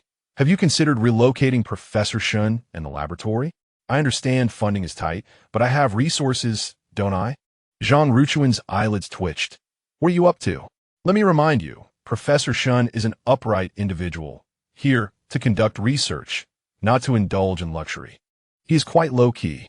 He Xiao recalled the way Shen Xun had stared at the cigar in his back seat and couldn't help but chuckle. Upright? It is simply imprudent to leave any vulnerabilities unguarded. Should anything occur, it would place Professor Shen in jeopardy. I happen to own a residence in Fengyao Mountain. You intend to take Shen Xun to Fengyao Mountain? Zhang Ruchuan thought he had lost his senses. That was a wealthy district frequented by celebrities and politicians. The villas in Fengyao Mountain are exceptional, He Xiao extolled. Their SA sniper rifle positioned at the back, and an expansive view in the front facilitates shooting. The dense forest above allows for camouflage, and their SA direct escape route at the BA by late September. The weather had lost its usual heat. Yet the fervent spirit of the students at Foming University remained as intense as the blazing sun of July and August. Due to the government's failure to provide clarity regarding the research on suppressants, students from various disciplines collectively staged a strike following the recent acts of vandalism. Such a strike holds significant weight for the institution, especially given the presence of elite individuals among them. These students are key talents nurtured by the nation, and mishandling the situation could result in them being poached by other countries. After leaving Zhang Shichang's residence, Shen Xun was informed by He Xiao of the situation. Shen Xun nodded slightly, acknowledging the gravity of the matter. This is not as manageable as the vandalism incident. At least this isn't our responsibility, He Xiao remarked, glancing back at the tightly shut door of the Zhang household. How is Zhang Jingxue faring? As only one person was permitted entry, He Xiao had to remain outside. With Zhang Shichang absent, only Zhang Jingxue and her mother were at home, and He Xiao felt little concern. Everything aligns with your findings, Shen Xun stated, his voice devoid of any emotion, resting in a dormant state where his sensory faculties had not entirely vanished. He Xiao raised an eyebrow, so she can perceive changes in her surroundings? Or feel pain? Shen Xun responded affirmatively. While she cannot engage in verbal or physical communication, she can transmit brainwave information in certain ways. Her mother mentioned that she has wished for death. Pausing, Shen Xun continued, her body lies at home, while her soul lingers in the abyss. He Xiao felt a twinge of sympathy, yet he understood the plight of Zhang Jingxue's family. Did her mother say anything? She spoke at length, yet her words bore little weight. Shen Xun replied, if the disability was not caused by the suppressants, it must stem from something else. Perhaps a drug. However, a decade has passed. He Xiao comprehended the unspoken implications. 10 years have gone by. Whatever the drug was has long since been metabolized, leaving no trace. The quality, storage, and distribution of the suppressants were all executed under stringent conditions. Out of those 35 victims, only one was attributed to improper injection, leading to the arrest of personnel from relevant health and regulatory departments, He Xiao noted. Shen Xun was well aware of this. Shen Xinlin had not abandoned the investigation after moving to the northern regions. Ultimately, those apprehended were mere scapegoats. Suddenly, Shen Xun's eyes brightened. Some of those arrested back then, haven't he been released from prison? He Xiao replied, the incident had a tremendous impact. Even with the explanation of improper injection, individuals were detained. Yet, fueled by rumors from the curious, the public believed the government was merely covering up issues related to the suppressants. Victims filed successive appeals, receiving sentences ranging from 7 to 20 years, but none emerged from prison alive. Reclining against the back of his chair, Shen Xun inquired, what about their families? Due to this incident, neighbors have gossiped and families have essentially drifted apart, He Xiao replied. Did not a single person remain here? Shen Xun expressed disbelief. I truly do not know. I shall inquire upon returning. Noticing Shen Xun's furrowed brow, He Xiao gently pulled over the car to the roadside, suggesting, rest in the back for a while. We still have over an hour to go. During this time, Shen Xun had been preoccupied with the stability issues surrounding the suppressant research, and just as he began to glean some insights, the matter of the Zhang family arose. Zhang's residence lies outside the central district, requiring nearly 80 minutes for a one-way trip. Shen Xun did not hesitate and took a seat in the back. His primary responsibility is to conduct research and publish academic papers, rather than directly assisting students with their theses. However, as Jiang Ran needed help, he could only offer guidance from the sidelines. This engagement lasted well into the night. Had it not been for concerns about his image, he would have been yawning profusely by now. Lying down for less than 5 minutes, he succumbed to a light slumber. At 4 in the afternoon, there were vehicles on the road, but not many. The imposing SUV drew the attention of other drivers who couldn't help but glance at it as they passed. He Xiao relaxedly steered with one hand, a smile evident on his lips. Suddenly, 2 dark figures darted into his line of sight, causing his heart to race. Turning back was no longer an option. 2 black SUVs charged towards him at high speed, prompting He Xiao to swiftly maneuver the vehicle in reverse. His expression was cold yet sharp, and he controlled the rapid retreat with remarkable ease, the massive SUV resembling a well-trained beast. The road was narrow, and Shen Xun awoke amidst the jolting.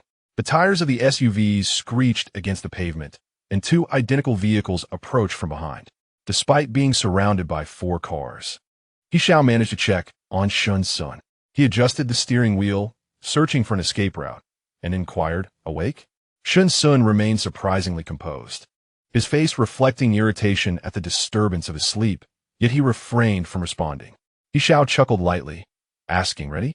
No sooner had he spoken than saplings along the roadside rushed past.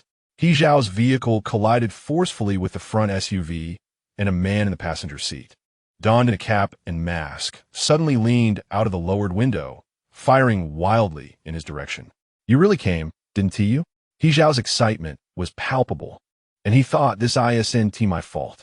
The assault rifle's power caused no significant damage to He Xiao's windshield. The slanted bulletproof glass deflected the bullet's trajectory. During the mission, He Xiao carried only a handgun. He steadied the steering wheel with one hand and sharply turned right. The sound of 2 gunshots rang out as the bullets pierced the SUV's tires, causing one of the vehicles to spiral out of control and crash into another. The SUV quickly straightened out, though it sustained noticeable damage to its rear. However, the assault was merely a nuisance, just as He Xiao prepared to charge ahead. The 2 vehicles behind swiftly turned to flee. The entangled SUVs in front also separated rapidly, with the intact one speeding away, leaving only the one obstructed by trees and railings. The driver struggled, fear evident in his eyes. Meanwhile, the man in the passenger seat raised his hand and discarded the assault rifle. He Xiao raised an eyebrow and instructed Shen Xun to call the police before exiting the vehicle with his gun drawn. Approaching the SUV, He Xiao kicked the assault rifle aside and reached for the driver when he suddenly caught a whiff of something unusual. Shen Xun, having completed his call to the authorities, followed him out of the car. He Xiao's pupils dilated in an instant as he turned and lunged towards Shen Xun. A deafening explosion shattered the golden light of the setting sun, and a powerful shockwave surged outward like a blade. Brother, you drive so handsomely. Shen Xun felt his head cradled in the warm, broad palm of He Xiao, whose thumb pressed firmly against his ear. The acrid taste in the air reached the depths of his nostrils, causing Shen Xun's temple to throb in discomfort. However, he could not afford to dwell on such sensations, for He Xiao remained motionless atop him. He Xiao. Shen Xun's voice trembled. He Xiao. Unable to free himself from the iron grip, he resorted to nudging with his head. Despite repeatedly calling He Xiao's name, he received no response. The first time he confronted the death of someone with a semblance of connection to him was the landlady of the Northern Alliance. She had always been kind to the 2 brothers, yet he could only feel a sense of sorrow at her passing, recognizing her advanced age. Now, however, An overwhelming sense of helplessness coursed through him, rendering him utterly rigid. He Xiao, Shen Xun rasped once more. Don't move. He Xiao rubbed his forehead against Shen Xun's, murmuring, I'm fine. I just had a moment of tinnitus. Hiss, what's wrong with you? Panic surged within Shen Xun as he attempted to rise. Are you hurt? I'm all right. He Xiao replied, sitting up on the ground, his voice low. Shen Xun followed suit to inspect him, discovering that shards of glass had sliced open He Xiao's back. Does your back hurt? Shen Xun dared not take it lightly, fearing the possibility of burns or internal injuries. He Xiao shook his head, grasping Shen Xun's hand. Let me see if you're injured. Shen Xun shook his head.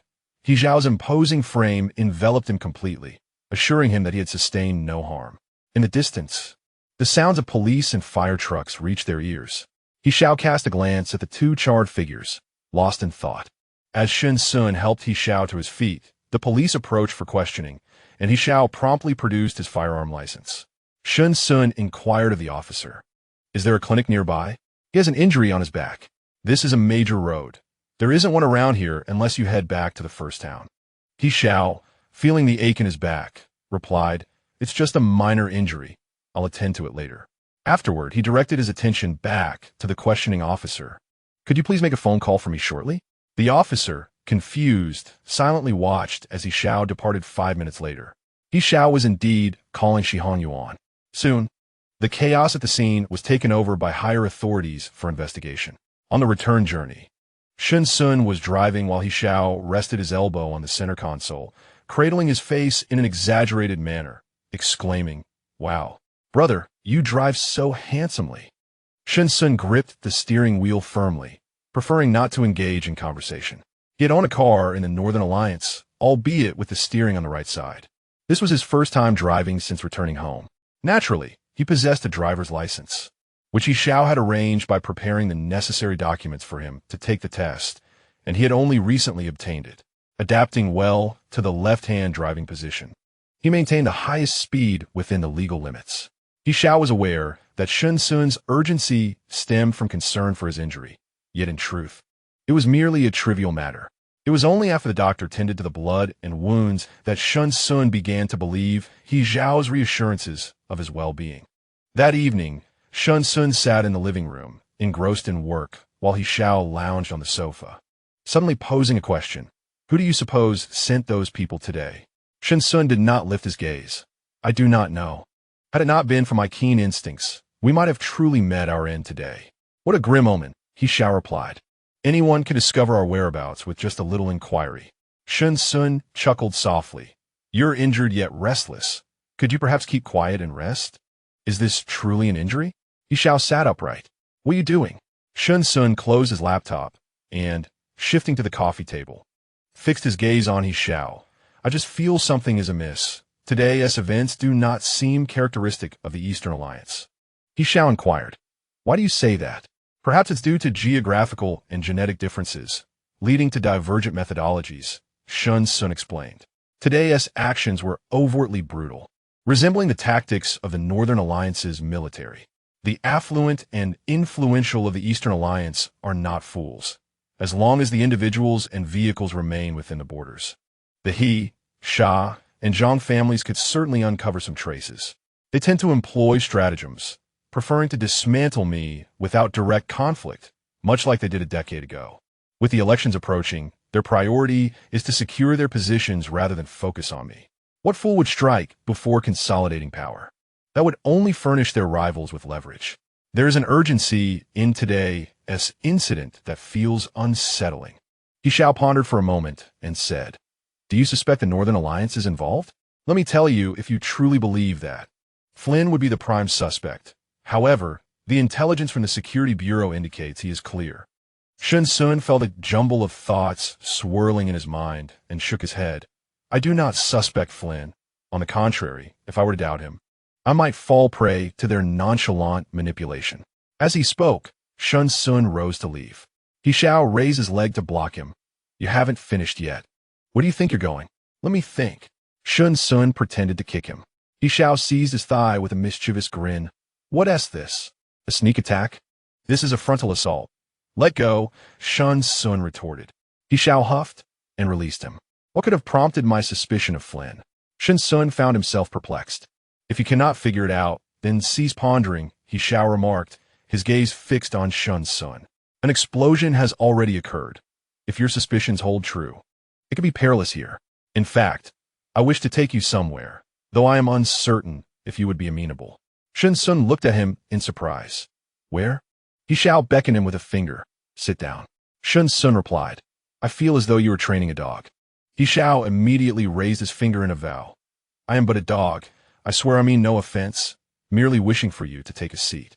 Shen Xun sat down in silence. Put away your paws. You certainly know how to make oaths. He Xiao picked up a nearby tablet, opened the album, and handed it to Shen Xun. Look, do you like this?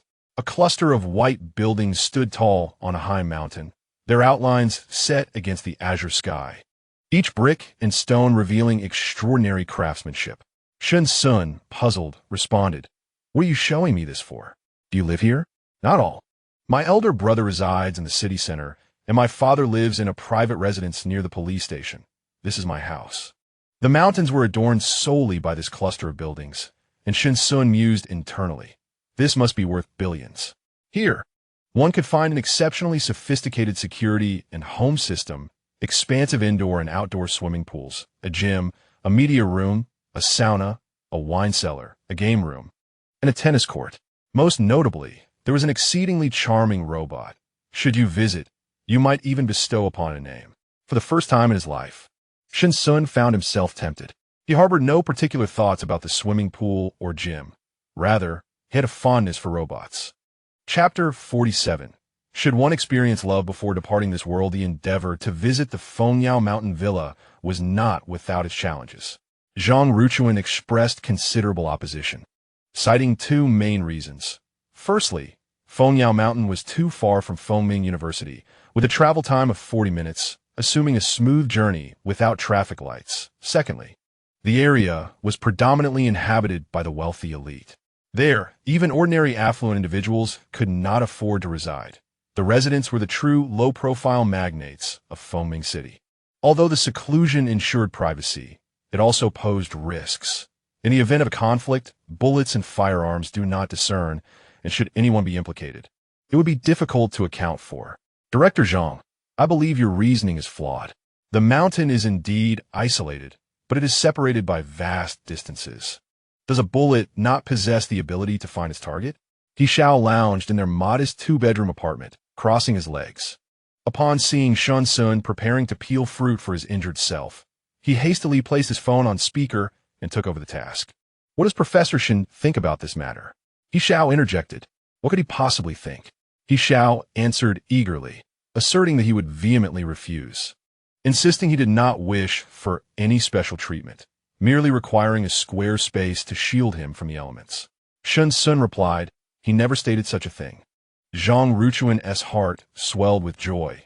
Look at his awareness. Perhaps you should take a lesson from him. After another call ended, He Xiao felt somewhat disheartened. Shen Xun chuckled. Why are you so insistent on my visiting Fengyao Mountain? Director Zhang has a point. The distance is indeed considerable. It's merely an additional half hour. He Xiao countered. These individuals are utterly deranged. The explosion incident also involved several surrounding vehicles and pedestrians. Residing in this dilapidated community, it would be manageable if it were solely for your sake. I could ensure your safe departure.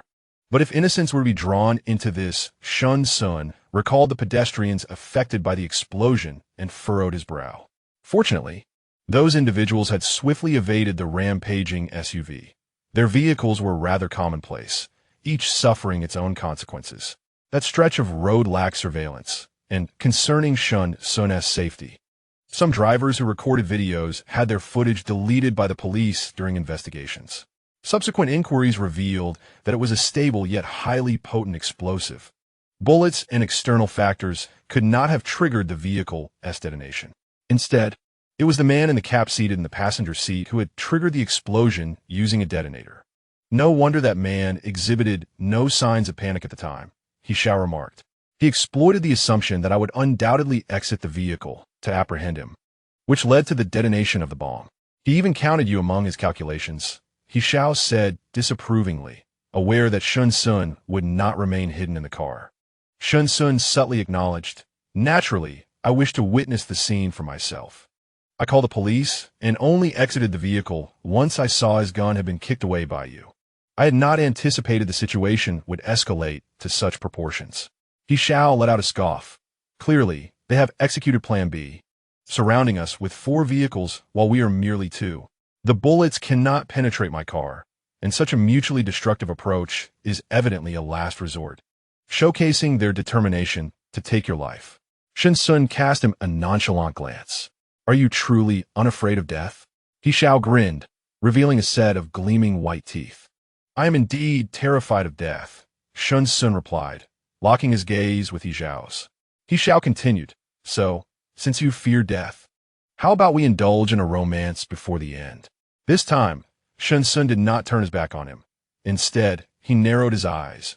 With whom? With you? He Xiao clenched his fist and raised his arm to showcase his muscles. Shen Xun averted his gaze. I am not fond of muscle-bound men. He Xiao's expression was one of wounded disbelief, his mind fixated on the words muscle-bound man. You are quite sensitive, Shen Xun casually remarked, with his flamboyant display thwarted. He Xiao slumped on the sofa, feigning death. No sooner had 2 minutes passed than a neighbor anxiously knocked on their door. Upon opening it, He Xiao found a child from across the way had fainted, and the elderly lady was desperate enough to seek their help. Shen Xun prepared to call for an ambulance. But the elderly lady exclaimed in distress. There's a hospital nearby, just a 5-minute drive. Can't the ambulance come? What if it delays the child? Shen Xun offered no explanation and directly made the call. I'm sorry. Our car has encountered some issues and is currently under repair. The elderly lady's gaze towards Shen Xun turned unfavorable. He is not refusing to take you to the hospital, He Xiao quickly clarified. It's just that the car is genuinely in for repairs. We can first escort you and the child downstairs and wait at the east gate. The elderly lady grasped He Xiao's hand. I am not familiar with the hospital. Could you accompany us? I can pay you. He Xiao, with a righteous demeanor, found it difficult to stand such a scene, yet Shen Xun could not be left behind either, leaving him momentarily torn. Let us go, Shen Xun said, grabbing their coats. I will accompany you. October was approaching, and the weather was turning cooler, necessitating the addition of several coats in the wardrobe. He Xiao donned the coat at Shen Xun's prompting and then turned to the elderly lady. Hand me the child. As they reached the east gate, the ambulance swiftly turned onto their street. The little boy was loaded onto the vehicle, which permitted only one accompanying person. Naturally, the elderly lady took that spot. Seeing her flustered, He Xiao quickly reassured. You go ahead. I will take a taxi and follow. The elderly lady finally felt at ease. He Xiao hailed a silver-gray car parked by the roadside and entered. To the hospital, please. The Safety Bureau personnel remarked. From bodyguard to delivery person, and now a driver. The vehicle eventually halted at the side entrance of the hospital, leading directly to the inpatient department. Just as Shen Xun was about to grasp the door handle to exit, He Xiao seized his wrist. Wait a moment. Shen Xun was puzzled, watching as He Xiao pulled out a black mask from a transparent bag, shaking it before fastening it behind his ears. It's safer to wear a mask, he stated, brushing aside the hair that the strap had pressed down. Your hair seems to have grown, but it looks good this way. The Safety Bureau personnel remarked. Team He, we are still here. Huh? Is that so? Why haven't you left yet? Are we not waiting for you? He Xiao remarked. You've worked hard tonight. We will take a taxi back shortly. The path to the inpatient department was lengthy, illuminated only by dim lights that faintly revealed 2 silhouettes. The child had been rushed to the emergency room, and even at night, the place was bustling. The elderly lady, upon seeing He Xiao, appeared as though she had found a lifeline. He Xiao felt compelled to assist with the various formalities, occasionally turning to remind Shen Xun, stay close to me. Shen Xun simply replied with a soft, The child required hospitalization due to acute gastroenteritis, and He Xiao was preoccupied until finally catching his breath at 10 o'clock. The elderly lady, feeling somewhat embarrassed, grasped He Xiao's hand repeatedly, expressing her gratitude. Thank you both. You are truly kind-hearted. Shen Xun, an Omega, shared quarters with an Alpha, leading to misunderstandings. After all, the elderly lady had already misinterpreted their relationship upon her arrival. He Xiao could only respond politely. thinking to himself how much simpler it would be if Shen Xun were indeed his wife. Shen Xun, despite his aching feet and legs from running about the hospital, mantanda compos exterior. Upon exiting the hospital, hunger struck him. He inquired of He Xiao, "Is there anywhere to eat nearby? Hungry?" He Xiao looked at Shen Xun. "The food around here isn't great. Let me check my phone for nearby dining options." "Never mind." Shen Xun immediately interjected upon hearing it sounded troublesome. "Let's just head back." "No, I'll take you somewhere." He Xiao decided otherwise, promptly leading him to the roadside to hail a taxi, reminding him, "Make sure to wear your mask." In Chapter 48, how could it be? I only had what you left behind. It is no exaggeration to say that this was Shen Xun's first experience with barbecue. It was quite different from his recollections of roadside stalls with red canopies. However, upon arriving at the entrance, he found himself unable to step inside due to the overwhelming crowd. "It's all right," He Xiao softly reassured him. "This place is very clean, and the ingredients are fresh. It's run by a relative of a medic from my team. I assure you, the tastiest food can be found at roadside stalls. Come and give it a try." The establishment resembled a rustic courtyard, adorned with several stone tables scattered about. To enhance the ambience, yellow and white fairy lights hung from the railings. He Xiao, with keen eyes, spotted an empty spot by the railing and quickly led Shen Xun over. "This position is excellent," He Xiao remarked. "It's tucked away in the corner, not too conspicuous. You hold our place while I go say hello." Shen Xun nodded in agreement. Shortly thereafter, He Xiao returned, carrying a tray with 2 servings of coconut fruit jelly. "Give this a try nowadays. Barbecue places often offer desserts and drinks. It's quite a trend." Shen Xun took a mango-flavored one. It was decent, while the coconut jelly was fragrant and the fruit fresh. It was peak hours, but the restaurant had hired sufficient staff to manage the crowd. Given Shen Xun's hunger, He Xiao opted to grill for himself. "I didn't order much. I'm afraid you might feel unwell if you eat too much.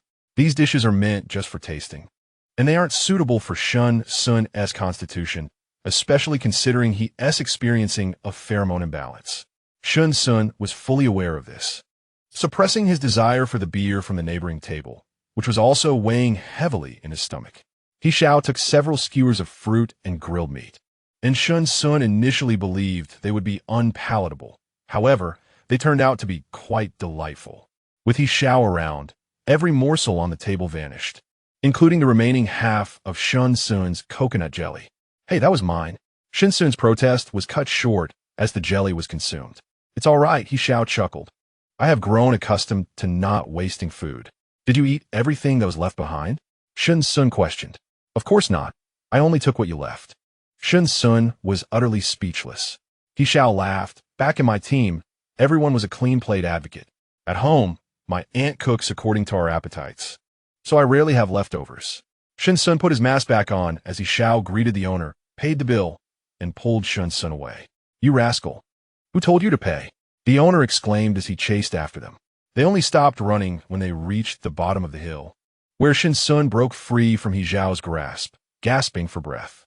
"Your physique is really too weak. Why not train with me?" The evening breeze was pleasant, and Shen Xun did not rush to hail a taxi, leisurely strolling along the roadside, glancing at He Xiao. "Even if I trained for 100 years, I would catch up to you." "Don't belittle yourself," He Xiao replied. "Shi Jing, the son of Shi Shangjiang, is the Omega who underwent gland removal to enlist. He's quite impressive." Shen Xun's interest was piqued by this topic. Is he really that remarkable? If he weren't, he wouldn't be able to enlist. As a child, he was incredibly competitive, a real firebrand. The black face god would often sigh and lament why he wasn't an alpha. He Xiao suddenly sighed. "I don't know if it's due to too many jokes, but Shi Jing insisted on the gland removal for military service. And in the end, the black face god was left sobbing in the hospital corridor, regretting his words." Shen Xun remarked, "While those words did have an impact, the root cause lies within Shi Jing himself. Yes, before he differentiated, he would spend all day playing war games with the neighborhood kids, quite convincingly." Shen Xun smirked. "I find your friend quite intriguing." He Xiao responded, "I can introduce you when the opportunity arises, but he has never been particularly friendly towards alphas, and I can't be bothered with him." Late into the night, the two indulged in a moment of respite before hailing a taxi home. 2 days later, He Xiao contacted Zhang Ruchun again. He appealed to both emotion and reason, and whether it was due to Zhang Ruchuan being weary of him or for other reasons.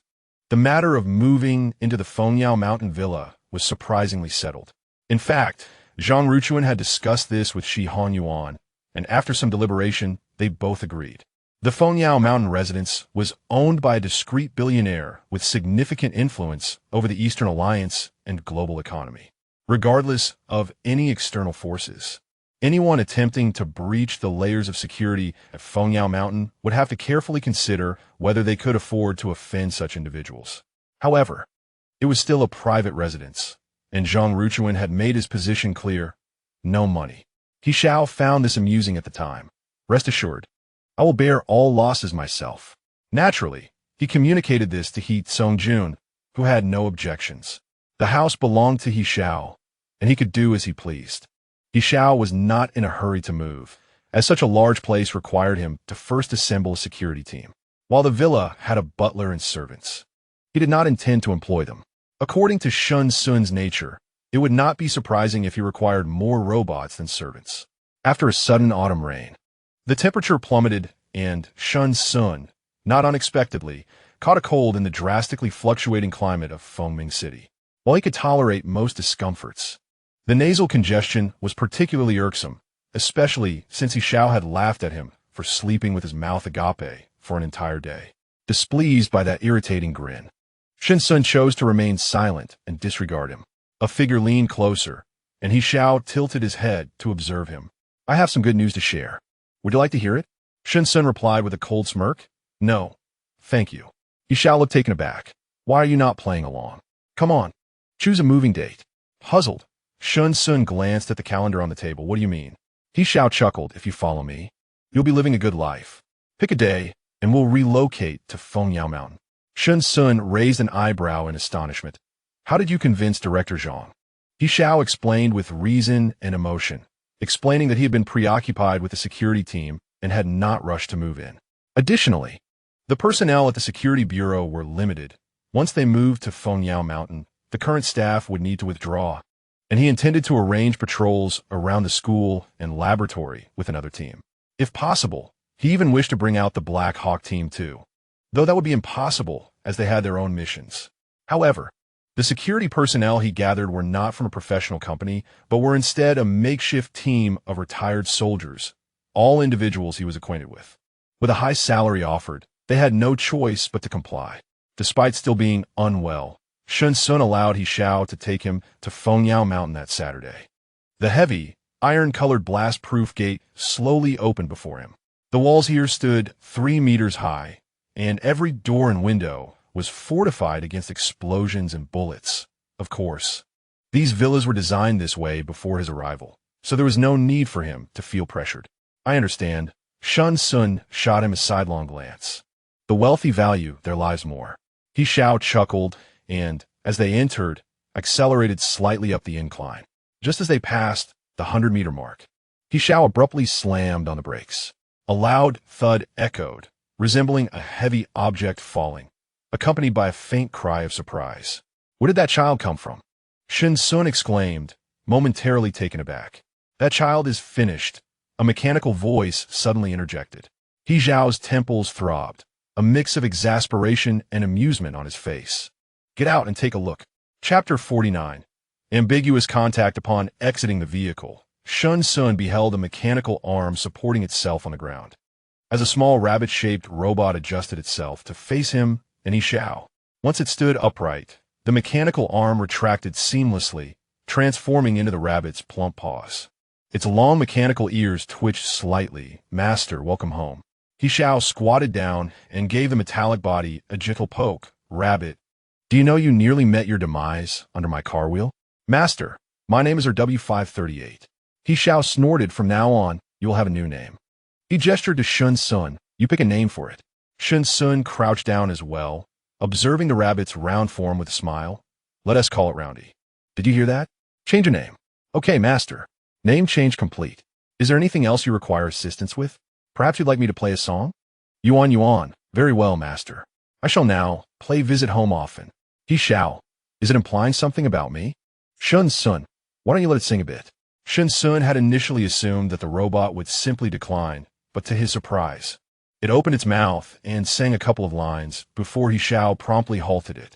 He Xiao pointed at the circle of screens surrounding its head and discovered that there was only this one song in its repertoire. He couldn't be bothered to dwell on it and said, "Check the pheromone concentration in the vicinity." Yuan Yuan. "Certainly, I am currently conducting the analysis." After approximately 3 seconds, Yuan Yuan reported, "I apologize, there are no pheromones released within a 3-meter radius." He Xiao, pleased, affectionately patted its head.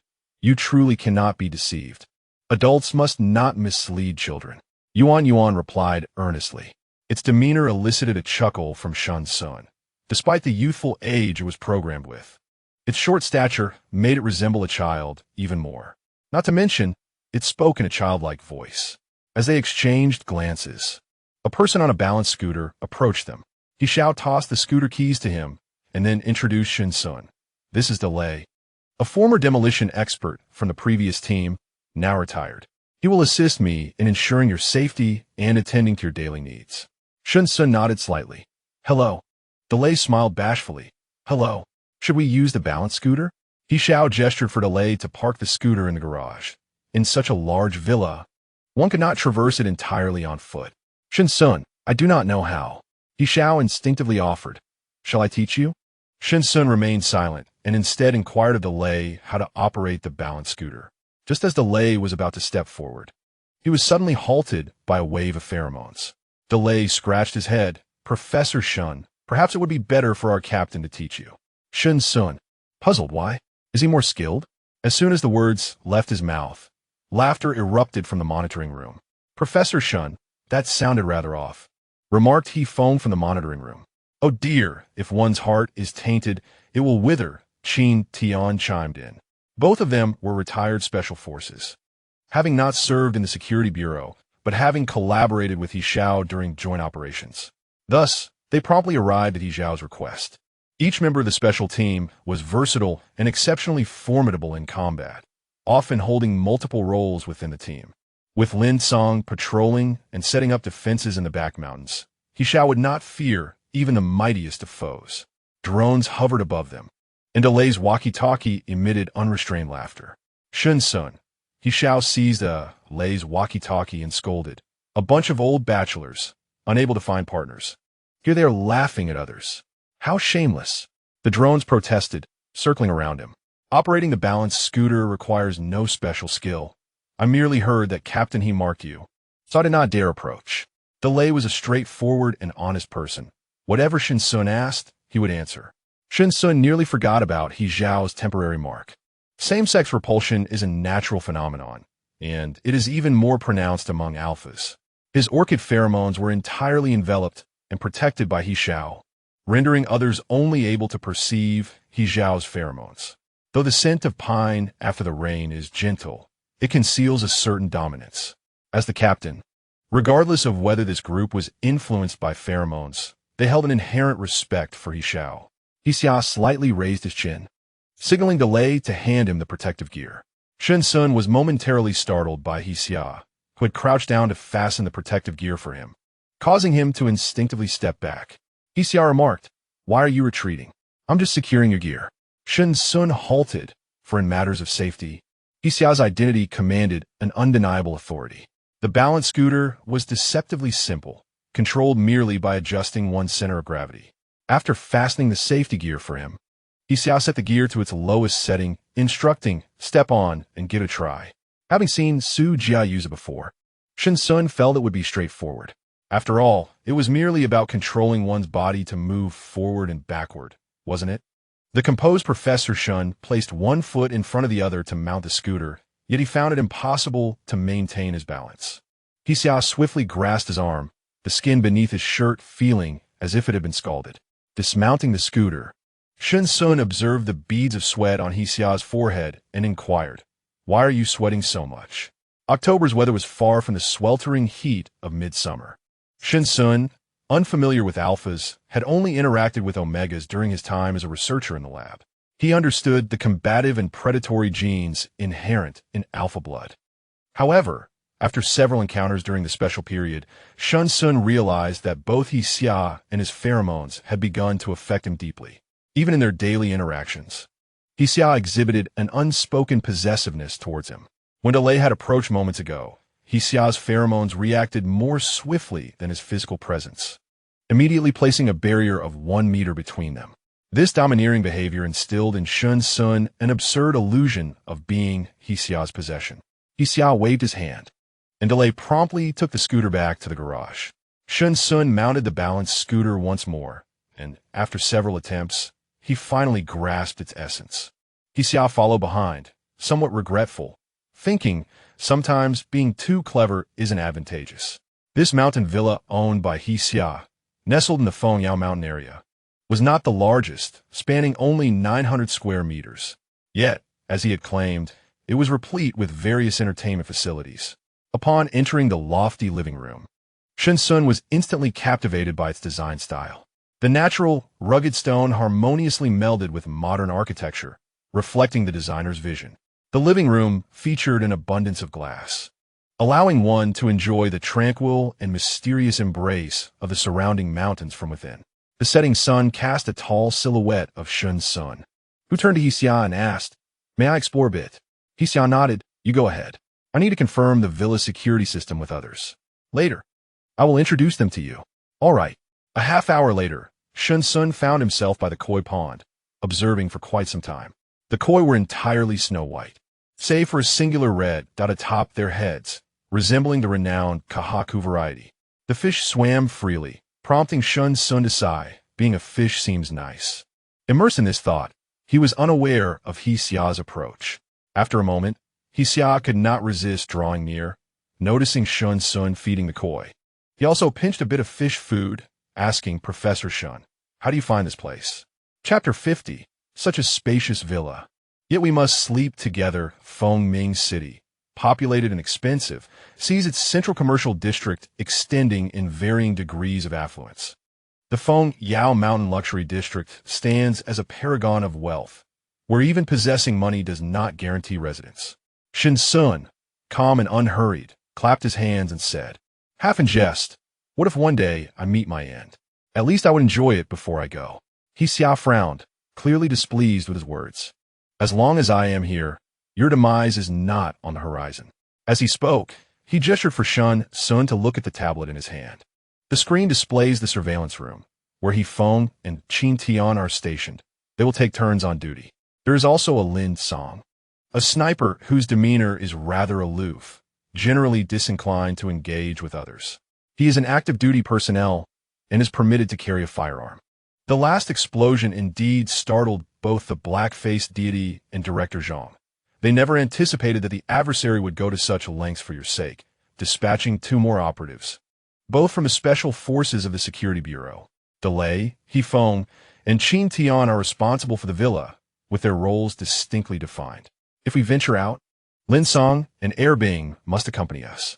Shen Xun's eyes flickered with curiosity. Who is Air Bing? He Xiao let out an exasperated sound. I almost forgot about this character. His surname is Chu and his given name is Bing. He requires 2 large pancakes, each with a diameter of 30 centimeters, to accompany his meals, hence the moniker Air Bing. Do not be misled by his small stature. He is remarkably formidable, and he happens to be a beta. Shen Xun looked at the screen and saw this Chu Bing. With a youthful face and large eyes, he resembled a university student, even clad in battle attire. You often tease me about my appetite, but He Xiao chuckled. This fellow is the true connoisseur. He once won a competitive eating contest. Most people cannot afford to keep him, so he was sent to the military. Perhaps finding it amusing, He Xiao laughed heartily several times. Once he had composed himself, He Xiao continued, I still need to investigate the matter of the debilitating and lethal agent. You lack the time in the lab. With Air Bing on board, I can rest easy. The black-faced deity insists that before the agent is released to the public, we must clear its name. Shen Xun responded, thus, we can only start with Zhang Jingxue and the others. They were all confirmed to have taken the agent back then. If the agent is innocent, they must have been harmed elsewhere. If we can uncover a commonality among these 35 individuals, it may lead us to the truth. Astute, I had the same intention. He Xiao remarked with an appreciative glance. Even though the evidence was destroyed back then, as long as the individuals are still alive, I refuse to believe we cannot uncover a trace. You possess the group set up by Zhang Shichong. It would be best to begin there. You previously entered the group as a victim's family member. Had you made any progress? He Xiao shook his head. Zhang Shichong's recent act of vandalism was a foolish decision. He is undoubtedly being manipulated by someone behind the scenes. This individual is well concealed. I have had people investigate everyone in the group and the families of the victims in reality, and this person is not among them. Shen Xun suggested. It is easy to leave behind a trail online. This person may have profound connections with these 35 individuals in real life and possibly hold a certain influence among them. You might consider pursuing this angle. He Xiao suppressed the urge to pinch his cheek and responded with a smile. These days have been consumed by the explosion incident, but I will commence my investigation tomorrow.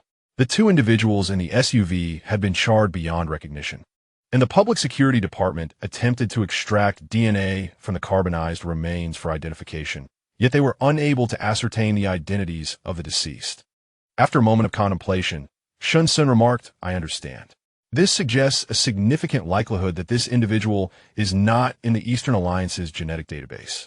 Following the divergence a century ago, influenced by pheromonal differentiation, blood samples were collected and analyzed even from the most remote villages across the nation for registration. Moreover, both Alpha and Omega have their specific pheromone databases. Consequently, individuals of any gender are likely represented in the database. Therefore, it is indeed plausible that these individuals are not affiliated with the Eastern Alliance. He Xiao interjected. The personnel from the Ministry of Public Security mentioned that DNA testing can only provide a certain degree of racial judgment and cannot be entirely conclusive. Currently, we must initiate our inquiries from within. If internal suspects are excluded, then it must be the work of someone from the Northern Alliance. Additionally, are you aware of who may have targeted you from the Northern Alliance? Shen Xun's mind conjured the image of Aaron, the head of the Northern Alliance's AO Gene Research Institute, an exceedingly arrogant alpha and the object of Flynn's affections. By chance, Shen Xun had overheard a conversation between Shun Qinglin and Flynn, which unveiled the secret behind Flynn's gaze towards Aaron. In the Northern Alliance, AA relationships are prohibited, and engaging in a substantial relationship could lead to execution by hanging. Shen Xun had not mentioned that part of Flynn's motivation for coming here might have been to evade Aaron. He spoke the truth, concealing only Flynn's ambiguous feelings towards Aaron. He Xiao, perplexed, inquired, why would the head of a research institute pursue you so relentlessly? Could it possibly be due to your resignation? Shen Xun remained silent for a while before responding, because I witnessed something I should not have seen. What? He Xiao instinctively asked. Are you familiar with live subject experimentation? It involves binding a healthy child, aged between 3 and 18, to the most sterile and frigid experimental apparatus, extracting all their pheromones to inject into the researchers' clandestine weaponry. Various inhumane methods are employed to force them into triple differentiation, fulfilling the ambitions and desires of researchers and certain unscrupulous governments.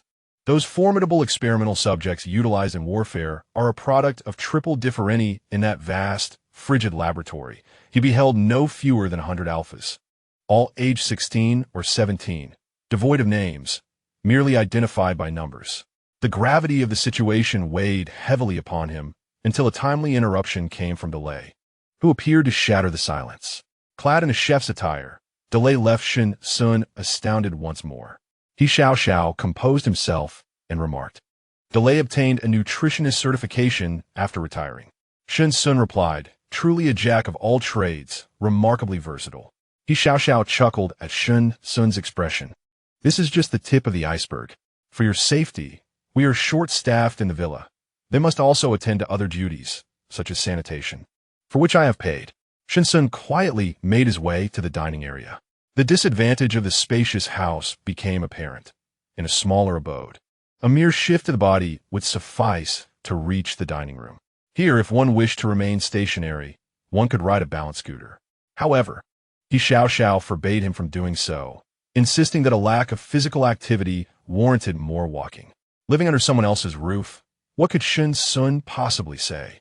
Yet, after a shower, glancing at the alpha who appeared in his bedroom, he found himself unable to endure any longer.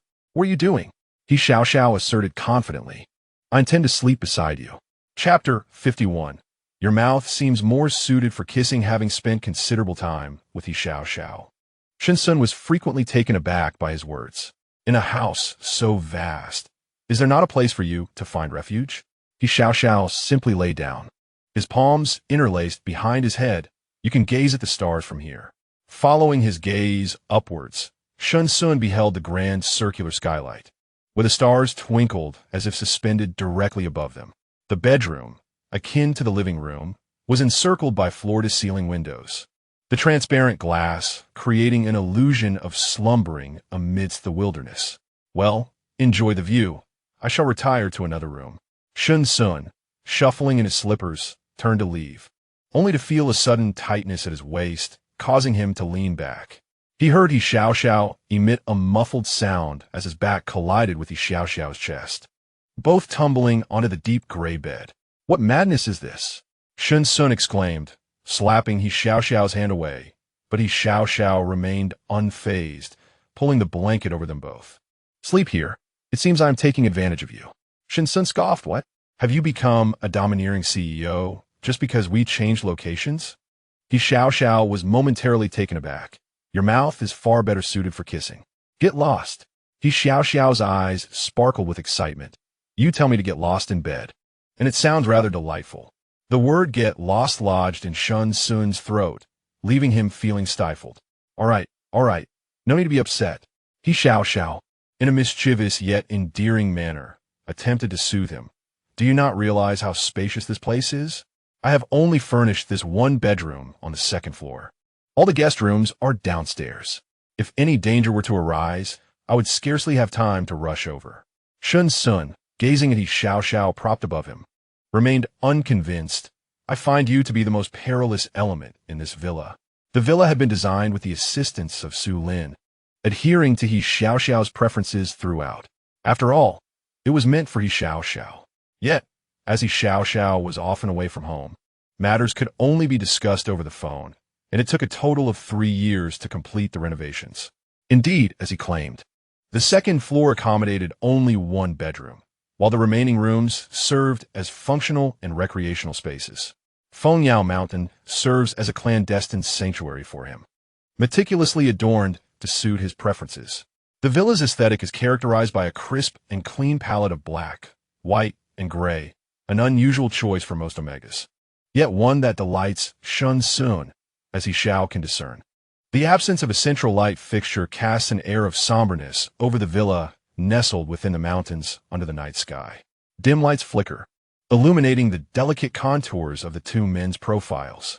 Shen Xun's previous words were uttered in a low, husky tone, akin to a deliberate seduction in the darkness. He Xiao, though tempted to flirt verbally, refrains from any physical advances without consent. Noticing his own lapse in decorum, He Xiao swiftly straightens up. I'll take a shower. You should sleep first. The bed is large enough that I won't disturb you, rest assured. Shen Xun, observing the hasty retreat, chose silence. He quietly shifted to one side, pulling the covers closer and shutting his eyes. After approximately 10 minutes, the other side of the bed was stirred, followed by a rustling sound, and tranquility enveloped the bedroom once more. The round little robot, Yuan, glided slowly on the second floor, and upon receiving the command for its owner to sleep, drew the curtains and smoothly returned to its charging station, replenishing energy for the tasks of the following day. At 6:30 in the morning, Yuan, invigorated, commenced its daily duties. The heavy curtains gradually parted, prompting a subtle movement in He Xiao's brow as he opened his eyes. Gentle light danced upon Shen Xun's fine, soft hair, captivating his attention as he turned slightly. The bedroom door, controlled by the intelligent system, swung open as Yuan entered. Time to rise. He Xiao, noticing Shen Xun's frown of impatience, shot a glare at Yuan. It's only 6. Yuan replied. This schedule is based on the work hours you have set. It is time to wake up and engage in physical exercise. A delectable breakfast is currently being prepared. Shen Xun, still with his eyes closed, sat up, and, after a couple of minutes, he threw off the covers and padded barefoot to the bathroom. He Xiao promptly picked up the slippers from the floor and followed suit. The two emerged from their respective bathrooms, having completed a simple morning routine, and proceeded to jog on the mountain behind the villa. For He Xiao, this level of exertion was hardly sufficient, as he merely accompanied Shen Xun in his run, dressed in a white athletic ensemble. Shen Xun donned headphones to ward off He Xiao's incessant chatter, though no music played within. Rather than tunes, he preferred to immerse himself in the serene sounds of the morning forest. An hour later, their run concluded.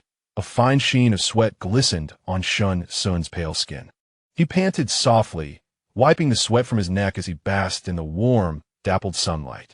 The sun was blinding, causing Shen Xun to squint, and in the next moment, a shadow fell over him as He Xiao placed a hat atop his head.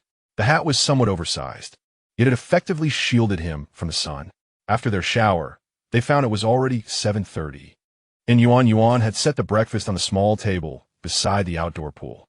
He Xiao had strictly prohibited the inclusion of sandwiches and coffee for breakfast. Thus, Delay prepared porridge and buns instead. Shen Xun, not fond of coffee, smiled gently and ruffled Yuan's head. "Thank you, Yuan." Yuan joyfully twirled, showcasing its round form in a complete circle, a gesture programmed by He Xiao. Whenever someone compliments it, Yuan performs this spin to express its bashfulness and humility. The pool shimmered with a glistening radiance, its hue a deep azure, as if the sky had descended upon the earth. Shen Xun's gaze occasionally drifted towards the swimming pool. It had been a considerable time since he had last experienced the exhilarating joy of swimming. "Would you like to swim?" Shen Xun turned to the inquiring He Xiao and nodded honestly. Is that permissible? After all, he was the host, and it was only proper to seek permission before utilizing someone else's property. The yearning in his eyes was unmistakable, prompting He Xiao to chuckle lightly. "It is not feasible during the day as I have work commitments, but in the evening it is possible. However, the outdoor pool cannot compare to the indoor one. If you desire to swim, there is a smaller pool indoors." Although He Xiao had dismissed many of the staff in the villa, essential personnel remained. Yet, they were hardly in a position to approach Shen Xun directly. The small building at the entrance of the villa served as the workers' quarters. For instance, the pool required daily disinfection and regular water testing, tasks beyond the capabilities of individuals like Delay. Moreover, the maintenance of the villa's greenery and facilities could not be overlooked, indicating that, in reality, there were still many people within the estate. Access to the second floor of the main house was strictly prohibited for them, with Yuan and Delay responsible for maintaining cleanliness. Even Delay was not permitted into the bedroom, leaving Yuan to carry the burden of tidying up. Today, Chu Bing drove, piloting He Xiao's other SUV, while He Xiao himself did not accompany Shen Xun as he had to meet Zhang Shichang. The medical department was not located on the same campus, preventing him from accompanying Shen Xun. Bing, if you lose a hair, you better return to the Special Operations Base to face your comrades' ridicule. Understood? Chu Bing nodded. Rest assured, I have yet to be born into a situation where I could be mocked. You merely benefited from your genetics. If you were a beta, do you believe you could best me? He Xiao stepped forward and playfully slapped the back of his head. Even if I were an omega, I could still best you. Don't you dare forget that. Chu Bing was about to protest, but turned to find He Xiao's expression had softened, adopting a flattering and tender demeanor. I shall come to fetch you in the evening. Shen Xun nodded. If you sense your body entering a sensitive period, bear with it for 10 minutes, understood? No other alpha is to approach. Shen Xun pushed him aside and entered the vehicle, clearly disinterested in further conversation. He Xiao stood there, momentarily stunned, then chuckled to himself before driving behind Chu Bing towards Fengming University. Chapter 52. Spicy Chicken Cubes, Professor Shen's favorite dish upon entering the laboratory. Shen Xun was guided to the side by Su Jia. Have you moved, Brother Sun? Shen Xun nodded. I have relocated for the safety considerations of the Rose Garden residence. Su Jia frowned. Where have you moved to? What was the outcome of the last explosion? Shen Xun rubbed his head gently. Focus on your experiments. Have you compiled the stability data from yesterday's inhibitor research? Su Jia replied, it's all organized. Who is the person you sent today? Are they reliable? What about He Xiao? Shen Xun assured him. They are reliable. They are from He Xiao's team. He has other matters to attend to regarding the alleviating agent. Su Jia understood the significance of the alleviating agent and refrained from further comment. Yin Xian and the others gradually entered the laboratory, and, after exchanging a few pleasantries, everyone immediately immersed themselves in their research. Unexpectedly, Chen Xili arrived during lunchtime. Shen Xun changed into a white lab coat, washed his hands, and proceeded to the cafeteria with Chen Xili. Professor Shun pondered over what he desired to eat and graciously offered to treat. With a fleeting glance at Chu Bing, who trailed behind him, Shen Xun contemplated before stating, "The individual following me is Chu Bing, and he possesses quite an impressive appetite." Chen Xili responded with a polite smile. "No worries, as long as he doesn't consume the entire cafeteria, I can afford to treat him." Shen Xun conceded, "Then it would be my honor to comply." He was aware that Chen Xili had matters to discuss, hence he refrained from declining. However, while they were in line for their meals, Chu Bing suddenly withdrew his phone from his pocket and began to peruse it. Chen Xili, intrigued, inquired about what he was looking at. Chu Bing replied, "This is the menu from the 5 cafeterias that team he sent me." Chen Xili, puzzled, asked, "Why would he send you that? Isn't the menu displayed outside the cafeteria?" Chu Bing clarified, "These aren't just any menus. They feature dishes favored by Professor Shun. I'm checking if the second cafeteria has any of his preferred dishes. And if not, we may need to consider a different venue." Shen Xun, feeling somewhat bashful in the presence of others, cleared his throat and remarked, "Let us dine here. There is no need for any inconvenience." Upon discovering a dish that Shun favored, Chu Bing cheerfully agreed. "All right then." He mused to himself, "There are so many delectable dishes. Despite my lack of academic prowess, having only completed high school before enlisting, I never imagined I would someday savor the cuisine of such a prestigious institution. It must be a stroke of fortune." After having enjoyed the cafeteria at Fengming University, Chu Bing felt a sense of belonging to it, albeit shamelessly. "Dean, Professor, please take a seat while I procure your meals." Chen Xili and Shen Xun hesitated, concerned about Chu Bing managing alone, but he insisted they sit down. "Rest assured, I can handle this much." "Dean, what would you like to have?" Chen Xili replied with a grin. "I have no particular preferences. You may choose for me." "Very well." Chu Bing responded, turning with determination. He balanced a plate in each hand with ease. "Spicy chicken cubes. Professor Shen loves this." Chu Bing murmured while serving. Recalling team, he's warning that Shun should avoid spicy food. However, the spicy chicken cubes from the second cafeteria were more appearance than flavor, lacking in heat, thus acceptable. He continued to serve egg yolk cauliflower, tomato beef brisket, and vegetables with mushrooms, along with a bowl of clay pot soup. Shen Xun was not particularly fond of vegetables, especially when sautéed with mushrooms. Yet, his health did not permit him to be picky, so He Xiao often compelled him to consume a few bites. Today, however, with He Xiao absent, no one was there to finish his leftovers. Unexpectedly, Chu Bing, taking advantage of the moment, transferred all the vegetables and mushrooms to his own plate, leaving Shen Xun with just a few pieces of vegetable and mushroom. Chen Xili, already astonished by the mountain of food on Chu Bing's plate, glanced at Shen Xun with a look of concern, silently questioning why he was being deprived of his meal. Shen Xun offered a brief explanation, and Chen Xili's expression shifted to understanding. "Oh, I see now. Though He Xiao appears robust, he is quite considerate." At this juncture, Chen Xili inquired, "How is your health?" Shen Xun replied, "It's manageable, though after years of using alleviants, my pheromones are somewhat disordered. However, with He Xiao's pheromones supporting me now, I am quite well." Chen Xili sighed in relief. "That is reassuring. The development of inhibitors remains a formidable task. Do take care of yourself." Shen Xun smiled gently. "Indeed. I presume you have something to discuss with me today, Dean? Nothing escapes your keen perception. I have matters to discuss with you, but let us dine first. There is no rush. If I keep you hungry, I suspect He Xiao might storm into my office." This statement left Shen Xun at a loss for words. As the weather gradually cools, it is still too early to turn on the heating, making the food prone to getting cold. Both of them are rather unhurried individuals. Unlike Bing, who, despite not finishing half his meal, took Shen Xun's meal card to procure a second helping. The meal card has daily limitations, so he seized the opportunity to enjoy the complimentary soup. At least he managed to fill himself, which made Shen Xun feel a twinge of sadness, prompting him to promise to buy snacks after their discussion. Chu Bing instantly considered Shen Xun to be not only beautiful, but also kind-hearted. The cafeteria gradually emptied, and Chu Bing, seated at a nearby table, idly exchanged messages with He Xiao, inquiring about Shen Xun's dining status. Occasionally, the sounds of conversation between Shen Xun and Shen Xili would filter into his ears.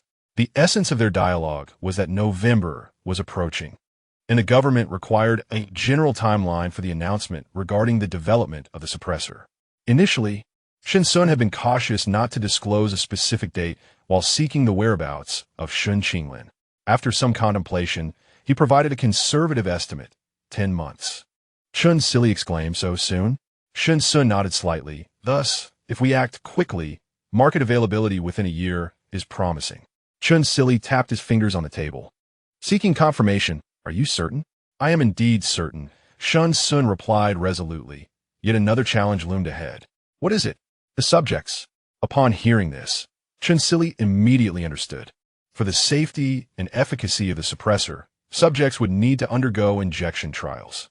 However, due to the effects of the relief agent, I fear that there will be no willing participants for the Phase 3 clinical trials. Shen Xili sighed. That indeed poses a significant issue. Shen Xun continued. "I am aware that you plan to thoroughly overturn the relief agent's findings prior to its market release. This may have some effect, but it cannot guarantee the number of participants. People will undoubtedly adopt a wait-and-see attitude. What then should we do?"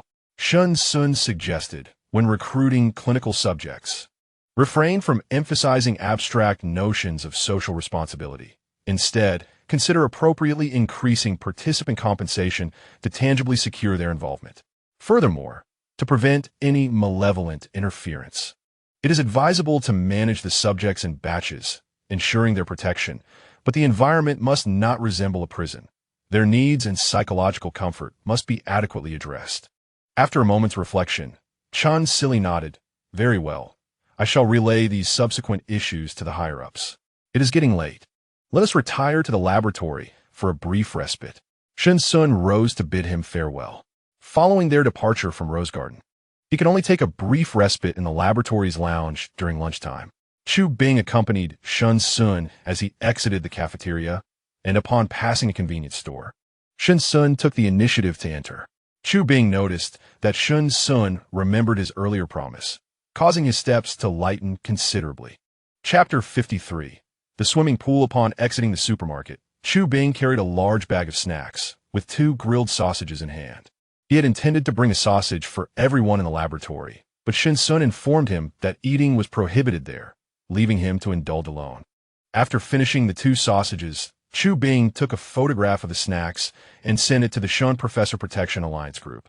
"Professor Shen bought me snacks. Lin Song, He Feng, you're done for. Qin Tian. In life, one must not be overly ostentatious. Just wait 10 seconds delay. Did Professor Shen sneak a snack?" Bing. "These were purchased by the professor for me. He doesn't eat them at all. Do you think everyone is like you bandits, always snatching my belongings?" He Xiao. "Leave it be. If you dare to eat, I'll knock your teeth out." Bing. On the verge of tears. "Why?" He Xiao.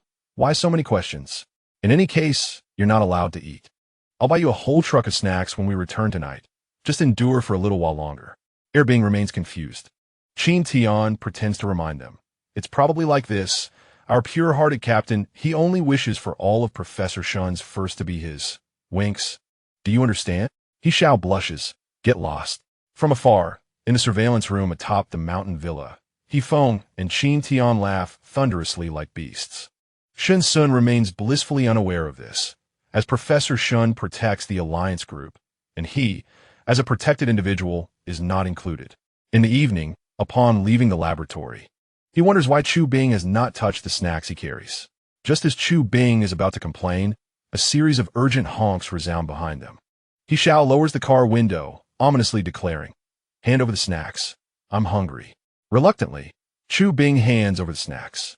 He Xiao violently tears open a bag of chips and crunches loudly. Before Shen Xun can utter a word, he dumps all the other snacks in the back seat, stating, "You dare eat during the mission period? Confiscated." He assumes a righteous demeanor. Chu Bing and Shen Xun share a glance. Chu Bing's big eyes blink innocently, and Shen Xun says, "We'll buy more." Just as Chu Bing is about to smile, a black wallet flies towards his face, which he barely catches. "Go buy for yourself. We're leaving first." He Xiao gestures for Shen Xun to get in the car. Shen Xun enters the passenger seat and asks, "Are we waiting for him?" He Xiao immediately unbuckles Shen Xun's seatbelt and fastens it for him. What is there to wait for? Let us go. Today, he drives the most modest and understated extended range Rover from the garage. Its size cannot compare to the armored off-road vehicle still under repair, but it serves well for official business. "Did Chen Silly contact you today?" Shen Xun replies affirmatively. He inquired about my research timeline, wanting to inform the public when announcing the development of the inhibitor. "What about you? What did Zhang Shichang say?" He Xiao skillfully maneuvers the steering wheel to overtake. Since that kid gave me the group number, it indicates his heart has wavered. Perhaps he himself doubts the reasons behind Zhang Jingshua's disability. Clearly, the observation period was past. Everything was fine upon return, and only a sudden discomfort at night led to a slip in the bathroom. Today, I asked him about individuals closely related to the victim. Aside from sympathetic Good Samaritans, there are sponsors and pure volunteers. The volunteers are all from the Omega Protection Association, which we discussed last time. In vulgar terms, it's essentially a battleground of good and evil. Today, I sought out Director Fong Shiais. He mentioned that the association is currently a quagmire. Aside from a few fixed leaders, the remaining members cannot be categorized solely by faction. For example, one volunteer I confirmed today belongs to Zhu Yan's faction. Zhu Yan serves as the president of the association, which is currently under the control of the Zhu family. It seems improbable that her assistant could be a volunteer from the victim support group. However, it cannot be entirely dismissed as a mere act of theatrics. Upon hearing this, Shen Xun inquired, "Do these volunteers provide home services?" He Xiao replied, "Indeed, they offer psychological counseling and also deliver winter clothing and food supplies to families in need. These visits are conducted regularly, and the volunteers are highly respected by the families of the victims." The journey from the school to Fengyao Mountain takes over half an hour, during which the two continued their discussion on the topic. As they ascended the main staircase, the robot, Yuan, glided over with enthusiasm, addressing Shen Xun, "Master, welcome home." The robot had recorded Shen Xun's information on the very afternoon they moved in. Shen Xun affectionately patted its head before stepping into the cloakroom to change. He Xiao took out a walkie-talkie to confirm the use of the swimming pool with the staff. He was aware that Shen Xun wished to experience the outdoor pool. However, autumn is not akin to summer, especially in the mountains where the evenings can be quite chilly. Thus, the indoor heated pool would be more suitable for him. After dinner, which should be followed by 2 hours of exercise, He Xiao promptly instructed Yuan to remind the kitchen. He Feng and others had a separate dining area and did not join them, as the Lei had only prepared dinner for two. The meal was rather light, and it seemed unlikely that the others would be able to eat much. After 8 o'clock that evening, in the indoor pool on the basement level, a dark figure glided through the water like a fish. He Xiao stood at the edge, quietly appreciating the scene for a few seconds before donning his swim trunks and diving in after him. After a couple of laps, Shen Xun, exhausted, leaned against the edge of the pool, just as He Xiao emerged from the water, splashing him thoroughly. Shen Xun, with no alternative, shifted aside, while He Xiao grinned and pursued him playfully. "Why did you come in as well?" Shen Xun asked. "Because I wanted to," He Xiao replied, unconsciously drawing closer. "By the way, I have another question. Have you noticed that apart from Mayor Zhou's son, the other victims come from ordinary backgrounds?" Shen Xun turned to He Xiao, puzzled. "What do you mean?" He Xiao explained, "I mean that the commonality among the victims is their similar socioeconomic status. I checked, and it appears the same in other provinces and cities. Do you think there is something more to this?" Grasping the crux of the matter, Shen Xun asked, "Have there been any cases in other provinces or cities where high-ranking officials or wealthy families lost loved ones due to the calming agent?" He Xiao shook his head. "Only the Zhou family from Fengming City." Shen Xun pondered this for a moment, unable to comprehend. while He Xiao, wanting to distract him from his worries, playfully splashed water at him. Shen Xun shot him a glare. Are you being ridiculous? He Xiao leaned in closer, voicing his curiosity. You swim exceptionally well. Who taught you? A coach, Shen Xun replied. It surely wasn't an Omega coach, He Xiao teased. Shen Xun smirked. You guessed correctly. It was a muscular alpha with a commendable physique. Suddenly, a splash echoed as Shen Xun's wrist was seized by He Xiao, who, using the momentum, pulled him closer, causing Shen Xun to inadvertently swallow a mouthful of water. His long eyelashes, now adorned with droplets, fluttered, sending He Xiao's heart racing. Just as Shen Xun was about to protest, he found himself captivated by the misty gaze of He Xiao's dark eyes, rendered speechless. With his back pressed against the pool wall, Shen Xun raised a hand to block He Xiao's chest, preventing him from advancing further. Yet, He Xiao, having emerged from a tempest of bullets and chaos, was unacquainted with the notion of retreat, drawing closer and pressing his body against Shen Xun's. What are you doing? Is that coach really in great shape? Two voices chimed simultaneously, causing Shen Xun to freeze, a flush of warmth spreading across his cheeks and neck. He Xiao lasciviously rubbed against him, as if to provoke a comparison between his physique and that of the fabricated coach. Chapter 54. After all, I only kissed my wife. The underground pool resembled a flowing mirror. The reflections of Shen Xun and He Xiao danced amidst the rippling water. Droplets cascaded down He Xiao's brow, gliding down his prominent nose. A splash echoed as a droplet landed on Shen Xun's chest. Step aside. Shen Xun's voice trembled. I believe you understand my intentions. He Xiao pressed him further against the wall. Right? Shen Xun was perplexed as to how He Xiao had shifted the conversation to this topic. He neither dodged nor flinched, fixing his gaze on He Xiao with a frigid demeanor. Do not delude yourself. I have no time to indulge in romantic games with you. Is this gaze of yours indicative of self-deception? He Xiao retorted, wiping the water from his eyes with force. Professor Shen, perhaps you should take a look in the mirror. Or do you claim that the look you gave during that special night was feigned? Shen Xun pressed his lips together in silence, a flicker of anger evident in his eyes. He Xiao seemed provoked by Shen Xun's callous words, muscles taut as they entangled. Not everyone can elicit pheromones for soothing, even if they are the target of a mission. You are aware that an S-class alpha can release resistance pheromones in the presence of an omega during their special period, correct? Meaning I will only be influenced by your pheromones if I willingly allow it. Be it myself or my pheromones, I am quite fond of you. His candor was fervent, nearly causing Shen Xun to falter in the pool. He Xiao tightened his grip around Shen Xun's waist, anchoring their bodies together. Shen Xun recalled that He Xiao was merely 26, 3 years his junior. 3 years may seem insignificant, yet their life experiences diverged greatly. Had it not been for Shen Qinglin's disappearance, their paths would never have crossed. In the Eastern Alliance, marriage placed immense importance on pheromone compatibility and family background.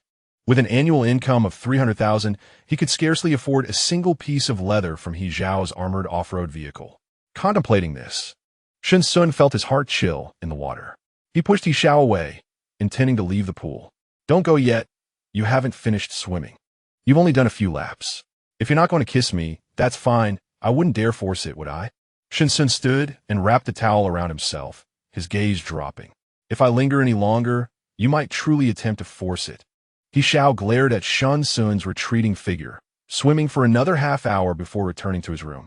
Though it was only 9 o'clock, which was not late, the bedroom was spacious. Shen Xun sat at the edge of the bed with a notebook in hand, the stark contrast of his slender, pale heels against the black carpet challenging He Xiao's visual senses. Sensing movement by the door, Shen Xun casually glanced up before dismissing him and returned to his focus on the notebook. He Xiao approached with an air of despondency, settling silently upon the carpet beside him. The bedroom succumbed to an eerie stillness, interrupted only by the intermittent, gentle cadence of the laptop keyboard. A glance revealed that the screen displayed research data analysis charts from Shen Xun's laboratory. How had he managed to bring work home? He had discovered a data error, which Shen Xun stated plainly. After pointing out the clear mistake in their group chat, he closed his laptop, noticing Shen Xun's intention to leave. He Xiao instinctively grasped his wrist. Shen Xun turned back with a sigh of resignation. The words, "What exactly do you want?" lodged in his throat, for He Xiao's expression was one of profound grievance. Shen Xun could only laugh in exasperation. "What are you feeling wronged about? You were the one who offended me first." He Xiao muttered, "You're just like a scoundrel, using me and then discarding me." Shen Xun opened his mouth, taking a moment to regain his voice. "What did you just call me?" "A scoundrel," He Xiao retorted defiantly. With reckless abandon, he continued, "On our first meeting, you made me bite your gland, and now you insist on having me as your exclusive suppressant." He covertly glanced at Shen Xun, seemingly seeking confirmation of any anger. Shen Xun, deciding not to leave, slightly turned to face him. "Speak plainly. What else do you have to say? You implied during a sensitive period that I should be your little lover. I refused, and thereafter you sidestepped the issue. Was that not you?" At this, Shen Xun found himself at a loss for a rebuttal. However, that did not mean he would allow He Xiao to manipulate him. "Are you a 3-year-old? Do you think a kiss comes with obligations? I don't know about others, but I only kiss my wife." I meant every word I said back at the pool. Once the words were spoken, He Xiao had no intention of retracting them. The night during Shen Xun's sensitive period marked a turning point in his emotions. The previously blurred feelings were vividly etched by Shen Xun's tears. He had never felt pity for anyone of the opposite sex. The moment he saw Shen Xun lock the door and hide beneath the covers, his insides twisted painfully. "He Xiao, don't do this." A heavy, helpless sigh escaped Shen Xun's lips. He Xiao's eyes brightened as he recklessly stepped forward, grasping his shoulders. "You do have feelings for me, don't you? If it were someone else, would you let him into your bed, touch your waist, and act brazenly? Would you question him so intimately?" Shen Xun replied, "At least you recognize your own nonsense." He Xiao gave a foolish smile. "I understand your concerns. You indeed have your responsibilities. But that shouldn't preclude you from dating a handsome, wealthy, and fit boyfriend along the way, should it?" "You certainly flatter yourself," Shen Xun retorted. He Xiao, dissatisfied, shook him. "Just admit it's the truth." Yes, Shen Xun said, feeling dizzy from the shaking. "Just stop already." He Xiao had anticipated a breakthrough. But little did he know that Shen Xun was a cold-hearted Omega. He brushed off He Xiao's hands, coldly stating, "If rejection is too painful, I can just go to a room downstairs." At once, He Xiao wilted. He shook his head, dejectedly walking out. Shen Xun forced himself not to look at him, and only when the door closed did he raise a hand to cover his eyes, lying quietly as if in slumber. On the 3rd floor of the boxing room, He Xiao trained with his upper body bare, his eyes covered as he executed extreme defensive maneuvers, his speed so remarkable it left behind afterimages. Drones outside captured the scene, leaving He Feng and others speechless. Wow, how does he have so much energy? D'aller he market foolishly. Didn't T-Team he just go swimming with Professor Shen? How is he boxing again?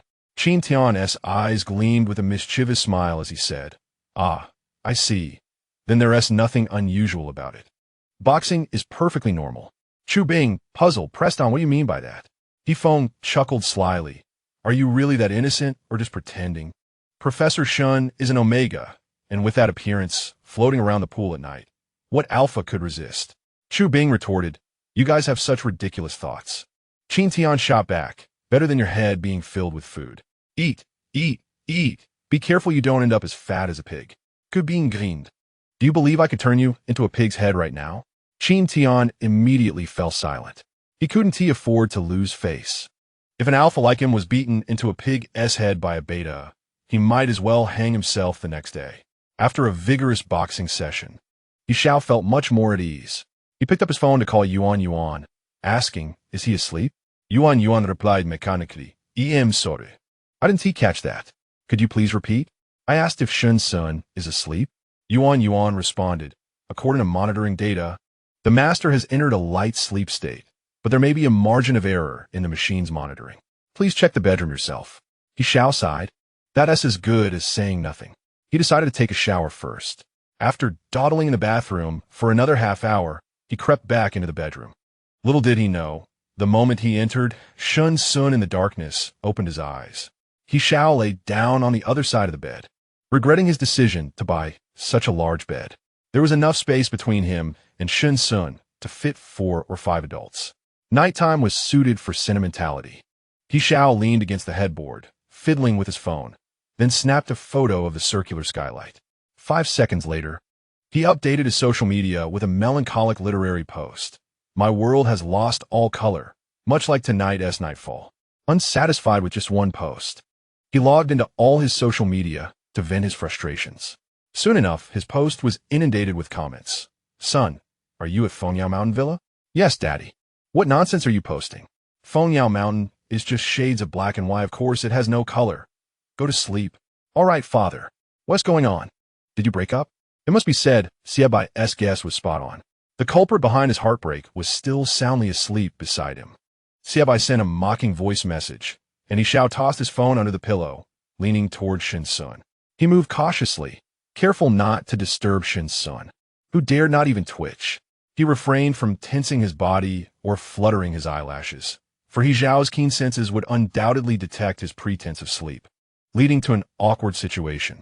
Following He Xiao's forceful grip, Shen Xun found himself turned around. A scorching gaze settled upon his face. This mouth really is quite tough, He Xiao murmured, yet the sight of Shen Xun's face rendered him unable to feel anger. The body, exuding the unique pheromones of an alpha, drew closer, and Shen Xun fell into He Xiao's embrace.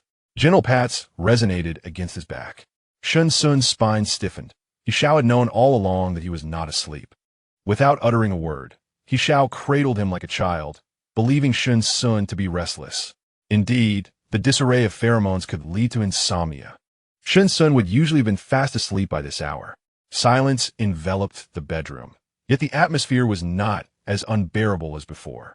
With eyes closed, Shen Xun seemed lost in thought, and surprisingly, after merely 10 minutes, he drifted into slumber. Heartless, He Xiao whispered as he placed a kiss on Shen Xun's forehead, tightening his embrace. The next day, He Xiao did not accompany Shen Xun. Relieved, Shen Xun felt a sense of ease. After a prior arrangement with Chun Silly, today Flynn also called to meet, as if they had all conspired together. Landry, I would like to introduce someone to you, if you would do me the honor. Shen Xun jested. You've only just arrived, yet you've already mastered the bureaucratic tone. Flynn chuckled. It was my fault for upsetting you last time. Hence I'm being a bit cautious now. Shen Xun replied, all right, where shall we meet? After Flynn provided the address, Shen Xun instructed Chu Bing to add this impromptu itinerary. Chu Bing dutifully informed He Xiao about the meeting. He Xiao, harboring disdain for Flynn, immediately drove back upon hearing the news. Coincidentally, the meeting spot was Fenggeiju. He Xiao switched shifts with Chu Bing, pondering over Flynn during the drive. This individual could be deemed perfect, an esteemed family background, exceptional intelligence, and most importantly, impeccable character, appearing without a single flaw. Intelligence reports yielded no useful information. He had traveled a great distance solely for Shen Xun. Yet perfection itself is a paradox. He Xiao chose to trust his instincts. His dislike warranted caution. Therefore, if Shen Xun wished to meet him, He Xiao must accompany him. As Shen Xun emerged from the laboratory, the night lights had just begun to twinkle, and upon unexpectedly spotting He Xiao, he hesitated momentarily.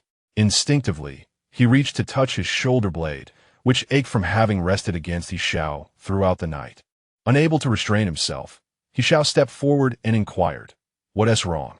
Is your neck uncomfortable? Have you been so engrossed in your experiments that you remained in one position for too long?" Before Shen Xun could respond, he was pulled into the back seat of the car. He Xiao's fingers pressed against his shoulder and neck, gradually kneading the tension away. The pressure was just right, and Shen Xun did not resist. After falling asleep the previous night, he was unaware of how He Xiao had held him. He only recalled waking up to the sensation of a steel-like arm across his neck, which had been quite uncomfortable. Both opened their eyes simultaneously, the morning sunlight flooding the bedroom, leaving them in a moment of silence and awkwardness. Subsequently, they instinctively released each other. During breakfast, not a word was exchanged, resembling a Cold War. After the meal, they got into their respective cars and departed. Now, witnessing He Xiao's attentiveness, Shen Xun felt somewhat dazed. What are you daydreaming about? He Xiao pressed, causing Shen Xun to emit a soft hum under his grip. He Xiao felt a sudden numbness coursing through his body, his complexion exceedingly unnatural. "Stop your nonsensical shouting," he retorted. Shen Xun replied, "And you, cease your excessive exertion." With a soft grunt, He Xiao lightened his grip. Shen Xun chuckled at the sound, inquiring playfully, "What's the matter? Are you no longer angry?" "When did I ever express anger?" He Xiao shot back. "If I were upset, would I have held you last night to soothe you to sleep? I even refrained from exposing your feigned slumber. Isn't that remarkably considerate of me? Be quiet." Shen Xun replied curtly. He Xiao, with a mischievous glint in his eyes, leaned closer, his gaze sparkling as he looked over Shen Xun's shoulder. "The round little device detected that you were asleep. That useless little thing was deceived by you. You ought to apologize to it tonight. Do you understand? You've wounded its innocent little heart." Shen Xun remarked. He Xiao revels in my flustered expression, caught between wanting to retort and being unable to do so. He Xiao teased softly. "Were you waiting for me last night? Couldn't you sleep alone?" "I was not," Shen Xun protested. He Xiao, not relenting, leaned in, pinning Shen Xun against the car door, deliberately speaking close to his ear, "Do not deceive me." Shen Xun instinctively pressed his palm against the car window for stability. He turned his head, gritting his teeth. "What is wrong with you? Why do you have to speak so close?" A wave of delightful laughter brushed against Shen Xun's flushed ears, prompting him to retract his neck in resistance. "Move aside. Imagine how it would appear if someone saw us like this against the car window." Their noses were merely half an inch apart, but ultimately He Xiao softened, pulling back slightly to ask, "Does your neck still hurt? Should I massage it again?" Having been teased, Shen Xun, feeling indignant, commanded, "To the left, harder." "All right." He Xiao acquiesced. "Could you apply a bit more pressure with your hands? Have you not eaten?" "Fine, fine, fine. Just remain still. Do not focus solely on one spot. You must attend to the right side as well." Outside, 5 faces exchanged bewildered glances, their expressions a mix of crimson and green. Ouyang, confused, asked, "What is the professor doing?" Chapter 56. Holding hands under the table inside the compartment, the two continued to fuss over the uneven pressure, alternating between light on one side and heavy on the other. He Xiao, though patient with the commotion, was not one to suffer losses. After Shen Xun relented, he effortlessly restrained him with one hand while the other roamed mischievously at his waist. Shen Xun, taken aback by the tickling, emitted a sound before resolutely biting down, struggling against it. "He Xiao, you, what about me?" He Xiao countered, continuing his playful assault. "If you smile, I'll stop. Get lost." He Xiao chuckled, his fingers persistently exploring Shen Xun's sensitive waist. He had discovered previously that Shen Xun was not fond of being touched there. Whenever He Xiao's hand brushed against the ticklish spot, Shen Xun would immediately swat it away. "Stop it," Shen Xun laughed lightly, attempting to kick him, but misstepping and falling into He Xiao's grasp. The car door slammed shut, and before Shen Xun could voice his pain, 3 startled faces pressed against the window, flinching at the noise. "Enough of this. Someone is watching," Shen Xun urged, pushing He Xiao away. He Xiao, following his gaze, muttered an expletive. Without a moment's thought, he reached for the door, only to be stopped by Shen Xun's hand. "You get up first." He Xiao quickly sat up and exited the vehicle from the other side. "What you all up to? Spying?"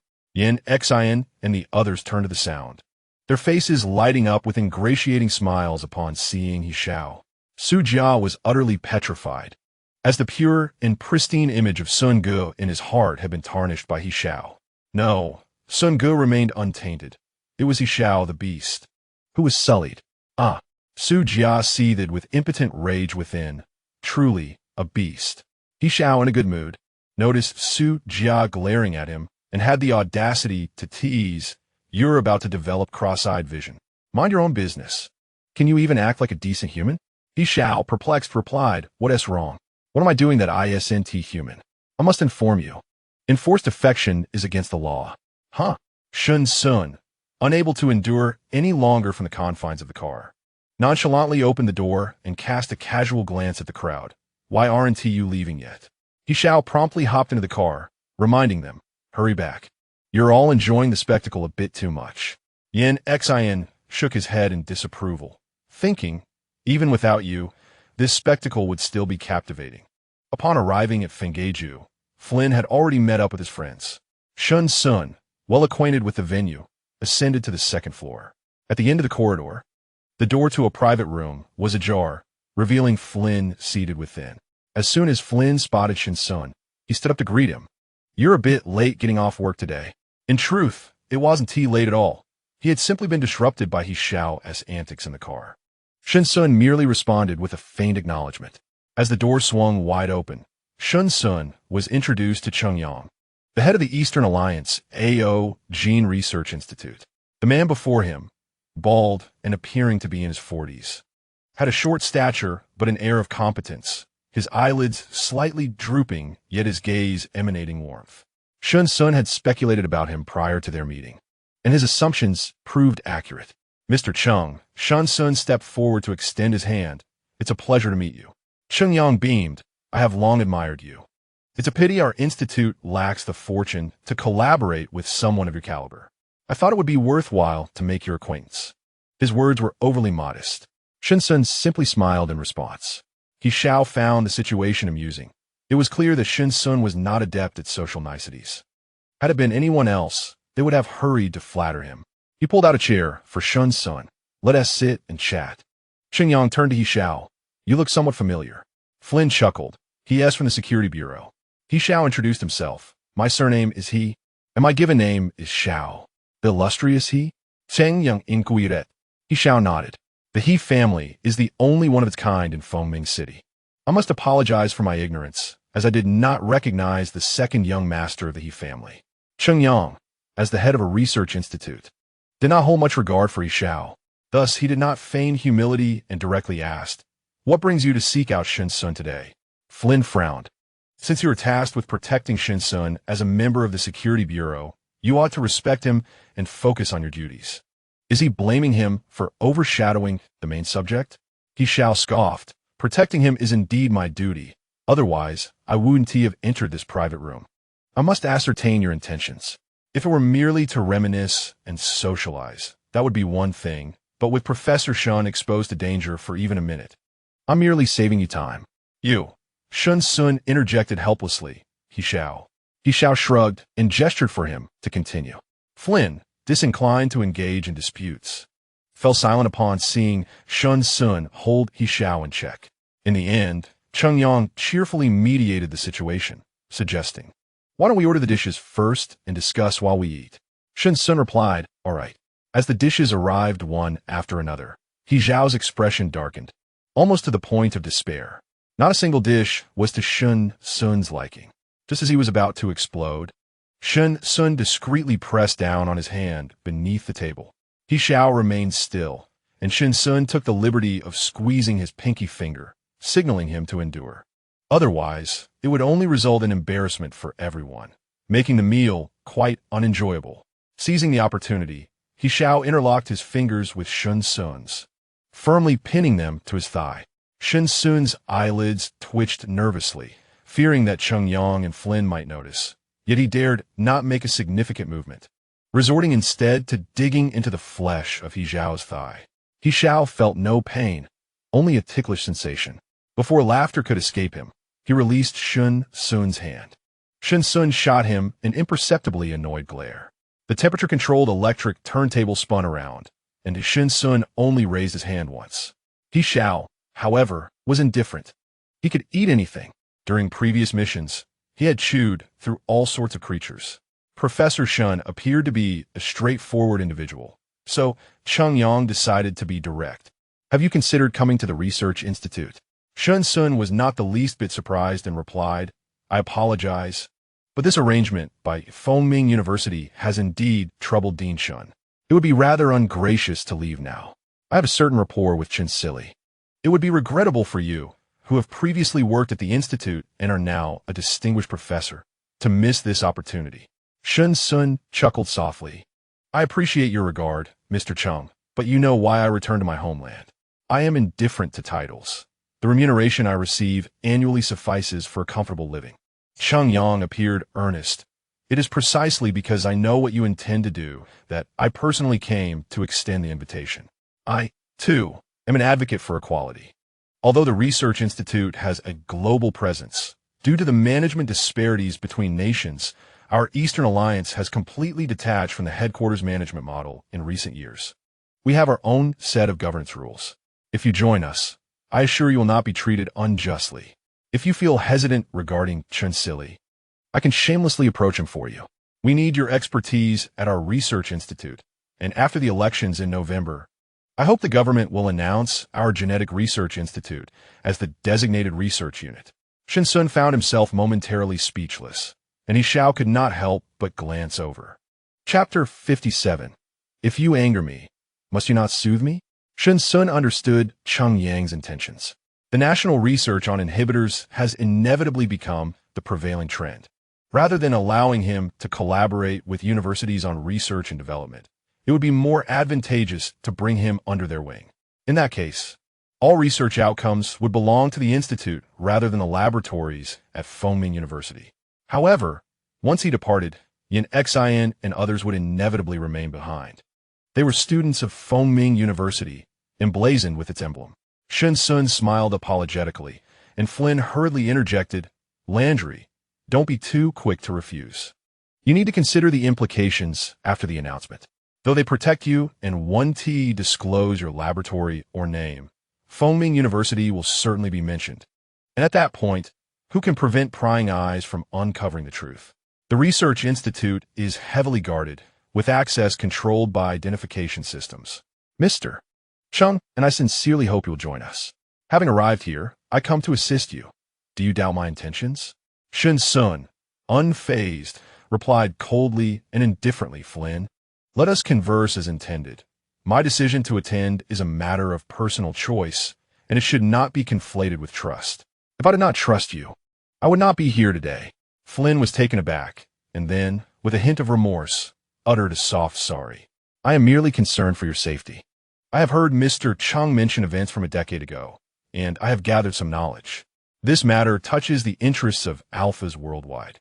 I understand your resolve is unwavering, yet you possess but one life, and you have yet to locate Gordon." Expecting Shen Xun to waver, he was surprised to see a faint smile grace his lips. This is also his aspiration. I am merely treading the path he has laid out. Flynn sighed, casting an apologetic glance at Cheng Yang, who, rather than being angered, seemed filled with regret. Upon leaving Fengming, He Xiao called the lay, instructing him to prepare some food at home. Suddenly, Shen Xun turned to He Xiao and inquired, "I just remembered a question. How does a nutritionist manage to cook so well?" He Xiao chuckled, recalling that he once mistakenly believed a nutritionist was akin to a chef. Though the two were worlds apart, a nutritionist need not cook, yet having that skill is undoubtedly advantageous. He reflected that since he had embarked on this learning journey, it would be unwise to abandon it midway. After his discharge, he had gained weight, and others assumed he was a chef. Little did they know he was a nutritionist. "That is precisely why I sought him out," He Xiao teased Shen Xun. "He also saved me some expenses. Otherwise, I would need to hire both a nutritionist and a chef." Shen Xun smirked at this amusing misunderstanding. "However, many dishes he prepares are rather ambiguous, wasting my fine ingredients. I still require someone proficient in cooking." Shen Xun remained silent, listening to He Xiao's musings. After sending them off, Cheng Yang and Flynn did not leave Fengming. They sat in contemplation for a while. Finally, Flynn could no longer contain his curiosity and asked, "What occupies your thoughts, Mr. Cheng?" Cheng Yang replied, "I am pondering Shen Xun." Flynn interjected, "Please do not take offense. He is always resolute. Once he decides, no one can sway him." Cheng Yang shook his head. "No, that is not my concern. I find his features strangely familiar." Flynn was taken aback. "Landry has lived in the Eastern Alliance since childhood, taken in by Shen Qinglin. Could it be that you have encountered his family?" Cheng Yang shook his head again. "I cannot be certain. He merely bears a resemblance." "Are you certain of where he was abandoned?" "I do not know. The brothers have never discussed this. Landry carries the surname of Shen Qinglin." Cheng Yang said nothing further and quietly rose to depart. In late November, a sudden drop in temperature enveloped Fengming City, and Shen Xun, clad in a black double-breasted coat, was caught in the rain and succumbed to a high fever. The expansive living room was warm and inviting as he sat quietly, wrapped in a camel-colored cashmere blanket. Has the fever subsided? Why summon me? Xiaobai was at a loss for words. He Xiao finally exhaled in relief. After the fever broke, the glands remained inflamed. I was concerned and asked you to check. Xiaobai replied, the blanket is in place. Let me see. Shen Xun released his grip, exposing the back of his neck. A compliant demeanor that ignited He Xiao's frustration. In a moment of distraction, he bravely climbed the tree to rescue the cat, which lay comfortably in his embrace, while he himself was drenched like a drowned rat. The crucial point is that he managed to bring the cat back, exhausted from caring for it throughout the night. He exchanged retorts with Xiaobai, who simply uttered a few words of gratitude, prompting him to obediently expose the nape of his neck. Although it was he who had asked Xiaobai to look after the cat, he could not help but feel infuriated. The glands were somewhat reddened. When Xiaobai pressed gently, Shen Xun could not suppress a soft sound of discomfort. What are you doing? He Xiao jumped up like an agitated cat. Are you supposed to treat me or touch me? Xiaobai replied, perhaps you should take a look in the mirror and reflect on your petty behavior. Don't yell. Shen Xun said weakly, I have a headache. Serves you right for having a headache. Did I ask you to climb a tree to save a cat? Did I tell you to get soaked in the rain? You weren't even bothered by the stray cat's dirtiness, cradling it as if it were a treasure. Xiaobai was at a loss for words. Are you really envious over a mere cat? He Xiao scoffed, I don't get jealous. Shen Xun and Xiaobai exchanged looks. When one has a fever, the glands may become swollen, but typically, once the fever subsides, everything returns to normal. I see your temperature is normal now. It should be a result of pheromone disruption. If the swelling does not reduce after tonight, remember to visit the hospital and find me. With that hurried statement, Xiaobai gathered his equipment and left. He Xiao was in a frenzy. It was best not to provoke him. After Xiaobai departed, Shen Xun's expression turned cold. If you are unwilling, I will just take the cat and leave. Leave? He Xiao looked at him incredulously. Is this what you think of me?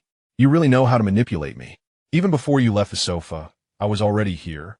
Seeking reconciliation. A silence enveloped the living room. Shen Xun licked his dry lips and tugged at He Xiao's shirt. I want to watch the news. Humph. He offered an olive branch, but the other party remained stubborn. Shen Xun had no choice but to summon Yuan, turn on the television. I want to watch the news broadcast. All right, please hold on. He Xiao stood there motionless. Shen Xun clicked his tongue. If you want to watch, sit down and join me. Tonight the news will cover the development of inhibitors. If you're not interested, move aside. You're blocking my view. After a long pause, no one responded. Shen Xun glanced up. Noticing He Xiao was clearly still upset, considering the effort he had put into caring for him throughout the night. He softened his tone. All right, I'll be more careful next time. I vow that no rain will touch me for the rest of my life. He Xiao was amused by his last remark, suppressing a smile that threatened to break free, while his imposing presence blocked Shen Xun's entire line of sight. If you irritate me, shouldn't you appease me? Shen Xun instinctively leaned back against the sofa. I always feel like you're up to something.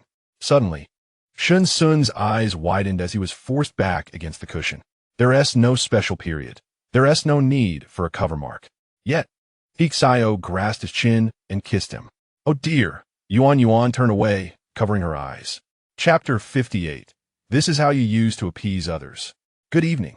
Dear listeners, I am your news anchor, and today we will focus on a groundbreaking research breakthrough that may fundamentally alter the omega-estrous state. The anchor's clear and powerful report instinctively drew Shen Xun's attention, though his chin remained firmly held in He Xiao's grasp. The news broadcast, rich with infectious energy, was interspersed with intimate breaths. The mechanical sound halted intermittently as Yuan automatically darted outside. After finally feeling a semblance of comfort post-fever, Shen Xun's body melted into a wilting petal under He Xiao's tender kisses. His strength was incapable of moving He Xiao even a fraction, so he remained still. He Xiao, overwhelmed with excitement, was a surge of hormones. However, the disparity in their lung capacities rendered Shen Xun's muffled protests swallowed by He Xiao.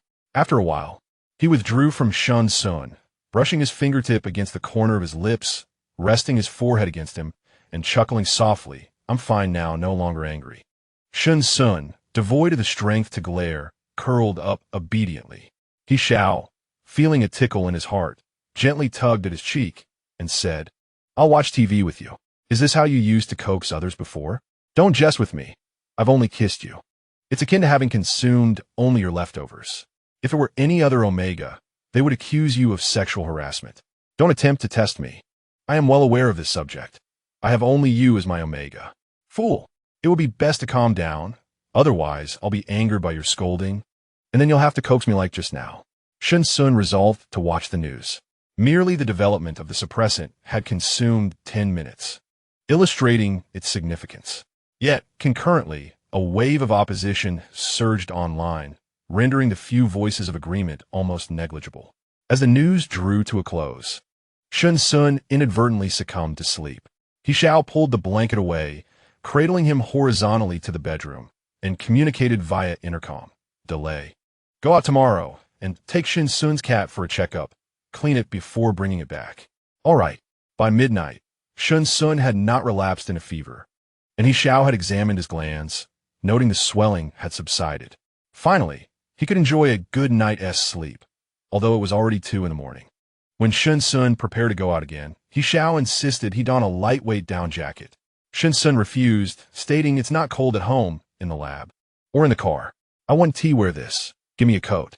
He Xiao's prepared outerwear was indeed windproof and warm, especially considering the reduced prices.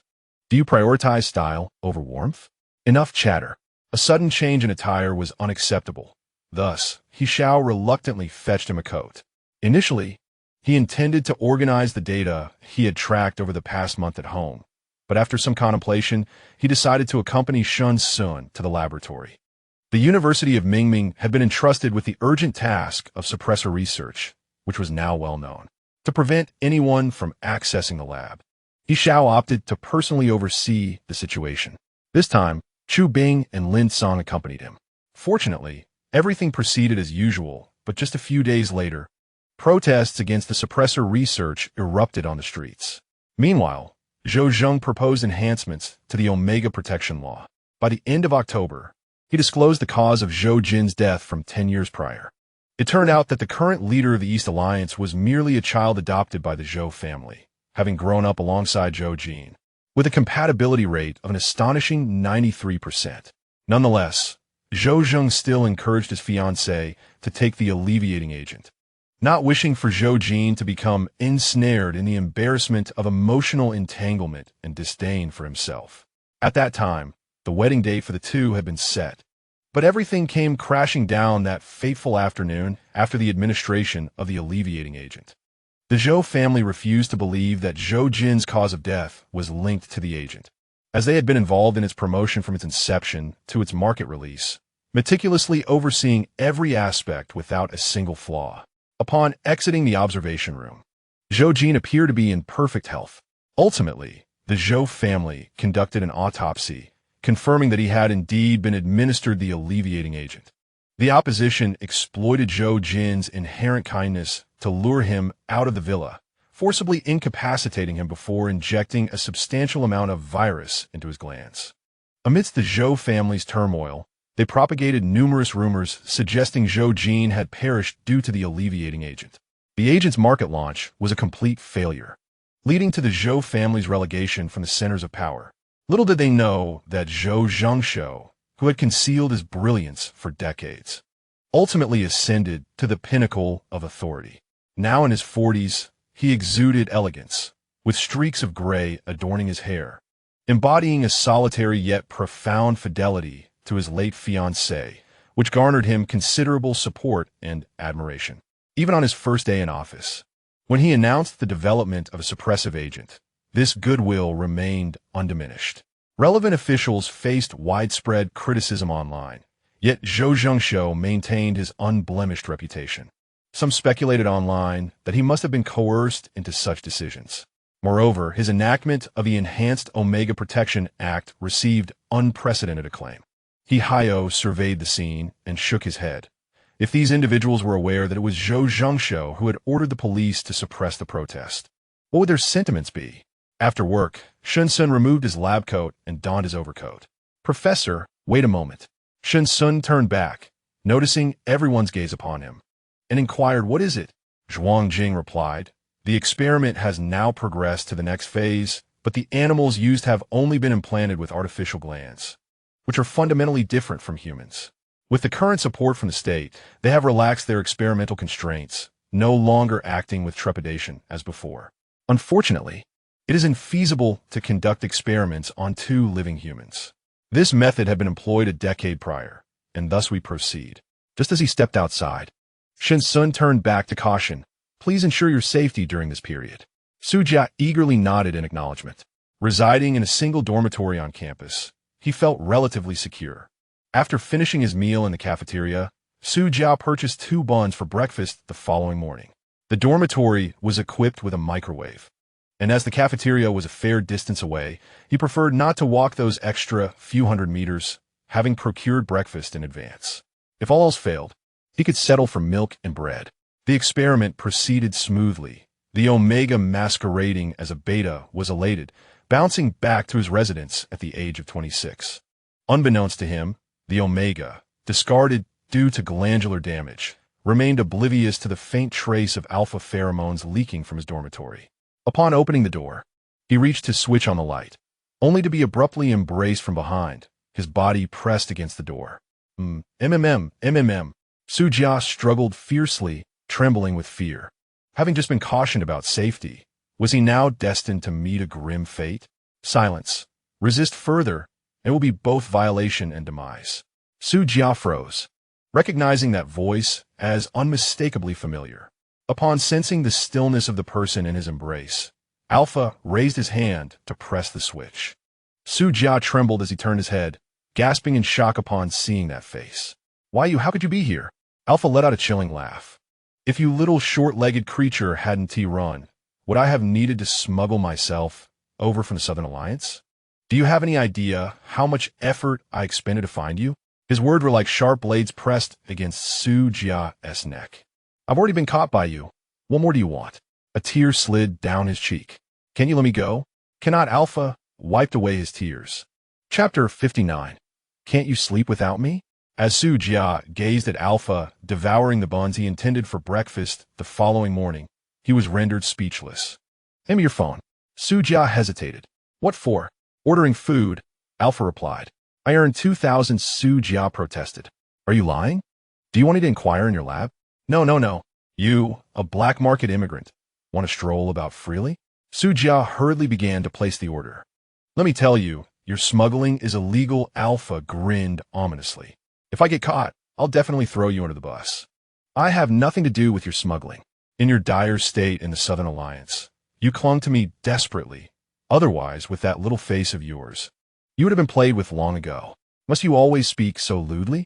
Suddenly, Alpha stood and approached Su Jia, who instinctively retreated until his back met the edge of the bed. Let me make this clear. If you sleep with me, you are my wife, and you will remain obediently in my palm for the rest of your life. Su Jia's complexion turned pale. I am not your wife. I still have some money on me. I'll give it all to you. Just let me go. I am an Omega, unable to release pheromones. Of no use to an Alpha of your caliber. I alone can control my pheromones, including around you. Su Jia felt a chill of fear. Don't force me. Otherwise, I'll take us both down. Alpha scoffed dismissively. Before I obtain a false identity, if you dare to tell anyone I'm here, I will kill Shen Xun. Su Jia was genuinely frightened. He had witnessed Alpha's brutality, with combat prowess comparable to tearing apart enemies. Despite appearing in his 20s, he showed no mercy when it came to taking lives. This person must have thoroughly investigated his whereabouts and connections here, from the lab to Shen Xun. Fine, I agree. Su Jia conceded helplessly. Only then did Alpha grasp his chin and lean in to kiss him. Meanwhile, Shen Xun sat quietly in the passenger seat, flipping through the documents in his hands. This was the list of individuals closely related to the victims, painstakingly compiled by He Xiao over the course of a month. From victims' families to sponsors and volunteers, there were dozens of names densely packed together. Ultimately, he circled 3 individuals with the highest suspicion in red ink. The first was Sun Muxing, the assistant to Zhu Yin, the president of the Omega Protection Association. A beta from an ordinary family, Sun was diligent and studious. He graduated from a prestigious institution and was one of the long-standing members of the association. After following Zhu Yan, I've often been scorned by former colleagues as a traitor. The second individual is Lu Yunting, a benefactor of the victims of the sedative, who has consistently supported these individuals and funded their surgeries. He is a self-made tycoon, an alpha, whose Omega sister tragically passed away 10 years ago. The third person is Zheng Wenxin, a volunteer of no wealth or power. She is a female Omega and a victim herself, fortunate enough to have survived after being rescued in the hospital.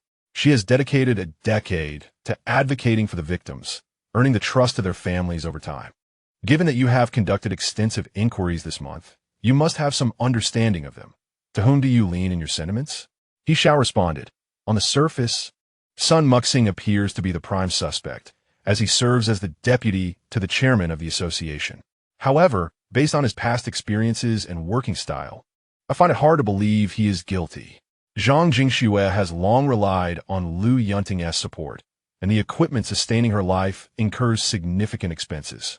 I approached Zhang Shichong, who expressed great agitation regarding my suspicions of Lu Yunting, insisting that anyone could be a suspect, except for Lu Yunting. As for Zheng Wenxin, she seems to be the least suspicious. Shen Xun glanced sideways. Is it because she is a victim herself? He Xiao nodded. Indeed, she appears to be the least suspicious. Shen Xun remarked. Among these three, one is a victim, another a victim's family member. It seems only Sun Muxing does not present as a man of virtue. To unearth the truth behind the sedative, it is imperative to investigate their lives from a decade ago. What a remarkable coincidence, I was thinking the same. As He Xiao spoke, he touched the nape of his neck, and Shen Xun caught a glimpse, inquiring, "What's the matter?" "It's nothing." He felt a warmth in his glands. In contrast to the unique phases of an Omega, an Alpha also experiences their own sensitive periods. These sensitive periods occur 2 to 3 times a year, each lasting 3 days. He Xiao, as a top Alpha, has a relatively stable sensitive period, generally manifesting once every 6 months. The last occurrence was in May, precisely half a year ago. He Xiao's heart skipped. Could it truly be a sensitive period? During this phase, an Alpha continuously releases pheromones in search of an Omega. They yearn for the comfort that an Omega provides. Without this soothing pheromone, they become exceedingly restless. With their emotions greatly affected, these feelings intensify progressively. In essence, while He Xiao can control his pheromones to ignore an Omega in heat, he cannot govern his sensitive period, especially concerning Shen Xun, the Omega he had temporarily marked. This only amplifies his desire to engage with him intensely during the sensitive period. The most embarrassing aspect is that a sensitive period can evoke an impulse to weep in an Alpha. Shen Xun sensed something unusual about He Xiao, as he no longer gravitated towards him. Typically, after dinner, regardless of whether they strolled or admired the scenery, he would cling like an adhesive. Moreover, tonight, Yuan was absent from the second floor. As Shen Xun pondered this, He Xiao was conspiring with Yuan. This space is designated for the isolation of sensitive periods. Should I enter here, you must immediately secure the door, allowing no one but Xiebai to enter. Understood? Yes, master. It is essential to make certain adjustments. You now possess the ability to control the entire villa's home and security systems. Having recognized your authority, it is only natural that you cannot defy Shen Xun's commands. Yuan, blissfully unaware, allows He Xiao to manipulate her. Shen Xun, restless in bed, tossed aside the covers and rose to leave. Upon reaching the elevator, he encountered He Xiao. "Where are you going?" Shen Xun inquired. "I'm getting a drink," he replied. "Are you foolish? There's a water dispenser on the second floor." "Ah." He Xiao poured him a glass of water and led him back to the bedroom, advising drink less water at night. "Thank you." Shen Xun was hardly parched. He merely took a sip before setting the glass down. Noticing He Xiao seated in a black swivel chair, he paused in surprise. "Aren't you going to sleep?" He Xiao, absorbed in his phone, replied without looking up, "You should sleep first." Reluctantly, Shen Xun climbed into bed and pulled the covers over himself. Yet he found sleep elusive. "He Xiao, there is too much light. I can't sleep." He Xiao, positioned at least 3 meters from the bed and facing away, was engaged with his phone. He finally silenced his device, turned his chair to face Shen Xun, and, inspired by an impish thought, teasingly suggested, "Is it because you can't sleep without me? Are you going to sleep or not?" "Of course," He Xiao replied decisively, rising to pull back the covers and envelop Shen Xun in his arms, murmuring, "See, I'm here now." The warmth of his breath brushed against Shen Xun's ear, prompting him to shyly lean away but not break free. Before long, Shen Xun succumbed to slumber. He Xiao planted a gentle kiss on his cheek, contemplating how contradictory. He felt the glands at the nape of his neck, aware that he refrained from joining Shen Xun earlier to avoid succumbing to the heightened sensitivity of his own condition, leaving Shen Xun vulnerable. However, the plan did not unfold as anticipated. At 3 in the morning, while Shen Xun remained lost in dreams, He Xiao had vanished. Chapter 60. How to deceive Shen Xun. He Xiao had grown accustomed to navigating his heightened sensitivity in a clean, cool environment. The isolation room's temperature was sufficiently low to effectively temper his turbulent emotions. On the expansive monitoring screen, Shen Xun was seen dressed and preparing to leave for work. He Xiao focused intently on the omega displayed on the screen. He observed Shen Xun affectionately patting Yuan, who had brought him breakfast, casually inquiring about He Xiao's whereabouts. Shen Xun assumed He Xiao was still at the gym, momentarily taken aback by Yuan's message on the screen. "Out this early? This is uncharacteristic of He Xiao." Unperturbed, Shen Xun departed Fengyao Mountain in the company of Chu Bing and Lin Song. As they merged onto the main road, a vehicle belonging to Xie Bai brushed past him, unnoticed. Upon arriving at the laboratory, he found Su Jia sporting dark circles under his eyes and yawning incessantly. "Did you not sleep well last night?" Shen Xun expressed concern. Su Jia, feeling guilty, replied, "I just didn't sleep properly." The cramped dormitory made it difficult for an alpha to stretch out. He constantly feared rolling off the edge of the bed, leading to a night of restless, fitful sleep. Yet he refrained from sharing this with Shen Xun, uncertain even of the alpha's name, as the alpha himself was oblivious to it. Su Jia suspected a mental trauma had caused him to forget his own identity. "Professor, why do you always arrive so early?" Yin, Xin, and Ouyang sauntered into the laboratory. Shen Xun turned back to inquire, "Did you review yesterday's experiment report?" Yin, Xin, "I have just finished reviewing the data, which appears to be quite stable overall, with only one particular metric exhibiting fluctuations that differ from previous experimental results." Ouyang, "It is evident that some aspect of the experimental process has encountered an issue, necessitating a thorough re-examination of the procedures." Shen Xun nodded. "We shall conduct a repeat experiment, paying special attention to the previously flawed segments to ensure the reliability of our data. Furthermore, regarding subsequent research and development funding," Su Jia interjected at an opportune moment, recalling that Dean Shun previously stated you need not seek funding. Yet now our experiments have entered a new phase, and there has been no communication from Dean Shen's side. "Shen Xun, there is no need for you to worry about this. I will take care of it. To secure the research funds." Shen Xun made a point to leave work an hour early to meet with Chen Sili. After receiving Chen Sili's assurance, he felt a sense of relief. The nation is currently vigorously supporting the development of inhibitors, but Shen Xun is acutely aware that without funds allocated, the announcement from Zhouzheng is merely one matter, while the actual disbursement of money is quite another. The opposition party perceives the withholding of funds as part of a strategic maneuver.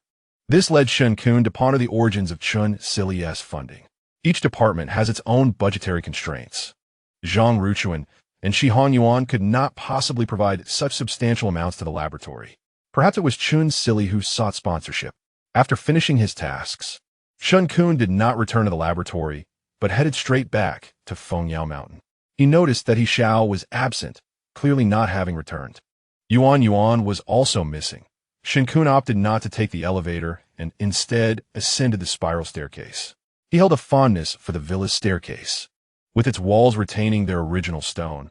Were it not for the marble underfoot, he might have absurdly felt as though he were ascending into a cavern. Upon reaching the second-floor cloakroom to change into loungewear, he suddenly halted, noticing that half of his clothes were missing. Recently, the seasonal change had caused the cloakroom to overflow with garments. Why was there a need to change today? Shen Xun mused, observing two of his previously worn items strewn on the floor. Even Yuan would have organized the clothing in the cloakroom. It had never been this disordered. With suspicion, Shen Xun entered the bedroom, only to discover that his pillow, blanket, and sheets were all gone, leaving the bed starkly bare save a mattress. Had he been robbed? Shen Xun immediately called out, Yuan.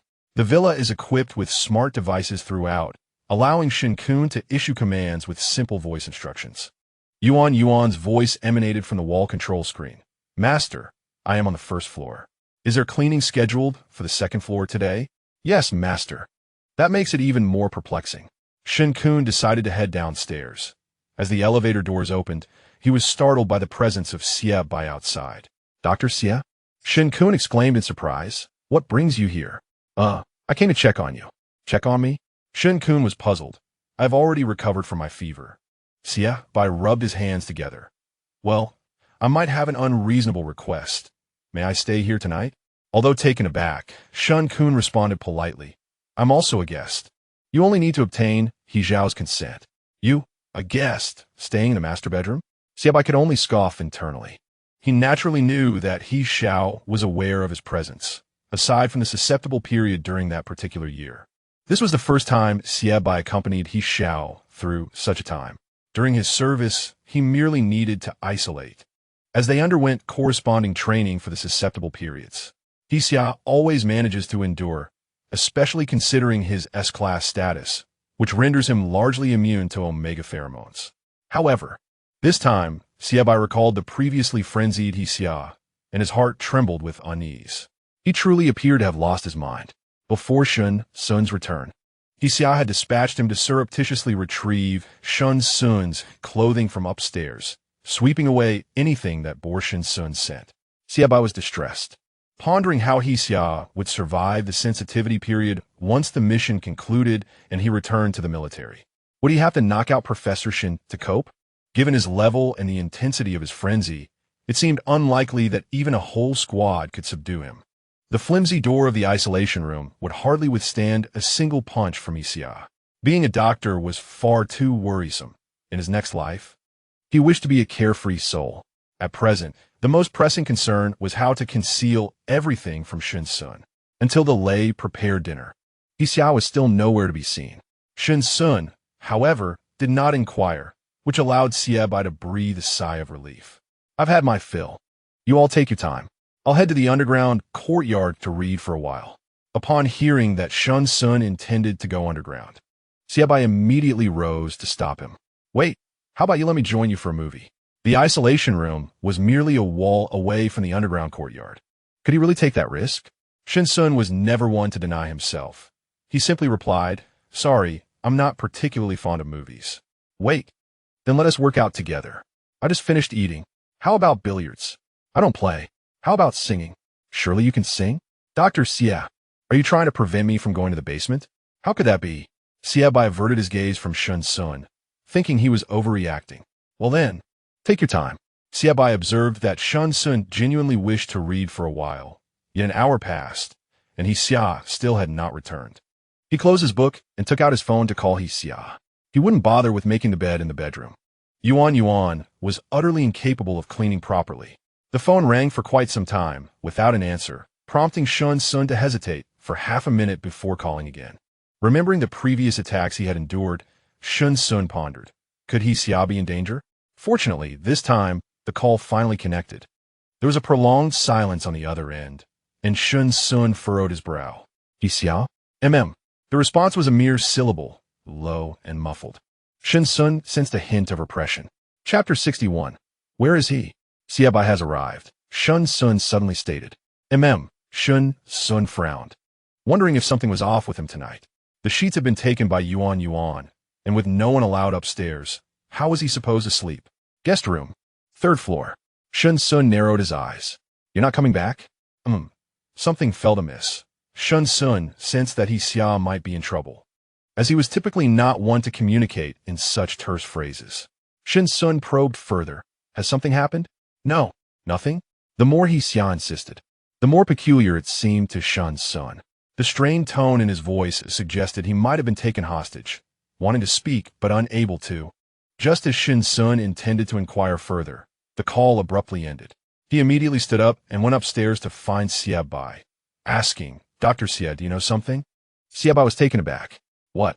You unexpectedly arrived here, expressing a desire to spend the night, which I find rather inconsistent with your character, particularly in the absence of He Xiao. With me being the sole Omega in the entire main building, I cannot fathom you behaving in such an impolite manner." Xie Bai was on the verge of tears. As an alpha, to gain the acknowledgement of an Omega is a testament to one's noble character. Moreover, the fact that these words emanated from Shen Xun held an inexplicable weight. Yet he could not voice his thoughts. Doing so would undoubtedly provoke He Xiao's wrath.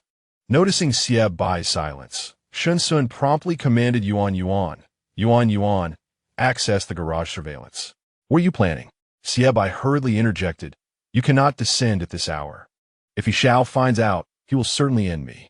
To Xie Bai's surprise, Shen Xun suddenly smiled, gesturing for him to observe the monitor. "Dr. Xie, there is an additional vehicle." Xie Bai exclaimed, "Damn it, this only indicates that He Xiao is home. That extra car must belong to him. Where is he?" Shen Xun inquired directly. "Tell me." "No, I don't know." "You must know." Shen Xun's gaze was piercing. As a diverger, he understood that all physiological conditions could be inferred from pheromonal clues. As He Xiao's physician, Xie Bai was privy to his ranking, which could potentially reveal glandular issues. Xie Bai found himself both amused and exasperated. How can you be so certain it's a problem? Given the state of the cloakroom and bedroom, are you still oblivious? Shen Xun paused, a flicker of realization igniting in his eyes. "You mean the sensitive period?" Xie Bai, wearied to the core, replied, "Yes, precisely the sensitive period." Shen Xun frowned. "Where is he?" "Underground," Xie Bai responded. Shen Xun turned on his heel, suddenly understanding why He Xiao had just ventured to the underground courtyard, prompting Xie Bai's anxiety. The basement was expansive, housing various entertainment areas, such as a tea room, gym, and screening room, along with a wine cellar. Shen Xun meticulously searched until he stumbled upon a small, airtight room with silvery white walls. From the outside, it appeared completely seamless, with no discernible entrance. The main door was evidently not controlled by human strength. Turning to Yuan, Shen Xun commanded, "Open the isolation room door." "Apologies, Master, you lack the necessary permissions." This must have been an infuriating setup by that scoundrel He Xiao. Shen Xun turned his gaze to Xie Bai. "Dr. Xie, you must be able to enter." "I do not know. I know nothing."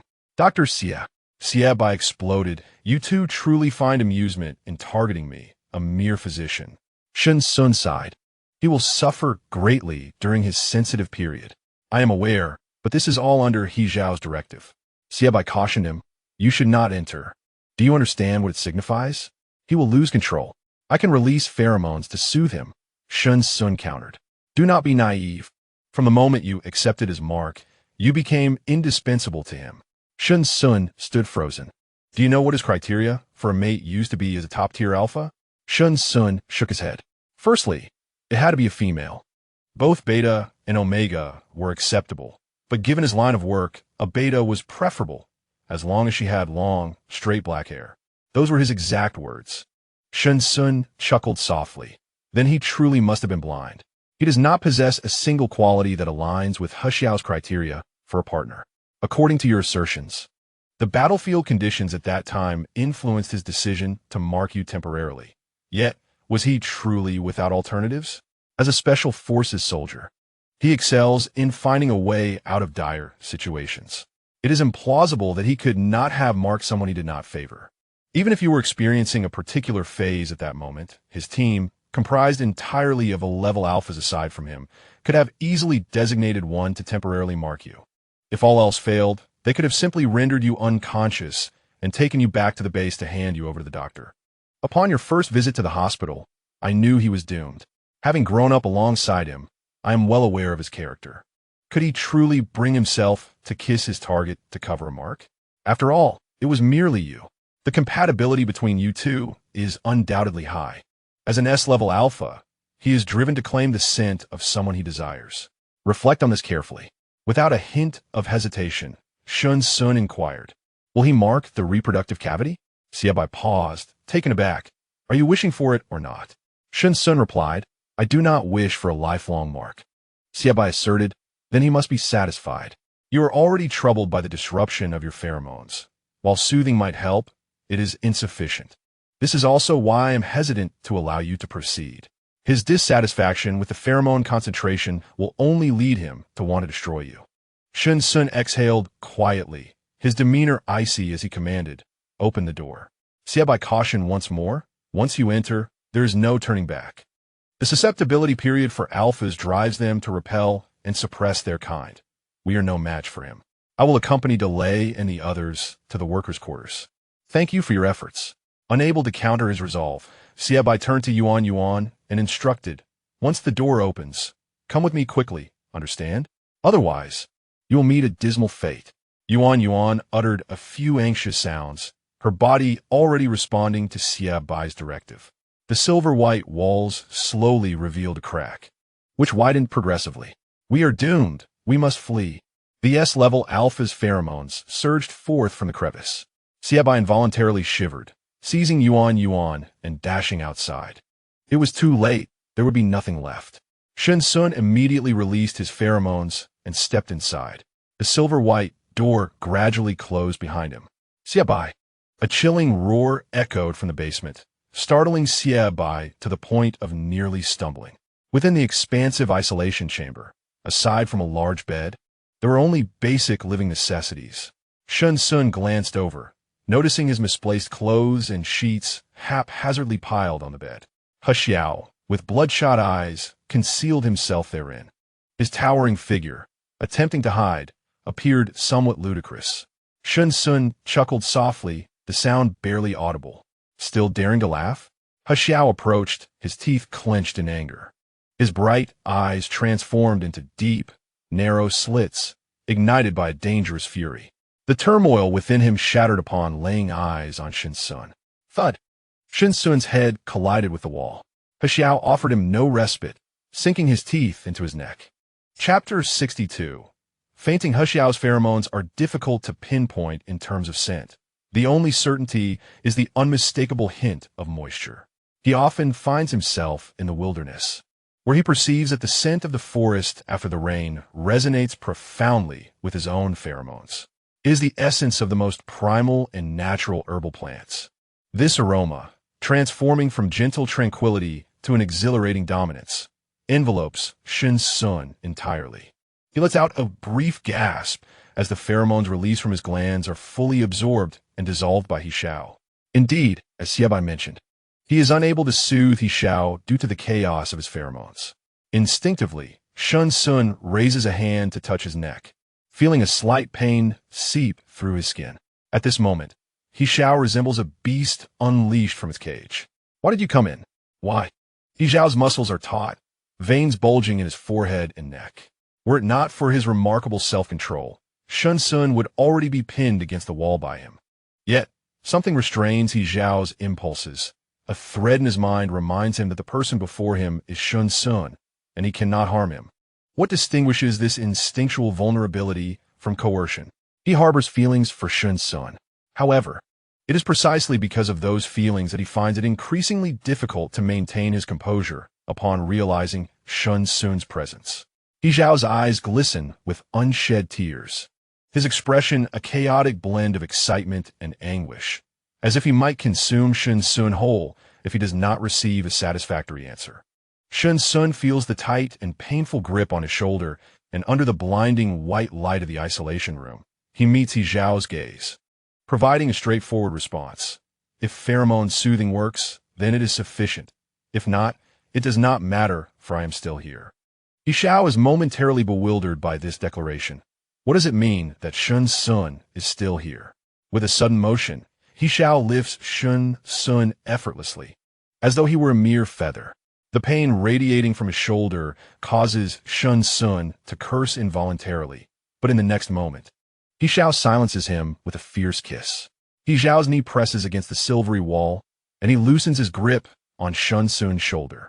Realizing he is settled onto He Xiao's lap, Shen Xun is startled and attempts to struggle. However, He Xiao swiftly embraces him, seeking to kiss him. This position elevates Shen Xun slightly above He Xiao, leaving him with no choice but to lean down and surrender.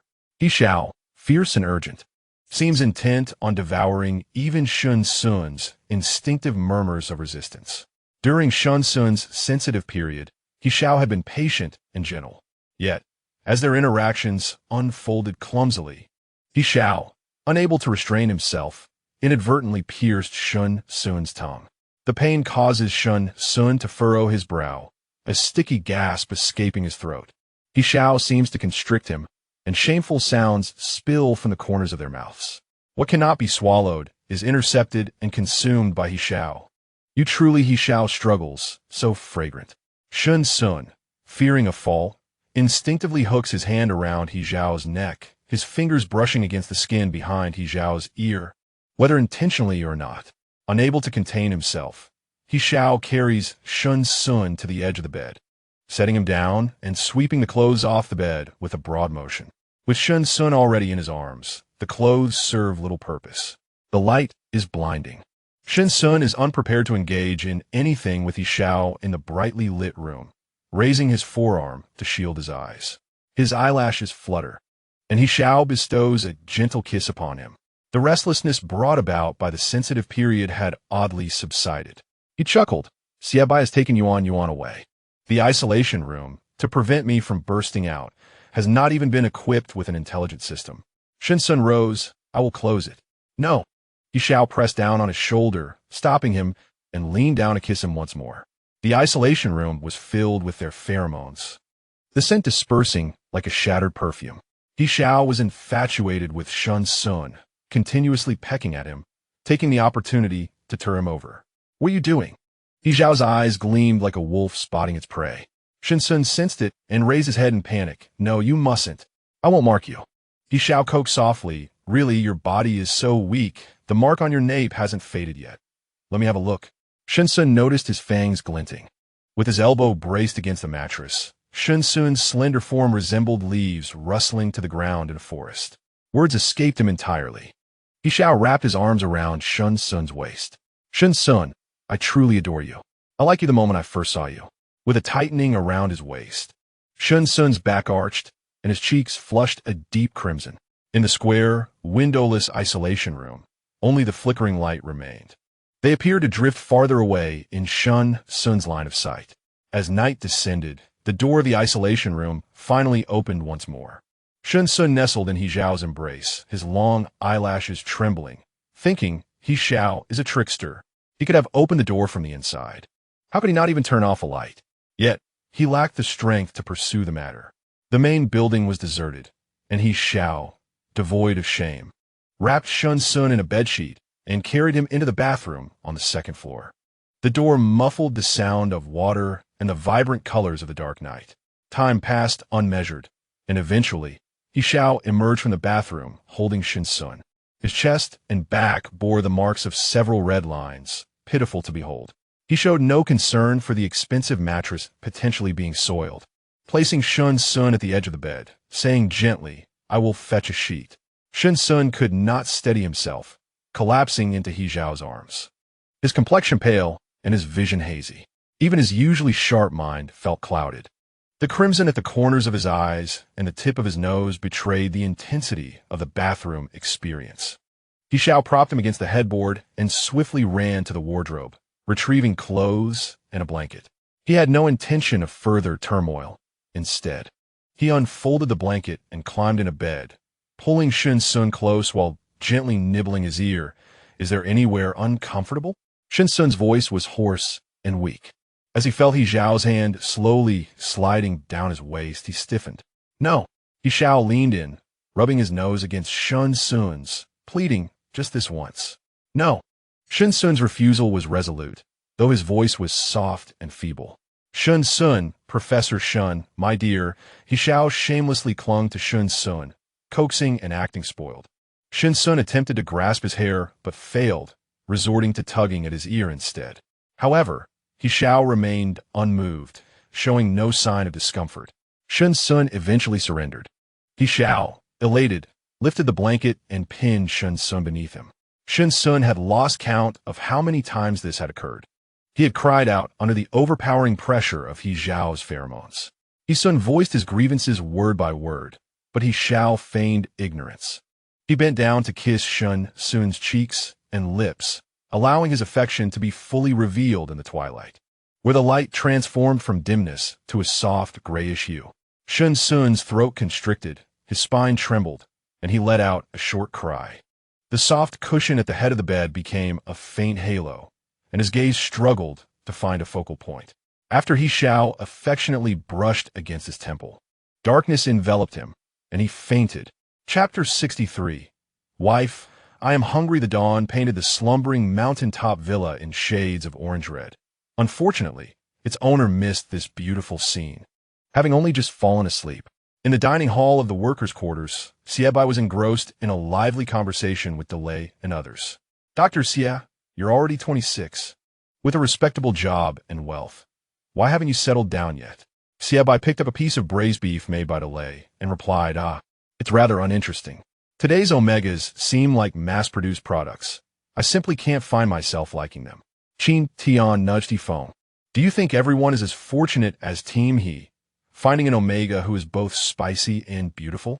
The current government promotes a matching system for marriage, where omegas who have not matured past their separation period will be paired by the state. Omegas are already rare, leaving many in a state of singlehood. However, alphas and betas can also pair, though such combinations are infrequent and often ridiculed. The populace firmly believes that alphas and omegas are destined to be together. After finishing lunch, Delay asked, what do they say over at the main house? Should we send some food over? I advise against it, Qin Tian said. Team He is in a sensitive period. Be careful not to get punched. Though he is also an A level, don't you find his strength rather terrifying? He Feng remarked. There are no subdivisions above A level. Once the standard data is met, it's all A level. I feel Team He is among the top A levels. Xie smiled faintly, concealing his achievements. He thought to himself, your Team He is also a top-tier presence among S levels. The curtains of the master bedroom were tightly drawn, and the bedding was in disarray. Shen Xun lay on the pillow, breathing evenly, lost in deep slumber. In the early morning, upon seeing him unconscious, He Xiao did not rush. It was challenging to carry him to the bathroom for a wash, so he could only give him a brief wipe down. After sleeping for 4 or 5 hours, he felt invigorated yet remained in a sensitive state, unwilling to leave Shen Xun's side for even a moment. In the few minutes after waking, he carefully checked Shen Xun's body. Only his pale skin bore alarming signs, while the rest appeared unharmed. A sense of satisfaction intertwined with an inexplicable emotion lingered in He Xiao's chest, making him feel both sweetly pained and tenderly loving as he gazed at Shen Xun. He was utterly enamored. The thoughts swelled within him, an ineffable emotion pressing against his heart. He gently brushed aside the strands of hair covering Shen Xun's eyes, noting how quickly his hair had grown. Disturbed by a gentle touch between his brows, Shen Xun furrowed his brow, his unguarded body trembling as he raised his leg. He Xiao stood by anxiously, feeling a mix of tension. He both feared and hoped for Shen Xun to awaken. Shen Xun's thighs ached from the tumult of the night and the early morning, causing his body to instinctively brace against He Xiao's touch.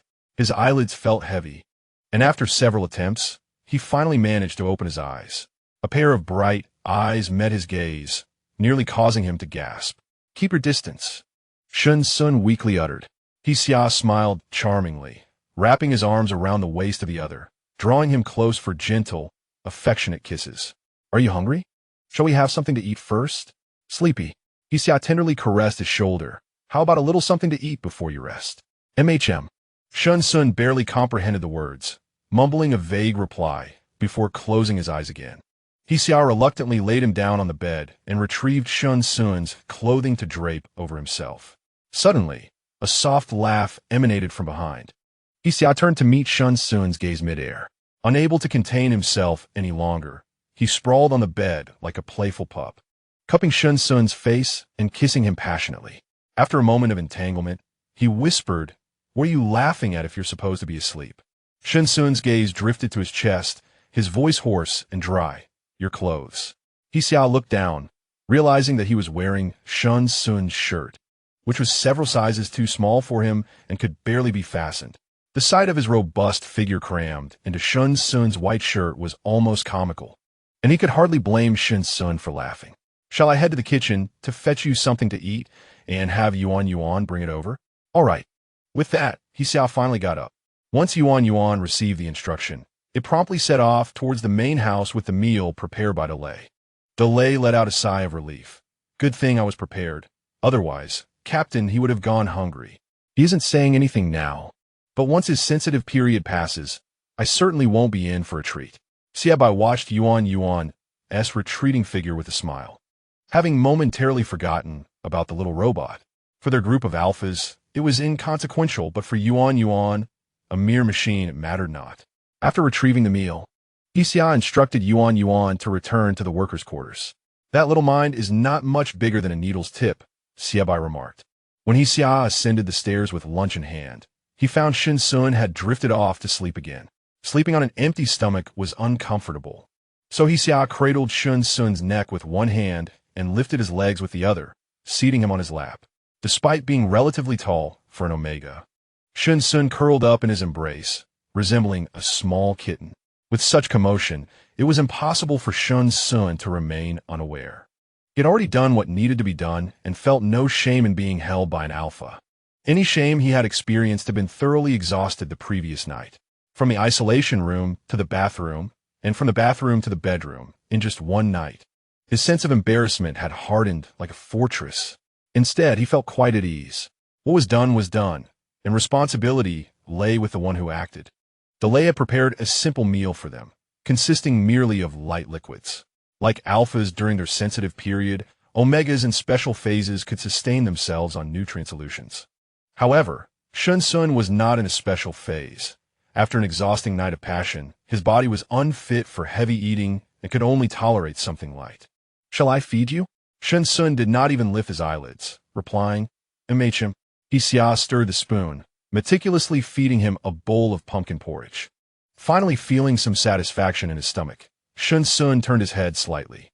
The tray contained shrimp stir-fried with corn, cashews, and lily bulbs, and he said to He Xiao, "I can eat by myself." He Xiao promptly yanked a pillow down. "Sit here. I'll hold the tray for you." MHM, having developed a habit in the army, He Xiao was not accustomed to eating in the bedroom, hence there was no breakfast table available. Shen Xun dined at a pace neither hurried nor slow. Yet today his speed was notably sluggish. "You placed breakfast on the bedside table and smoothed the sheets. I shall take a shower shortly and return for a nap. The sensitivity period lasts 3 days, and today marks only the second. Having rested well during the day, I would likely have to contend with He Xiao's insatiable demands at night." Shen Xun spoke, and He Xiao promptly acted upon his words. After a flurry of activity, an hour had passed. As the sun reached its zenith, He Xiao embraced Shen Xun once more, falling asleep until 8 in the evening. Shen Xun, having enjoyed ample rest for his weary body, awoke to the scent of damp pine mingled with the essence of a rain-soaked forest. "Are you awake?" Shen Xun turned his head, and He Xiao resembled a loyal hound guarding its bone, while he himself was the morsel to be savored. "Are you hungry?" Shen Xun instinctively shook his head. He Xiao rolled over, capturing his wrist, and whispered suggestively, "Darling, I am hungry." Shen Xun, still not fully attuned to the moment, felt his ears flush slowly. The side of his neck, exposed to avoid eye contact, bore witness to He Xiao's evident triumph. "Don't call me that." He Xiao ignored him. "Once my sensitivity period concludes, I shall report to my superiors." Shen Xun stiffened. "Perhaps that is not advisable." "Why not? Do you wish to take advantage?"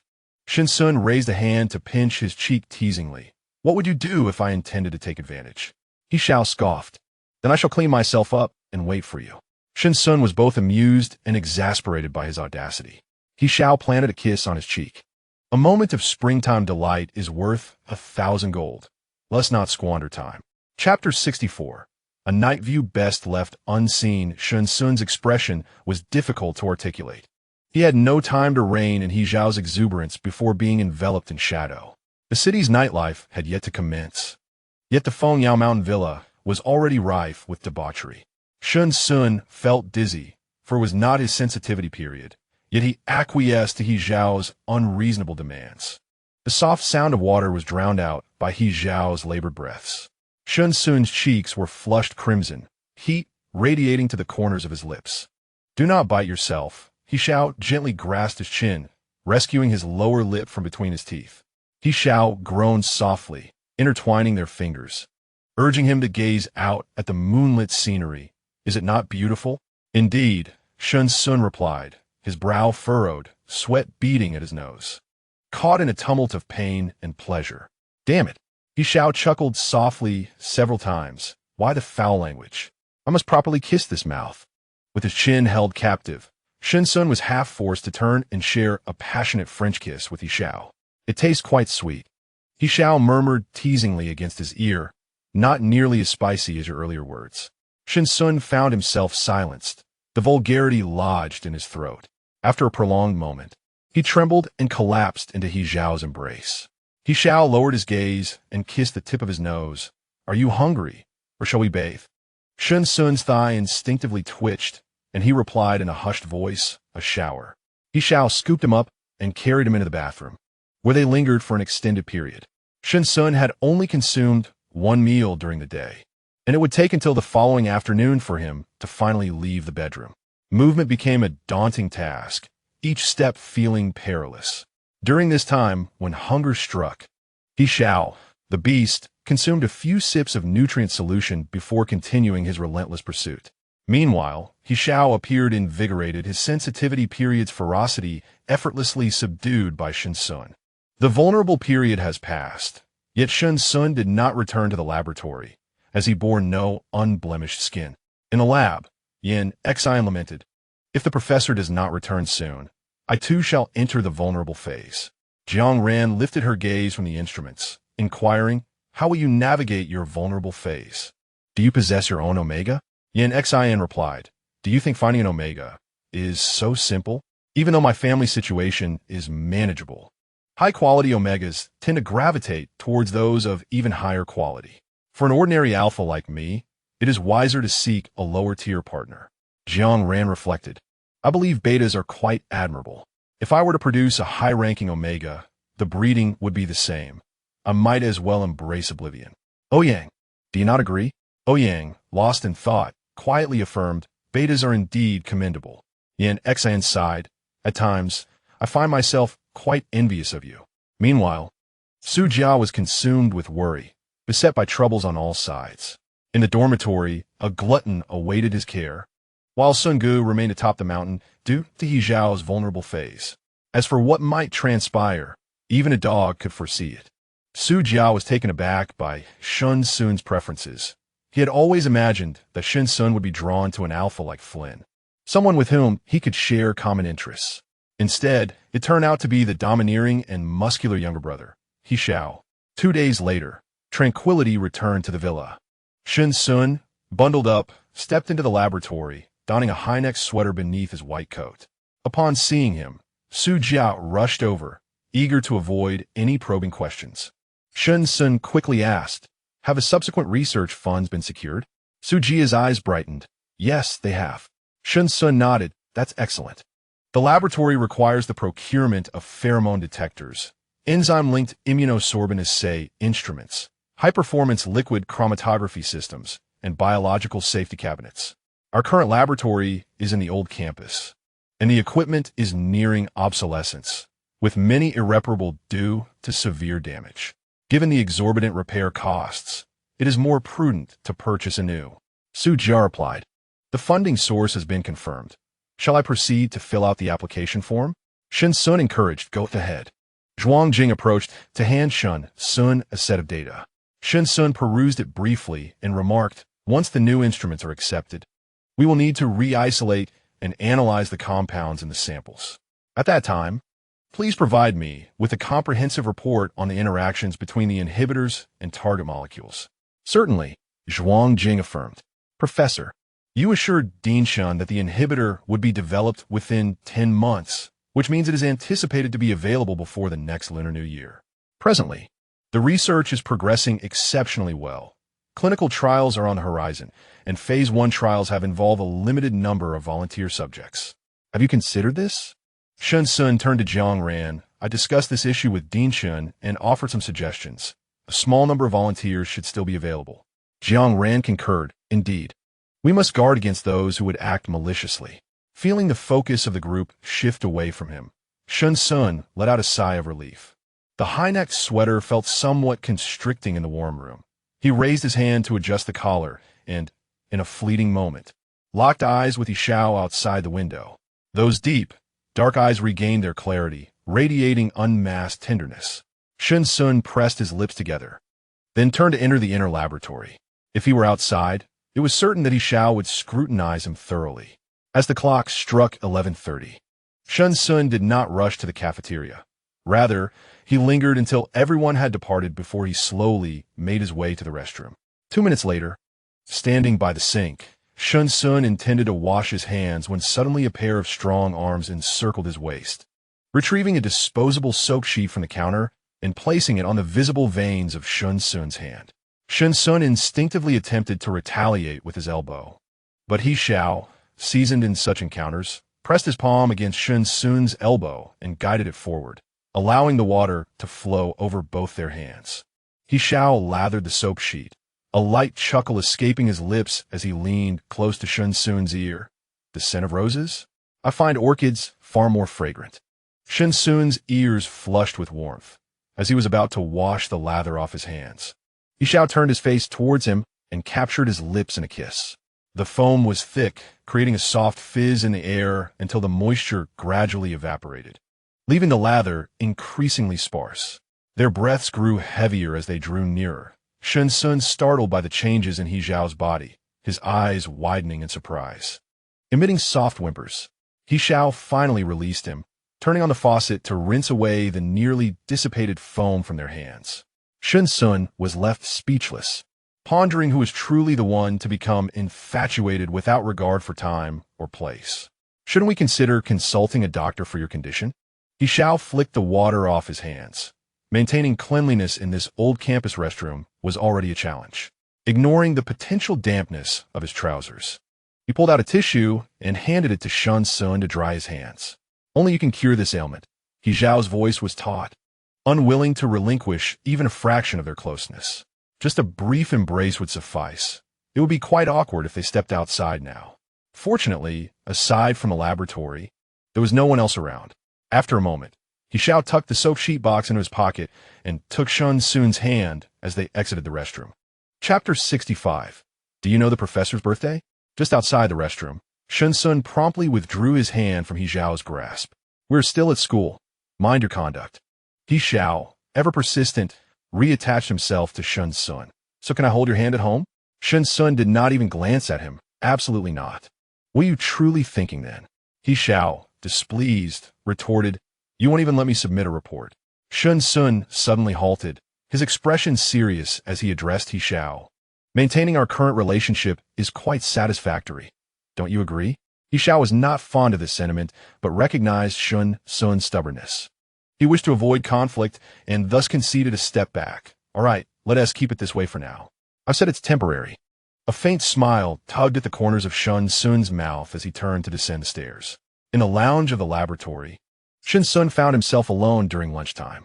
Others returned to their dormitories, but the sofa here was rather uncomfortable, compelling him to rest his head on He Xiao's lap for a brief respite. Of course, this was not by choice. He was compelled into it. Shen Xun requested He Xiao to awaken him in half an hour, yet he remained asleep even as someone entered the laboratory. He Xiao's sensitive nature was hard to satisfy. Despite having rested for 2 days, the intensity of his prior joy left him feeling lethargic. Ouyang Jing, C, entered the laboratory quietly, somewhat surprised by the scene he had just witnessed. In his eyes, Shen Xun was both authoritative and gentle. However, he always maintained a certain distance from them, only engaging in casual conversation with Sujia. Earlier, he had reclined on He Xiao's lap, his brow and eyes relaxed, displaying a degree of intimacy not visible before them. The sauerkraut fish served at the cafeteria for lunch was particularly spicy. You still questioned it, ordering so much despite your inability to handle spice. How absurd. He Xiao was equally speechless, as the loud voices of Zhuang Jing and Yin Xian in the corridor roused Shen Xun from his slumber. What time is it? He Xiao replied, it's getting late. Shen Xun frowned slightly, immediately rising to put on his glasses. I need to wash my face. Just as He Xiao was about to follow him, Su Jia entered the laboratory behind Yin Xin and stopped him abruptly. I need to talk to you. He Xiao raised an eyebrow. About what? Su Jia waited until Zhuang Jing and the others entered the lab before asking, do you know the professor's birthday? He Xiao paused. Birthday? I really don't know. The initial task information he received consisted of only a brief introduction, containing merely a name and profession, with no mention of a birthday. Su Jia stated, it's December 7th, remember? He Xiao nodded dazedly, but as Su Jia turned to leave, he stopped him again. May I ask if this is his actual birthday, or just an adopted date? Su Jia replied, it's real. When Sun Gu was found, he had basic information on him. He Xiao responded, all right, thank you. Throughout the afternoon, He Xiao racked his brain, but could not conceive an appropriate birthday gift for Shen Xun. December 7th was merely 4 or 5 days away. That evening, while Shen Xun was bathing, He Xiao called Su Lin. Dad, I want to give a friend a birthday gift, but I'm at a loss. Su Lin teased him deliberately. Well, it depends on what kind of friend it is. If it's at Omega you took to the supermarket last time, I could offer some suggestions. He Xiao squirmed. I called you for a reason. If he were truly giving a gift to an ordinary friend, would he even need to ask? Since he wished to approach this seriously, he ought to consider what gifts might resonate with Shen Xun's character. If he liked cars, gift a car. If he cherished houses, gift a house. The challenge lay in those who appeared indifferent to desires and seemed to like nothing at all. He Xiao swiveled in his chair, realizing his father's words were indeed wise. Shen Xun did seem somewhat indifferent to worldly desires. Aside from his work on the inhibitor, he appeared to be capable of handling everything else with an air of nonchalance, seemingly detached from fame and fortune. Suddenly, He Xiao caught his own reflection in the floor-to-ceiling window, momentarily taken aback. Indifferent to worldly desires and unattached to wealth? Was this not akin to the orchid, thriving in quietude? He Xiao's spirits lifted. Dad, how is Grandpa's health lately? Quite well, Su Lin replied. He spends his days tending to his flowers with utmost care, not allowing anyone to touch them. He Xiao chuckled softly. Shen Xun's pheromones resembled orchids, presenting an exquisite gift opportunity. His grandfather's rare orchids were nurtured with great precision, just barely worthy of Shen Xun. Last year at the Orchid Expo, the old man had spent 14 million on a single rare specimen. He needed to devise a way to acquire it. Shen Xun emerged from the bathroom, wrapped in a bathrobe, noticing He Xiao's myriad expressions but paying him no mind. He simply changed into his pajamas and picked up his tablet to browse. Why haven't you dried your hair? He Xiao inquired as he rose. Shen Xun tugged at the ends of his hair and remarked, it's almost dry now. No need to fuss over it. You should go take a shower. He Xiao eagerly anticipated the moment each day when he could cuddle with Shen Xun after bathing. So he hurried into the bathroom for a quick wash. Shen Xun glanced at He Xiao, who was pressed against him, and asked, are you clean? Yes, if you don't believe me, you can smell for yourself. Shen Xun pushed his face away, exclaiming, stop being annoying. What are you looking at? Shen Xun, disinterested, responded with a casual remark. All right then. He Xiao placed his tablet on the bedside. He had to deal with laboratory matters later that evening. Is it really that appealing? Am I not more pleasing to the eye? Shen Xun replied. Have you become so adept that you're now feeling jealous over a pile of incomprehensible data? Just a little jealous, He Xiao said, rubbing against him. It's still early. How about we? Shen Xun lay down and declared, I'm going to sleep. He Xiao retorted, you must be joking. You can't possibly be asleep yet. It's only 10 o'clock. Shen Xun asserted, a regular sleep schedule is beneficial for my health. He Xiao grumbled reluctantly and wrapped his arms around him from behind. Shen Xun sighed again. Could you please move to the center? If you press any closer, you'll fall off. He Xiao countered. Why are you scooting towards the edge then? The bed is so spacious, it seems you are trying to evade me. If you continue to be unreasonable, I'll throw you out. Not happening. After a brief silence, He Xiao whispered in his ear, ISN, to your birthday coming up in a few days? Shen Xun paused. Did Su Jia tell you? Besides him, there asked no one else. Indeed. He Xiao seemed intent on enveloping him entirely. What do you wish for as a birthday gift? No need for anything. Why not? You live here, so I get to decide. What I say goes. Shen Xun quipped. Then why ask me? He Xiao replied, I'm merely informing you. Shen Xun, not one to overlook kindness, recognized He Xiao's intentions. His heart softened, and he said, just make me a bowl of noodles in the morning. All right. He Xiao kissed his earlobe, his breath warm against him, softly saying, didn't Tu used to have a bowl of noodles in the morning? Your elder brother made them for you? Yes. Then on the morning of the 7th, I'll make them for you as well, shall I? With a tone reminiscent of soothing a child, Shen Xun couldn't help but chuckle. All right, I'll be waiting. Chapter 66. Forcibly buying an expensive orchid December 3rd. He Xiao, displaying his domestic skills, adjusted Shen Xun's collar, saying, today, Lin Song will accompany you to the laboratory. Shen Xun raised his eyes. Why not airbang? He Xiao rubbed his nose. He has a more challenging task. Shen Xun suspected no foul play and left with a rather ineffectual Lin Song. After Shen Xun departed, He Xiao went to the kitchen to work with a bag of flour. Having only learned home cooking during his time in the army, he had never handled flour before. Previously, he had only prepared instant noodles for Shen Xun, but now he aimed to make longevity noodles, and he couldn't afford to be careless. As it was his first time kneading dough, he struggled with the water ratio. The result was either too dry or too wet, and ultimately, what he created was inedible. Having been raised with the principle of not wasting food, the ruined dough ended up in Bing's stomach. Later, when Bing heard He Xiao's voice over the intercom, he reflexively felt nauseous. December 4th. Once again, Lin Song accompanied Shen Xun, who had a fair inkling of what He Xiao was up to. Yesterday, upon returning to Fengyao Mountain, he was met at the main building, his face still dusted with flour. Shen Xun couldn't help but chuckle and shake his head. Indeed, he had made it himself. To be honest, Shen Xun felt a twinge of anticipation. On December 5th, He Xiao carried 2 bottles of fine white wine to the Lin family. The old master Lin, having not seen He Xiao for a long time, was eager to reunite, grasping his grandson's hand tightly. After several rounds of toasting, He Xiao suggested a stroll through the old man's orchid garden. The elder readily agreed, allowing He Xiao to saunter into the orchid garden, a place typically off-limits to others, showcasing the old man's affection for him.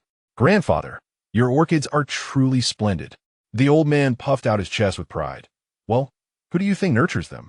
He paused. I have a friend, but the elder swiftly interrupted. No. He Xiao protested. Grandfather, I haven't finished. The old man retorted. Your father wanted to buy a pot of premium butterfly orchids last time, but I didn't allow it. He Xiao lamented. To ask for flowers on a first visit would surely bring misfortune. He returned home, feeling dejected for quite a while. The old man was quite stingy. It was just a pot of butterfly orchids, yet he couldn't bear to give it to his father. His own desire for that exorbitantly priced famous orchid seemed utterly hopeless. That evening, undeterred, He Xiao returned to the Lin residence, determined to persist, but the old man remained unmoved. He tried every tactic, pushing and prodding, yet ultimately left empty-handed. On the night of December 6th, under the cover of darkness, He Xiao boldly infiltrated the Lin family villa. There was no need to tamper with the surveillance. The old man would undoubtedly know who it was. A colossal check for 40 million was discreetly placed beneath a flower pot. In the dead of night, the Lin family was robbed. Just as the alarm system began to blare, He Xiao had already made his escape. Upon discovering the check, the old man was infuriated, nearly calling the police. However, when he remembered that He Xiao's father was the director general, he refrained from doing so. A phone call summoned his son and son-in-law home for a stern reprimanding. He Xiao's veins bulged with rage. He longed for He Xiao to be in front of him so he could kick him. Witnessing her father and husband both seething, Su Lin had to coax everyone inside. Dad, He Xiao was left with no choice. He genuinely admires them. Can't you let go? The old man snorted. I see He Xiao is just spoiled by you. Su Lin pouted, on the verge of tears. It's not that I've spoiled him. I brought the eldest into the company. He Xiao was trained rigorously by his father from a young age, enduring countless injuries during his military service. I can't help but feel a little heartbroken. They say I spoil him, but his elder brother, who is 13 years older, is the one who truly indulges him. She turned to glare at He Xiao, her heart at odds. She often heard her father's complaints, yet now he seemed to falter. He Xiao remarked, he's merely a punching bag, caught between his wife and father-in-law. All right, Stop crying, He Xiao said, feeling a headache coming on. He couldn't stand to see Su Lin in tears. The old man felt the same.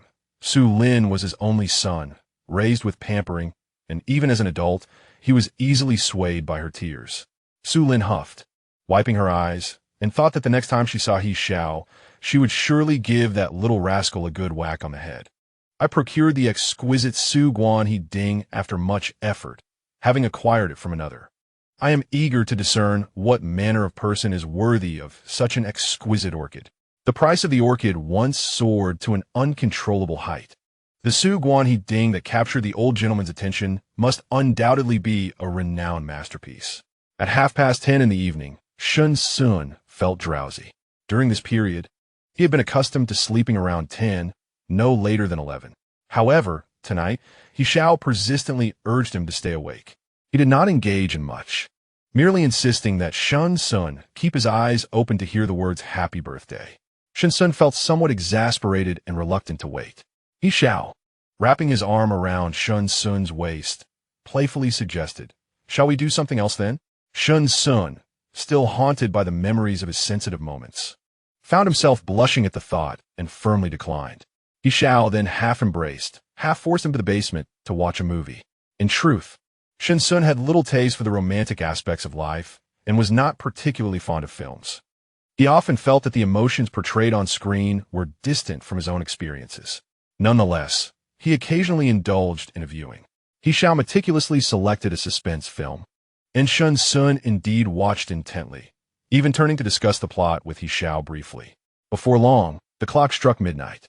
As the story reached a pivotal moment, Shen Xun was captivated when suddenly a warmth brushed against his ear. "Happy birthday, Shen Xun." He relinquished the plot's climax, turning to offer a gentle smile and a soft thank you. His enchanting eyes, filled with a unique charm, captivated He Xiao, who could no longer resist. He reached out, drawing Shen Xun closer, their breaths mingling as he softly inquired, "May I kiss you?" Shen Xun found it amusing. "When did you become so gentlemanly?" No sooner had the words left his lips than his mouth was abruptly silenced by a kiss. A light kiss was pleasant, yet a deep kiss brought forth consequences. Indeed, it was Shen Xun who bore the brunt of it. His waist was drawn into an alluring curve, his knee touching the sofa, while beneath him lay He Xiao's long legs, awkwardly positioned. "Put me down." The position felt too shameful for Shen Xun to accept at that moment. He Xiao feigned ignorance, leaning in for another kiss, his eyes filled with tender amusement.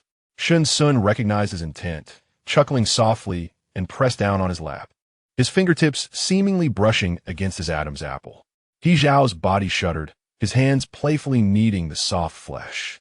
Shen Xun, utterly defeated, nestled against He Xiao's neck, who effortlessly lifted him in his arms.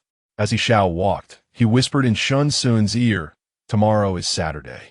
Shen Xun silently tightened his embrace around He Xiao's neck. The bedroom was suffused with a springtime warmth, and soft moans filled the night. On the morning of December 7th, Shen Xun awakened after barely 3 hours of slumber.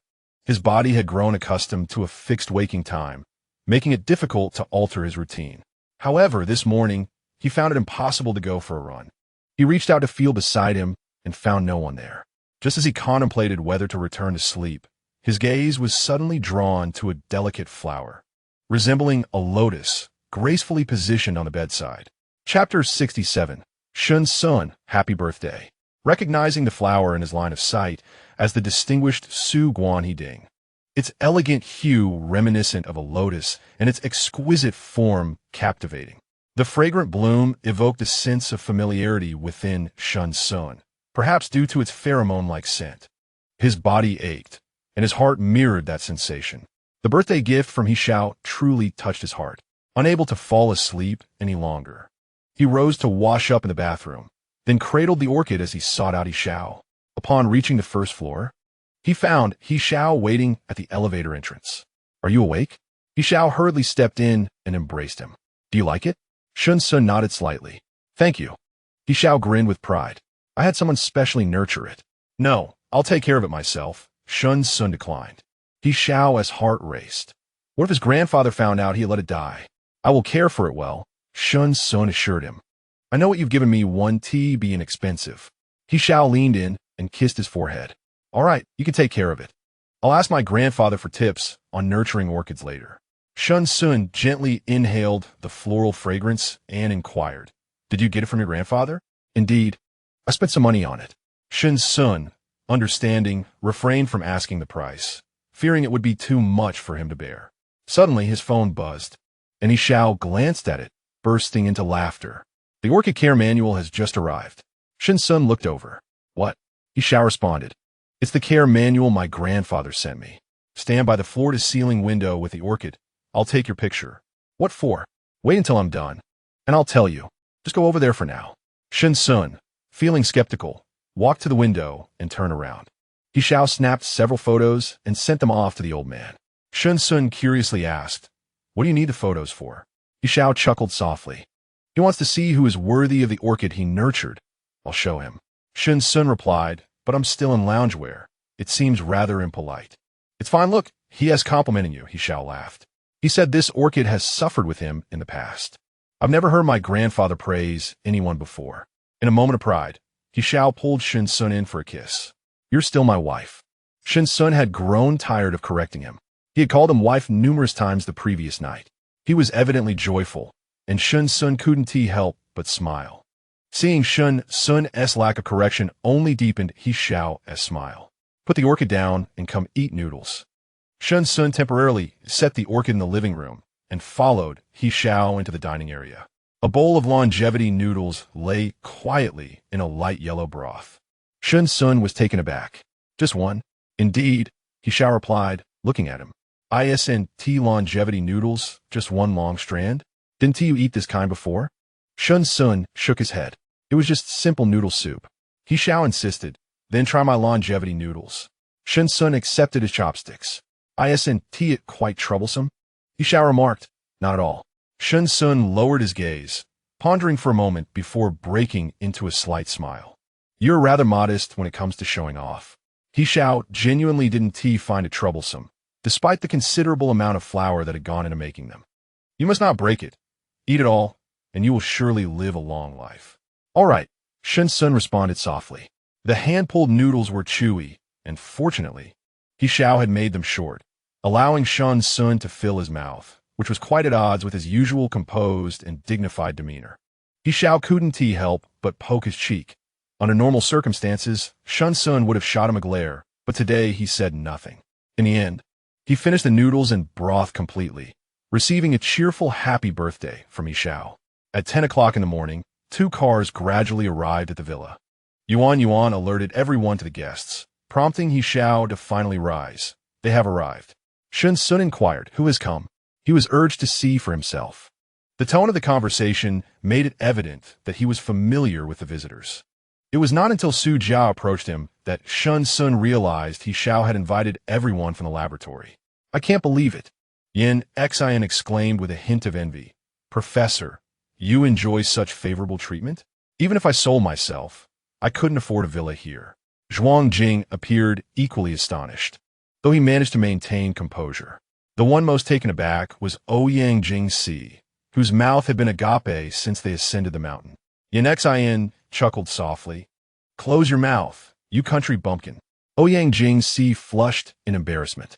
Jiang Ran was the first to present her gift. Professor, happy birthday. This is a painting I made for you. I hope you won't dislike it. Shen Xun received it with a smile. You can paint? Jiang Ran, rarely bashful, replied. It's just a hobby. As Shen Xun unwrapped the gift, he found an oil portrait of himself. Smiling, he said, I really like it. Thank you. The others had also brought gifts, prompted by Su Jia's reminder that they need not be extravagant, just sincere and within their means. Besides the gifts, they had also purchased a 10-inch cake. He Xiao assisted Shen Xun in gathering the gifts, stating, The villa is quite spacious. Feel free to explore, except for the second floor. Upon hearing this, everyone hurried to the basement. He Xiao was taken aback, asking, What is going on? Jiang Ran explained. They wished to experience the legendary home theater. He Xiao waved his hand dismissively. Go ahead. We'll have a barbecue in the courtyard this noon.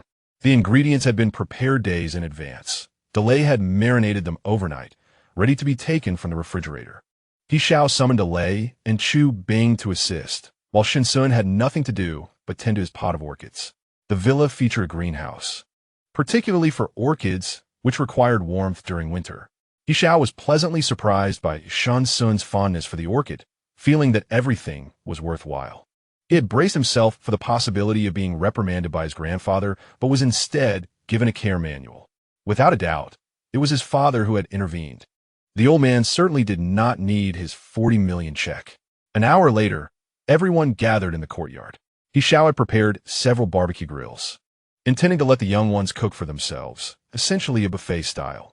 Compared to dining formally in the grand dining room with knives and forks, this arrangement seemed less constraining. Shen Xun sat beside He Xiao, hardly needing to lift a finger. Ouyang Jing struggled with the grilling, prompting Yin Xian to offer him some of his own cooked food, while teasing, "Aside from the laboratory, you seem clumsy everywhere else like a little wife." Ouyang felt embarrassed to enjoy the fruits of another's labor, and in his hesitation, Jiang Ran snatched a skewer of meat from him. "Look at you," Yin Xian chided. "You can't even protect your food." Zhuang Jing, speechless, offered his own skewers to Ouyang. "Here, have mine." Yin Xian scoffed. "No need for you to fuss. I'll take care of it." Shen Xun shook his head with a smile, recalling how, at the outset, Yin Xian and Zhuang Jing would occasionally tease Ouyang Jing. But now Ouyang had become the darling of the laboratory.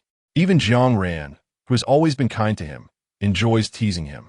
According to Su Jia's intel, individuals with such introverted personalities are quite amusing when provoked. Su Jia, unable to cook well himself, had his eyes set on the dish in Shen Xun's plate.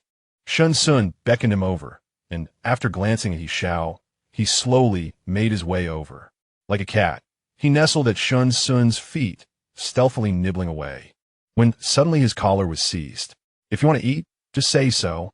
Sit over there, don't get so close." Su Jia couldn't help but roll his eyes dramatically. He Xiao's gaze darkened, startling Su Jia, and in the next moment He Xiao was right in front of him, his eyes serious as he asked, "What alpha's pheromone is on you?" Su Jia was genuinely taken aback by He Xiao's piercing gaze, forgetting to chew the morsel in his mouth as he stared blankly at him.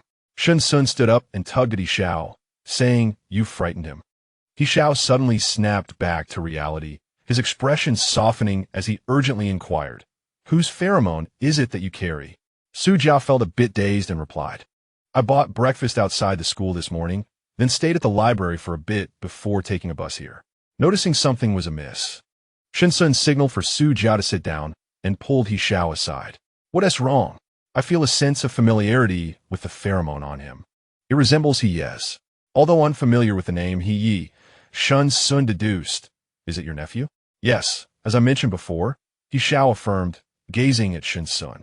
"His pheromone is Elon grass, code YL0517. I cannot be mistaken." Shen Xun understood that, given He Xiao's rank, he could not err in his identification. Even though pheromones from individuals of the same type share similarities, they possess distinct differences, which is why they are assigned codes.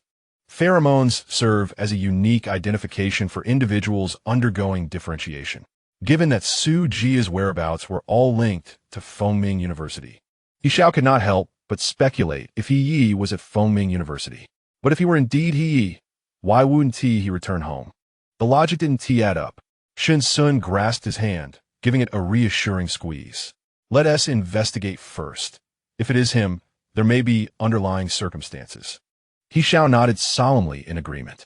The scene in the courtyard did not escape anyone's notice, and when Shen Xun and He Xiao resumed their seats, Jiang Ran inquired on behalf of everyone, "Professor, what is going on?"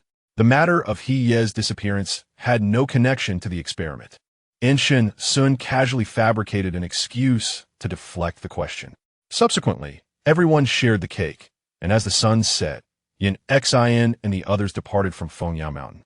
He Xiao had initially intended to offer them accommodation for the night, but upon realizing that He Yi might be in Fengming City, he set aside all else and immediately called He Yun, who was abroad. He Yun, his elder brother, had gone overseas after years of searching for He Yi domestically. Upon receiving the news, He Yun booked the soonest flight available. This was a matter he dared only to share with He Yun. He Xiao and Su Lin had seemingly accepted the reality of their grandson's disappearance. Yet deep down, they always hoped to find him one day. Over the years, there had been too many reports about He, each ending in disappointment. This time, He Xiao chose not to disclose anything in advance to spare them further heartache. He arrived at the northern suburb airport of Fengming City the following evening. Unable to contain his impatience, he went directly to the Fengyao mountain villa without informing He Xiao of his visit. By the time he arrived, mealtime had passed, and when the villa's security system sounded an alarm recognizing an unfamiliar presence, He Xiao initially thought it was yet another reckless attempt to target Shen Xun. He was poised for confrontation until his brother delivered a swift slap to the back of his head. You truly excel. Your villa's security system has identified me as an intruder, He Yin remarked with a stern expression, as if to convey that without him, He Xiao would not be able to reside in such luxury. He Xiao refrained from mentioning that Lin San's sniper rifle was already aimed at him. Rubbing his head, he muttered, "How was I to know you would arrive so hastily?" He Yin had heard some rumors regarding He Xiao's recent activities. He nodded at Shen Xun in greeting, who returned the gesture with a smile, allowing the brothers some privacy. He Yin cut to the chase, seeking clarity on the matter at hand. I wish to meet this Su Jia. He Xiao's gaze shifted towards the spiral staircase. I will inquire with Shen Xun shortly. Su Jia is not particularly bold. He was brought back from the Northern Alliance by Shen Xun, so he is under his wing. I fear your stern demeanor may intimidate him. He Yin then paused to reflect, asking, where will you be sleeping tonight? He Xiao hesitated, his eyes instinctively drifting away. It was the same expression he wore as a child when he was about to tell a lie. What? Is there only one bedroom on the entire second floor? And you have relinquished it to Professor Shin? He Xiao replied, I did so to protect him. He Yin shot back, protected him to the point of sharing a bed? Can you show me a modicum of respect in your speech? He Xiao, displeased, retorted, our feelings are mutual. Do you understand nothing? He Yin sighed. Your nephew is already 19. How could I not understand? He Xiao then asked, my dear brother, will you be staying here tonight? He Yin replied, I prefer not to make the journey back and forth. I will accompany you to Fengming University tomorrow, and I hope this information is indeed reliable. He Xiao promptly turned to leave, saying, there is food in the dining room. Eat and find a guest room to sleep in. My wife cannot sleep without me. I must go. He Yin was left speechless, realizing he had been unaware of his brother's strong inclination towards romance. As He Xiao ascended to the second-floor bedroom, he embraced Shen Xun. Shen Xun protested, you haven't even showered. He Xiao pressed forward, planting a quick kiss on his lips. I will shower right now. Yet he remained motionless, prompting Shen Xun to urge him once more. Why are you still here? Perhaps you should join me in the shower? He Xiao, with an impish grin, suggested, how about we wash together? Shen Xun pinched his cheek, responding, next time, refrain from making such unreasonable requests. He Xiao held on to him, reluctant to let go. Then grant me a kiss, and I shall promptly shower. Shen Xun lowered his gaze. Close your eyes. He Xiao, filled with anticipation, complied. Shen Xun brushed his finger against his lips, dismissively stating, consider it a kiss. He Xiao seized his face and indulged in a more satisfying kiss before finally rising. He had no intention of being deceived. The following morning, after returning from a morning run on the mountain, He Xiao and Shen Xun found He Yin impeccably dressed and waiting for them. He Xiao prepared breakfast for Shen Xun, saying, elder brother, do not rush. Even if we arrive early at the school, Su Jia may not be in the laboratory yet. He Yin replied, I am not in haste. You two take your time. He Xiao peeled an egg for Shen Xun, urging him to eat. Shen Xun, ever considerate, finished it despite his aversion to the yolk. He Yin observed his younger brother's attentive demeanor with a hint of amusement. The little rascal, who had always relied on others for everything since childhood, was now tending to someone else in such a manner. He cast a glance at Shen Xun, whose extraordinary poise and striking appearance were not surprising to him. It was no wonder He Xiao was smitten. It was rumored that Shen Xun was also burdened with the daunting task of developing inhibitors. An Omega bold enough to challenge the entire world of alphas was not someone just anyone could manage. For a fleeting moment, He Yin speculated that it was He Xiao's S-grade pheromones at play. Yet He Xiao dismissed such thoughts, believing it was the allure of character that was truly captivating.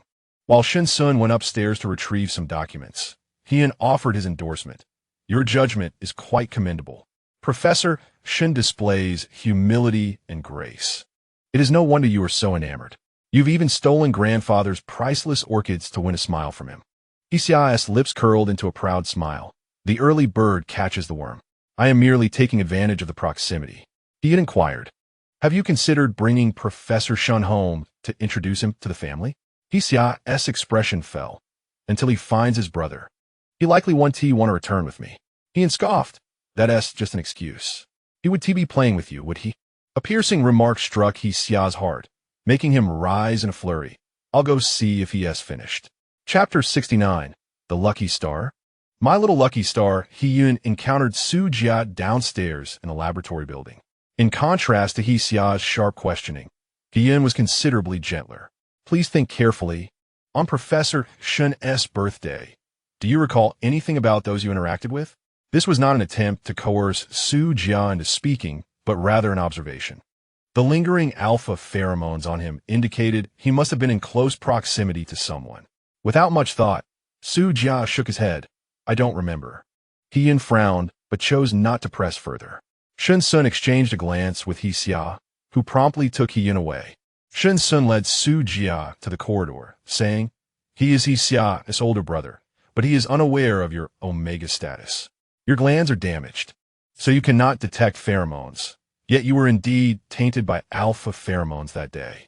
Furthermore, to be marked by someone's pheromones, one must be in close quarters, such as during crowded situations. My birthday is on Saturday. You mentioned being in the cafeteria and library. The cafeteria is typically quiet on Saturdays. And while the library may be crowded, entry is controlled by card access, so there shouldn't have been a need to push through a throng. Thus, this person must have been someone close to you. Su Jia's eyes widened for a brief moment, realizing he had not considered the alpha in the dormitory until he returned to school. He wondered if the person He Xiao spoke of was indeed the alpha from the dorm. He Xiao was a special forces soldier. Often deployed on the border, the alpha held a significant position within the Southern Alliance's armed forces. Could there have been any conflict between the two? The thought made him hesitate even more, trembling as he urged the alpha to leave the Eastern Alliance quickly. Regardless of the circumstances, this person had always treated him quite well. After the separation from the Southern Alliance and Shen Xun, I owe him my life, and now I have repaid that debt. This morning, he deliberately uttered some words that struck a nerve, and I fear he is no longer in the dormitory. Su Jia licked his dry lips and said, I did not intend to conceal the truth. It simply did not occur to me at the time. I was unsure of brother He's intentions, which is why I refrained from speaking. Shen Xun responded, So you indeed had contact with a stranger alpha? The fact that he left his pheromones on you indicates a connection. Su Jia's face flushed crimson as he stammered. If it weren't for him, I might have perished in the Southern Alliance. Do not blame yourself. Shen Xun gently patted his shoulder. Are you suggesting that he smuggled himself from the Southern Alliance? Su Jia nodded. I dared not involve myself with him, yet I wished to repay his life-saving grace, so I scolded him away this morning. What? Shen Xun was taken aback. He has already left? Su Jia replied. Still in shock, he should have left. After a moment, Shen Xun asked, Do you think he bears any resemblance to He Yun or He Xiao? Huh? Resemblance to He Xiao? Su Jia was somewhat bewildered. I cannot discern it. Brother He and He Xiao do not seem alike to me. Shen Xun remarked. He Xiao and He Yun do share some similarities, particularly in their brows and eyes. If He Xiao were to don a suit and adopt a more composed demeanor, he could closely resemble He Yun. Su Jia cast a cursory glance at He Yun, struggling to recall what the other looked like. Sun Ge, what on earth is happening? Shen Xun explained. He Xiao suspects that the alpha following you is He Yun's son, He, who has been missing for 3 years. Su Jia's eyes widened in disbelief. If that is true, I have just chased him away.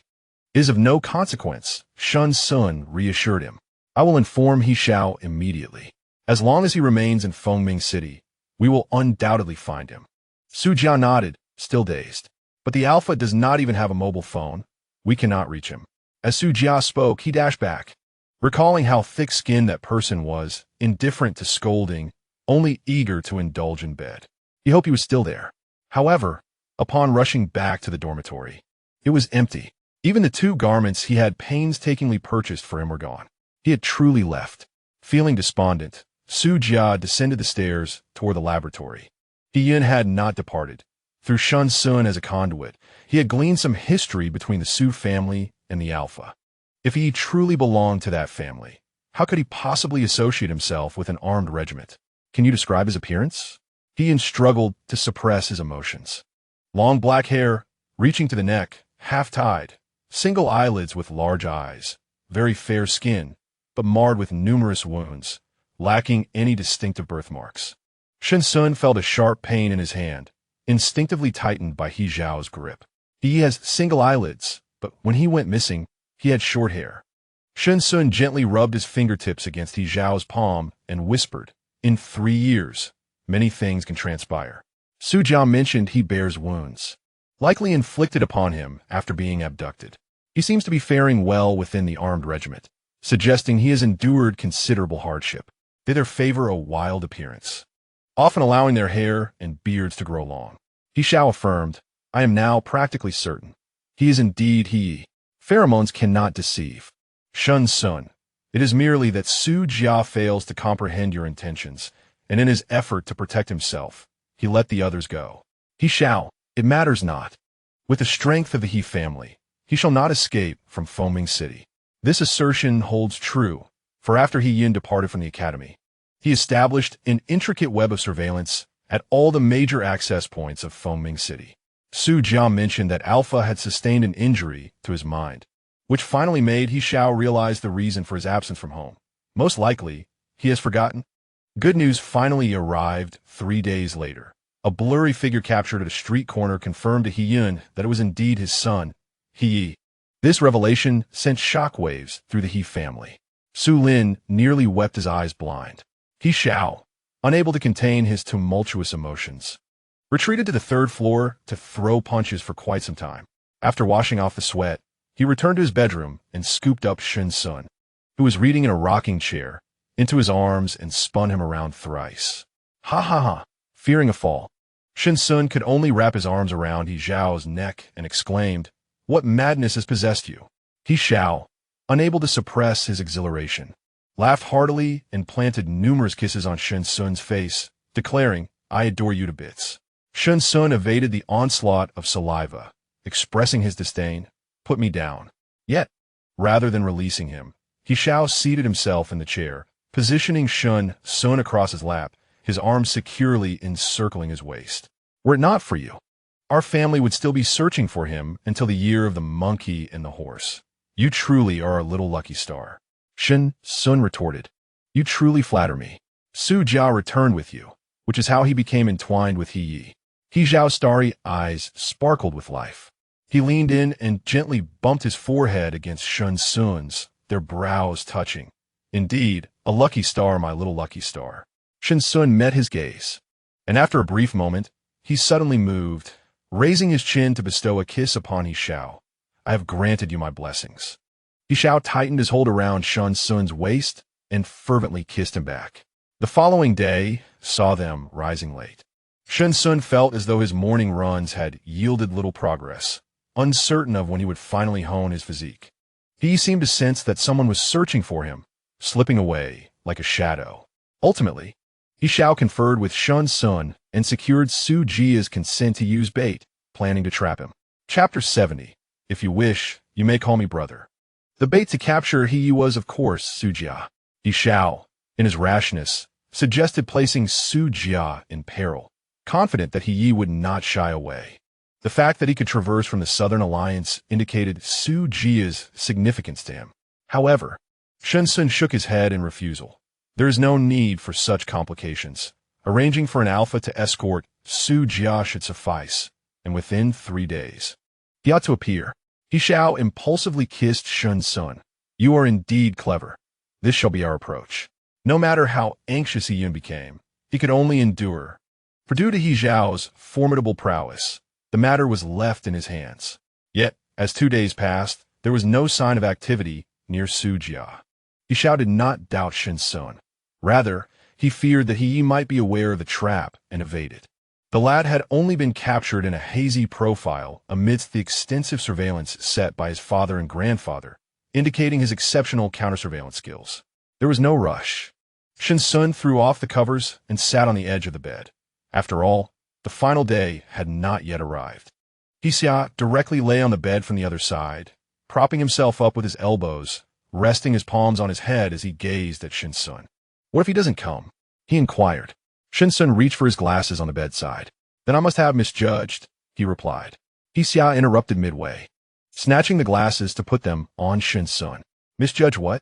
Shen Xun fell silent for a moment before responding. Misjudged Su Jia's significance to him. He Xiao suddenly comprehended, his smile faltering. Oh, it just struck me that Su Jia might become my niece-in-law in the future. Shen Xun remarked. I checked his information. He is the same age as me, and 7 years older than He Yi. He Xiao exclaimed. Isn't a 7-year age gap a bit too much? Shen Xun instinctively replied. I am 3 years older than you. They are different from us. He Xiao wrapped his arms around Shen Xun's waist, leaning him against his shoulder. If you wish, you can also call me brother. Shen Xun retorted. I think you're just tired. Your dreams must be filled with all sorts of things. He Xiao playfully tightened his grip around Shen Xun's waist, causing him to frown slightly, but He Xiao immediately loosened his hold. The phone rang a few times, yet He Xiao remained still. Shen Xun, irritated by the urgency, urged answer the call. He Xiao reluctantly released his hold on Shen Xun's waist. Having no other engagements that evening, Shen Xun habitually read to pass the time. After flipping through a couple of pages, He Xiao's tone shifted, becoming noticeably heavier. Shen Xun raised his gaze, patiently waiting for him to finish the call. What's wrong? He asked. You previously asked me to investigate if there were any family members of those imprisoned due to the alleviating agents. I found one, He Xiao disclosed. Shen Xun leaned away from the headboard, looking at him intently. Where? In Fengming City, a man named Qiu Hansong, a beta. He also owns a used car dealership. The very place where the vehicles that followed us were parked. Why would a vehicle that tracked us end up in a used car dealership? This clearly leads us to investigate Qiu Hansong. Exactly. It was only during our initial investigation that he managed to slip past our notice. He cleverly discarded the car at the dealership and substituted a random owner to mislead us into thinking the abandoned vehicles were a ruse. Ironically, he flaunted all the evidence right before our eyes, while our investigators overthought the situation. A classic case of playing tricks under the light. Shen Xun pondered slowly. Who was imprisoned, and what is their connection? His daughter, the nurse who administered the alleviating agent to Zhou Jin, He Xiao replied. Then what was his motive for following me? Did he believe the alleviating agent harmed his daughter and wanted to prevent me from developing the suppressor? Or does he know about my relationship with Shun Qinglin, thinking that my elder brother is the root of his daughter's misfortunes? Ultimately, he aims to bring you harm, He Xiao said, his eyes darkening. He had relinquished all concerns. As the saying goes, a barefoot person does not fear the one in shoes. This man must be approached with caution at all times. Shen Xun suddenly recalled something and asked He Xiao, Is there any news about my elder brother? He Xiao comfortingly embraced him. I will certainly help you find him. Shen Xun leaned against him, enveloped in silence. The following evening, Su Jia was once again escorted back to his dormitory by an alpha. By this time, darkness had completely enveloped the surroundings. Su Jia was not a student. Chun Sili had specially arranged for him to have a single dormitory, which was somewhat isolated. He Xiao, accompanied by Shen Xun, concealed themselves within the vehicle, awaiting the alpha by Su Jia's side to deliver crucial information. Unbeknownst to them, before the alpha could utter a word, he was swiftly incapacitated by He Yi, who lurked in the shadows. Su Jia squinted into the darkness, cautiously inquiring, Is it you? No sooner had he spoken than he was violently thrust against the peeling wall. A hand clamped tightly over his mouth, startling him, yet the familiar scent of pheromones soon soothed his fright. You are quite capable, He seethed, a surge of anger coursing through him. How could Su Jia, in just a few days, have entangled himself with another alpha? No, it's not. Aren't you afraid I might end your life? He grasped his waist, his eyes shadowed with fury. You, let go, Tears streamed down Su Jia's face, their warmth seeping through He Ye's fingers, prompting him to instinctively loosen his grip. Suddenly, a potent wave of pheromones accompanied by a sweeping force approached. He yanked Su Jia aside, narrowly evading He Xiao's punch. He retaliated with a swift and brutal counterattack, his movements imbued with lethal intent. Starkly contrasting He Xiao's mere probing. Employing his legs, he executed a powerful kick, while He Xiao, reacting with remarkable agility, leaned back to evade with ease. At that moment, Shen Xun exited the vehicle, pulling the dazed Su Jia aside. "Are you all right?" Su Jia, still in shock, shook his head. No. "Are they truly fine like this?" Shen Xun reassured him. "It's all right. He Xiao is likely just testing the waters." He, having emerged from a military family and spent 3 years in exile, had undergone a profound transformation. Upon hearing that he had become the second in command of an armed faction in the Southern Alliance, He Xiao felt compelled to confront him. Su Jia found himself dizzy, caught in the chaotic interplay of their silhouettes. Nevertheless, it was evident that He Xiao held back his strength, exhibiting considerable leniency towards He Yi. After a fierce exchange, He Xiao discovered the answer he sought. With a decisive blow, he slammed He Yi against the wall, pinning him by the neck with a smirk. "Young man, in 3 years, you've made significant progress. However, your techniques are excessively ruthless, uncharacteristic of the He family." He scoffed, thinking, "Do I even know you?" In a flash, he produced a dagger from his sleeve, aiming a lethal strike. He had never anticipated that the little alpha he once aided would turn out to be He Xiao's nephew. In the quiet corridor, He Yun and he exchanged glances. He had already learned the backstory from He Xiao on his way here. To be frank, for a fleeting moment, he regarded He Xiao as a new breed of human trafficker. Yet, Su Jia had merely nodded at him. He Xiao went so far as to pull up a family photo from his phone for him to see. Even with amnesia, he still recognized his former self. The figure standing in the center of the back row was unmistakably him, albeit looking considerably more youthful than he did now. Just moments ago, he was a clandestine migrant who had crossed the borders of the Southern Alliance, and now he found himself as the sole heir of a prominent family in Fengming City. The stark contrast left him feeling disoriented, while gazing at He Xiao had not elicited any substantial emotions. The sight of He Yun inexplicably caused a jolt in He Ye's heart. After a prolonged silence, He Yun stepped forward and instructed, "Have your second uncle untie you.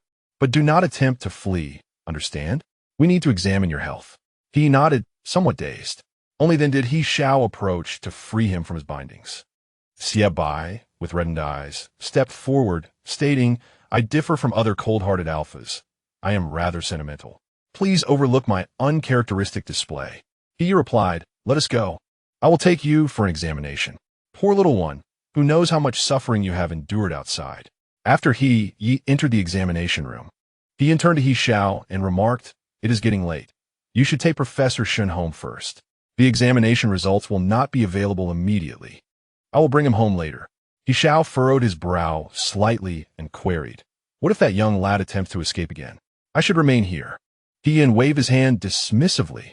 "He will not run away."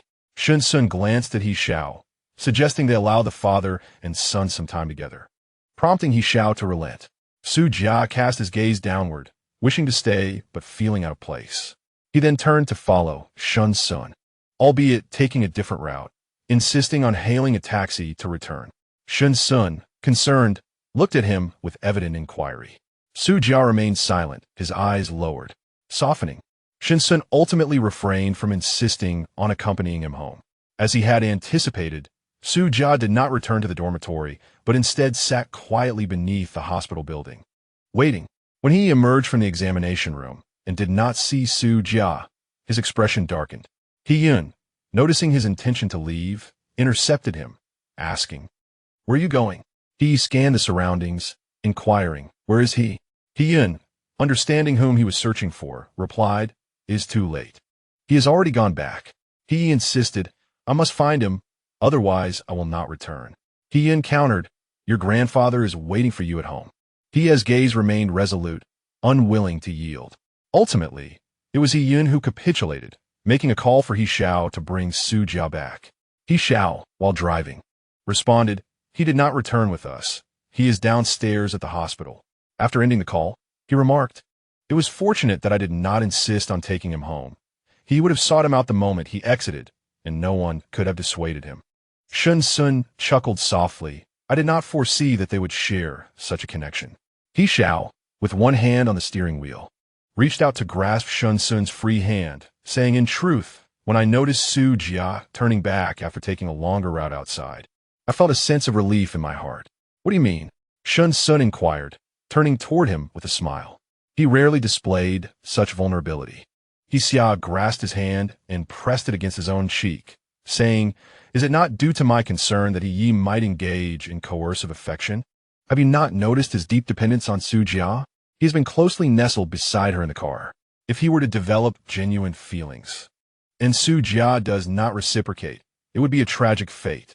I observe a mutual interest between them, which brings me some relief. Moreover, he is an important person to you. Should he end up with He, I am not worried about your departure. Shen Xun replied, you seem to have many thoughts. He Xiao parked the car at the curb and leaned over to unbuckle his seatbelt. Let us grab a bite before heading back. All right, Shen Xun said as he prepared to exit the vehicle, only to be pulled back by He Xiao. A kiss, anticipated yet sweet, lingered on their lips as they indulged in each other's warmth within the dim confines of the car. What distinguishes our current situation from that of any ordinary couple? He Xiao's gentle, husky voice brushed against Shen Xun's lips, initiating their daily ritual of persuasion. Shen Xun, taking advantage of the darkness, reached out to caress He Xiao's face. There is no difference. If there is no distinction, why not have a ceremony to formally acknowledge our relationship? I do not wish to remain your secret lover for eternity. Very well. Shen Xun feigned reluctance. This concealed relationship was now officially at an end. The final word was swallowed by He Xiao. Who is hiding? He Xiao retorted, slightly annoyed. Just ask anyone from your lab. Who among them is unaware of our relationship? Shen Xun countered. Then why is it necessary for you to have a title? What difference would it make? He Xiao huffed. I cannot propose to you without being your boyfriend, can I? Shen Xun was taken aback, realizing that He Xiao harbored such intentions. Do you know? He Xiao caressed Shen Xun's face. The higher the rank of an alpha, the more challenging it is to find a compatible omega. Just look at all the bachelors in the villa. The first time I encountered you in the jungle, my glands reacted several times. At the time, I thought it was merely the influence of the mercenary pheromones from the Northern Alliance. However, I later understood it was love at first sight. I have never wanted to know our compatibility, as the pheromones of an S-class alpha are controlled by me. This means my feelings for you are transmitted to my glands. Prompting a response. Shen Xun, my affection for you is solely my own. It is my heart that cannot help but love you. Shen Xun leaned back against the seat, taking a soft breath, uncertain how a meal had transformed into a confession. Yet, it was evident that his heart had softened. No one can maintain their enthusiasm after being rejected multiple times. Shen Xun knew He Xiao was capable of it, but he did not wish for him to feign indifference, smiling and assuring him that the next confession would surely succeed. The bustling street, illuminated by vibrant lights and thrumming with life, stood in stark contrast to the silence within the car. Shen Xun sighed softly, saying, I knew this path would be fraught with challenges when I decided to return home, that I might even lose my life. Have you considered what would happen if I— Do not speak of that, He Xiao interrupted, covering his mouth. With me here, I will ensure your safety. In that moment, He Xiao's gaze mirrored the stubbornness of He, who sought to see Su Jia. His gaze burned with intensity, and his heart raced as he instinctively released Shen Xun's hand. He swallowed hard, feeling an inexplicable tension. He believed that Shen Xun would provide him with an answer tonight. Chapter 72. Who saw? What is wrong with a hug? After a prolonged silence, Shen Xun remained unresponsive, prompting He Xiao's impatience. Why are you silent? I'm 3 years older than you, Shen Xun replied. Is that all? Su Jia is 7 years older than He. And look at our family. Has anyone opposed it? He Xiao retorted. Shen Xun remained quiet. He Xiao, feeling anxious, urged, come on, there's more. Share everything. There's nothing else, Shen Xun replied. He Xiao's eyes widened in disbelief. So all this time, I've been held back by age? How archaic of you. 3 years is trivial. It's not 30. Shen Xun countered. He Xiao felt a mix of frustration and amusement. You've kept me in suspense for ages. I deserve compensation. Clearing his throat, Shen Xun asked, "Shall we go eat?" He Xiao's gaze intensified with fervor. "You haven't officially answered me yet." Feeling slightly uneasy, Shen Xun tugged on He Xiao's collar and kissed him briefly, saying, "Enough with the idle chatter. I won't utter any sappy words. Are you coming to eat or not? If not, go home." He Xiao nearly burst with joy, clasping Shen Xun's hand and fidgeting excitedly. During dinner, he radiated exhilaration, making it seem as though he had just proposed. Unable to contain himself, He Xiao called Zhang Ruchuan late at night. Poor Zhang Ruchuan had just settled into sleep. Seeing He Xiao's call, he feared something grave had occurred. Opening the lamp with weary eyes, he was met with He Xiao's silly yet ecstatic voice. "Director Zhang, I've fallen in love, and I'm reporting it." Zhang Ruchuan nearly choked, seething with anger. "Why are you calling me about your romance? Don't you have superiors? Do you know I just fell asleep?" He Xiao held the phone away. "I'm so overwhelmed with happiness, Director Zhang. Please continue your rest. I won't disturb you further. You've already intruded quite audaciously." Zhang Ruchuan replied, perplexed. What could Shen Xun possibly see in him? How could someone in their 30s be so easily deceived? He Xiao reveled in his own joy, sharing his excitement across all social platforms. Shen Xun, drying his hair, looked at He Xiao's posts in utter disbelief. The night felt reminiscent of a wedding night, as He Xiao hastily seized Shen Xun's phone and kissed him fervently. After a night of reckless abandon, Shen Xun developed a fever. He Xiao, feeling guilty, remarked, "This isn't our first time, and you didn't get sick then. It pains me to see you so fragile." Shen Xun, burning with fever, leaned against He Xiao, his robe slightly ajar, revealing the marks of He Xiao's indiscretions from the night before. He Xiao wrapped him in a blanket, saying, "Take your medicine and sleep some more. I'll call the lab for you." Shen Xun responded weakly. He Xiao kissed his forehead, filled with regret. "I promise I won't keep you up all night again." Shen Xun furrowed his brow. The medicine. He Xiao quickly handed it to him. After taking the fever reducer, Shen Xun fell asleep again. He Xiao stayed by his side, not leaving the room. Half an hour later, as the medication took effect, Shen Xun began to sweat. He Xiao held him close, ensuring he remained still. When Shen Xun stirred awake, He Xiao immediately fetched warm water and carefully offered it to him. Shen Xun gradually regained his composure after sipping a glass of water and inquired, "Have I broken my fever?" He Xiao responded affirmatively. "Your clothes are drenched. Do not rush to take a shower. Lie down for a while longer. After dining, rest a bit before bathing." He then added, "Please bring me another glass of water." He Xiao promptly rose to pour him another glass. Although Shen Xun drank slowly, he inadvertently choked, leading to an uncontrollable fit of coughing that tinted his cheeks a delicate shade of crimson. He Xiao tenderly supported his face, gently kissing away the droplets of water from his lips. Shen Xun instinctively leaned back to evade him, only to be pulled back for a lingering kiss. Once the kiss concluded, He Xiao sighed softly. "Why are you hiding? A fever is not contagious." Shen Xun replied, "While it is not infectious, you cannot ascertain whether my fever is due to non-infectious causes." He Xiao nudged his forehead against Shen Xun's, relieved to confirm that the fever had indeed subsided. As the sun began to set, Shen Xun expressed a desire to take a stroll outdoors, prompting He Xiao to accompany him to the back mountain. During their outing, Shen Xun placed a call to Su Jia, which was answered by He Yi. "What is going on?" He Xiao wrapped his arm around Shen Xun's shoulders and relayed. He mentioned that he understands Su Jia is an Omega and that they have developed a profound intimate relationship. He has decided to take responsibility. Shen Xun, intrigued, asked, "What does that entail?" "I can't shake the feeling that he is rather domineering, especially since Su Jia's phone is in his possession." He Xiao explained, "My brother stated that he has endured much hardship over the past few years and lacks a sense of security. For him, Su Jia represents that security." Shen Xun insisted, "Su Jia's wishes are paramount. I will not tolerate any harm coming to him." He Xiao glared. "Does he dare? For your sake, I will ensure that Su Jia is not bullied. Rest assured, this young man has been overly aggressive lately. My brother's intention is to send him back to school, but he refuses." He Xiao chuckled softly. "In our He family, I possess the lowest educational attainment. I once thought I would be the subject of constant admonishment from relatives. Yet here we are with He. Shen Xun couldn't help but laugh. He disappeared at 16, before even graduating high school. There is no basis for comparison. He Xiao felt a pang of sympathy, recognizing the complexities of He Ye's experiences, which diverged significantly from the norm. He understood that they could not pressure him immediately upon his return.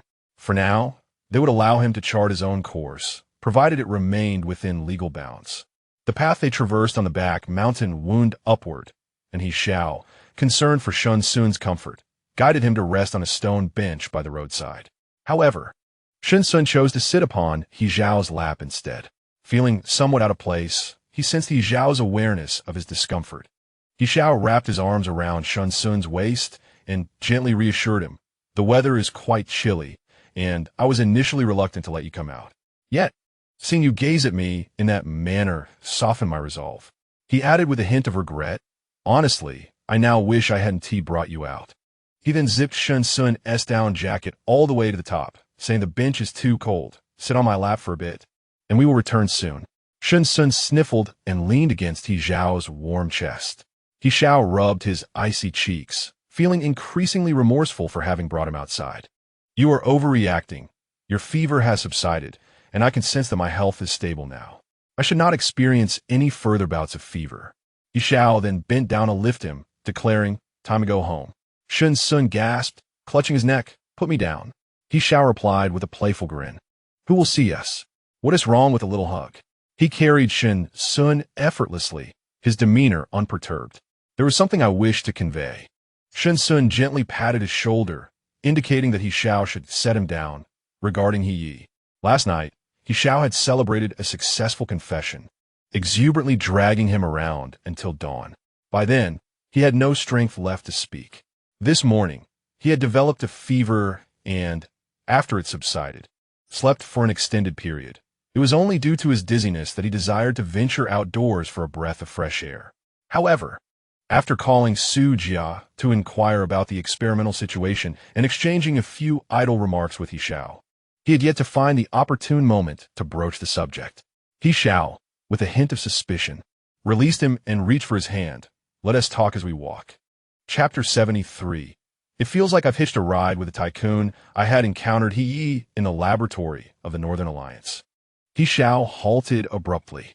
The laboratory of the Northern Alliance? Could it be that he is the one you mentioned earlier? Shen Xun nodded. He is among the most successful of the three-time differentiators from that batch of live experiments.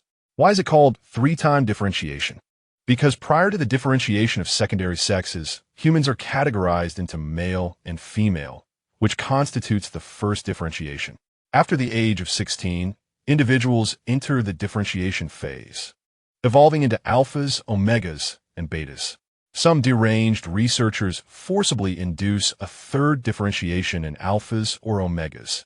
In most instances, it merely results in a change of hierarchy. However, one cannot dismiss the possibility of genetic mutations occurring under specific environmental conditions or the influence of drugs, thereby altering the secondary differentiation's gender during the third differentiation. He Xiao's gaze was imbued with a chilling intensity as he inquired, "What did he endure there?" Shen Xun tightened his grip, seemingly offering solace, regardless of what transpired. "It is now behind him. He has returned to you."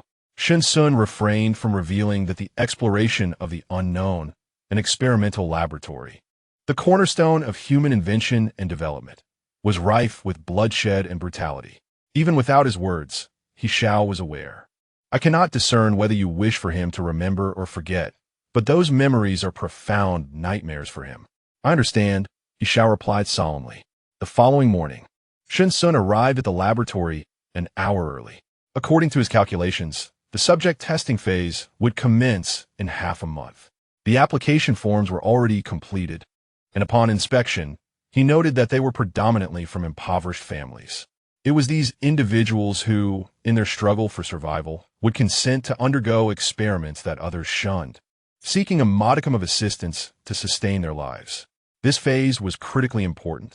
Shen Xun had anticipated overseeing the laboratory, yet he was caught off guard by the hurried news that had reached him. 2 evenings later, Flynn hurriedly sought him out, breathless with urgency. announcing that he had discovered Shen Xun's whereabouts.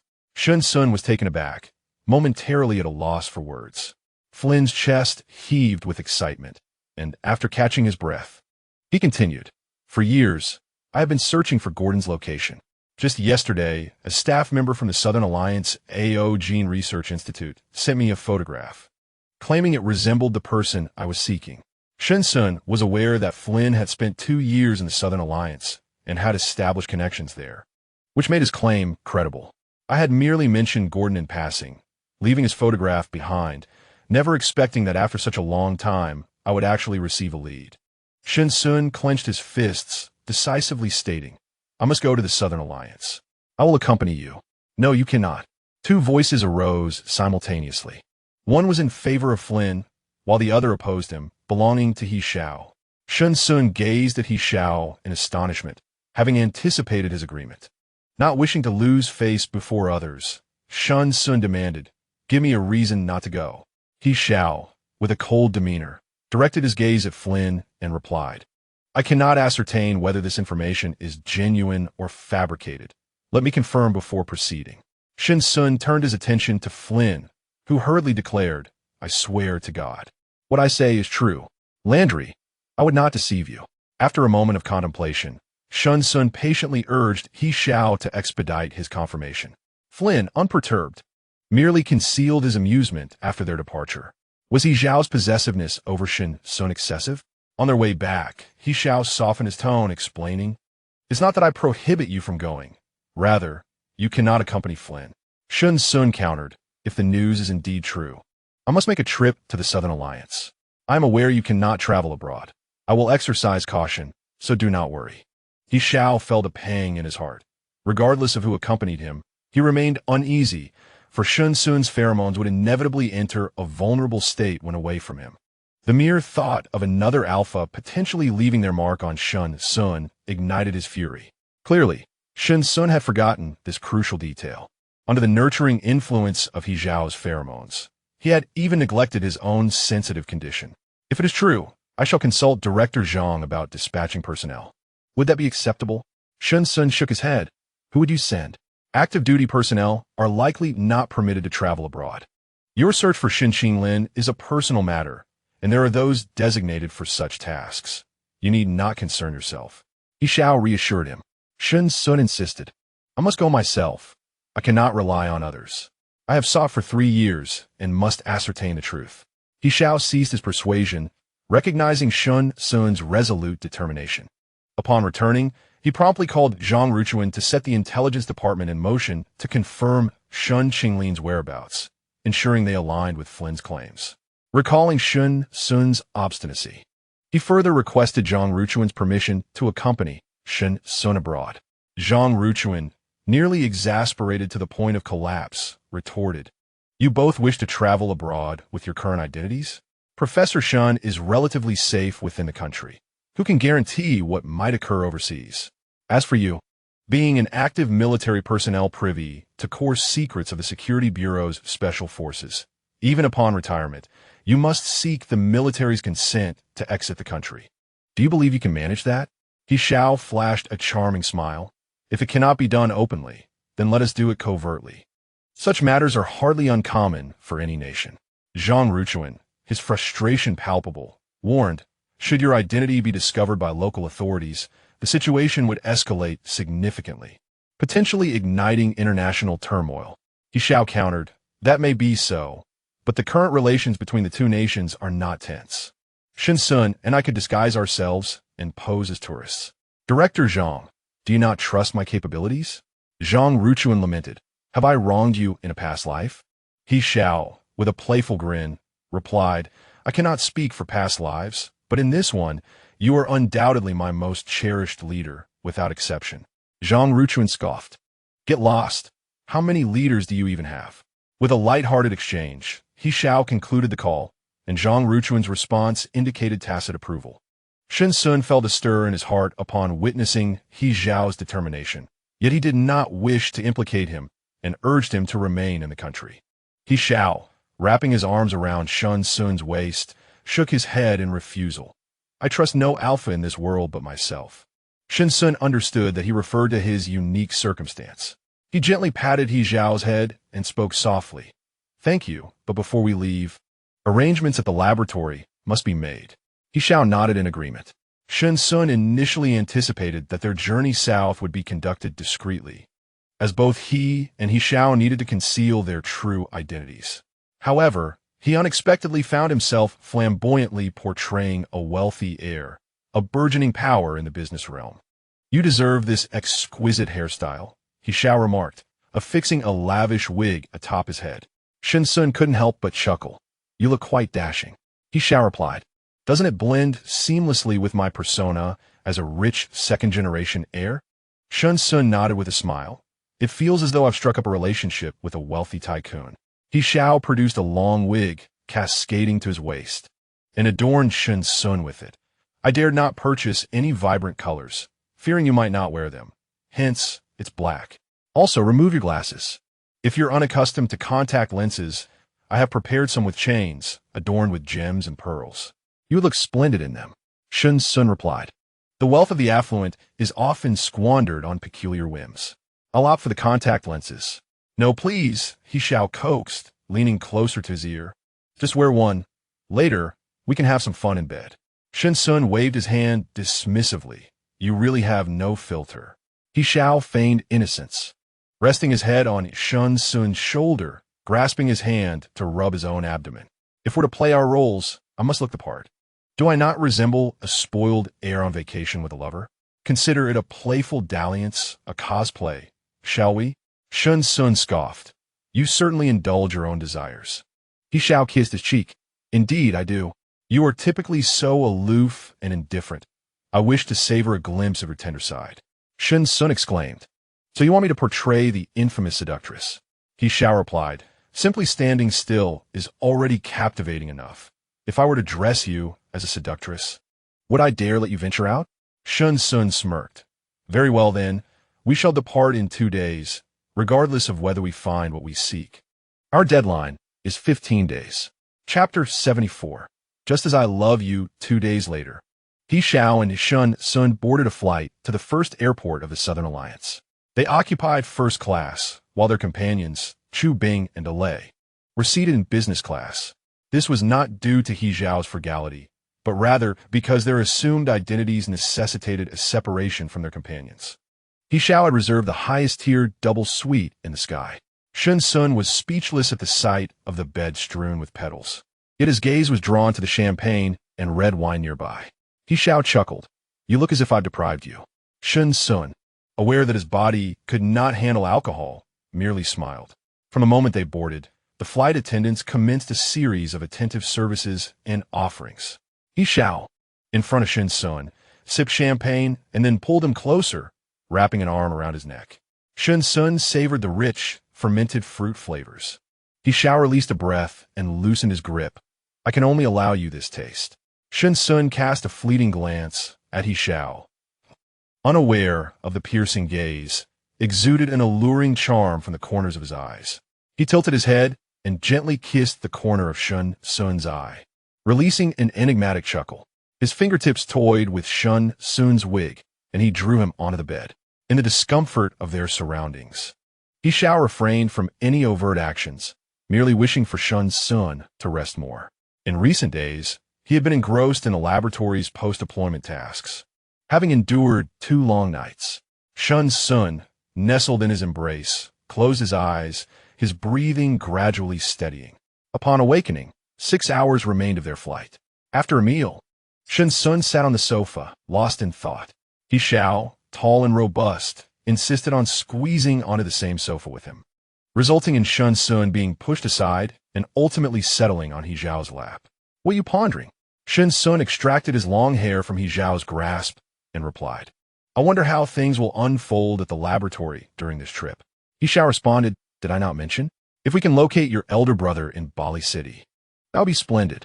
If the news proves false, fret not. Consider it an opportunity for leisure. The region is tropical, with indistinct seasonal boundaries and perennial warmth, boasting numerous scenic vistas." Shen Xun mused, "I am contemplating the possibility that if the news is fabricated, could the opposition target the laboratory after my departure? He Xiao reassured him. Prior to our arrival, we had conferred with Dean Shun regarding specific protocols. Even if you remain, the implementation of the inhibitor will not proceed smoothly. The truth about the relief agent remains unclear. We cannot allow them to further stain their hands with blood. It is indeed prudent to have multiple avenues of escape. He has acquired considerable skills during his time in the South Alliance. With him at the helm, you need not worry. Moreover, we have General Shi, Director Zhang, Director Fong from the Omega Protection Association, and various benefactors supporting our research from behind the scenes. With so many allies, victory is within our grasp. Noticing the gravity in He Xiao's tone, Shen Xun inquired, "Do you know who the benefactor is?"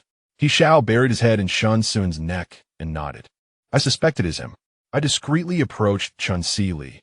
Although he did not confirm, I am aware. Sensing He Xiao's somber mood, Shen Xun asked, "Has something unfortunate transpired?" He Xiao replied, "Do you recall the little shop where we once had wontons? The owner mistook us for a couple. What did you say back then?"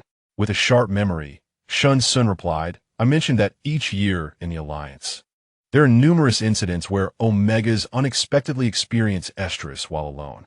The most notorious case in Fengming City over the past 2 years was the news of an Omega who tragically took his own life."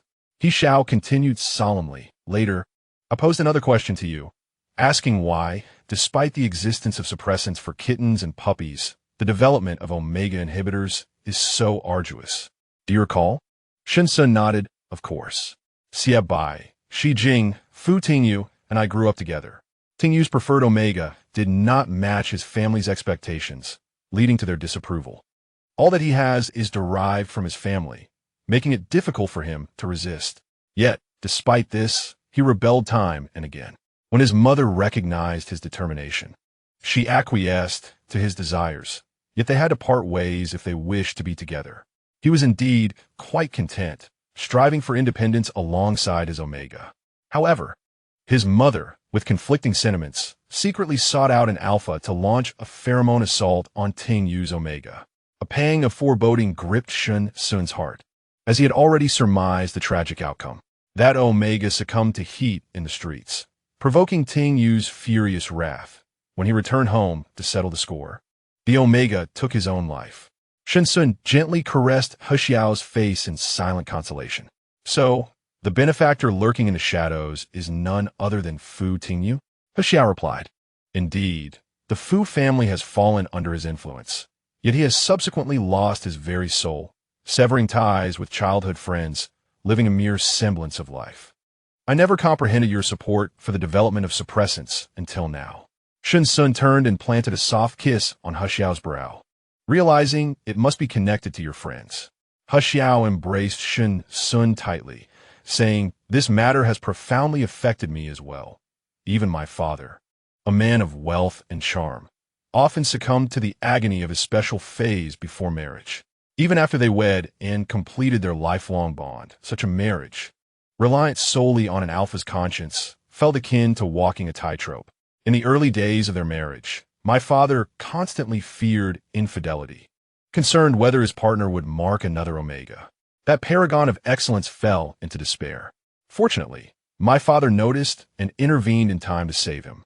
After my elder brother was born, that sense of uncertainty vanished. He became assured of my father's love." He Xiao kissed Shen Xun's cheek, conveying an unspoken "I love you."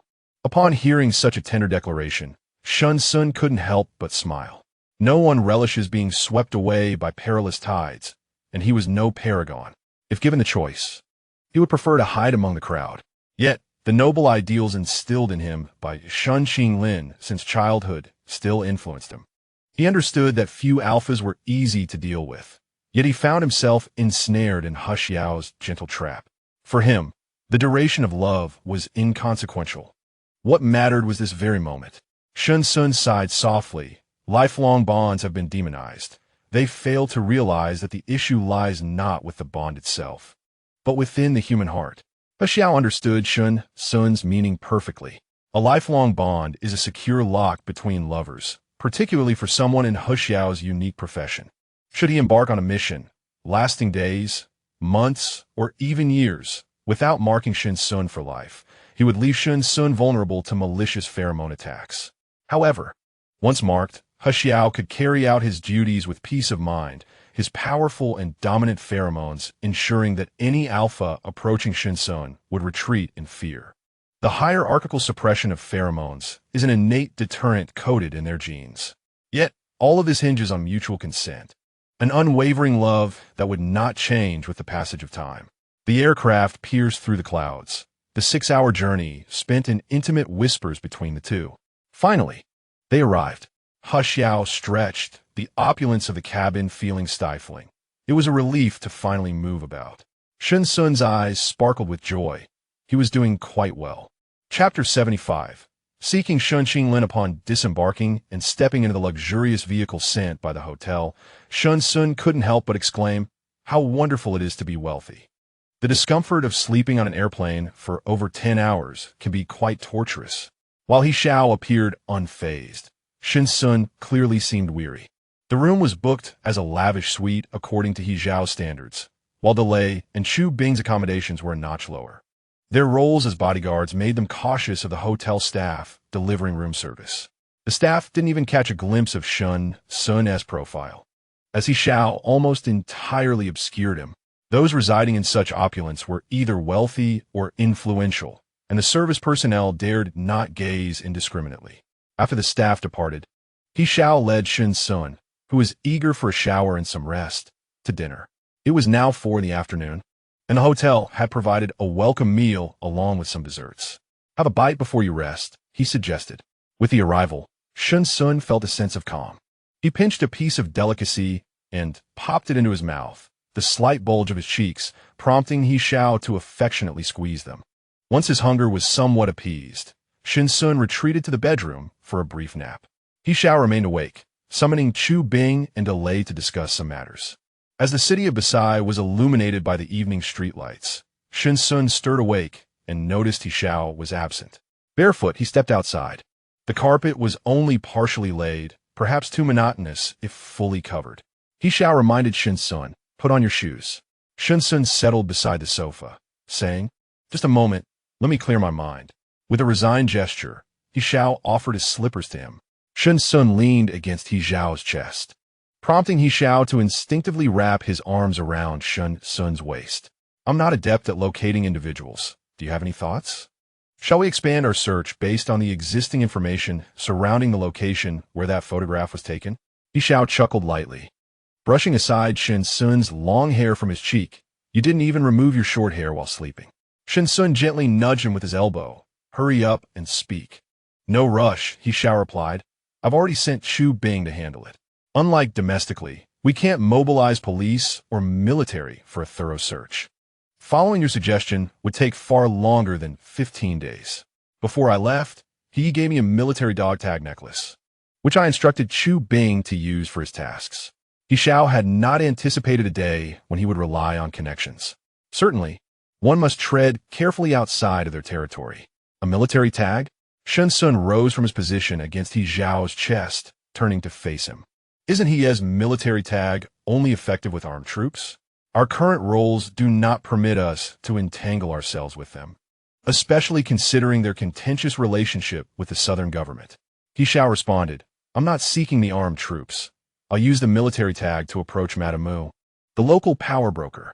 Shen Xun was taken aback. "Madame Mu? Who is she?"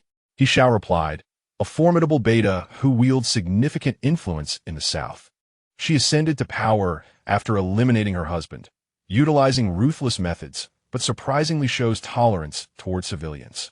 Some might even think she is campaigning for a political position in the Southern Alliance. Is seeking her beneficial?" Shen Xun inquired.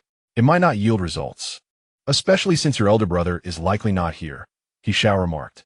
"Madame Mu exclusively conducts business within the underworld, regardless of scale. Her intelligence network rivals that of the local government. Otherwise, how could she command such influence? She maintains close ties with the armed troops, and the government dares not act against her lightly." Shen Xun shifted his position on the sofa. "Will she agree to meet you?" He Xiao laughed again, finding Shen Xun charming. "Why would I want her to meet me? I only need to see her subordinate leaders. It is exceedingly easy to find someone here." Shen Xun turned to look at him. Others are unlikely to assist you without reason. There must be some exchange involved. How much did you spend? He Xiao replied. Not much. The military badge of He Yi played a significant role. We merely claim to be searching for relatives sold into human trafficking. Once the money is in place, they won't ask questions. Shen Xun remained silent, seemingly deep in thought. He Xiao comforted him by wrapping an arm around his shoulder. You should wait at the hotel.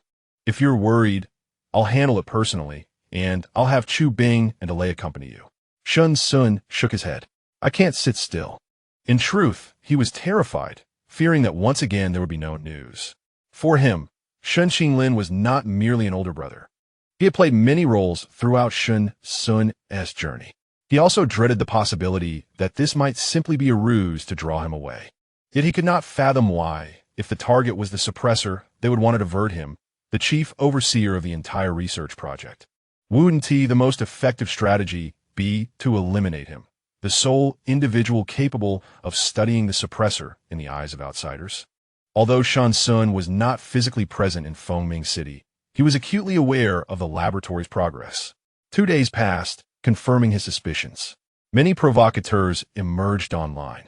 Following the previous student strike and vandalism at the laboratory, the National Suppressor Research Center's laboratory faced a second uprising, including the AO Gene Institute. Simultaneously, Su Jia and others received threatening letters.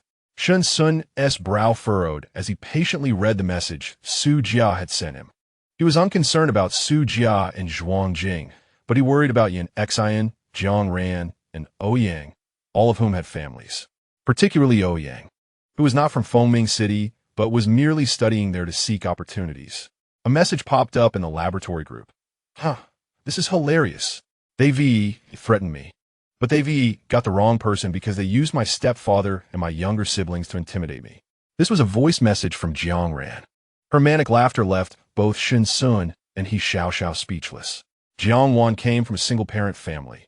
Her stepmother remarried, and her stepfather was unkind to her. The saying where there's a stepfather, there's a stepmother applied well here.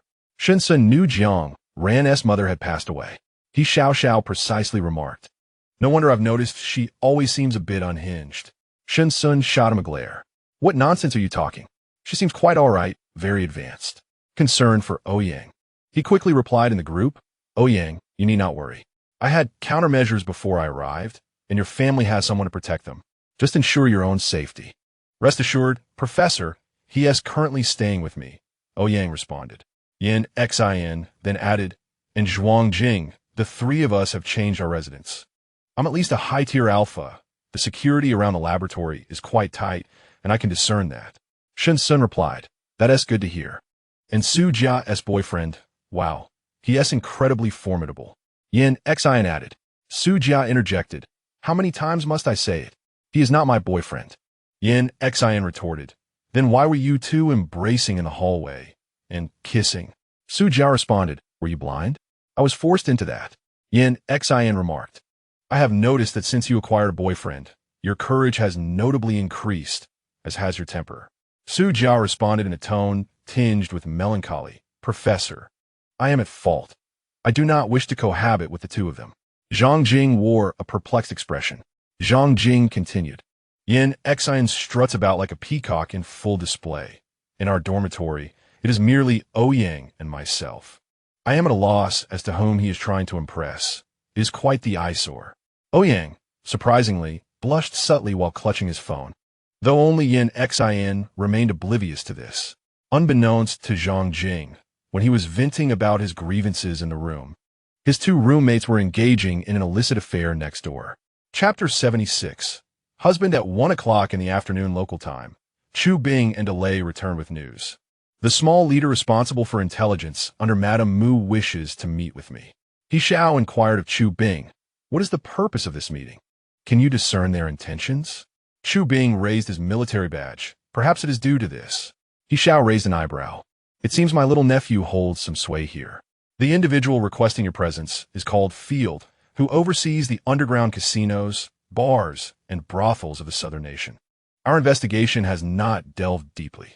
We have found no links between him and He. Understood, He Xiao replied. This cannot be attributed to your oversight. This is not our territory, and we can only uncover what is visible. Delay interjected, we cannot go. This is inherently someone else's domain.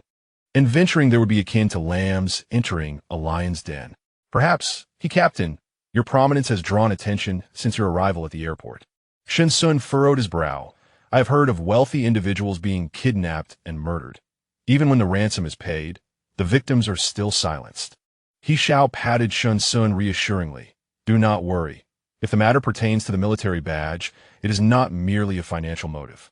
He must have some connection. And now that he has suddenly gone missing, they are likely searching for him as well. Shen Xun felt an involuntary surge of concern. I will accompany you. Absolutely not. He Xiao firmly rejected. I will have Chu Bing and Lei stay with you at the hotel. I shall go alone. No, Shen Xun replied, his expression cold and resolute. Delay and Chu Bing exchanged glances, hesitant to speak. This time, He Xiao was determined not to indulge Shen Xun. He proceeded to the meeting room with Chu Bing and Lei to discuss matters. Shen Xun, feeling frustrated, made a commotion in the living room. He Xiao could not help but smile at the sound, contemplating for a moment before instructing Chu Bing and Lei to rest. He intended to soothe his wife. When Shen Xun saw He Xiao emerge, he cast a sidelong glance at him and retreated to the bedroom. He Xiao quickly followed. As Shen Xun attempted to lock the door, He Xiao deftly blocked it with his foot, gazing at Shen Xun with a pitiful expression. Shen Xun let out a cold huff and allowed him entry. He Xiao embraced Shen Xun from behind, gently swaying him, and kissed his neck, softly coaxing, Are you upset? Shen Xun pressed his lips tightly together in silence. Are you truly upset? He Xiao turned, sitting at the edge of the bed, and turned Shen Xun's body to face him. Shen Xun stood between He Xiao's parted legs, his gaze shifting. Will you take me with you or not? He Xiao sighed. It is not that I do not wish to take you. It is simply that I am concerned. You are so striking. What if someone takes an interest in you? Shen Xun retorted, You cannot manage alone. No matter your rank, you are unarmed. And those individuals have numerous weapons trained on you. I wonder how you would escape. He Xiao gently pressed his hand against Shen Xun's lower back, guiding him to sit on his lap, leaning in lightly for a kiss. Shen Xun tilted his head to evade, a glimmer of mischief dancing in his eyes. Are you really not taking me along? He Xiao furrowed his brow in dilemma. Shen Xun's fingertips teasingly hooked his belt as he leaned closer, whispering softly in his ear. If you're not taking me, then before you leave, grant me your pheromones. He Xiao's body stiffened, teeth clenched. This enchantress. He suddenly grasped the back of Shen Xun's head, kissing him fervently. Shen Xun embraced him in return, igniting a thrilling sensation that made He Xiao's scalp tingle. Delicate kisses fell upon his neck, and Shen Xun tenderly reminded him, Take care of yourself. All right. He Xiao gasped for breath. Shen Xun cupped He Xiao's face, his gaze sultry as he leaned in to whisper, Let us stand. He Xiao felt a rush of heat course through him. If he could endure this, he wouldn't be a man. His movements became somewhat rough. He had long wished to try this position, but Shen Xun had always denied him. He was a good husband who cared for his beloved and could not bring himself to force her. Darling, He Xiao, Shen Xun murmured sweetly. He Xiao exploded with emotion. He stared blankly at Shen Xun. Was that it? Shen Xun chuckled softly, preparing to leave. He Xiao, his eyes blazing with frustration, swiftly pulled him back against the headboard. What are you doing? His eyes sparkled with a brazen allure. He Xiao bit him fiercely. What do you think? I want to utterly possess you. I've heard that men who are all show and no substance love to make threats and play tough. All show and no substance? All show and no substance? He Xiao was nearly driven to fury. He lowered his head, intent on proving his point through action, only to be met with Shen Xun's palm. I'm tired. You still have to go out tonight. Perhaps it would be wise to clear your mind for now. It's all right. Do you not trust your husband? He Xiao kissed the tip of his nose, then call me once more. Shen Xun pretended not to understand. Call you what? Just as you did moments ago. I called you my wife. What should you call me? Shen Xun replied, Oh, old he. Are you toying with me? Shen Xun sensed the moment was ripe, gently pinching He Xiao's earlobe as he whispered, Then promise me one thing. He Xiao immediately grew alert, rising to leave. Having sacrificed so much already, Shen Xun would not let him escape, pulling him back down. He Xiao was caught off guard, landing heavily. Shen Xun let out a muffled sound. You're so heavy. Tears welled in his eyes. He Xiao felt a rush of panic, hastily comforting him. Did I press on you? Don't cry, don't cry. Tell me where it hurts. It's all my fault. Shen Xun teased. So He Xiao is susceptible to this. What had he been doing just moments ago? Seducing and calling him husband? He quickly squeezed out a couple more tears, sobbing softly. He Xiao lifted his shirt to check, fearing he might have hurt him. Shen Xun, with reddened eyes, murmured, I want to go with you. Go, go, go. He Xiao wiped the tears from his eyes, realizing what he had just promised and immediately regretting it. No. Shen Xun swiftly sealed his lips, preventing him from uttering a refusal. He could turn down anything, except Shen Xun's advances. Shen Xun turned over, and He Xiao allowed him to do so. The springtime scene in the bedroom faded away as the sun began to set. The intimate calls echoed repeatedly between their lips.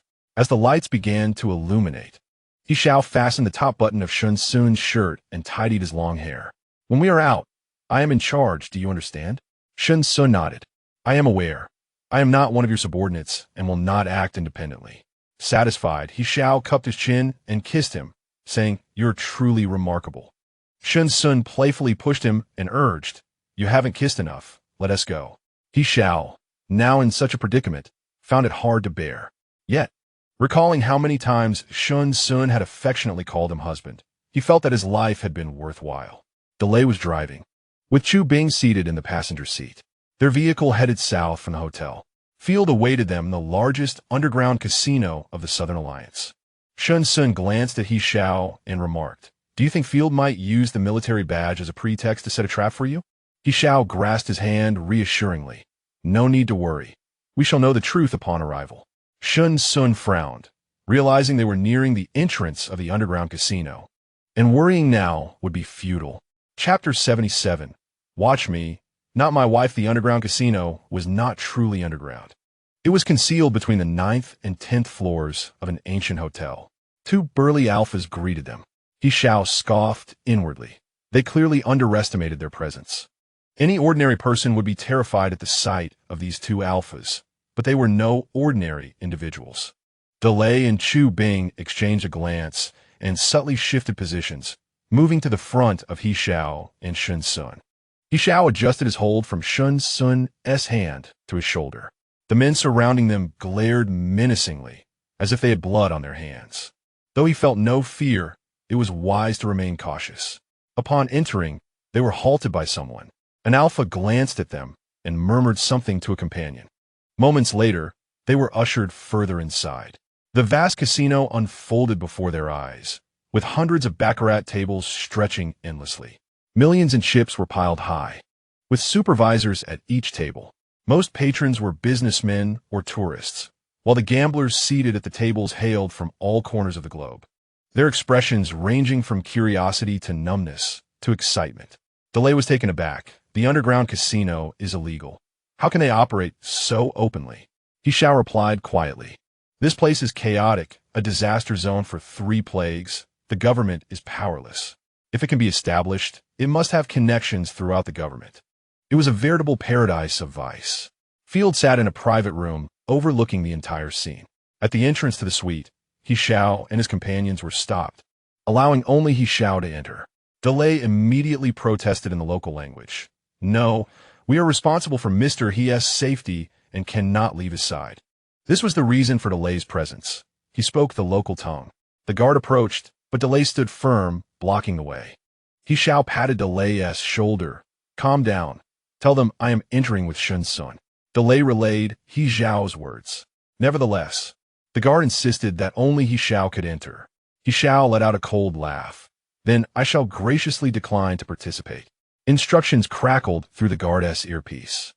And after a standoff lasting less than a minute, He Xiao and Shen Xun were permitted inside. Delay and Chu Bingshou stood guard outside. Field, a man with a bushy beard resembling a butcher from a slaughterhouse, surveyed Shen Xun with deep blue eyes that momentarily flickered with astonishment.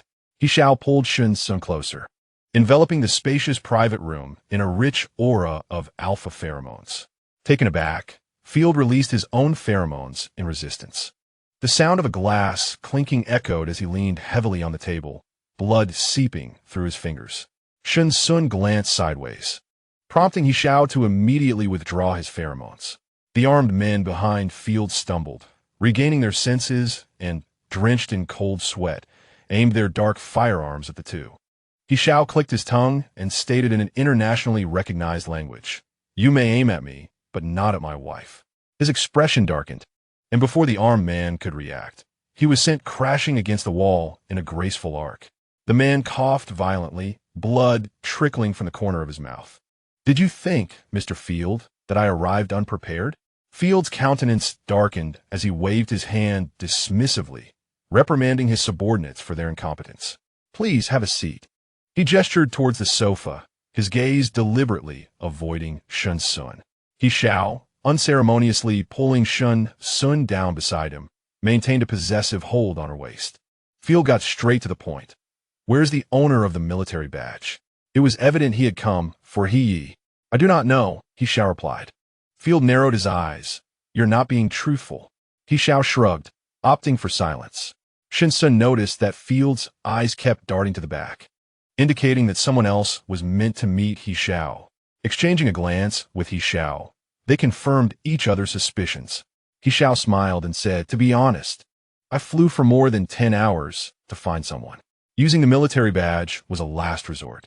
Since you wish to learn something, why not have your master come out to meet us?" Field, unsurprised by He Xiao's astuteness, had already deduced from the earlier pheromones that He Xiao's rank was above A.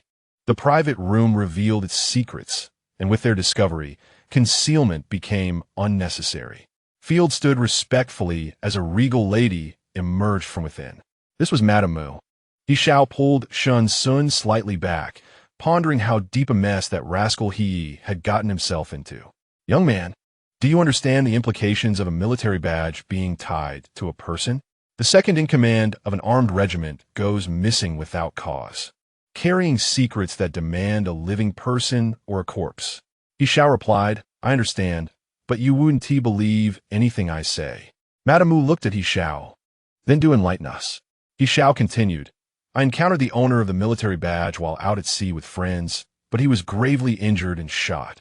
While I was enjoying myself, I couldn't conceal that. If I am not mistaken, within a month, the Eastern Alliance government will confirm the identity of the deceased and negotiate with your Southern Alliance government. After all, a member of an armed regiment appearing in our waters. Do you think the leaders of the Eastern Alliance are amenable?" Shen Xun interjected, "You truly can bring the dead back to life with words. Not only have you explained the origins of the military badge, but you've also turned the tables. As for the bodies at sea, Madame Mu would never resort to bombarding the Southern government to retrieve them. After all, in recent years, the Southeast Alliance has come together to dismantle numerous illegal establishments, and armed factions have faced relentless crackdowns from both governments. Currently, 80% of the patrons at their illicit casino hail from the Eastern Alliance. However, Madame Mu is not easily deceived. She inquires, "How do you know the purpose of the military badge?" He Xiao, lounging casually against the back of his chair, replies, "I have some wealth at home, and my uncle is a soldier. This badge is evidently not ordinary, and with a little inquiry, one could discern its significance. I slipped out without my family's knowledge. I can only imagine they are currently searching the world for me to break my legs." Madame Mu chuckles softly and gestures for Field to hand the military badge to He Xiao. He Xiao gazes at her in confusion, asking, "What does this mean, madam?" Field snorts coldly, "Today, you are fortunate to pass. However, the information you provided will be verified. As for the person you seek, leave your details and patiently await a week." He Xiao turns to Madame Mu. "Having used a favor, shouldn't the badge be reclaimed?" Field responds, "What favor could compare to our young lady? The owner of this badge once saved her life. Madam is a person of her word. Since you have come to me with the badge, regardless of who you are, we shall repay this favor." He Xiao remarks, "Why not say so earlier?" Madame Mu seems intrigued by He Xiao, and before departing, approaches him to ask, "You possess a commendable physique and a high rank. Would you be interested in becoming my personal bodyguard?" He Xiao retorts, "Is this truly about being a bodyguard? Anyone with common sense can perceive this as a selective invitation for companionship." Field's gaze towards He Xiao shifts. as if to suggest he has stumbled upon a stroke of incredible luck. He Xiao feels a chill run down his spine. Suddenly, Shen Xun feigns weakness, his legs giving way as he coughs lightly. He Xiao gazes at him with deep affection. I appreciate your kind offer, but my journey to the south is solely to find someone. There's an old saying in the Eastern Alliance, a heart like a rock cannot be swayed. Besides, I have a modest inheritance to attend to, and I fear I cannot reciprocate your kindness. Madame Wu's eyes briefly scan He Xiao's muscular chest, filled with regret as she departs. Once outside the casino, Shen Xun remains silent in the back seat. He Xiao leans in teasingly. Are you jealous? Shen Xun would never admit to feeling jealousy. He simply leans back slightly. Your scent is overwhelming. His tone is icy and disdainful. He Xiao raises the partition of the car, and Shen Xun instinctively moves toward the door, not anticipating that He Xiao would directly tear open his shirt, saying, Isn't it simpler if I just take it off? This is utterly outrageous. Shen Xun feels a flush rise to his face. What else are you capable of? He Xiao replies, feigning innocence. What if you dislike me? I can only take off my clothes and hold you. Shen Xun's temples throb. Put it back on. Upon returning to the hotel, He Xiao's first order of business is to take a shower. After washing thoroughly, Shen Xun finally allows him to approach. He Xiao kisses Shen Xun's cheek. The matter is resolved. Now we wait for news. I'll take you to the seaside for some fun. Lounging in the hotel all day is rather dull. Where to? To an island for diving. Shen Xun has spent the majority of his life, aside from studying, immersed in the laboratory. He Xiao's words undoubtedly indicated that he possessed a diving certificate. Shen Xun chuckled softly. You truly are a versatile talent. He Xiao replied, I have many more skills, but I cannot reveal them all at once before you. Otherwise, my charm would diminish by 30%. Shen Xun playfully patted He Xiao's face, saying it's fine, as long as your face remains unblemished. I could never tire of it. He Xiao remarked, so, you only love my face. Shen Xun retorted, must you always be so unreasonable? He Xiao leaned in, pressing Shen Xun back against the sofa, demanding, then name 10 of my virtues. Shen Xun responded, if you don't say, I shall tickle you. He then began, curling his body defensively. Tall, wealthy, handsome, youthful, culinary skills, driving expertise, diving ability, high pheromone level, and a sense of security. That's only 9. One more is needed. Shen Xun raised a hand to block He Xiao's mischief. Let me think. He Xiao teased. You have 1 minute and 30 seconds left. I shall count down. 3, 2, 1. Observing Shen Xun's look of despair, He Xiao couldn't help but chuckle. Shall I help you think of one? Shen Xun replied, go ahead. He Xiao smirked mischievously, leaning close to whisper, am I not rather large? Get lost. Shen Xun exclaimed, laughing as he kicked at He Xiao, who caught his ankle, playfully teasing him for a while. He Xiao embraced Shen Xun tightly, asking, shall I take you out for some fun tomorrow morning? Shen Xun lay quietly in his arms, closing his eyes. Stop making noise. I want to sleep. Despite the presence of a bed, the two curled up on the sofa. The following morning at 10, along with Chu Bing and Delay, the 4 of them arrived at the island. Shen Xun, having never experienced this activity before, felt no anxiety. He Xiao held his hand firmly, guiding him into the sea. They stood in the shallows as He Xiao sought to see if Shen Xun could adapt to being enveloped by the water. Shen Xun had no trouble at all. He Xiao lifted him above the surface. Is it fun? He Xiao asked. Shen Xun nodded. It feels entirely different from a swimming pool. He Xiao carried it back to shore. After a brief rest, he equipped them both with diving gear. Don't be nervous. I've already explained the basic precautions for diving. It's quite simple. Just follow my lead, and I won't let anything happen to you. Shen Xun nodded. I understand. He Xiao proceeded to check their diving equipment personally. The moment they donned their masks and descended into the depths, everything on the shore faded into a distant dream. Shen Xun was utterly captivated by the myriad shapes of coral and fish before him. In that moment, he became a picturesque scene captured by He Xiao. Diving was physically demanding, and after surfacing and resting a while, He Xiao took Shen Xun to seek nourishment. Upon entering the restaurant, Shen Xun received a rose. Not only that, but the staff also praised Shen Xun's beauty. He Xiao immediately felt a pang of jealousy. Is this rose more beautiful than an orchid?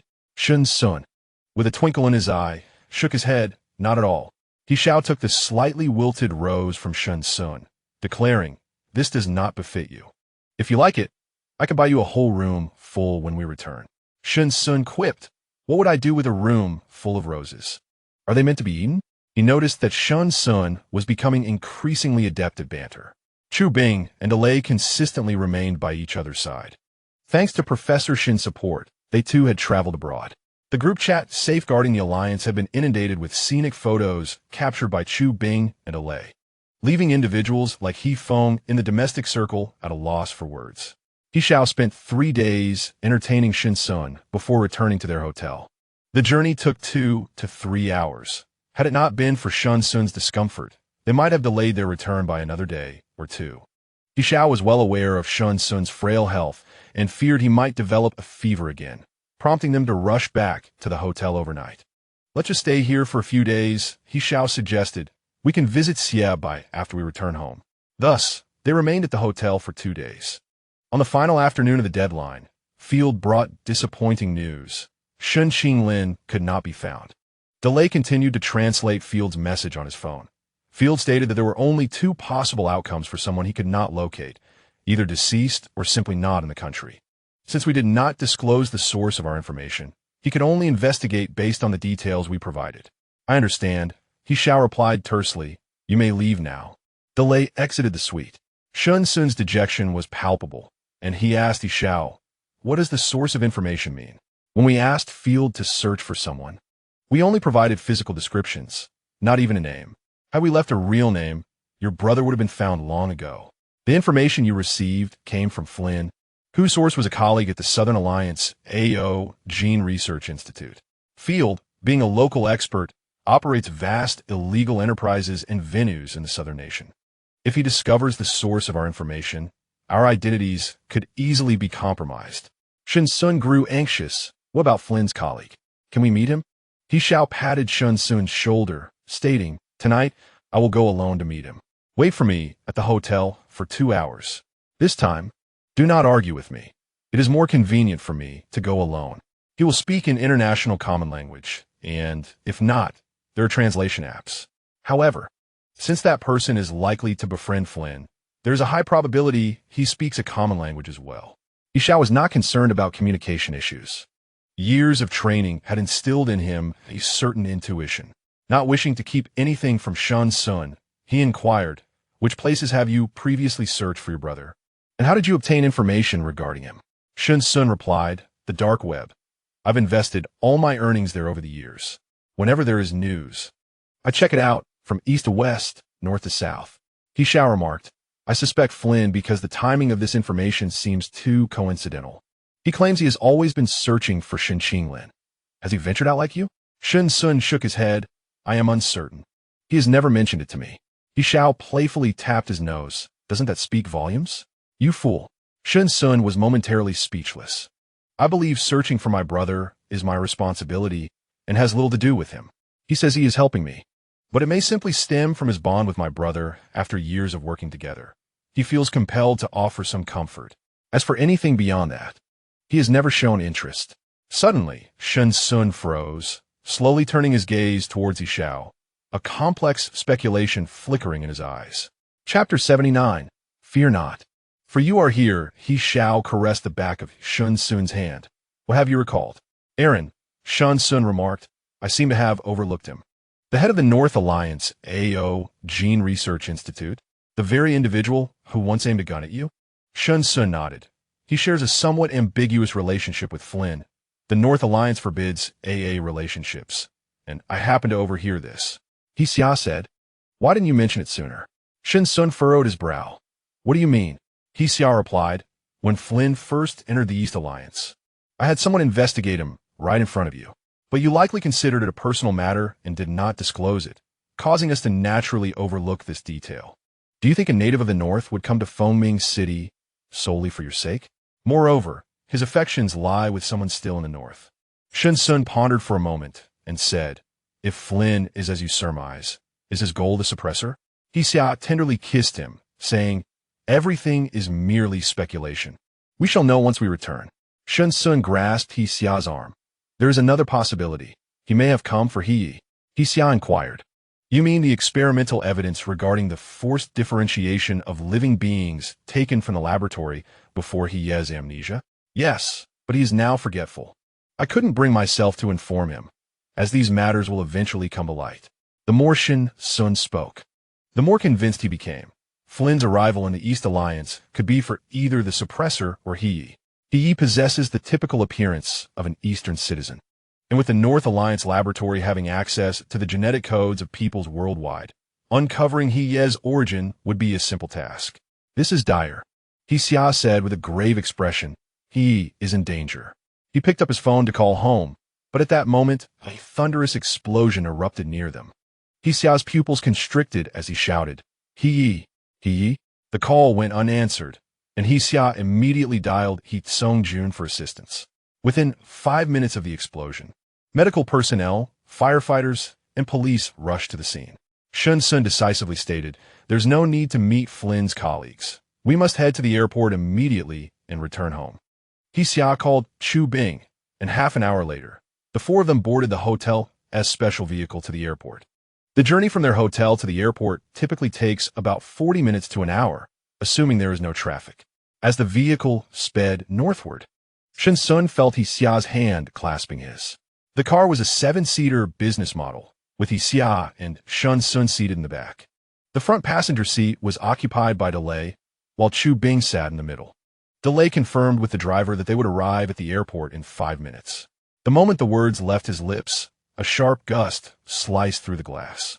Delay instinctively ducked, but a bullet pierced through the driver's head. Take cover. Delay shouted, gunfire. Shen Xun felt a weight on his back as He Xiao pressed him down into the rear seat. Stay still, He Xiao reassured, patting Shen Xun's back. The vehicle lost control, veering off course towards the airport. He Xiao shouted, Delay, steady the steering wheel. Delay reacted quickly, managing to stabilize the out-of-control steering wheel. But the driver's lifeless body made it impossible to reach the brakes. Chu Bing, being shorter, immediately climbed forward to unbuckle the driver's seatbelt. He could not bear to toss T, struggling to drag the lifeless body into the back seat. The bullet had already penetrated the head, rendering any hope futile. At the very least, he wished to preserve the integrity of the corpse. Chu Bing swiftly took the driver's seat and instructed Delay, let go, I'll handle it. Delay shouted back, Captain, one off-road vehicle and 2 pickups, approximately 10 individuals, and we are unarmed. What should we do? Hand me the map. Delay tossed the pre-prepared map to He Xiao. He Xiao, with one hand protecting Shen Xun and the other unfurling the map, quickly scanned it and remarked, we have deviated from the route to the airport. They are forcing us eastward, so we must head east. This is the closest airport to the jungle. We must go to the jungle. However, Delay voiced his dissent. The jungle is at least a half-hour's drive away. In that time, our vehicle could be reduced to a sieve by their gunfire. Chu Bing pressed the accelerator, placing his faith in He Xiao's words. Indeed, He Xiao affirmed. Except for the shot at the driver, their bullets barely grazed the vehicle. Do you not understand? Delay suddenly grasped the situation. They want us to go to the jungle? He Xiao replied, precisely, we have no other choice. A direct confrontation would only lead to our demise. But once we are in the jungle, it will be different. Delay, both you and Airbang are seasoned soldiers. It is not impossible for us to triumph against the odds. Delay comprehended that the jungle was densely vegetated, and He Xiao's extensive combat experience made him well acquainted with the environment. To speak boldly, He Xiao would likely navigate the jungle more adeptly than his own home. Special forces are versatile, with formidable solo combat capabilities. If they utilized the cover of trees and terrain, it would not be insurmountable to counterattack against 10 adversaries. He Xiao gently patted Shen Xun's head and asked softly, are you afraid? Not at all, Shen Xun replied, his voice calm and steady. When I entered through the Heiyang jungle, I was alone. Now I have you. He Xiao grasped his hand and planted a kiss upon it. The vehicle veered from the asphalt road onto a winding and bumpy path along the lakeside. In the distance, a few scattered houses emerged, representing the ancient villages along the border. Chu Bing instinctively distanced the vehicle from the houses, wary of implicating innocent bystanders. He Xiao commanded, Airbang. Find a favorable position to park. The driver cannot cross the border. Understood.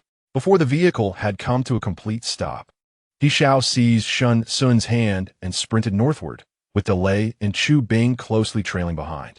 A series of gunshots startled the wildlife within the forest. He Xiao pressed Shen Xun firmly against his chest, using a tall tree as cover from the attack.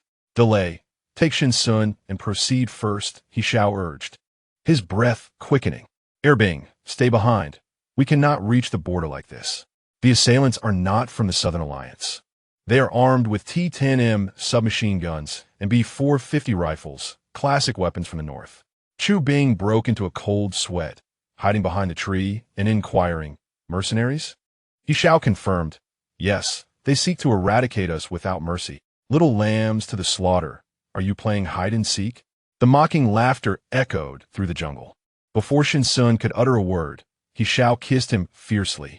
He pushed Shen Xun towards Delay, urging him to flee. Simultaneously, a stone was hurled by He Xiao, prompting all the guns to instinctively aim at the projectile, shattering it into fragments. The dense forest rustled, and a figure swiftly darted out. In an instant, broken branches and leaves mingled with splattered mud, as Chu Bing replicated the same tactic, drawing a barrage of gunfire. Without looking back, Shen Xun desperately followed Delay, racing northward. They only paused when all sounds behind them ceased. Yet, they still had a considerable distance to the border.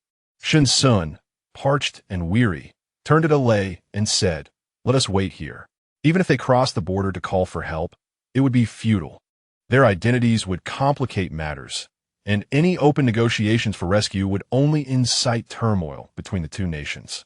Thus, they could only wait for He Xiao and Chu Bing to emerge from the jungle on their own.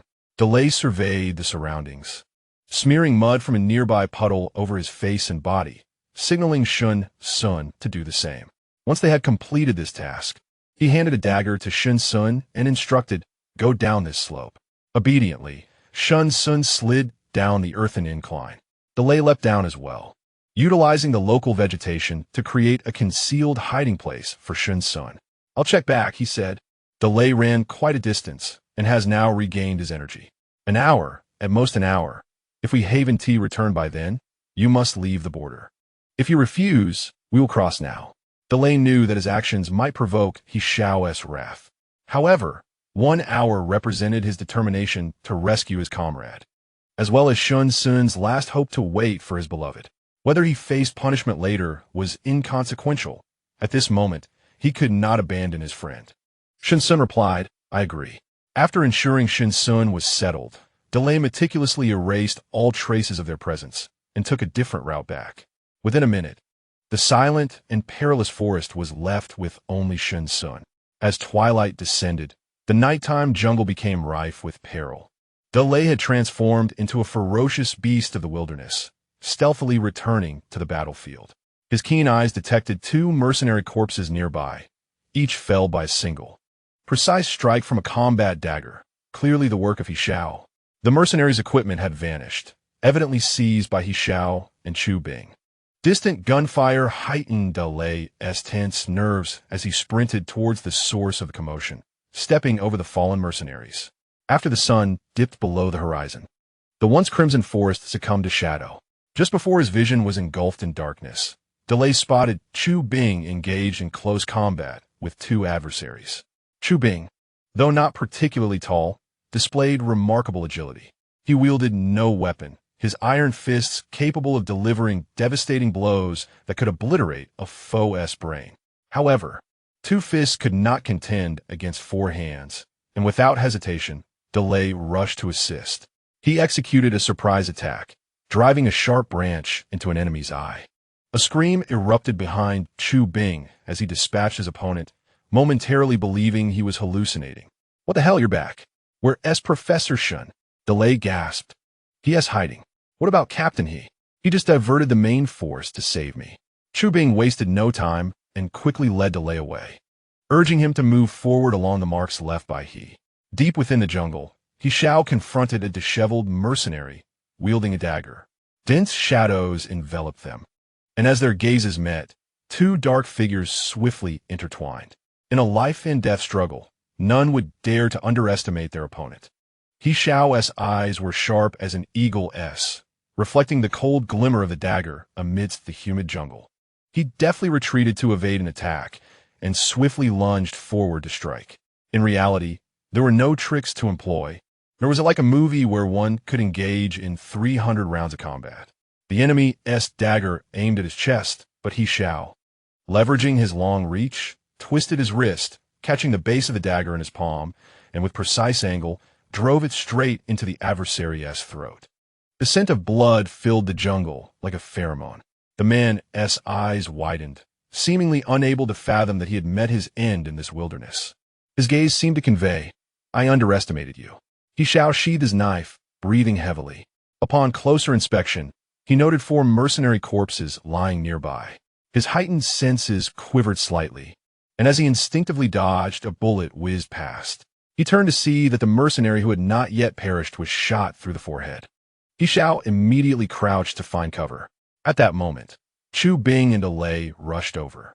He Xiao quickly raised a hand, signaling them to halt and seek shelter, indicating the presence of a sniper. The two, recognizing the urgency, promptly concealed themselves. He Xiao frowned, perplexed by the identity of the sniper. It was evident that they were not affiliated with the mercenaries, for otherwise they would not have come to his aid. The sniper had likely been lying in wait for some time, and He Xiao was uncertain of their intentions. He picked up a branch and raised it high. The sniper rifle remained unmoving. He Xiao shook the branch, signaling his lack of malice. Soon, a voice called out from not far away. "Who are you?" He Xiao paused. "Are you from the Eastern Alliance?" Otherwise, how could he speak fluent Eastern tongue? "You are a mercenary. Who are you? Why are you being hunted?" The stranger countered without answering. He Xiao raised his hands and stepped out from behind the tree. "I truly do not know why I am being pursued." He finally discerned the man's features. Long hair, keen eyes, and deep-set features, unmistakably a northerner. Yet he spoke fluent Eastern language. "And you?" He Xiao took the initiative. "In gratitude for your assistance in saving my life. May I know your name?" "No need. My wife urges me to perform a good deed daily." "Those who cherish their wives are good men," He Xiao remarked. Sensing no hostility from the man, he beckoned to Lei and Chu Bing to approach. His gaze sharpened as it fixed upon Lei, where is Shen Xun. "I've hidden him safely and told him to enter if I don't return in an hour," Lei replied. He Xiao turned to bid farewell. "My wife is also waiting for me. Please excuse my departure." "Wait," the man called after He Xiao. "The jungle is perilous at night. I am a villager from the settlement outside the jungle. I will escort you to the border." The man's clear gaze and upright demeanor prompted He Xiao to consider and ultimately agree. For robust men traversed the dark jungle with remarkable speed, even under the cloak of night. Shen Xun huddled in place, shivering uncontrollably from the biting cold. He wondered about He Xiao's well-being. A wave of exhaustion, hunger, and chill enveloped him, yet the dagger in his hand remained his sole tangible reality. Shen Xun, was it merely an illusion? Or did he truly hear He Xiao calling his name? Shen Xun, startled, he jolted awake. It was indeed He Xiao. He pushed aside the dense foliage with his knife, only to rise and stumble back down again, his posterior and legs numb from prolonged sitting. When he finally spoke, his voice was hoarse. "I'm here, He Xiao." He Xiao's acute hearing swiftly guided him to Shen Xun's location. "Delay," he called. "Professor Shun is just below the slope." He Xiao leapt down, and before he could steady himself, Shen Xun had tightly wrapped his arms around his neck. "I'm fine," He Xiao assured, tilting his head to plant a gentle kiss on Shen Xun's ear, his heart swelling with a mixture of tenderness and concern. "Are you scared?" Shen Xun nuzzled against his neck, whispering his discomfort. "My legs are numb." "I'll carry you," He Xiao replied with a smile, "but first, grant me a kiss." Ignoring the others, he cupped Shen Xun's face and pressed his lips against his, only to end up with a mouthful of dirt. "Ugh, ugh, ugh." He Xiao wiped Shen Xun's mouth, exclaiming, "Why is your mouth full of soil?" Shen Xun, for once feeling embarrassed, explained, "Delay asked me to camouflage with mud. I must have accidentally gotten some in my mouth." He Xiao bent down, wrapping his arms around Shen Xun's legs, and effortlessly lifted him. The slope was steep, and he grasped the hand that Delay extended. Noticing Shen Xun trembling, his clothes dampened, He Xiao realized that, given Shen Xun's constitution, he would certainly fall ill if they remained in such conditions. A clean garment was handed to He Xiao, who draped it over Shen Xun and expressed his gratitude to the individual. Shen Xun sensed another presence nearby and turned to see a figure illuminated by the faint light of a flashlight. Startled, he attempted to disengage from He Xiao's embrace.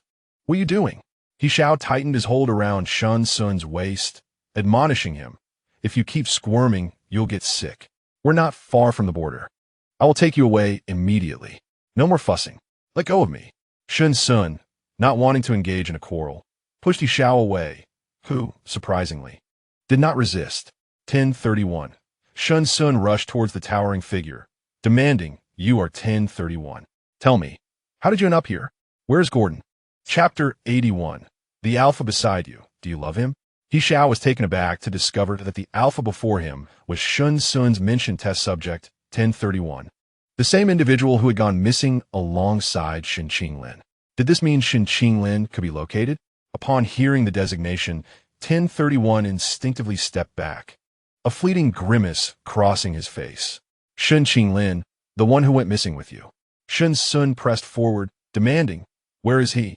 1031 aimed his rifle at Shen Xun, inquiring, "Who are you?"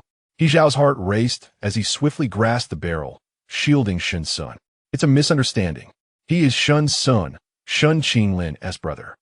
"You are test subject 1031? Lowering his sniper rifle, 1031 declared, "He is my husband. Do you not see how unworthy you are?" He Xiao delay and Chu Bing simultaneously shuddered, gazing at Shen Xun in disbelief. Was that statement truly uttered by Shen Xun? He Xiao had never witnessed Shen Xun in such a furious state. He gently rubbed Shen Xun's back, saying, "Do not be angry.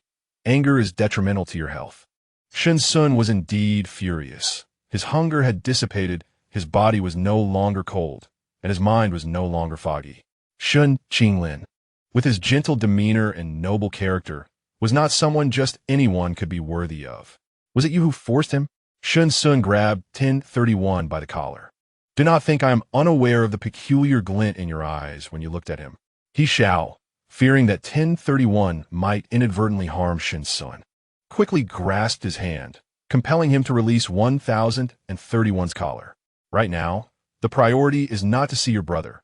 Be good and do not be angry." Shen Xun replied to He Xiao, "I fear I cannot return for now. I must find my brother." He Xiao nodded, "Let us return at once." Thus, the group spent another 2 hours navigating through the jungle. During this time, Shen Xun's stamina waned significantly, yet he persevered, driven by the desire to reunite with Shen Qinglin. He Xiao had no choice but to carry him on his back. Finally, they arrived at the village deep in the night. A cluster of still houses stood in the low-lying area, adorned with broad banana leaves that embellished the main house. On the second-floor balcony, a figure sat in a wooden chair, sleeping soundly. As Shen Xun ascended the sloping wooden ladder, the dull thuds of his footsteps roused the slumbering individual. The delicate and graceful half of a face turned towards him, the words "You're back" caught in their throat. Upon seeing the scar marring the other half of the face, Shen Xun opened his mouth, but darkness enveloped him, and he fainted. Shen Xun, He Xiao right behind him, also beheld Shen Qinglin's disfigured visage. He quickly caught Shen Xun, preventing him from collapsing onto the ground. "Quick, take him inside," Shen Qinglin urged as he hastily rose to lead the way. He Xiao had grown accustomed to Shen Xun's sudden fevers. Fortunately, there were medicines readily available. The late hour was not suitable for idle chatter. Apart from Delay and Chu Bing, no one else slept. Shen Xun's fever came on swiftly, but also subsided quickly. He slept soundly until the afternoon of the following day, with lingering concerns in his heart. He awoke with a slight furrow in his brow. "You're awake? First, let us have something to eat." As Shen Xun gazed at Shen Qinglin before him, he momentarily felt as though he were dreaming. After a brief pause, the events of the past few days unfolded in his mind. He had found Shen Qinglin. This should have been a moment of joy, yet upon seeing the scar on Shen Qinglin's left cheek, he felt no happiness. "Brother," Shen Xun called softly, his voice laden with grievance and inquiry. Shen Qinglin sighed, "But you have found me, So why are you still unhappy? What happened to your face? Shen Xun's throat tightened with suppressed emotion, his eyes glistening with unshed tears. The normally composed individual seemed to transform into a wrong child. Shen Xun, aware of his stubbornness, knew that he would not eat unless the matter was clarified. So he explained, actually, in the beginning, I was taken hostage by Jianyang. Oh, that is 1031. He initially kidnapped me.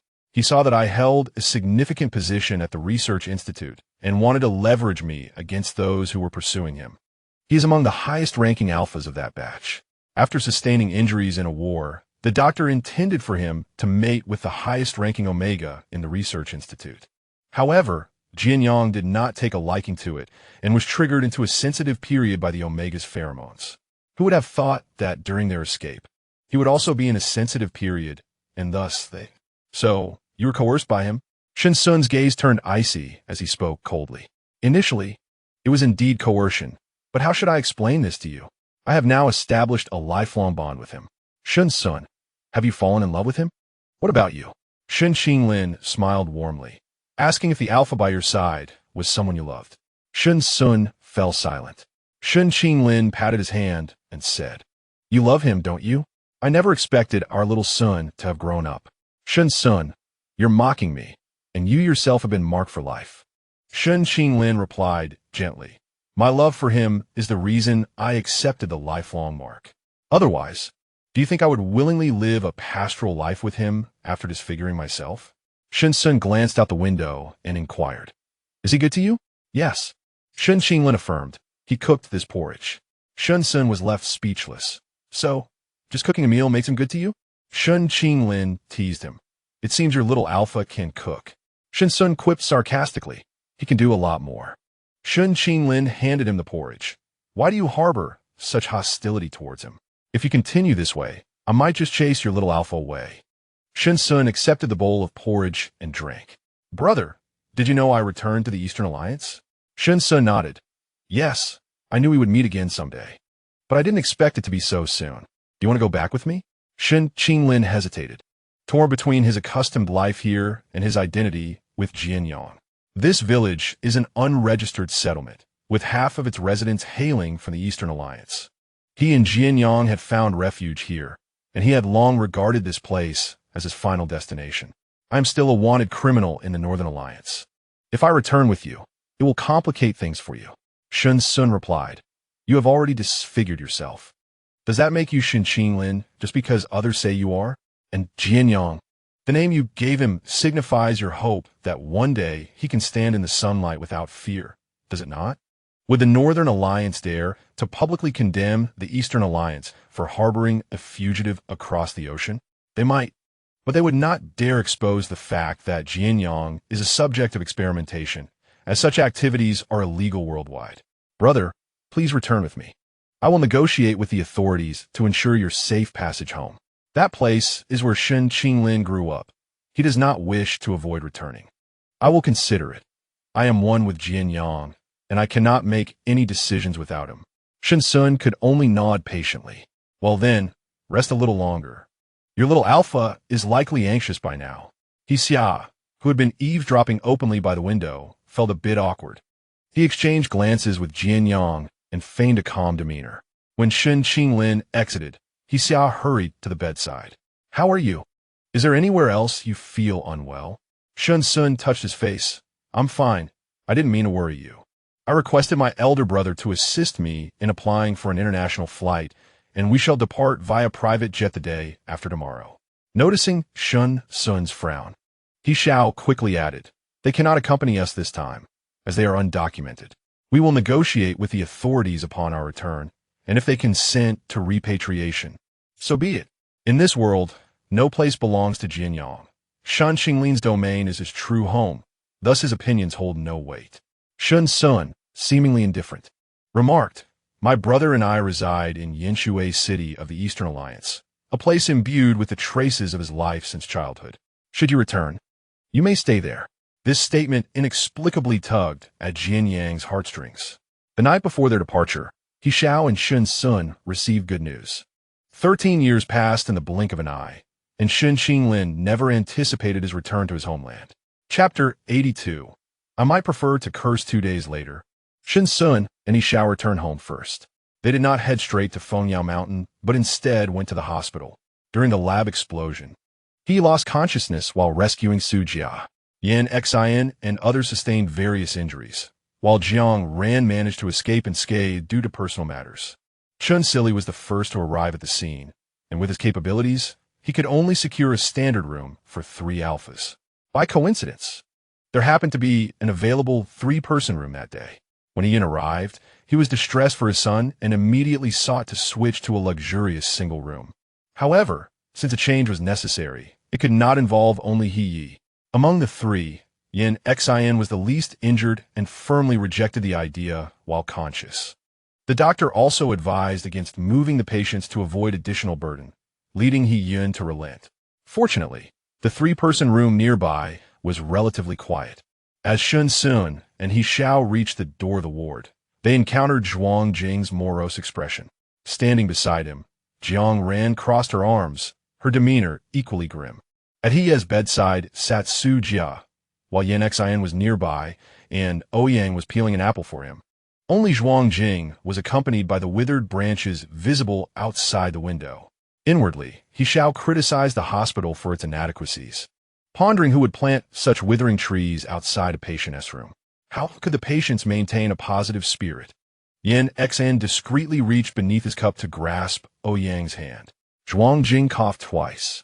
Ouyang, flustered, stood up hastily, attempting to salvage the situation. Do you want an apple? What a ridiculous notion, Yan Xin thought, gritting his teeth. Who are you to be peeling apples for him? Ouyang's face flushed red as he stammered. No. Let's not escalate this. We are all classmates. Zhuang Jing snorted coldly. I warned you not to engage in any sordid activities under my nose. Are you the disciplinary director now? Yan Xin retorted.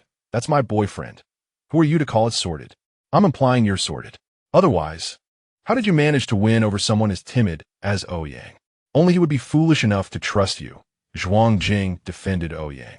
Yan Xin, with a forced smile, replied, Do you wish to fight? Come on, who fears you? Zhuang Jing shot back. Both of you, stop arguing. It's infuriating, Jiang Ran interjected. Ouyang, had it not been for the lab attack, I would have never known you were with Yan Xin. Were you deceived? Yan Xin pointed at Jiang Ran. Choose your words carefully. Zhuang Jing added fuel to the fire. I suspect you were most certainly deceived. And no, I wasn't deceived, Ouyang stammered. Jiang Ran sported a countenance akin to that of a cabbage trampled by swine as she addressed Yan Xin, exclaiming, You have truly stumbled upon a stroke of extraordinary fortune. Yan Xin, brimming with pride, emitted a satisfied hum. He nibbled on the strawberries Su Jia had fed him, encircling her waist as they sat together on the hospital bed, engrossed in a play. He Xiao, noticing that no one had yet perceived his presence with Shen Xun, abruptly coughed. Instinctively, everyone turned around, and upon spotting the two, they promptly adopted a more subdued demeanor. Shen Xun entered, inquiring, I could hear your bickering from quite a distance. Has your physical ailment healed?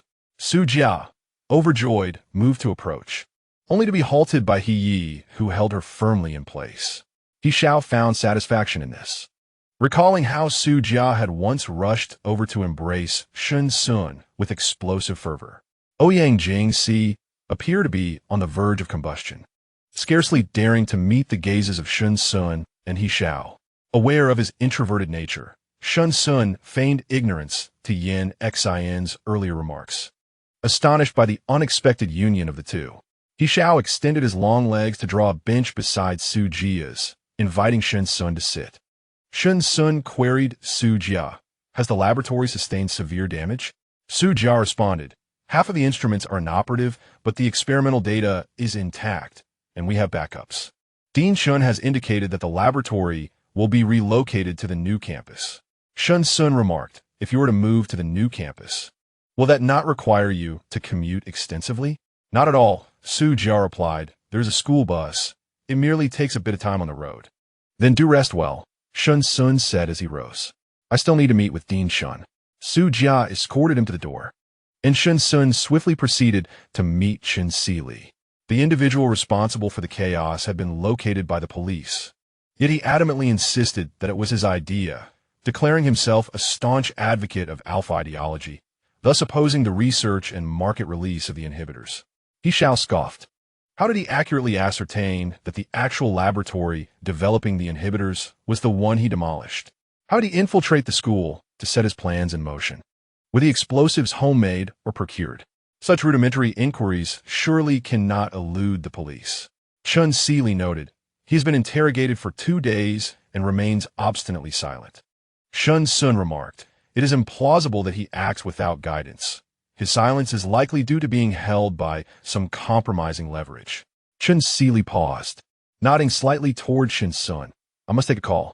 Shen Xun observed Chun Seeley's expression darkening, presuming that something grave had transpired. Indeed, after the call, Chun Seeley stated, the suspect in a laboratory explosion has committed suicide. Shen Xun was momentarily taken aback. How did he take his own life? With a wet wipe applied to his face, Chun Seeley replied, a classic case of mechanical asphyxia. It is reminiscent of ancient punitive measures. I never anticipated such a method of suicide. Shen Xun exchanged a glance with He Xiao, who remarked to Chun Seeley, since he has taken his own life. The trail has gone cold, yet it also implies he had someone orchestrating events behind the scenes. Chun Seeley sighed. Most likely, it is those opposing factions. After exchanging a few more pleasantries, they returned to Feng Yao Mountain. As for the matter concerning Shun Qinglin, it required negotiation between Shi Hongyuan and He Xiao, hence it was not divulged to Chun Seeley.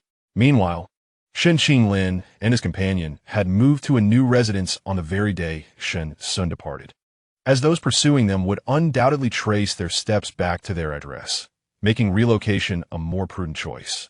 Having been away for several days, Shen Xun found himself somewhat restless, lying on a luxurious bed at Feng Yao Mountain that night. He Xiao, perceptive to his unease, inquired, what weighs on your mind? Nothing of consequence, Shen Xun replied. He Xiao.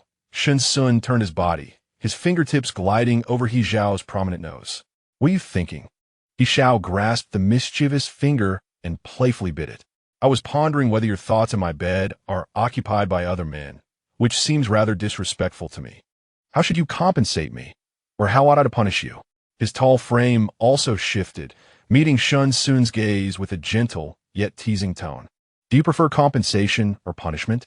It's entirely up to your liking. Shen Xun raised an eyebrow. I might lean towards cursing. He Xiao, pulling him closer in the blankets, replied, cursing?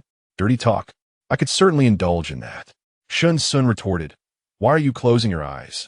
He Xiao provocatively responded, make sure to open them later.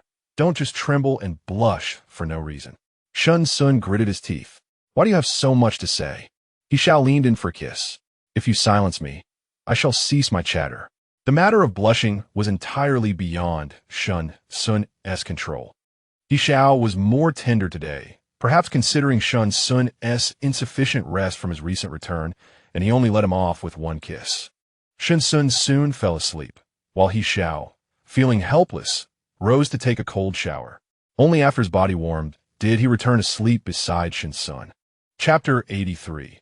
A brief kiss to satisfy the craving during the day. Shen Xun and Chun Seeley were busy with the construction of a new laboratory, and he had arranged to meet Flynn in the evening. The restaurant's private room had a terrace, where He Xiao was ordered by Shen Xun to go. Although He Xiao was reluctant, he complied. Flynn's demeanor was obscured, but he regained his composure when Shen Xun glanced over. Are you not afraid of him getting angry if you confine him to the terrace? Shen Xun personally poured wine for Flynn, his tone lighthearted. Thanks to you. I've located my elder brother. Flynn's grip on the wine glass tightened suddenly, joy and shock radiating from his eyes. Really? Where is he? Has he been well these years? Quite well, Shen Xun replied. He has started a family. Flynn asked, did you not bring him back? Shen Xun explained. Because he has a family now, he isn't alone, and he needs to think about it. Flynn inquired, where did you find him? Shen Xun cast him a peculiar glance, softly chuckling. Flynn, are you intoxicated before even drinking? Wasn't it your information that led me to him? Oh, Flynn tightened momentarily, flashing a smile at Shen Xun. I wasn't sure if the information was true, but I thought, what if? I never expected you'd actually find him. I must thank you for your help. Flynn waved his hand dismissively. It was nothing. I would very much like to see him again. Shen Xun spoke meaningfully. That day will come. After the laboratory explosion, my immediate reaction was relief that you were not in the country. Shen Xun continued. You emerged from the darkness of the Northern Alliance and have now witnessed the abyss here. It is evident that there are far too few places of innocence in this world. Flynn, my elder brother has now been found, and I intend to expedite the development of the inhibitors. Flynn, puzzled, asked, how do you expedite it? R&T experiments conducted step by step? Shen Xun smiled. Initially, to persuade them to help me find my elder brother, I left a way out, merely stating that I could research the inhibitors. In truth, I had already secretly succeeded in my research during my time in the Northern Alliance. Flynn was astonished. Where did the test subjects come from? Shen Xun bluntly stated that spending money was merely a small-scale experiment.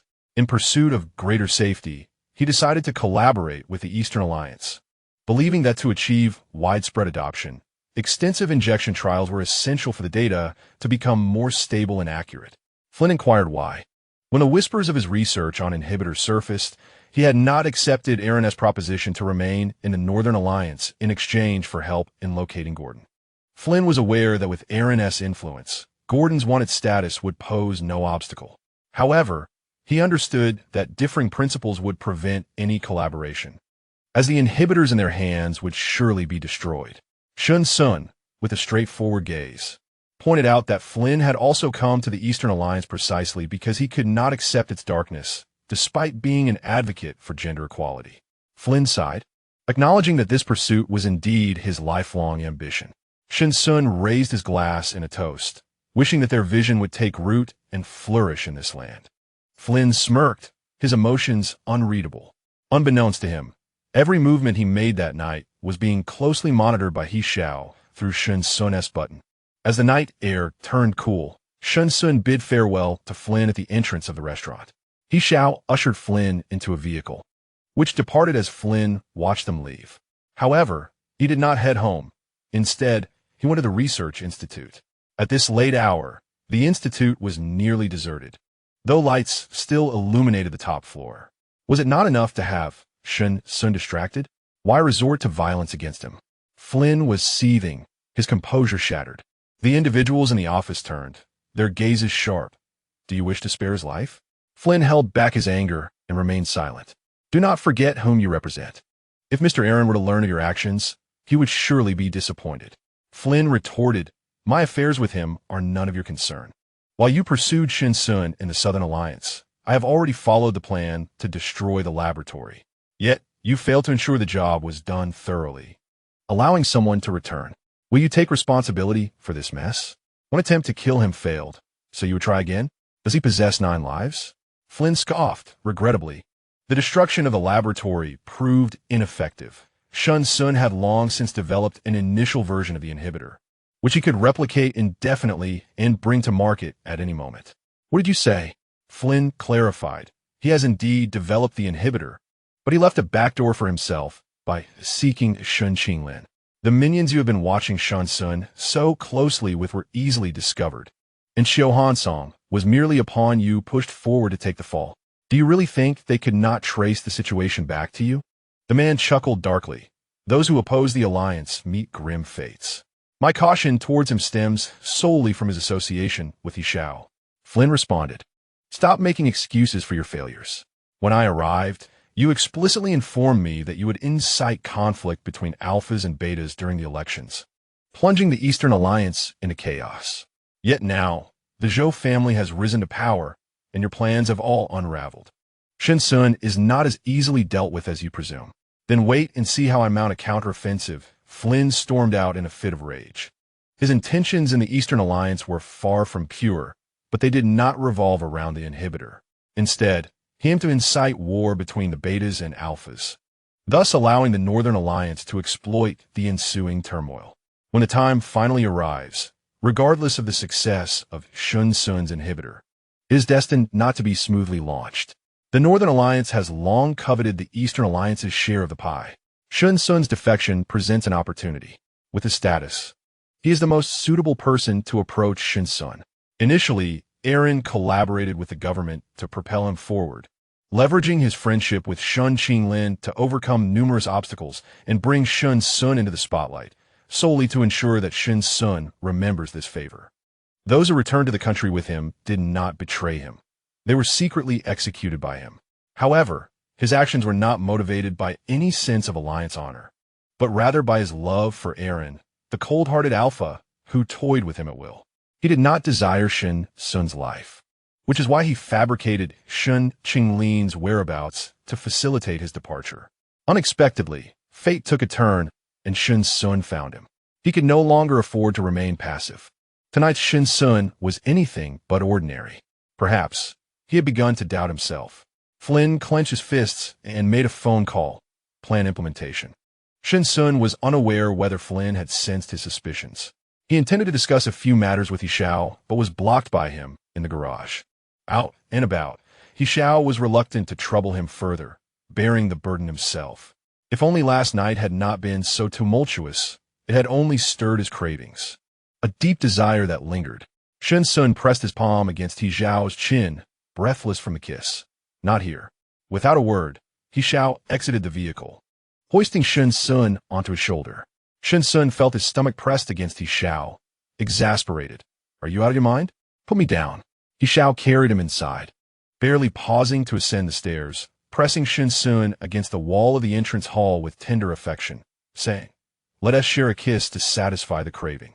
He Xiao was tall, and each kiss strained Shen Xun's neck. Through their shared experiences, they learned to adapt. Shen Xun was lifted, cradled by He Xiao. From this lofty height, Shen Xun found himself at the mercy of the younger, reckless wolf dog. In his vigor, nearly popped a few buttons off Shen Xun's shirt. A buzzing mechanical voice, in an attempt to showcase its intelligence, elevated its pitch. Warning, not suitable for children. What nonsense about being unsuitable for children? What are you talking about? The voice, as gentle as a spring breeze, wafted into the ears of He Xiao and Shen Xun. He Xiao paused, lifting his gaze from Shen Xun's neck to meet Su Lin's eyes as he rounded the corner. Chapter 84. Those I cherish deserve it. What are you standing there for? Su Lin suddenly snapped back to reality, hastily pushing He Xiao, who was approaching. Why are you pushing me? He Xiao stumbled back for quite some time. Just helping you exercise your body, Su Lin replied. Shen Xun, at that moment, fervently wished for a spaceship to whisk him away from Earth. Put me down. He closed his eyes, his tone laced with a hint of despair. He Xiao gently cupped his face, offering reassurance. It's all right, don't be afraid. Shen Xun mechanically adjusted his clothing as He Xiao tidied his hair, then took his hand and led him out of the entrance hall. Shen Xun, realizing the situation, suddenly withdrew his hand. He Xiao turned back. What's wrong? Nothing, just walk properly, don't look at me. He Xiao, I have never seen you in such a flustered state. Shen Xun, well, now you have. Upon entering the living room, Su Lin and He Xiao sat upright, their postures rigid. He Xiao approached first, his expression one of confusion as he inquired, what are you two up to? Is there an invisible panel of interviewers seated before you? Su Lin and He Xiao exchanged glances. After all, they were about to meet the suitor of their second son, an occasion that naturally induced anxiety, particularly given the fact that he was an Omega. Shen Xun greeted them politely, while He Xiao attempted to soften his demeanor by forcing a smile, which, due to his stern nature, appeared both peculiar and comical. He Xiao dared not comment on his father's facial antics, merely twitching his lips in a suppressed smile as he exchanged a glance with Shen Xun, who wore an expression of resignation. Thankfully, with the presence of the elder Omega Su Lin, Shen Xun felt somewhat at ease. He Xiao guided Shen Xun to the sofa, asking, what brings you two here? He Xiao, ever serious and taciturn, left the role of spokesperson to Su Lin, who explained, we heard you narrowly escaped a dire situation in the Southern Alliance. Your father and I felt compelled to check in, realizing this was the reason for their visit. He Xiao responded, in that case, why not stay for dinner tonight? Su Lin did not decline and exchanged a few words with Shen Xun before heading to the kitchen, where his culinary skills were limited to directing others. With no pressing personal inquiries for the two, He Xiao broached the subject of Shen Qinglin. He clarified that Shen's predicament was not due to deportation or detention under the Top Talent Introduction Program. One could apply through proper channels to bring individuals back to the country legally. Shen Xun inquired, how long would that process take? He Xiao glanced at He Xiao before replying, before the new year. Shen Xun was taken aback, with the new year merely half a month away. Even the swiftest procedures seemed implausible. It appeared that He Xiao was doing a personal favor for his son due to He Xiao's influence. Shen Xun sincerely expressed his gratitude. Thank you, uncle. He Xiao responded with a nonchalant acknowledgement, maintaining his stern paternal image.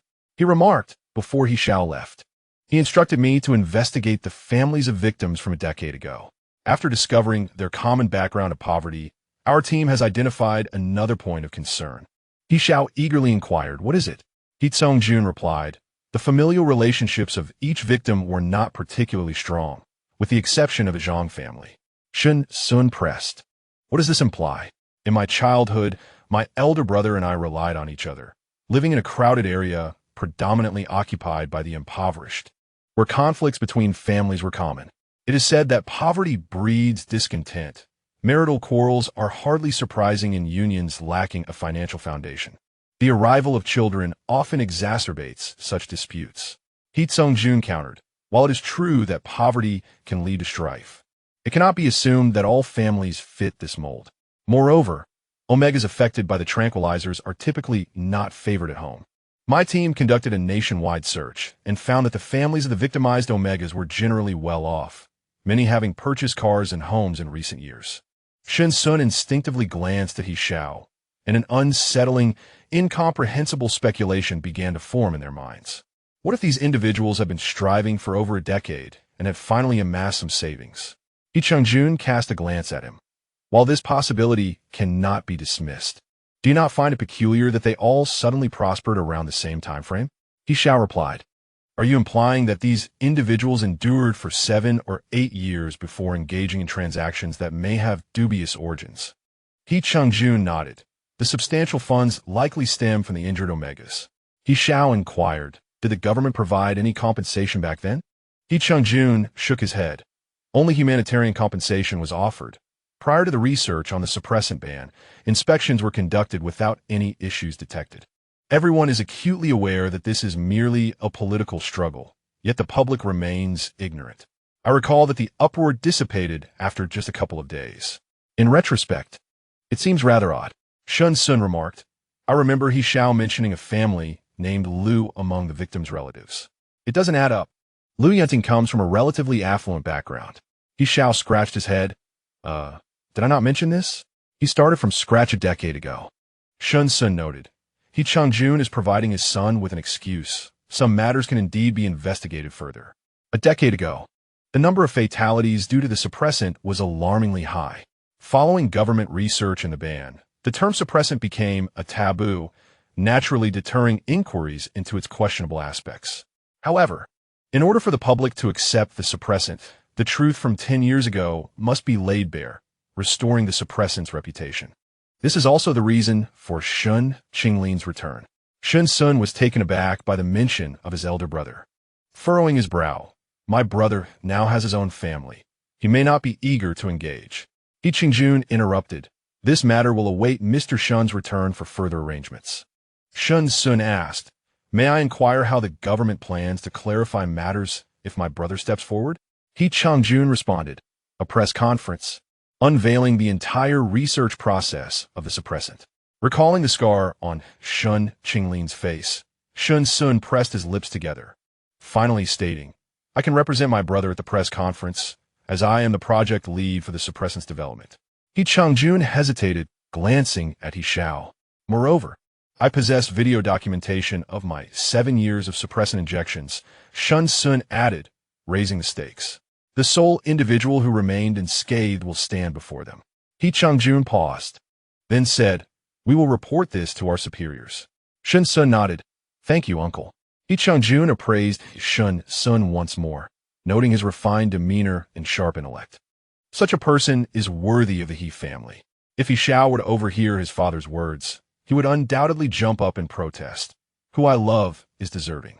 How much longer will you two continue this conversation? Su Lin's voice called from the kitchen. Wash your hands. It's time to eat. He Xiao promptly draped his arm around Shen Xun's shoulders, who squirmed a bit, feeling somewhat awkward. He Xiao, unfazed, led him to the wash basin. I'll help you wash your hands. Shen Xun was utterly speechless. Do I not have hands of my own? Chapter 85. No use shouting until your throat is raw tonight. He Xiao shamelessly enveloped Shen Xun's hand in his, rubbing it gently. Having hands does not preclude me from assisting you. Shen Xun, blushing, cautioned. Be mindful. There are elders present. He Xiao, looking forlorn, leaned into Shen Xun. I am nearly intimidated into submission by the two of them. Shen Xun, I find it quite agreeable to be wilted. Otherwise, he would spend the entire night tormenting me. You, with your merciless heart. He Xiao gasped in shock, wondering how my wilting could possibly benefit you. Shen Xun leaned closer to the sink, evading the lewd antics of certain individuals. He rinsed the foam off his hands, turned, pinched He Xiao's face, and kissed him lightly. Take your time to recover. I shall go have my meal first. He Xiao could only watch helplessly as his ruthless partner departed. Within him, a little yellow figure danced frantically, determined to make his night anything but pleasant. Su Lin and He Xiao truly acted as his own dear parents. Bidding farewell after their meal, Shen Xun gazed at He Xiao, who feigned a lecherous grin, feeling his legs weaken. I shall take a shower, he stammered, attempting to flee. Where do you think you're escaping, little beauty? He Xiao seized him in a manner akin to a mountain bandit, carrying him upstairs to the bathroom. Tonight, your screams would be of no avail. Shen Xun occasionally found himself regretting his initial agreement to become He Xiao's boyfriend. The following morning, Shen Xun awoke late once again. After being carried to the bathroom by He Xiao to freshen up, he was then taken to the dining room for a few bites of breakfast. He Xiao personally drove Shen Xun to the new laboratory. Due to the relocation, it was now somewhat farther than before. Are you feeling unwell anywhere else? Shen Xun shook his head. Could you possibly restrain yourself in the future? He felt discomfort all over. He Xiao nodded vigorously, indicating his understanding. Shen Xun sighed. He still did not know He Xiao well enough. Once in bed, he transformed entirely. The vehicle arrived at the parking spot beneath the laboratory, and He Xiao unfastened Shen Xun's seatbelt, leaning in for a gentle kiss, stating, I am to meet Zhang Shichang today. Shall I join you for lunch? All right. Unable to resist, He Xiao pecked at his lips a few more times before letting him go. Bing, keep an eye on him. If a single hair goes missing, I will make you pay dearly. Chu Bing nodded vigorously in response. Merely 10 minutes after He Xiao left the school, Zhang Shichang unexpectedly called. He Xiao, filled with delight, answered, I was just about to seek you out when you called. Where are you? I have something to discuss with you. I'm at MMM. The unusual sounds prompted He Xiao to accelerate. Zhang Shichang? The phone dropped to the ground, severing He Xiao's connection. He promptly called He Xiao. Father, I was on my way to find Zhang Shichang when he called me, but before he could say much, he was kidnapped. Please assist me in locating him and also send someone to protect his family. After hanging up, he sped towards the school where Zhang Shichang was located. He arrived in tandem with the police. The officers summoned Zhang Shichang's roommate, who revealed that he had left early that morning. They then reviewed the school's surveillance footage, discovering that he had hurriedly exited the library and headed north, entering a blind spot. He Xiao subsequently collaborated with the police to examine surveillance from the shops opposite the school and along the road, but found no suspicious individuals or vehicles. By this time, 3 hours had passed since Zhang Shichang had been abducted. Shen Xun waited anxiously in the laboratory for He Xiao, feeling increasingly perturbed. Surely nothing untoward had occurred. He Xiao would not simply abandon their appointment without a word. After some contemplation, he took out his phone and dialed He Xiao's number. Upon receiving Shen Xun's call, He Xiao slapped his forehead in realization and hurriedly responded, My apologies. I lost track of time while being busy. Have you eaten yet? Shen Xun inquired. Is something amiss? There was no point in concealing the truth, He Xiao replied. Zhang Shichang has been kidnapped. He called me just before it happened, seemingly wanting to discuss something important. What? Shen Xun murmured softly. Have you investigated Flynn? He Xiao replied, I have. It's not him. Shen Xun said, You carry on with your matters. I shall dine alone.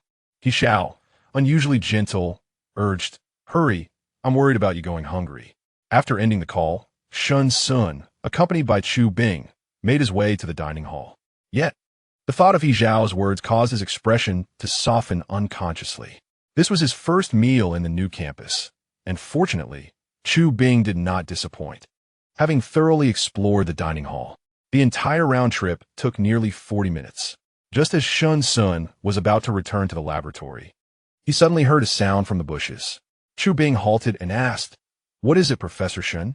Shen Xun pointed to the wall on his left, saying, "Please check the thicket over there. It seems something is stirring." Chu Bing approached with suspicion, parting the underbrush only to be taken aback. There lay a boy of 7 or 8 years. Shen Xun, upon hearing the commotion, hurried over and found the boy shivering in a thin garment, immediately shedding his coat to cover him. Chu Bing, alarmed, urged Professor Shen, "Put your coat back on. If you catch a chill, I will be in grave trouble." Shen Xun admonished, "Enough of this foolishness. Hurry, lift him up and take him to the hospital." Chu Bing complied without hesitation. Yet Shen Xun could not mask his astonishment. He recognized the child, Su Linran, who lived in the rose garden and had once been his little neighbor. How could he be here and in such a state, in the frigid weather? The boy was clad only in a thin sweater, grimy and inadequate. Shen Xun could not afford to ask questions. The child was barely conscious, and their priority was to get him to the hospital. Fortunately, they arrived in time, averting a potential life-threatening situation. After completing the admission procedures, Shen Xun finally exhaled a sigh of relief. When He Xiao arrived at the laboratory and found Shen Xun absent, his heart skipped a beat. Instinctively, he pulled out his phone to check contacts. After receiving the news, he rushed to the hospital, breathless. Upon seeing him approach, Shen Xun explained the situation, and He Xiao, incredulous, replied, "Don't worry, I will immediately have someone notify his grandmother." "No need to notify her. She has already been taken into custody." Chu Bing suddenly interjected. "I just overheard nurses discussing a child trafficking case, and they identified the boy as one of the abducted." "What?" Shen Xun and He Xiao found the situation absurd. However, the elderly woman might have some mental instability. It was uncertain whether she would even face incarceration. Shen Xun returned to the ward, staring blankly at the child on the hospital bed. After finishing a phone call, He Xiao was soon approached by someone who would clarify the unfolding events. Su Linran had been taken by the elderly woman who had lost a grandson many years prior. It was she who personally took care of him, but due to an oversight, he tragically drowned. In a twist of fate, she mistakenly kidnapped Su Linran, primarily because her mental state had deteriorated during that period, leading her to believe Su Linran was her own grandson. Recently, after experiencing some form of trauma, her memories returned, and she no longer recognized Su Linran, subjecting the child to severe mistreatment. Eventually, it was Shen Xun who found him. Chapter 86. Time was of the essence. His pheromones were overwhelming when Su Linran awakened. He wore a vacant expression, displaying emotion only in the presence of Shen Xun. Shen Xun waited until he fell asleep before leaving with He Xiao. Observing the fatigue etched on Shen Xun's brow, He Xiao tenderly caressed him, ensuring that Shen Xun did not touch the ground on their way home. Fearing a repeat of the previous day's embarrassing incident, Shen Xun gently patted He Xiao's shoulder, indicating his desire to walk. He Xiao acquiesced. Having been busy since the afternoon without a sip of water, Shen Xun was quite famished. Fortunately, there was a meal awaiting them at home. At the dining table, they discussed the kidnapping of Zhang Shichang. If a person could be found within 24 hours, the chances of survival were significantly greater. I have already made arrangements with the police department, and they are working tirelessly through the night. Shen Xun inquired, "What do you think Zhang Shichang wanted to convey?" His tone had been urgent and tinged with a hint of panic, possibly having just been threatened.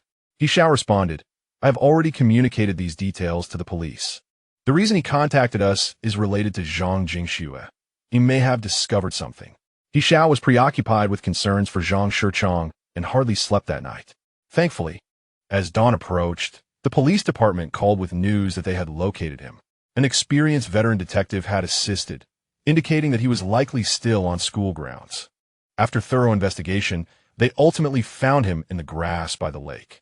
Zhang Shichang was naturally taken to the hospital, where he requested to see He Xiao. As He Xiao turned to answer a call, he noticed that Shen Xun had already awakened. He had no choice but to hang up and embrace Shen Xun. Shen Xun had grown accustomed to his embrace, a testament to the nurturing bond their pheromones had created, leaving them unable to be apart. Whose call was that? Shen Xun's voice was soft and languid, imbued with the confusion of waking from slumber, a sound that resonated beautifully in He Xiao's ears. It was the police. He Xiao replied, I mentioned before that they must call me whenever they find Zhang Shichang. Shen Xun said, then you should go. He Xiao leaned down to kiss his forehead, saying, you should sleep a little longer. All right, Shen Xun replied. Only then did He Xiao rise to dress.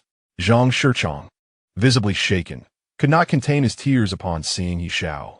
Trembling uncontrollably, he murmured, they were truly terrifying, absolutely terrifying. A chill ran through He Xiao's heart as he urgently asked, who are they? Zhang Shichang grasped He Xiao's wrist tightly, saying, did you think that my earlier act of throwing pain on Professor Shun was an intentional act of revenge? Indeed, it was deliberate, but it was not an act of retribution. He Xiao gently patted Zhang Shichang's wrist, urging him, take your time and speak slowly.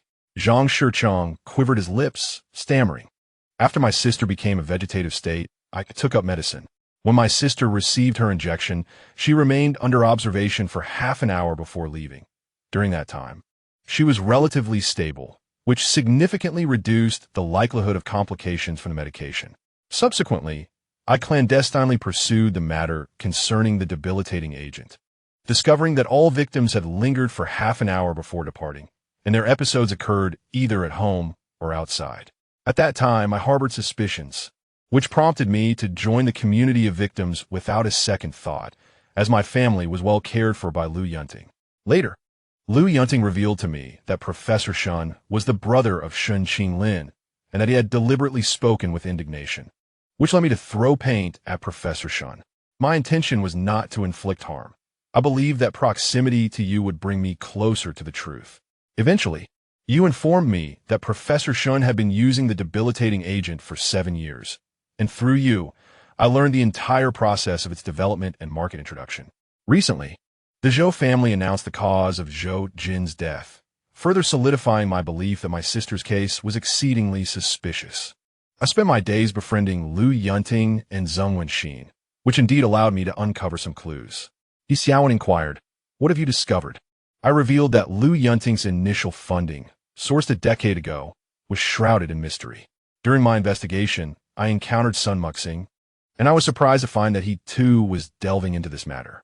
However, we typically had little interaction and agreed to investigate separately while sharing information privately.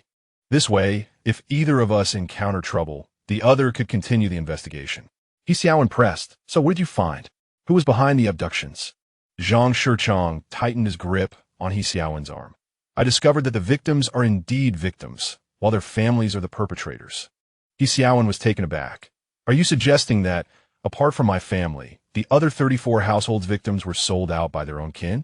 They pushed the least favored Omega in the household to accept free injections of the debilitating agent. The agent itself is harmless. It is they who added substances to the Omega's food, just as in the case of Zhou Jin's demise. Zhang Shichang's voice trembled. I cannot fathom why they would act so depravedly. It is a living human life at stake. Those Omega who received the injections may have been blissfully unaware, only to be betrayed by their own families that very night. He Xiao was evidently shaken by this revelation. After a pause, he asked, what about Zheng Wenxin? She's a victim. Why is she unharmed? Zhang Shichang grew more agitated, because she is the mastermind behind this entire affair, masquerading as a victim to infiltrate their ranks, simply to manipulate those once in the know. As for my family, we were merely caught up in a series of unfortunate events. He Xiao concluded, so among the 35 victims in Foming City, aside from your family, the essence of the debilitating agent incident is that they orchestrated it themselves? Zhang Shichang nodded vigorously. He Xiao added, as for why they failed to eliminate you, we should perhaps be grateful for your phone call to me. Your investigation into Lu Yunting must have been discovered, Those individuals, in a rush, attempted to abduct you, aware that I could reach the school promptly. In their panic, they cast you into the lake. Little did they know, your fate was not to end there. The police informed me that a large stone had saved you. However, all this is hearsay. I possess no tangible evidence. My investigation with Sun Muxing was forcibly halted. He Xiao reassured him, "It matters not. From now on, you shall remain safely at school, and I will have others investigate." Zhang Shichang cautioned. Yet they are undoubtedly on guard, erasing any evidence. He Xiao nodded in agreement. It is indeed possible. Perhaps the evidence has already been destroyed by them. Zhang Shichang, growing anxious, inquired, "What shall we do then?" He Xiao replied, "You should consider becoming a police officer. Perhaps I will guide you on what to do next. But it is highly likely that we will begin our investigation by probing into their financial dealings." After concluding his conversation with Zhang Shichang, it was already 8 in the morning. Coincidentally, Su Linran was residing in the same hospital. He Xiao contemplated visiting for a brief moment, but was interrupted by a message from Chu Bing. It read, "Professor Shun was summoned to the hospital by a phone call to meet that child named Su Linran. Professor Shun instructed me not to call you, saying you were busy, so I could only send you this message." He Xiao's heart swelled with joy. Was this not fortuitous? He wondered if Su Linran had breakfast yet. With that thought, he picked up his phone to call Shen Xun. Just as he exited the ward, a sudden uproar erupted downstairs. "Quickly, activate the emergency pheromone response team. A high-ranking Omega is in heat. Hurry, this floor is the children's ward. Escort all alpha parents back to their rooms and lower the isolation barriers between all alphas and omegas in the inpatient department. There is no time. His pheromones are overwhelming."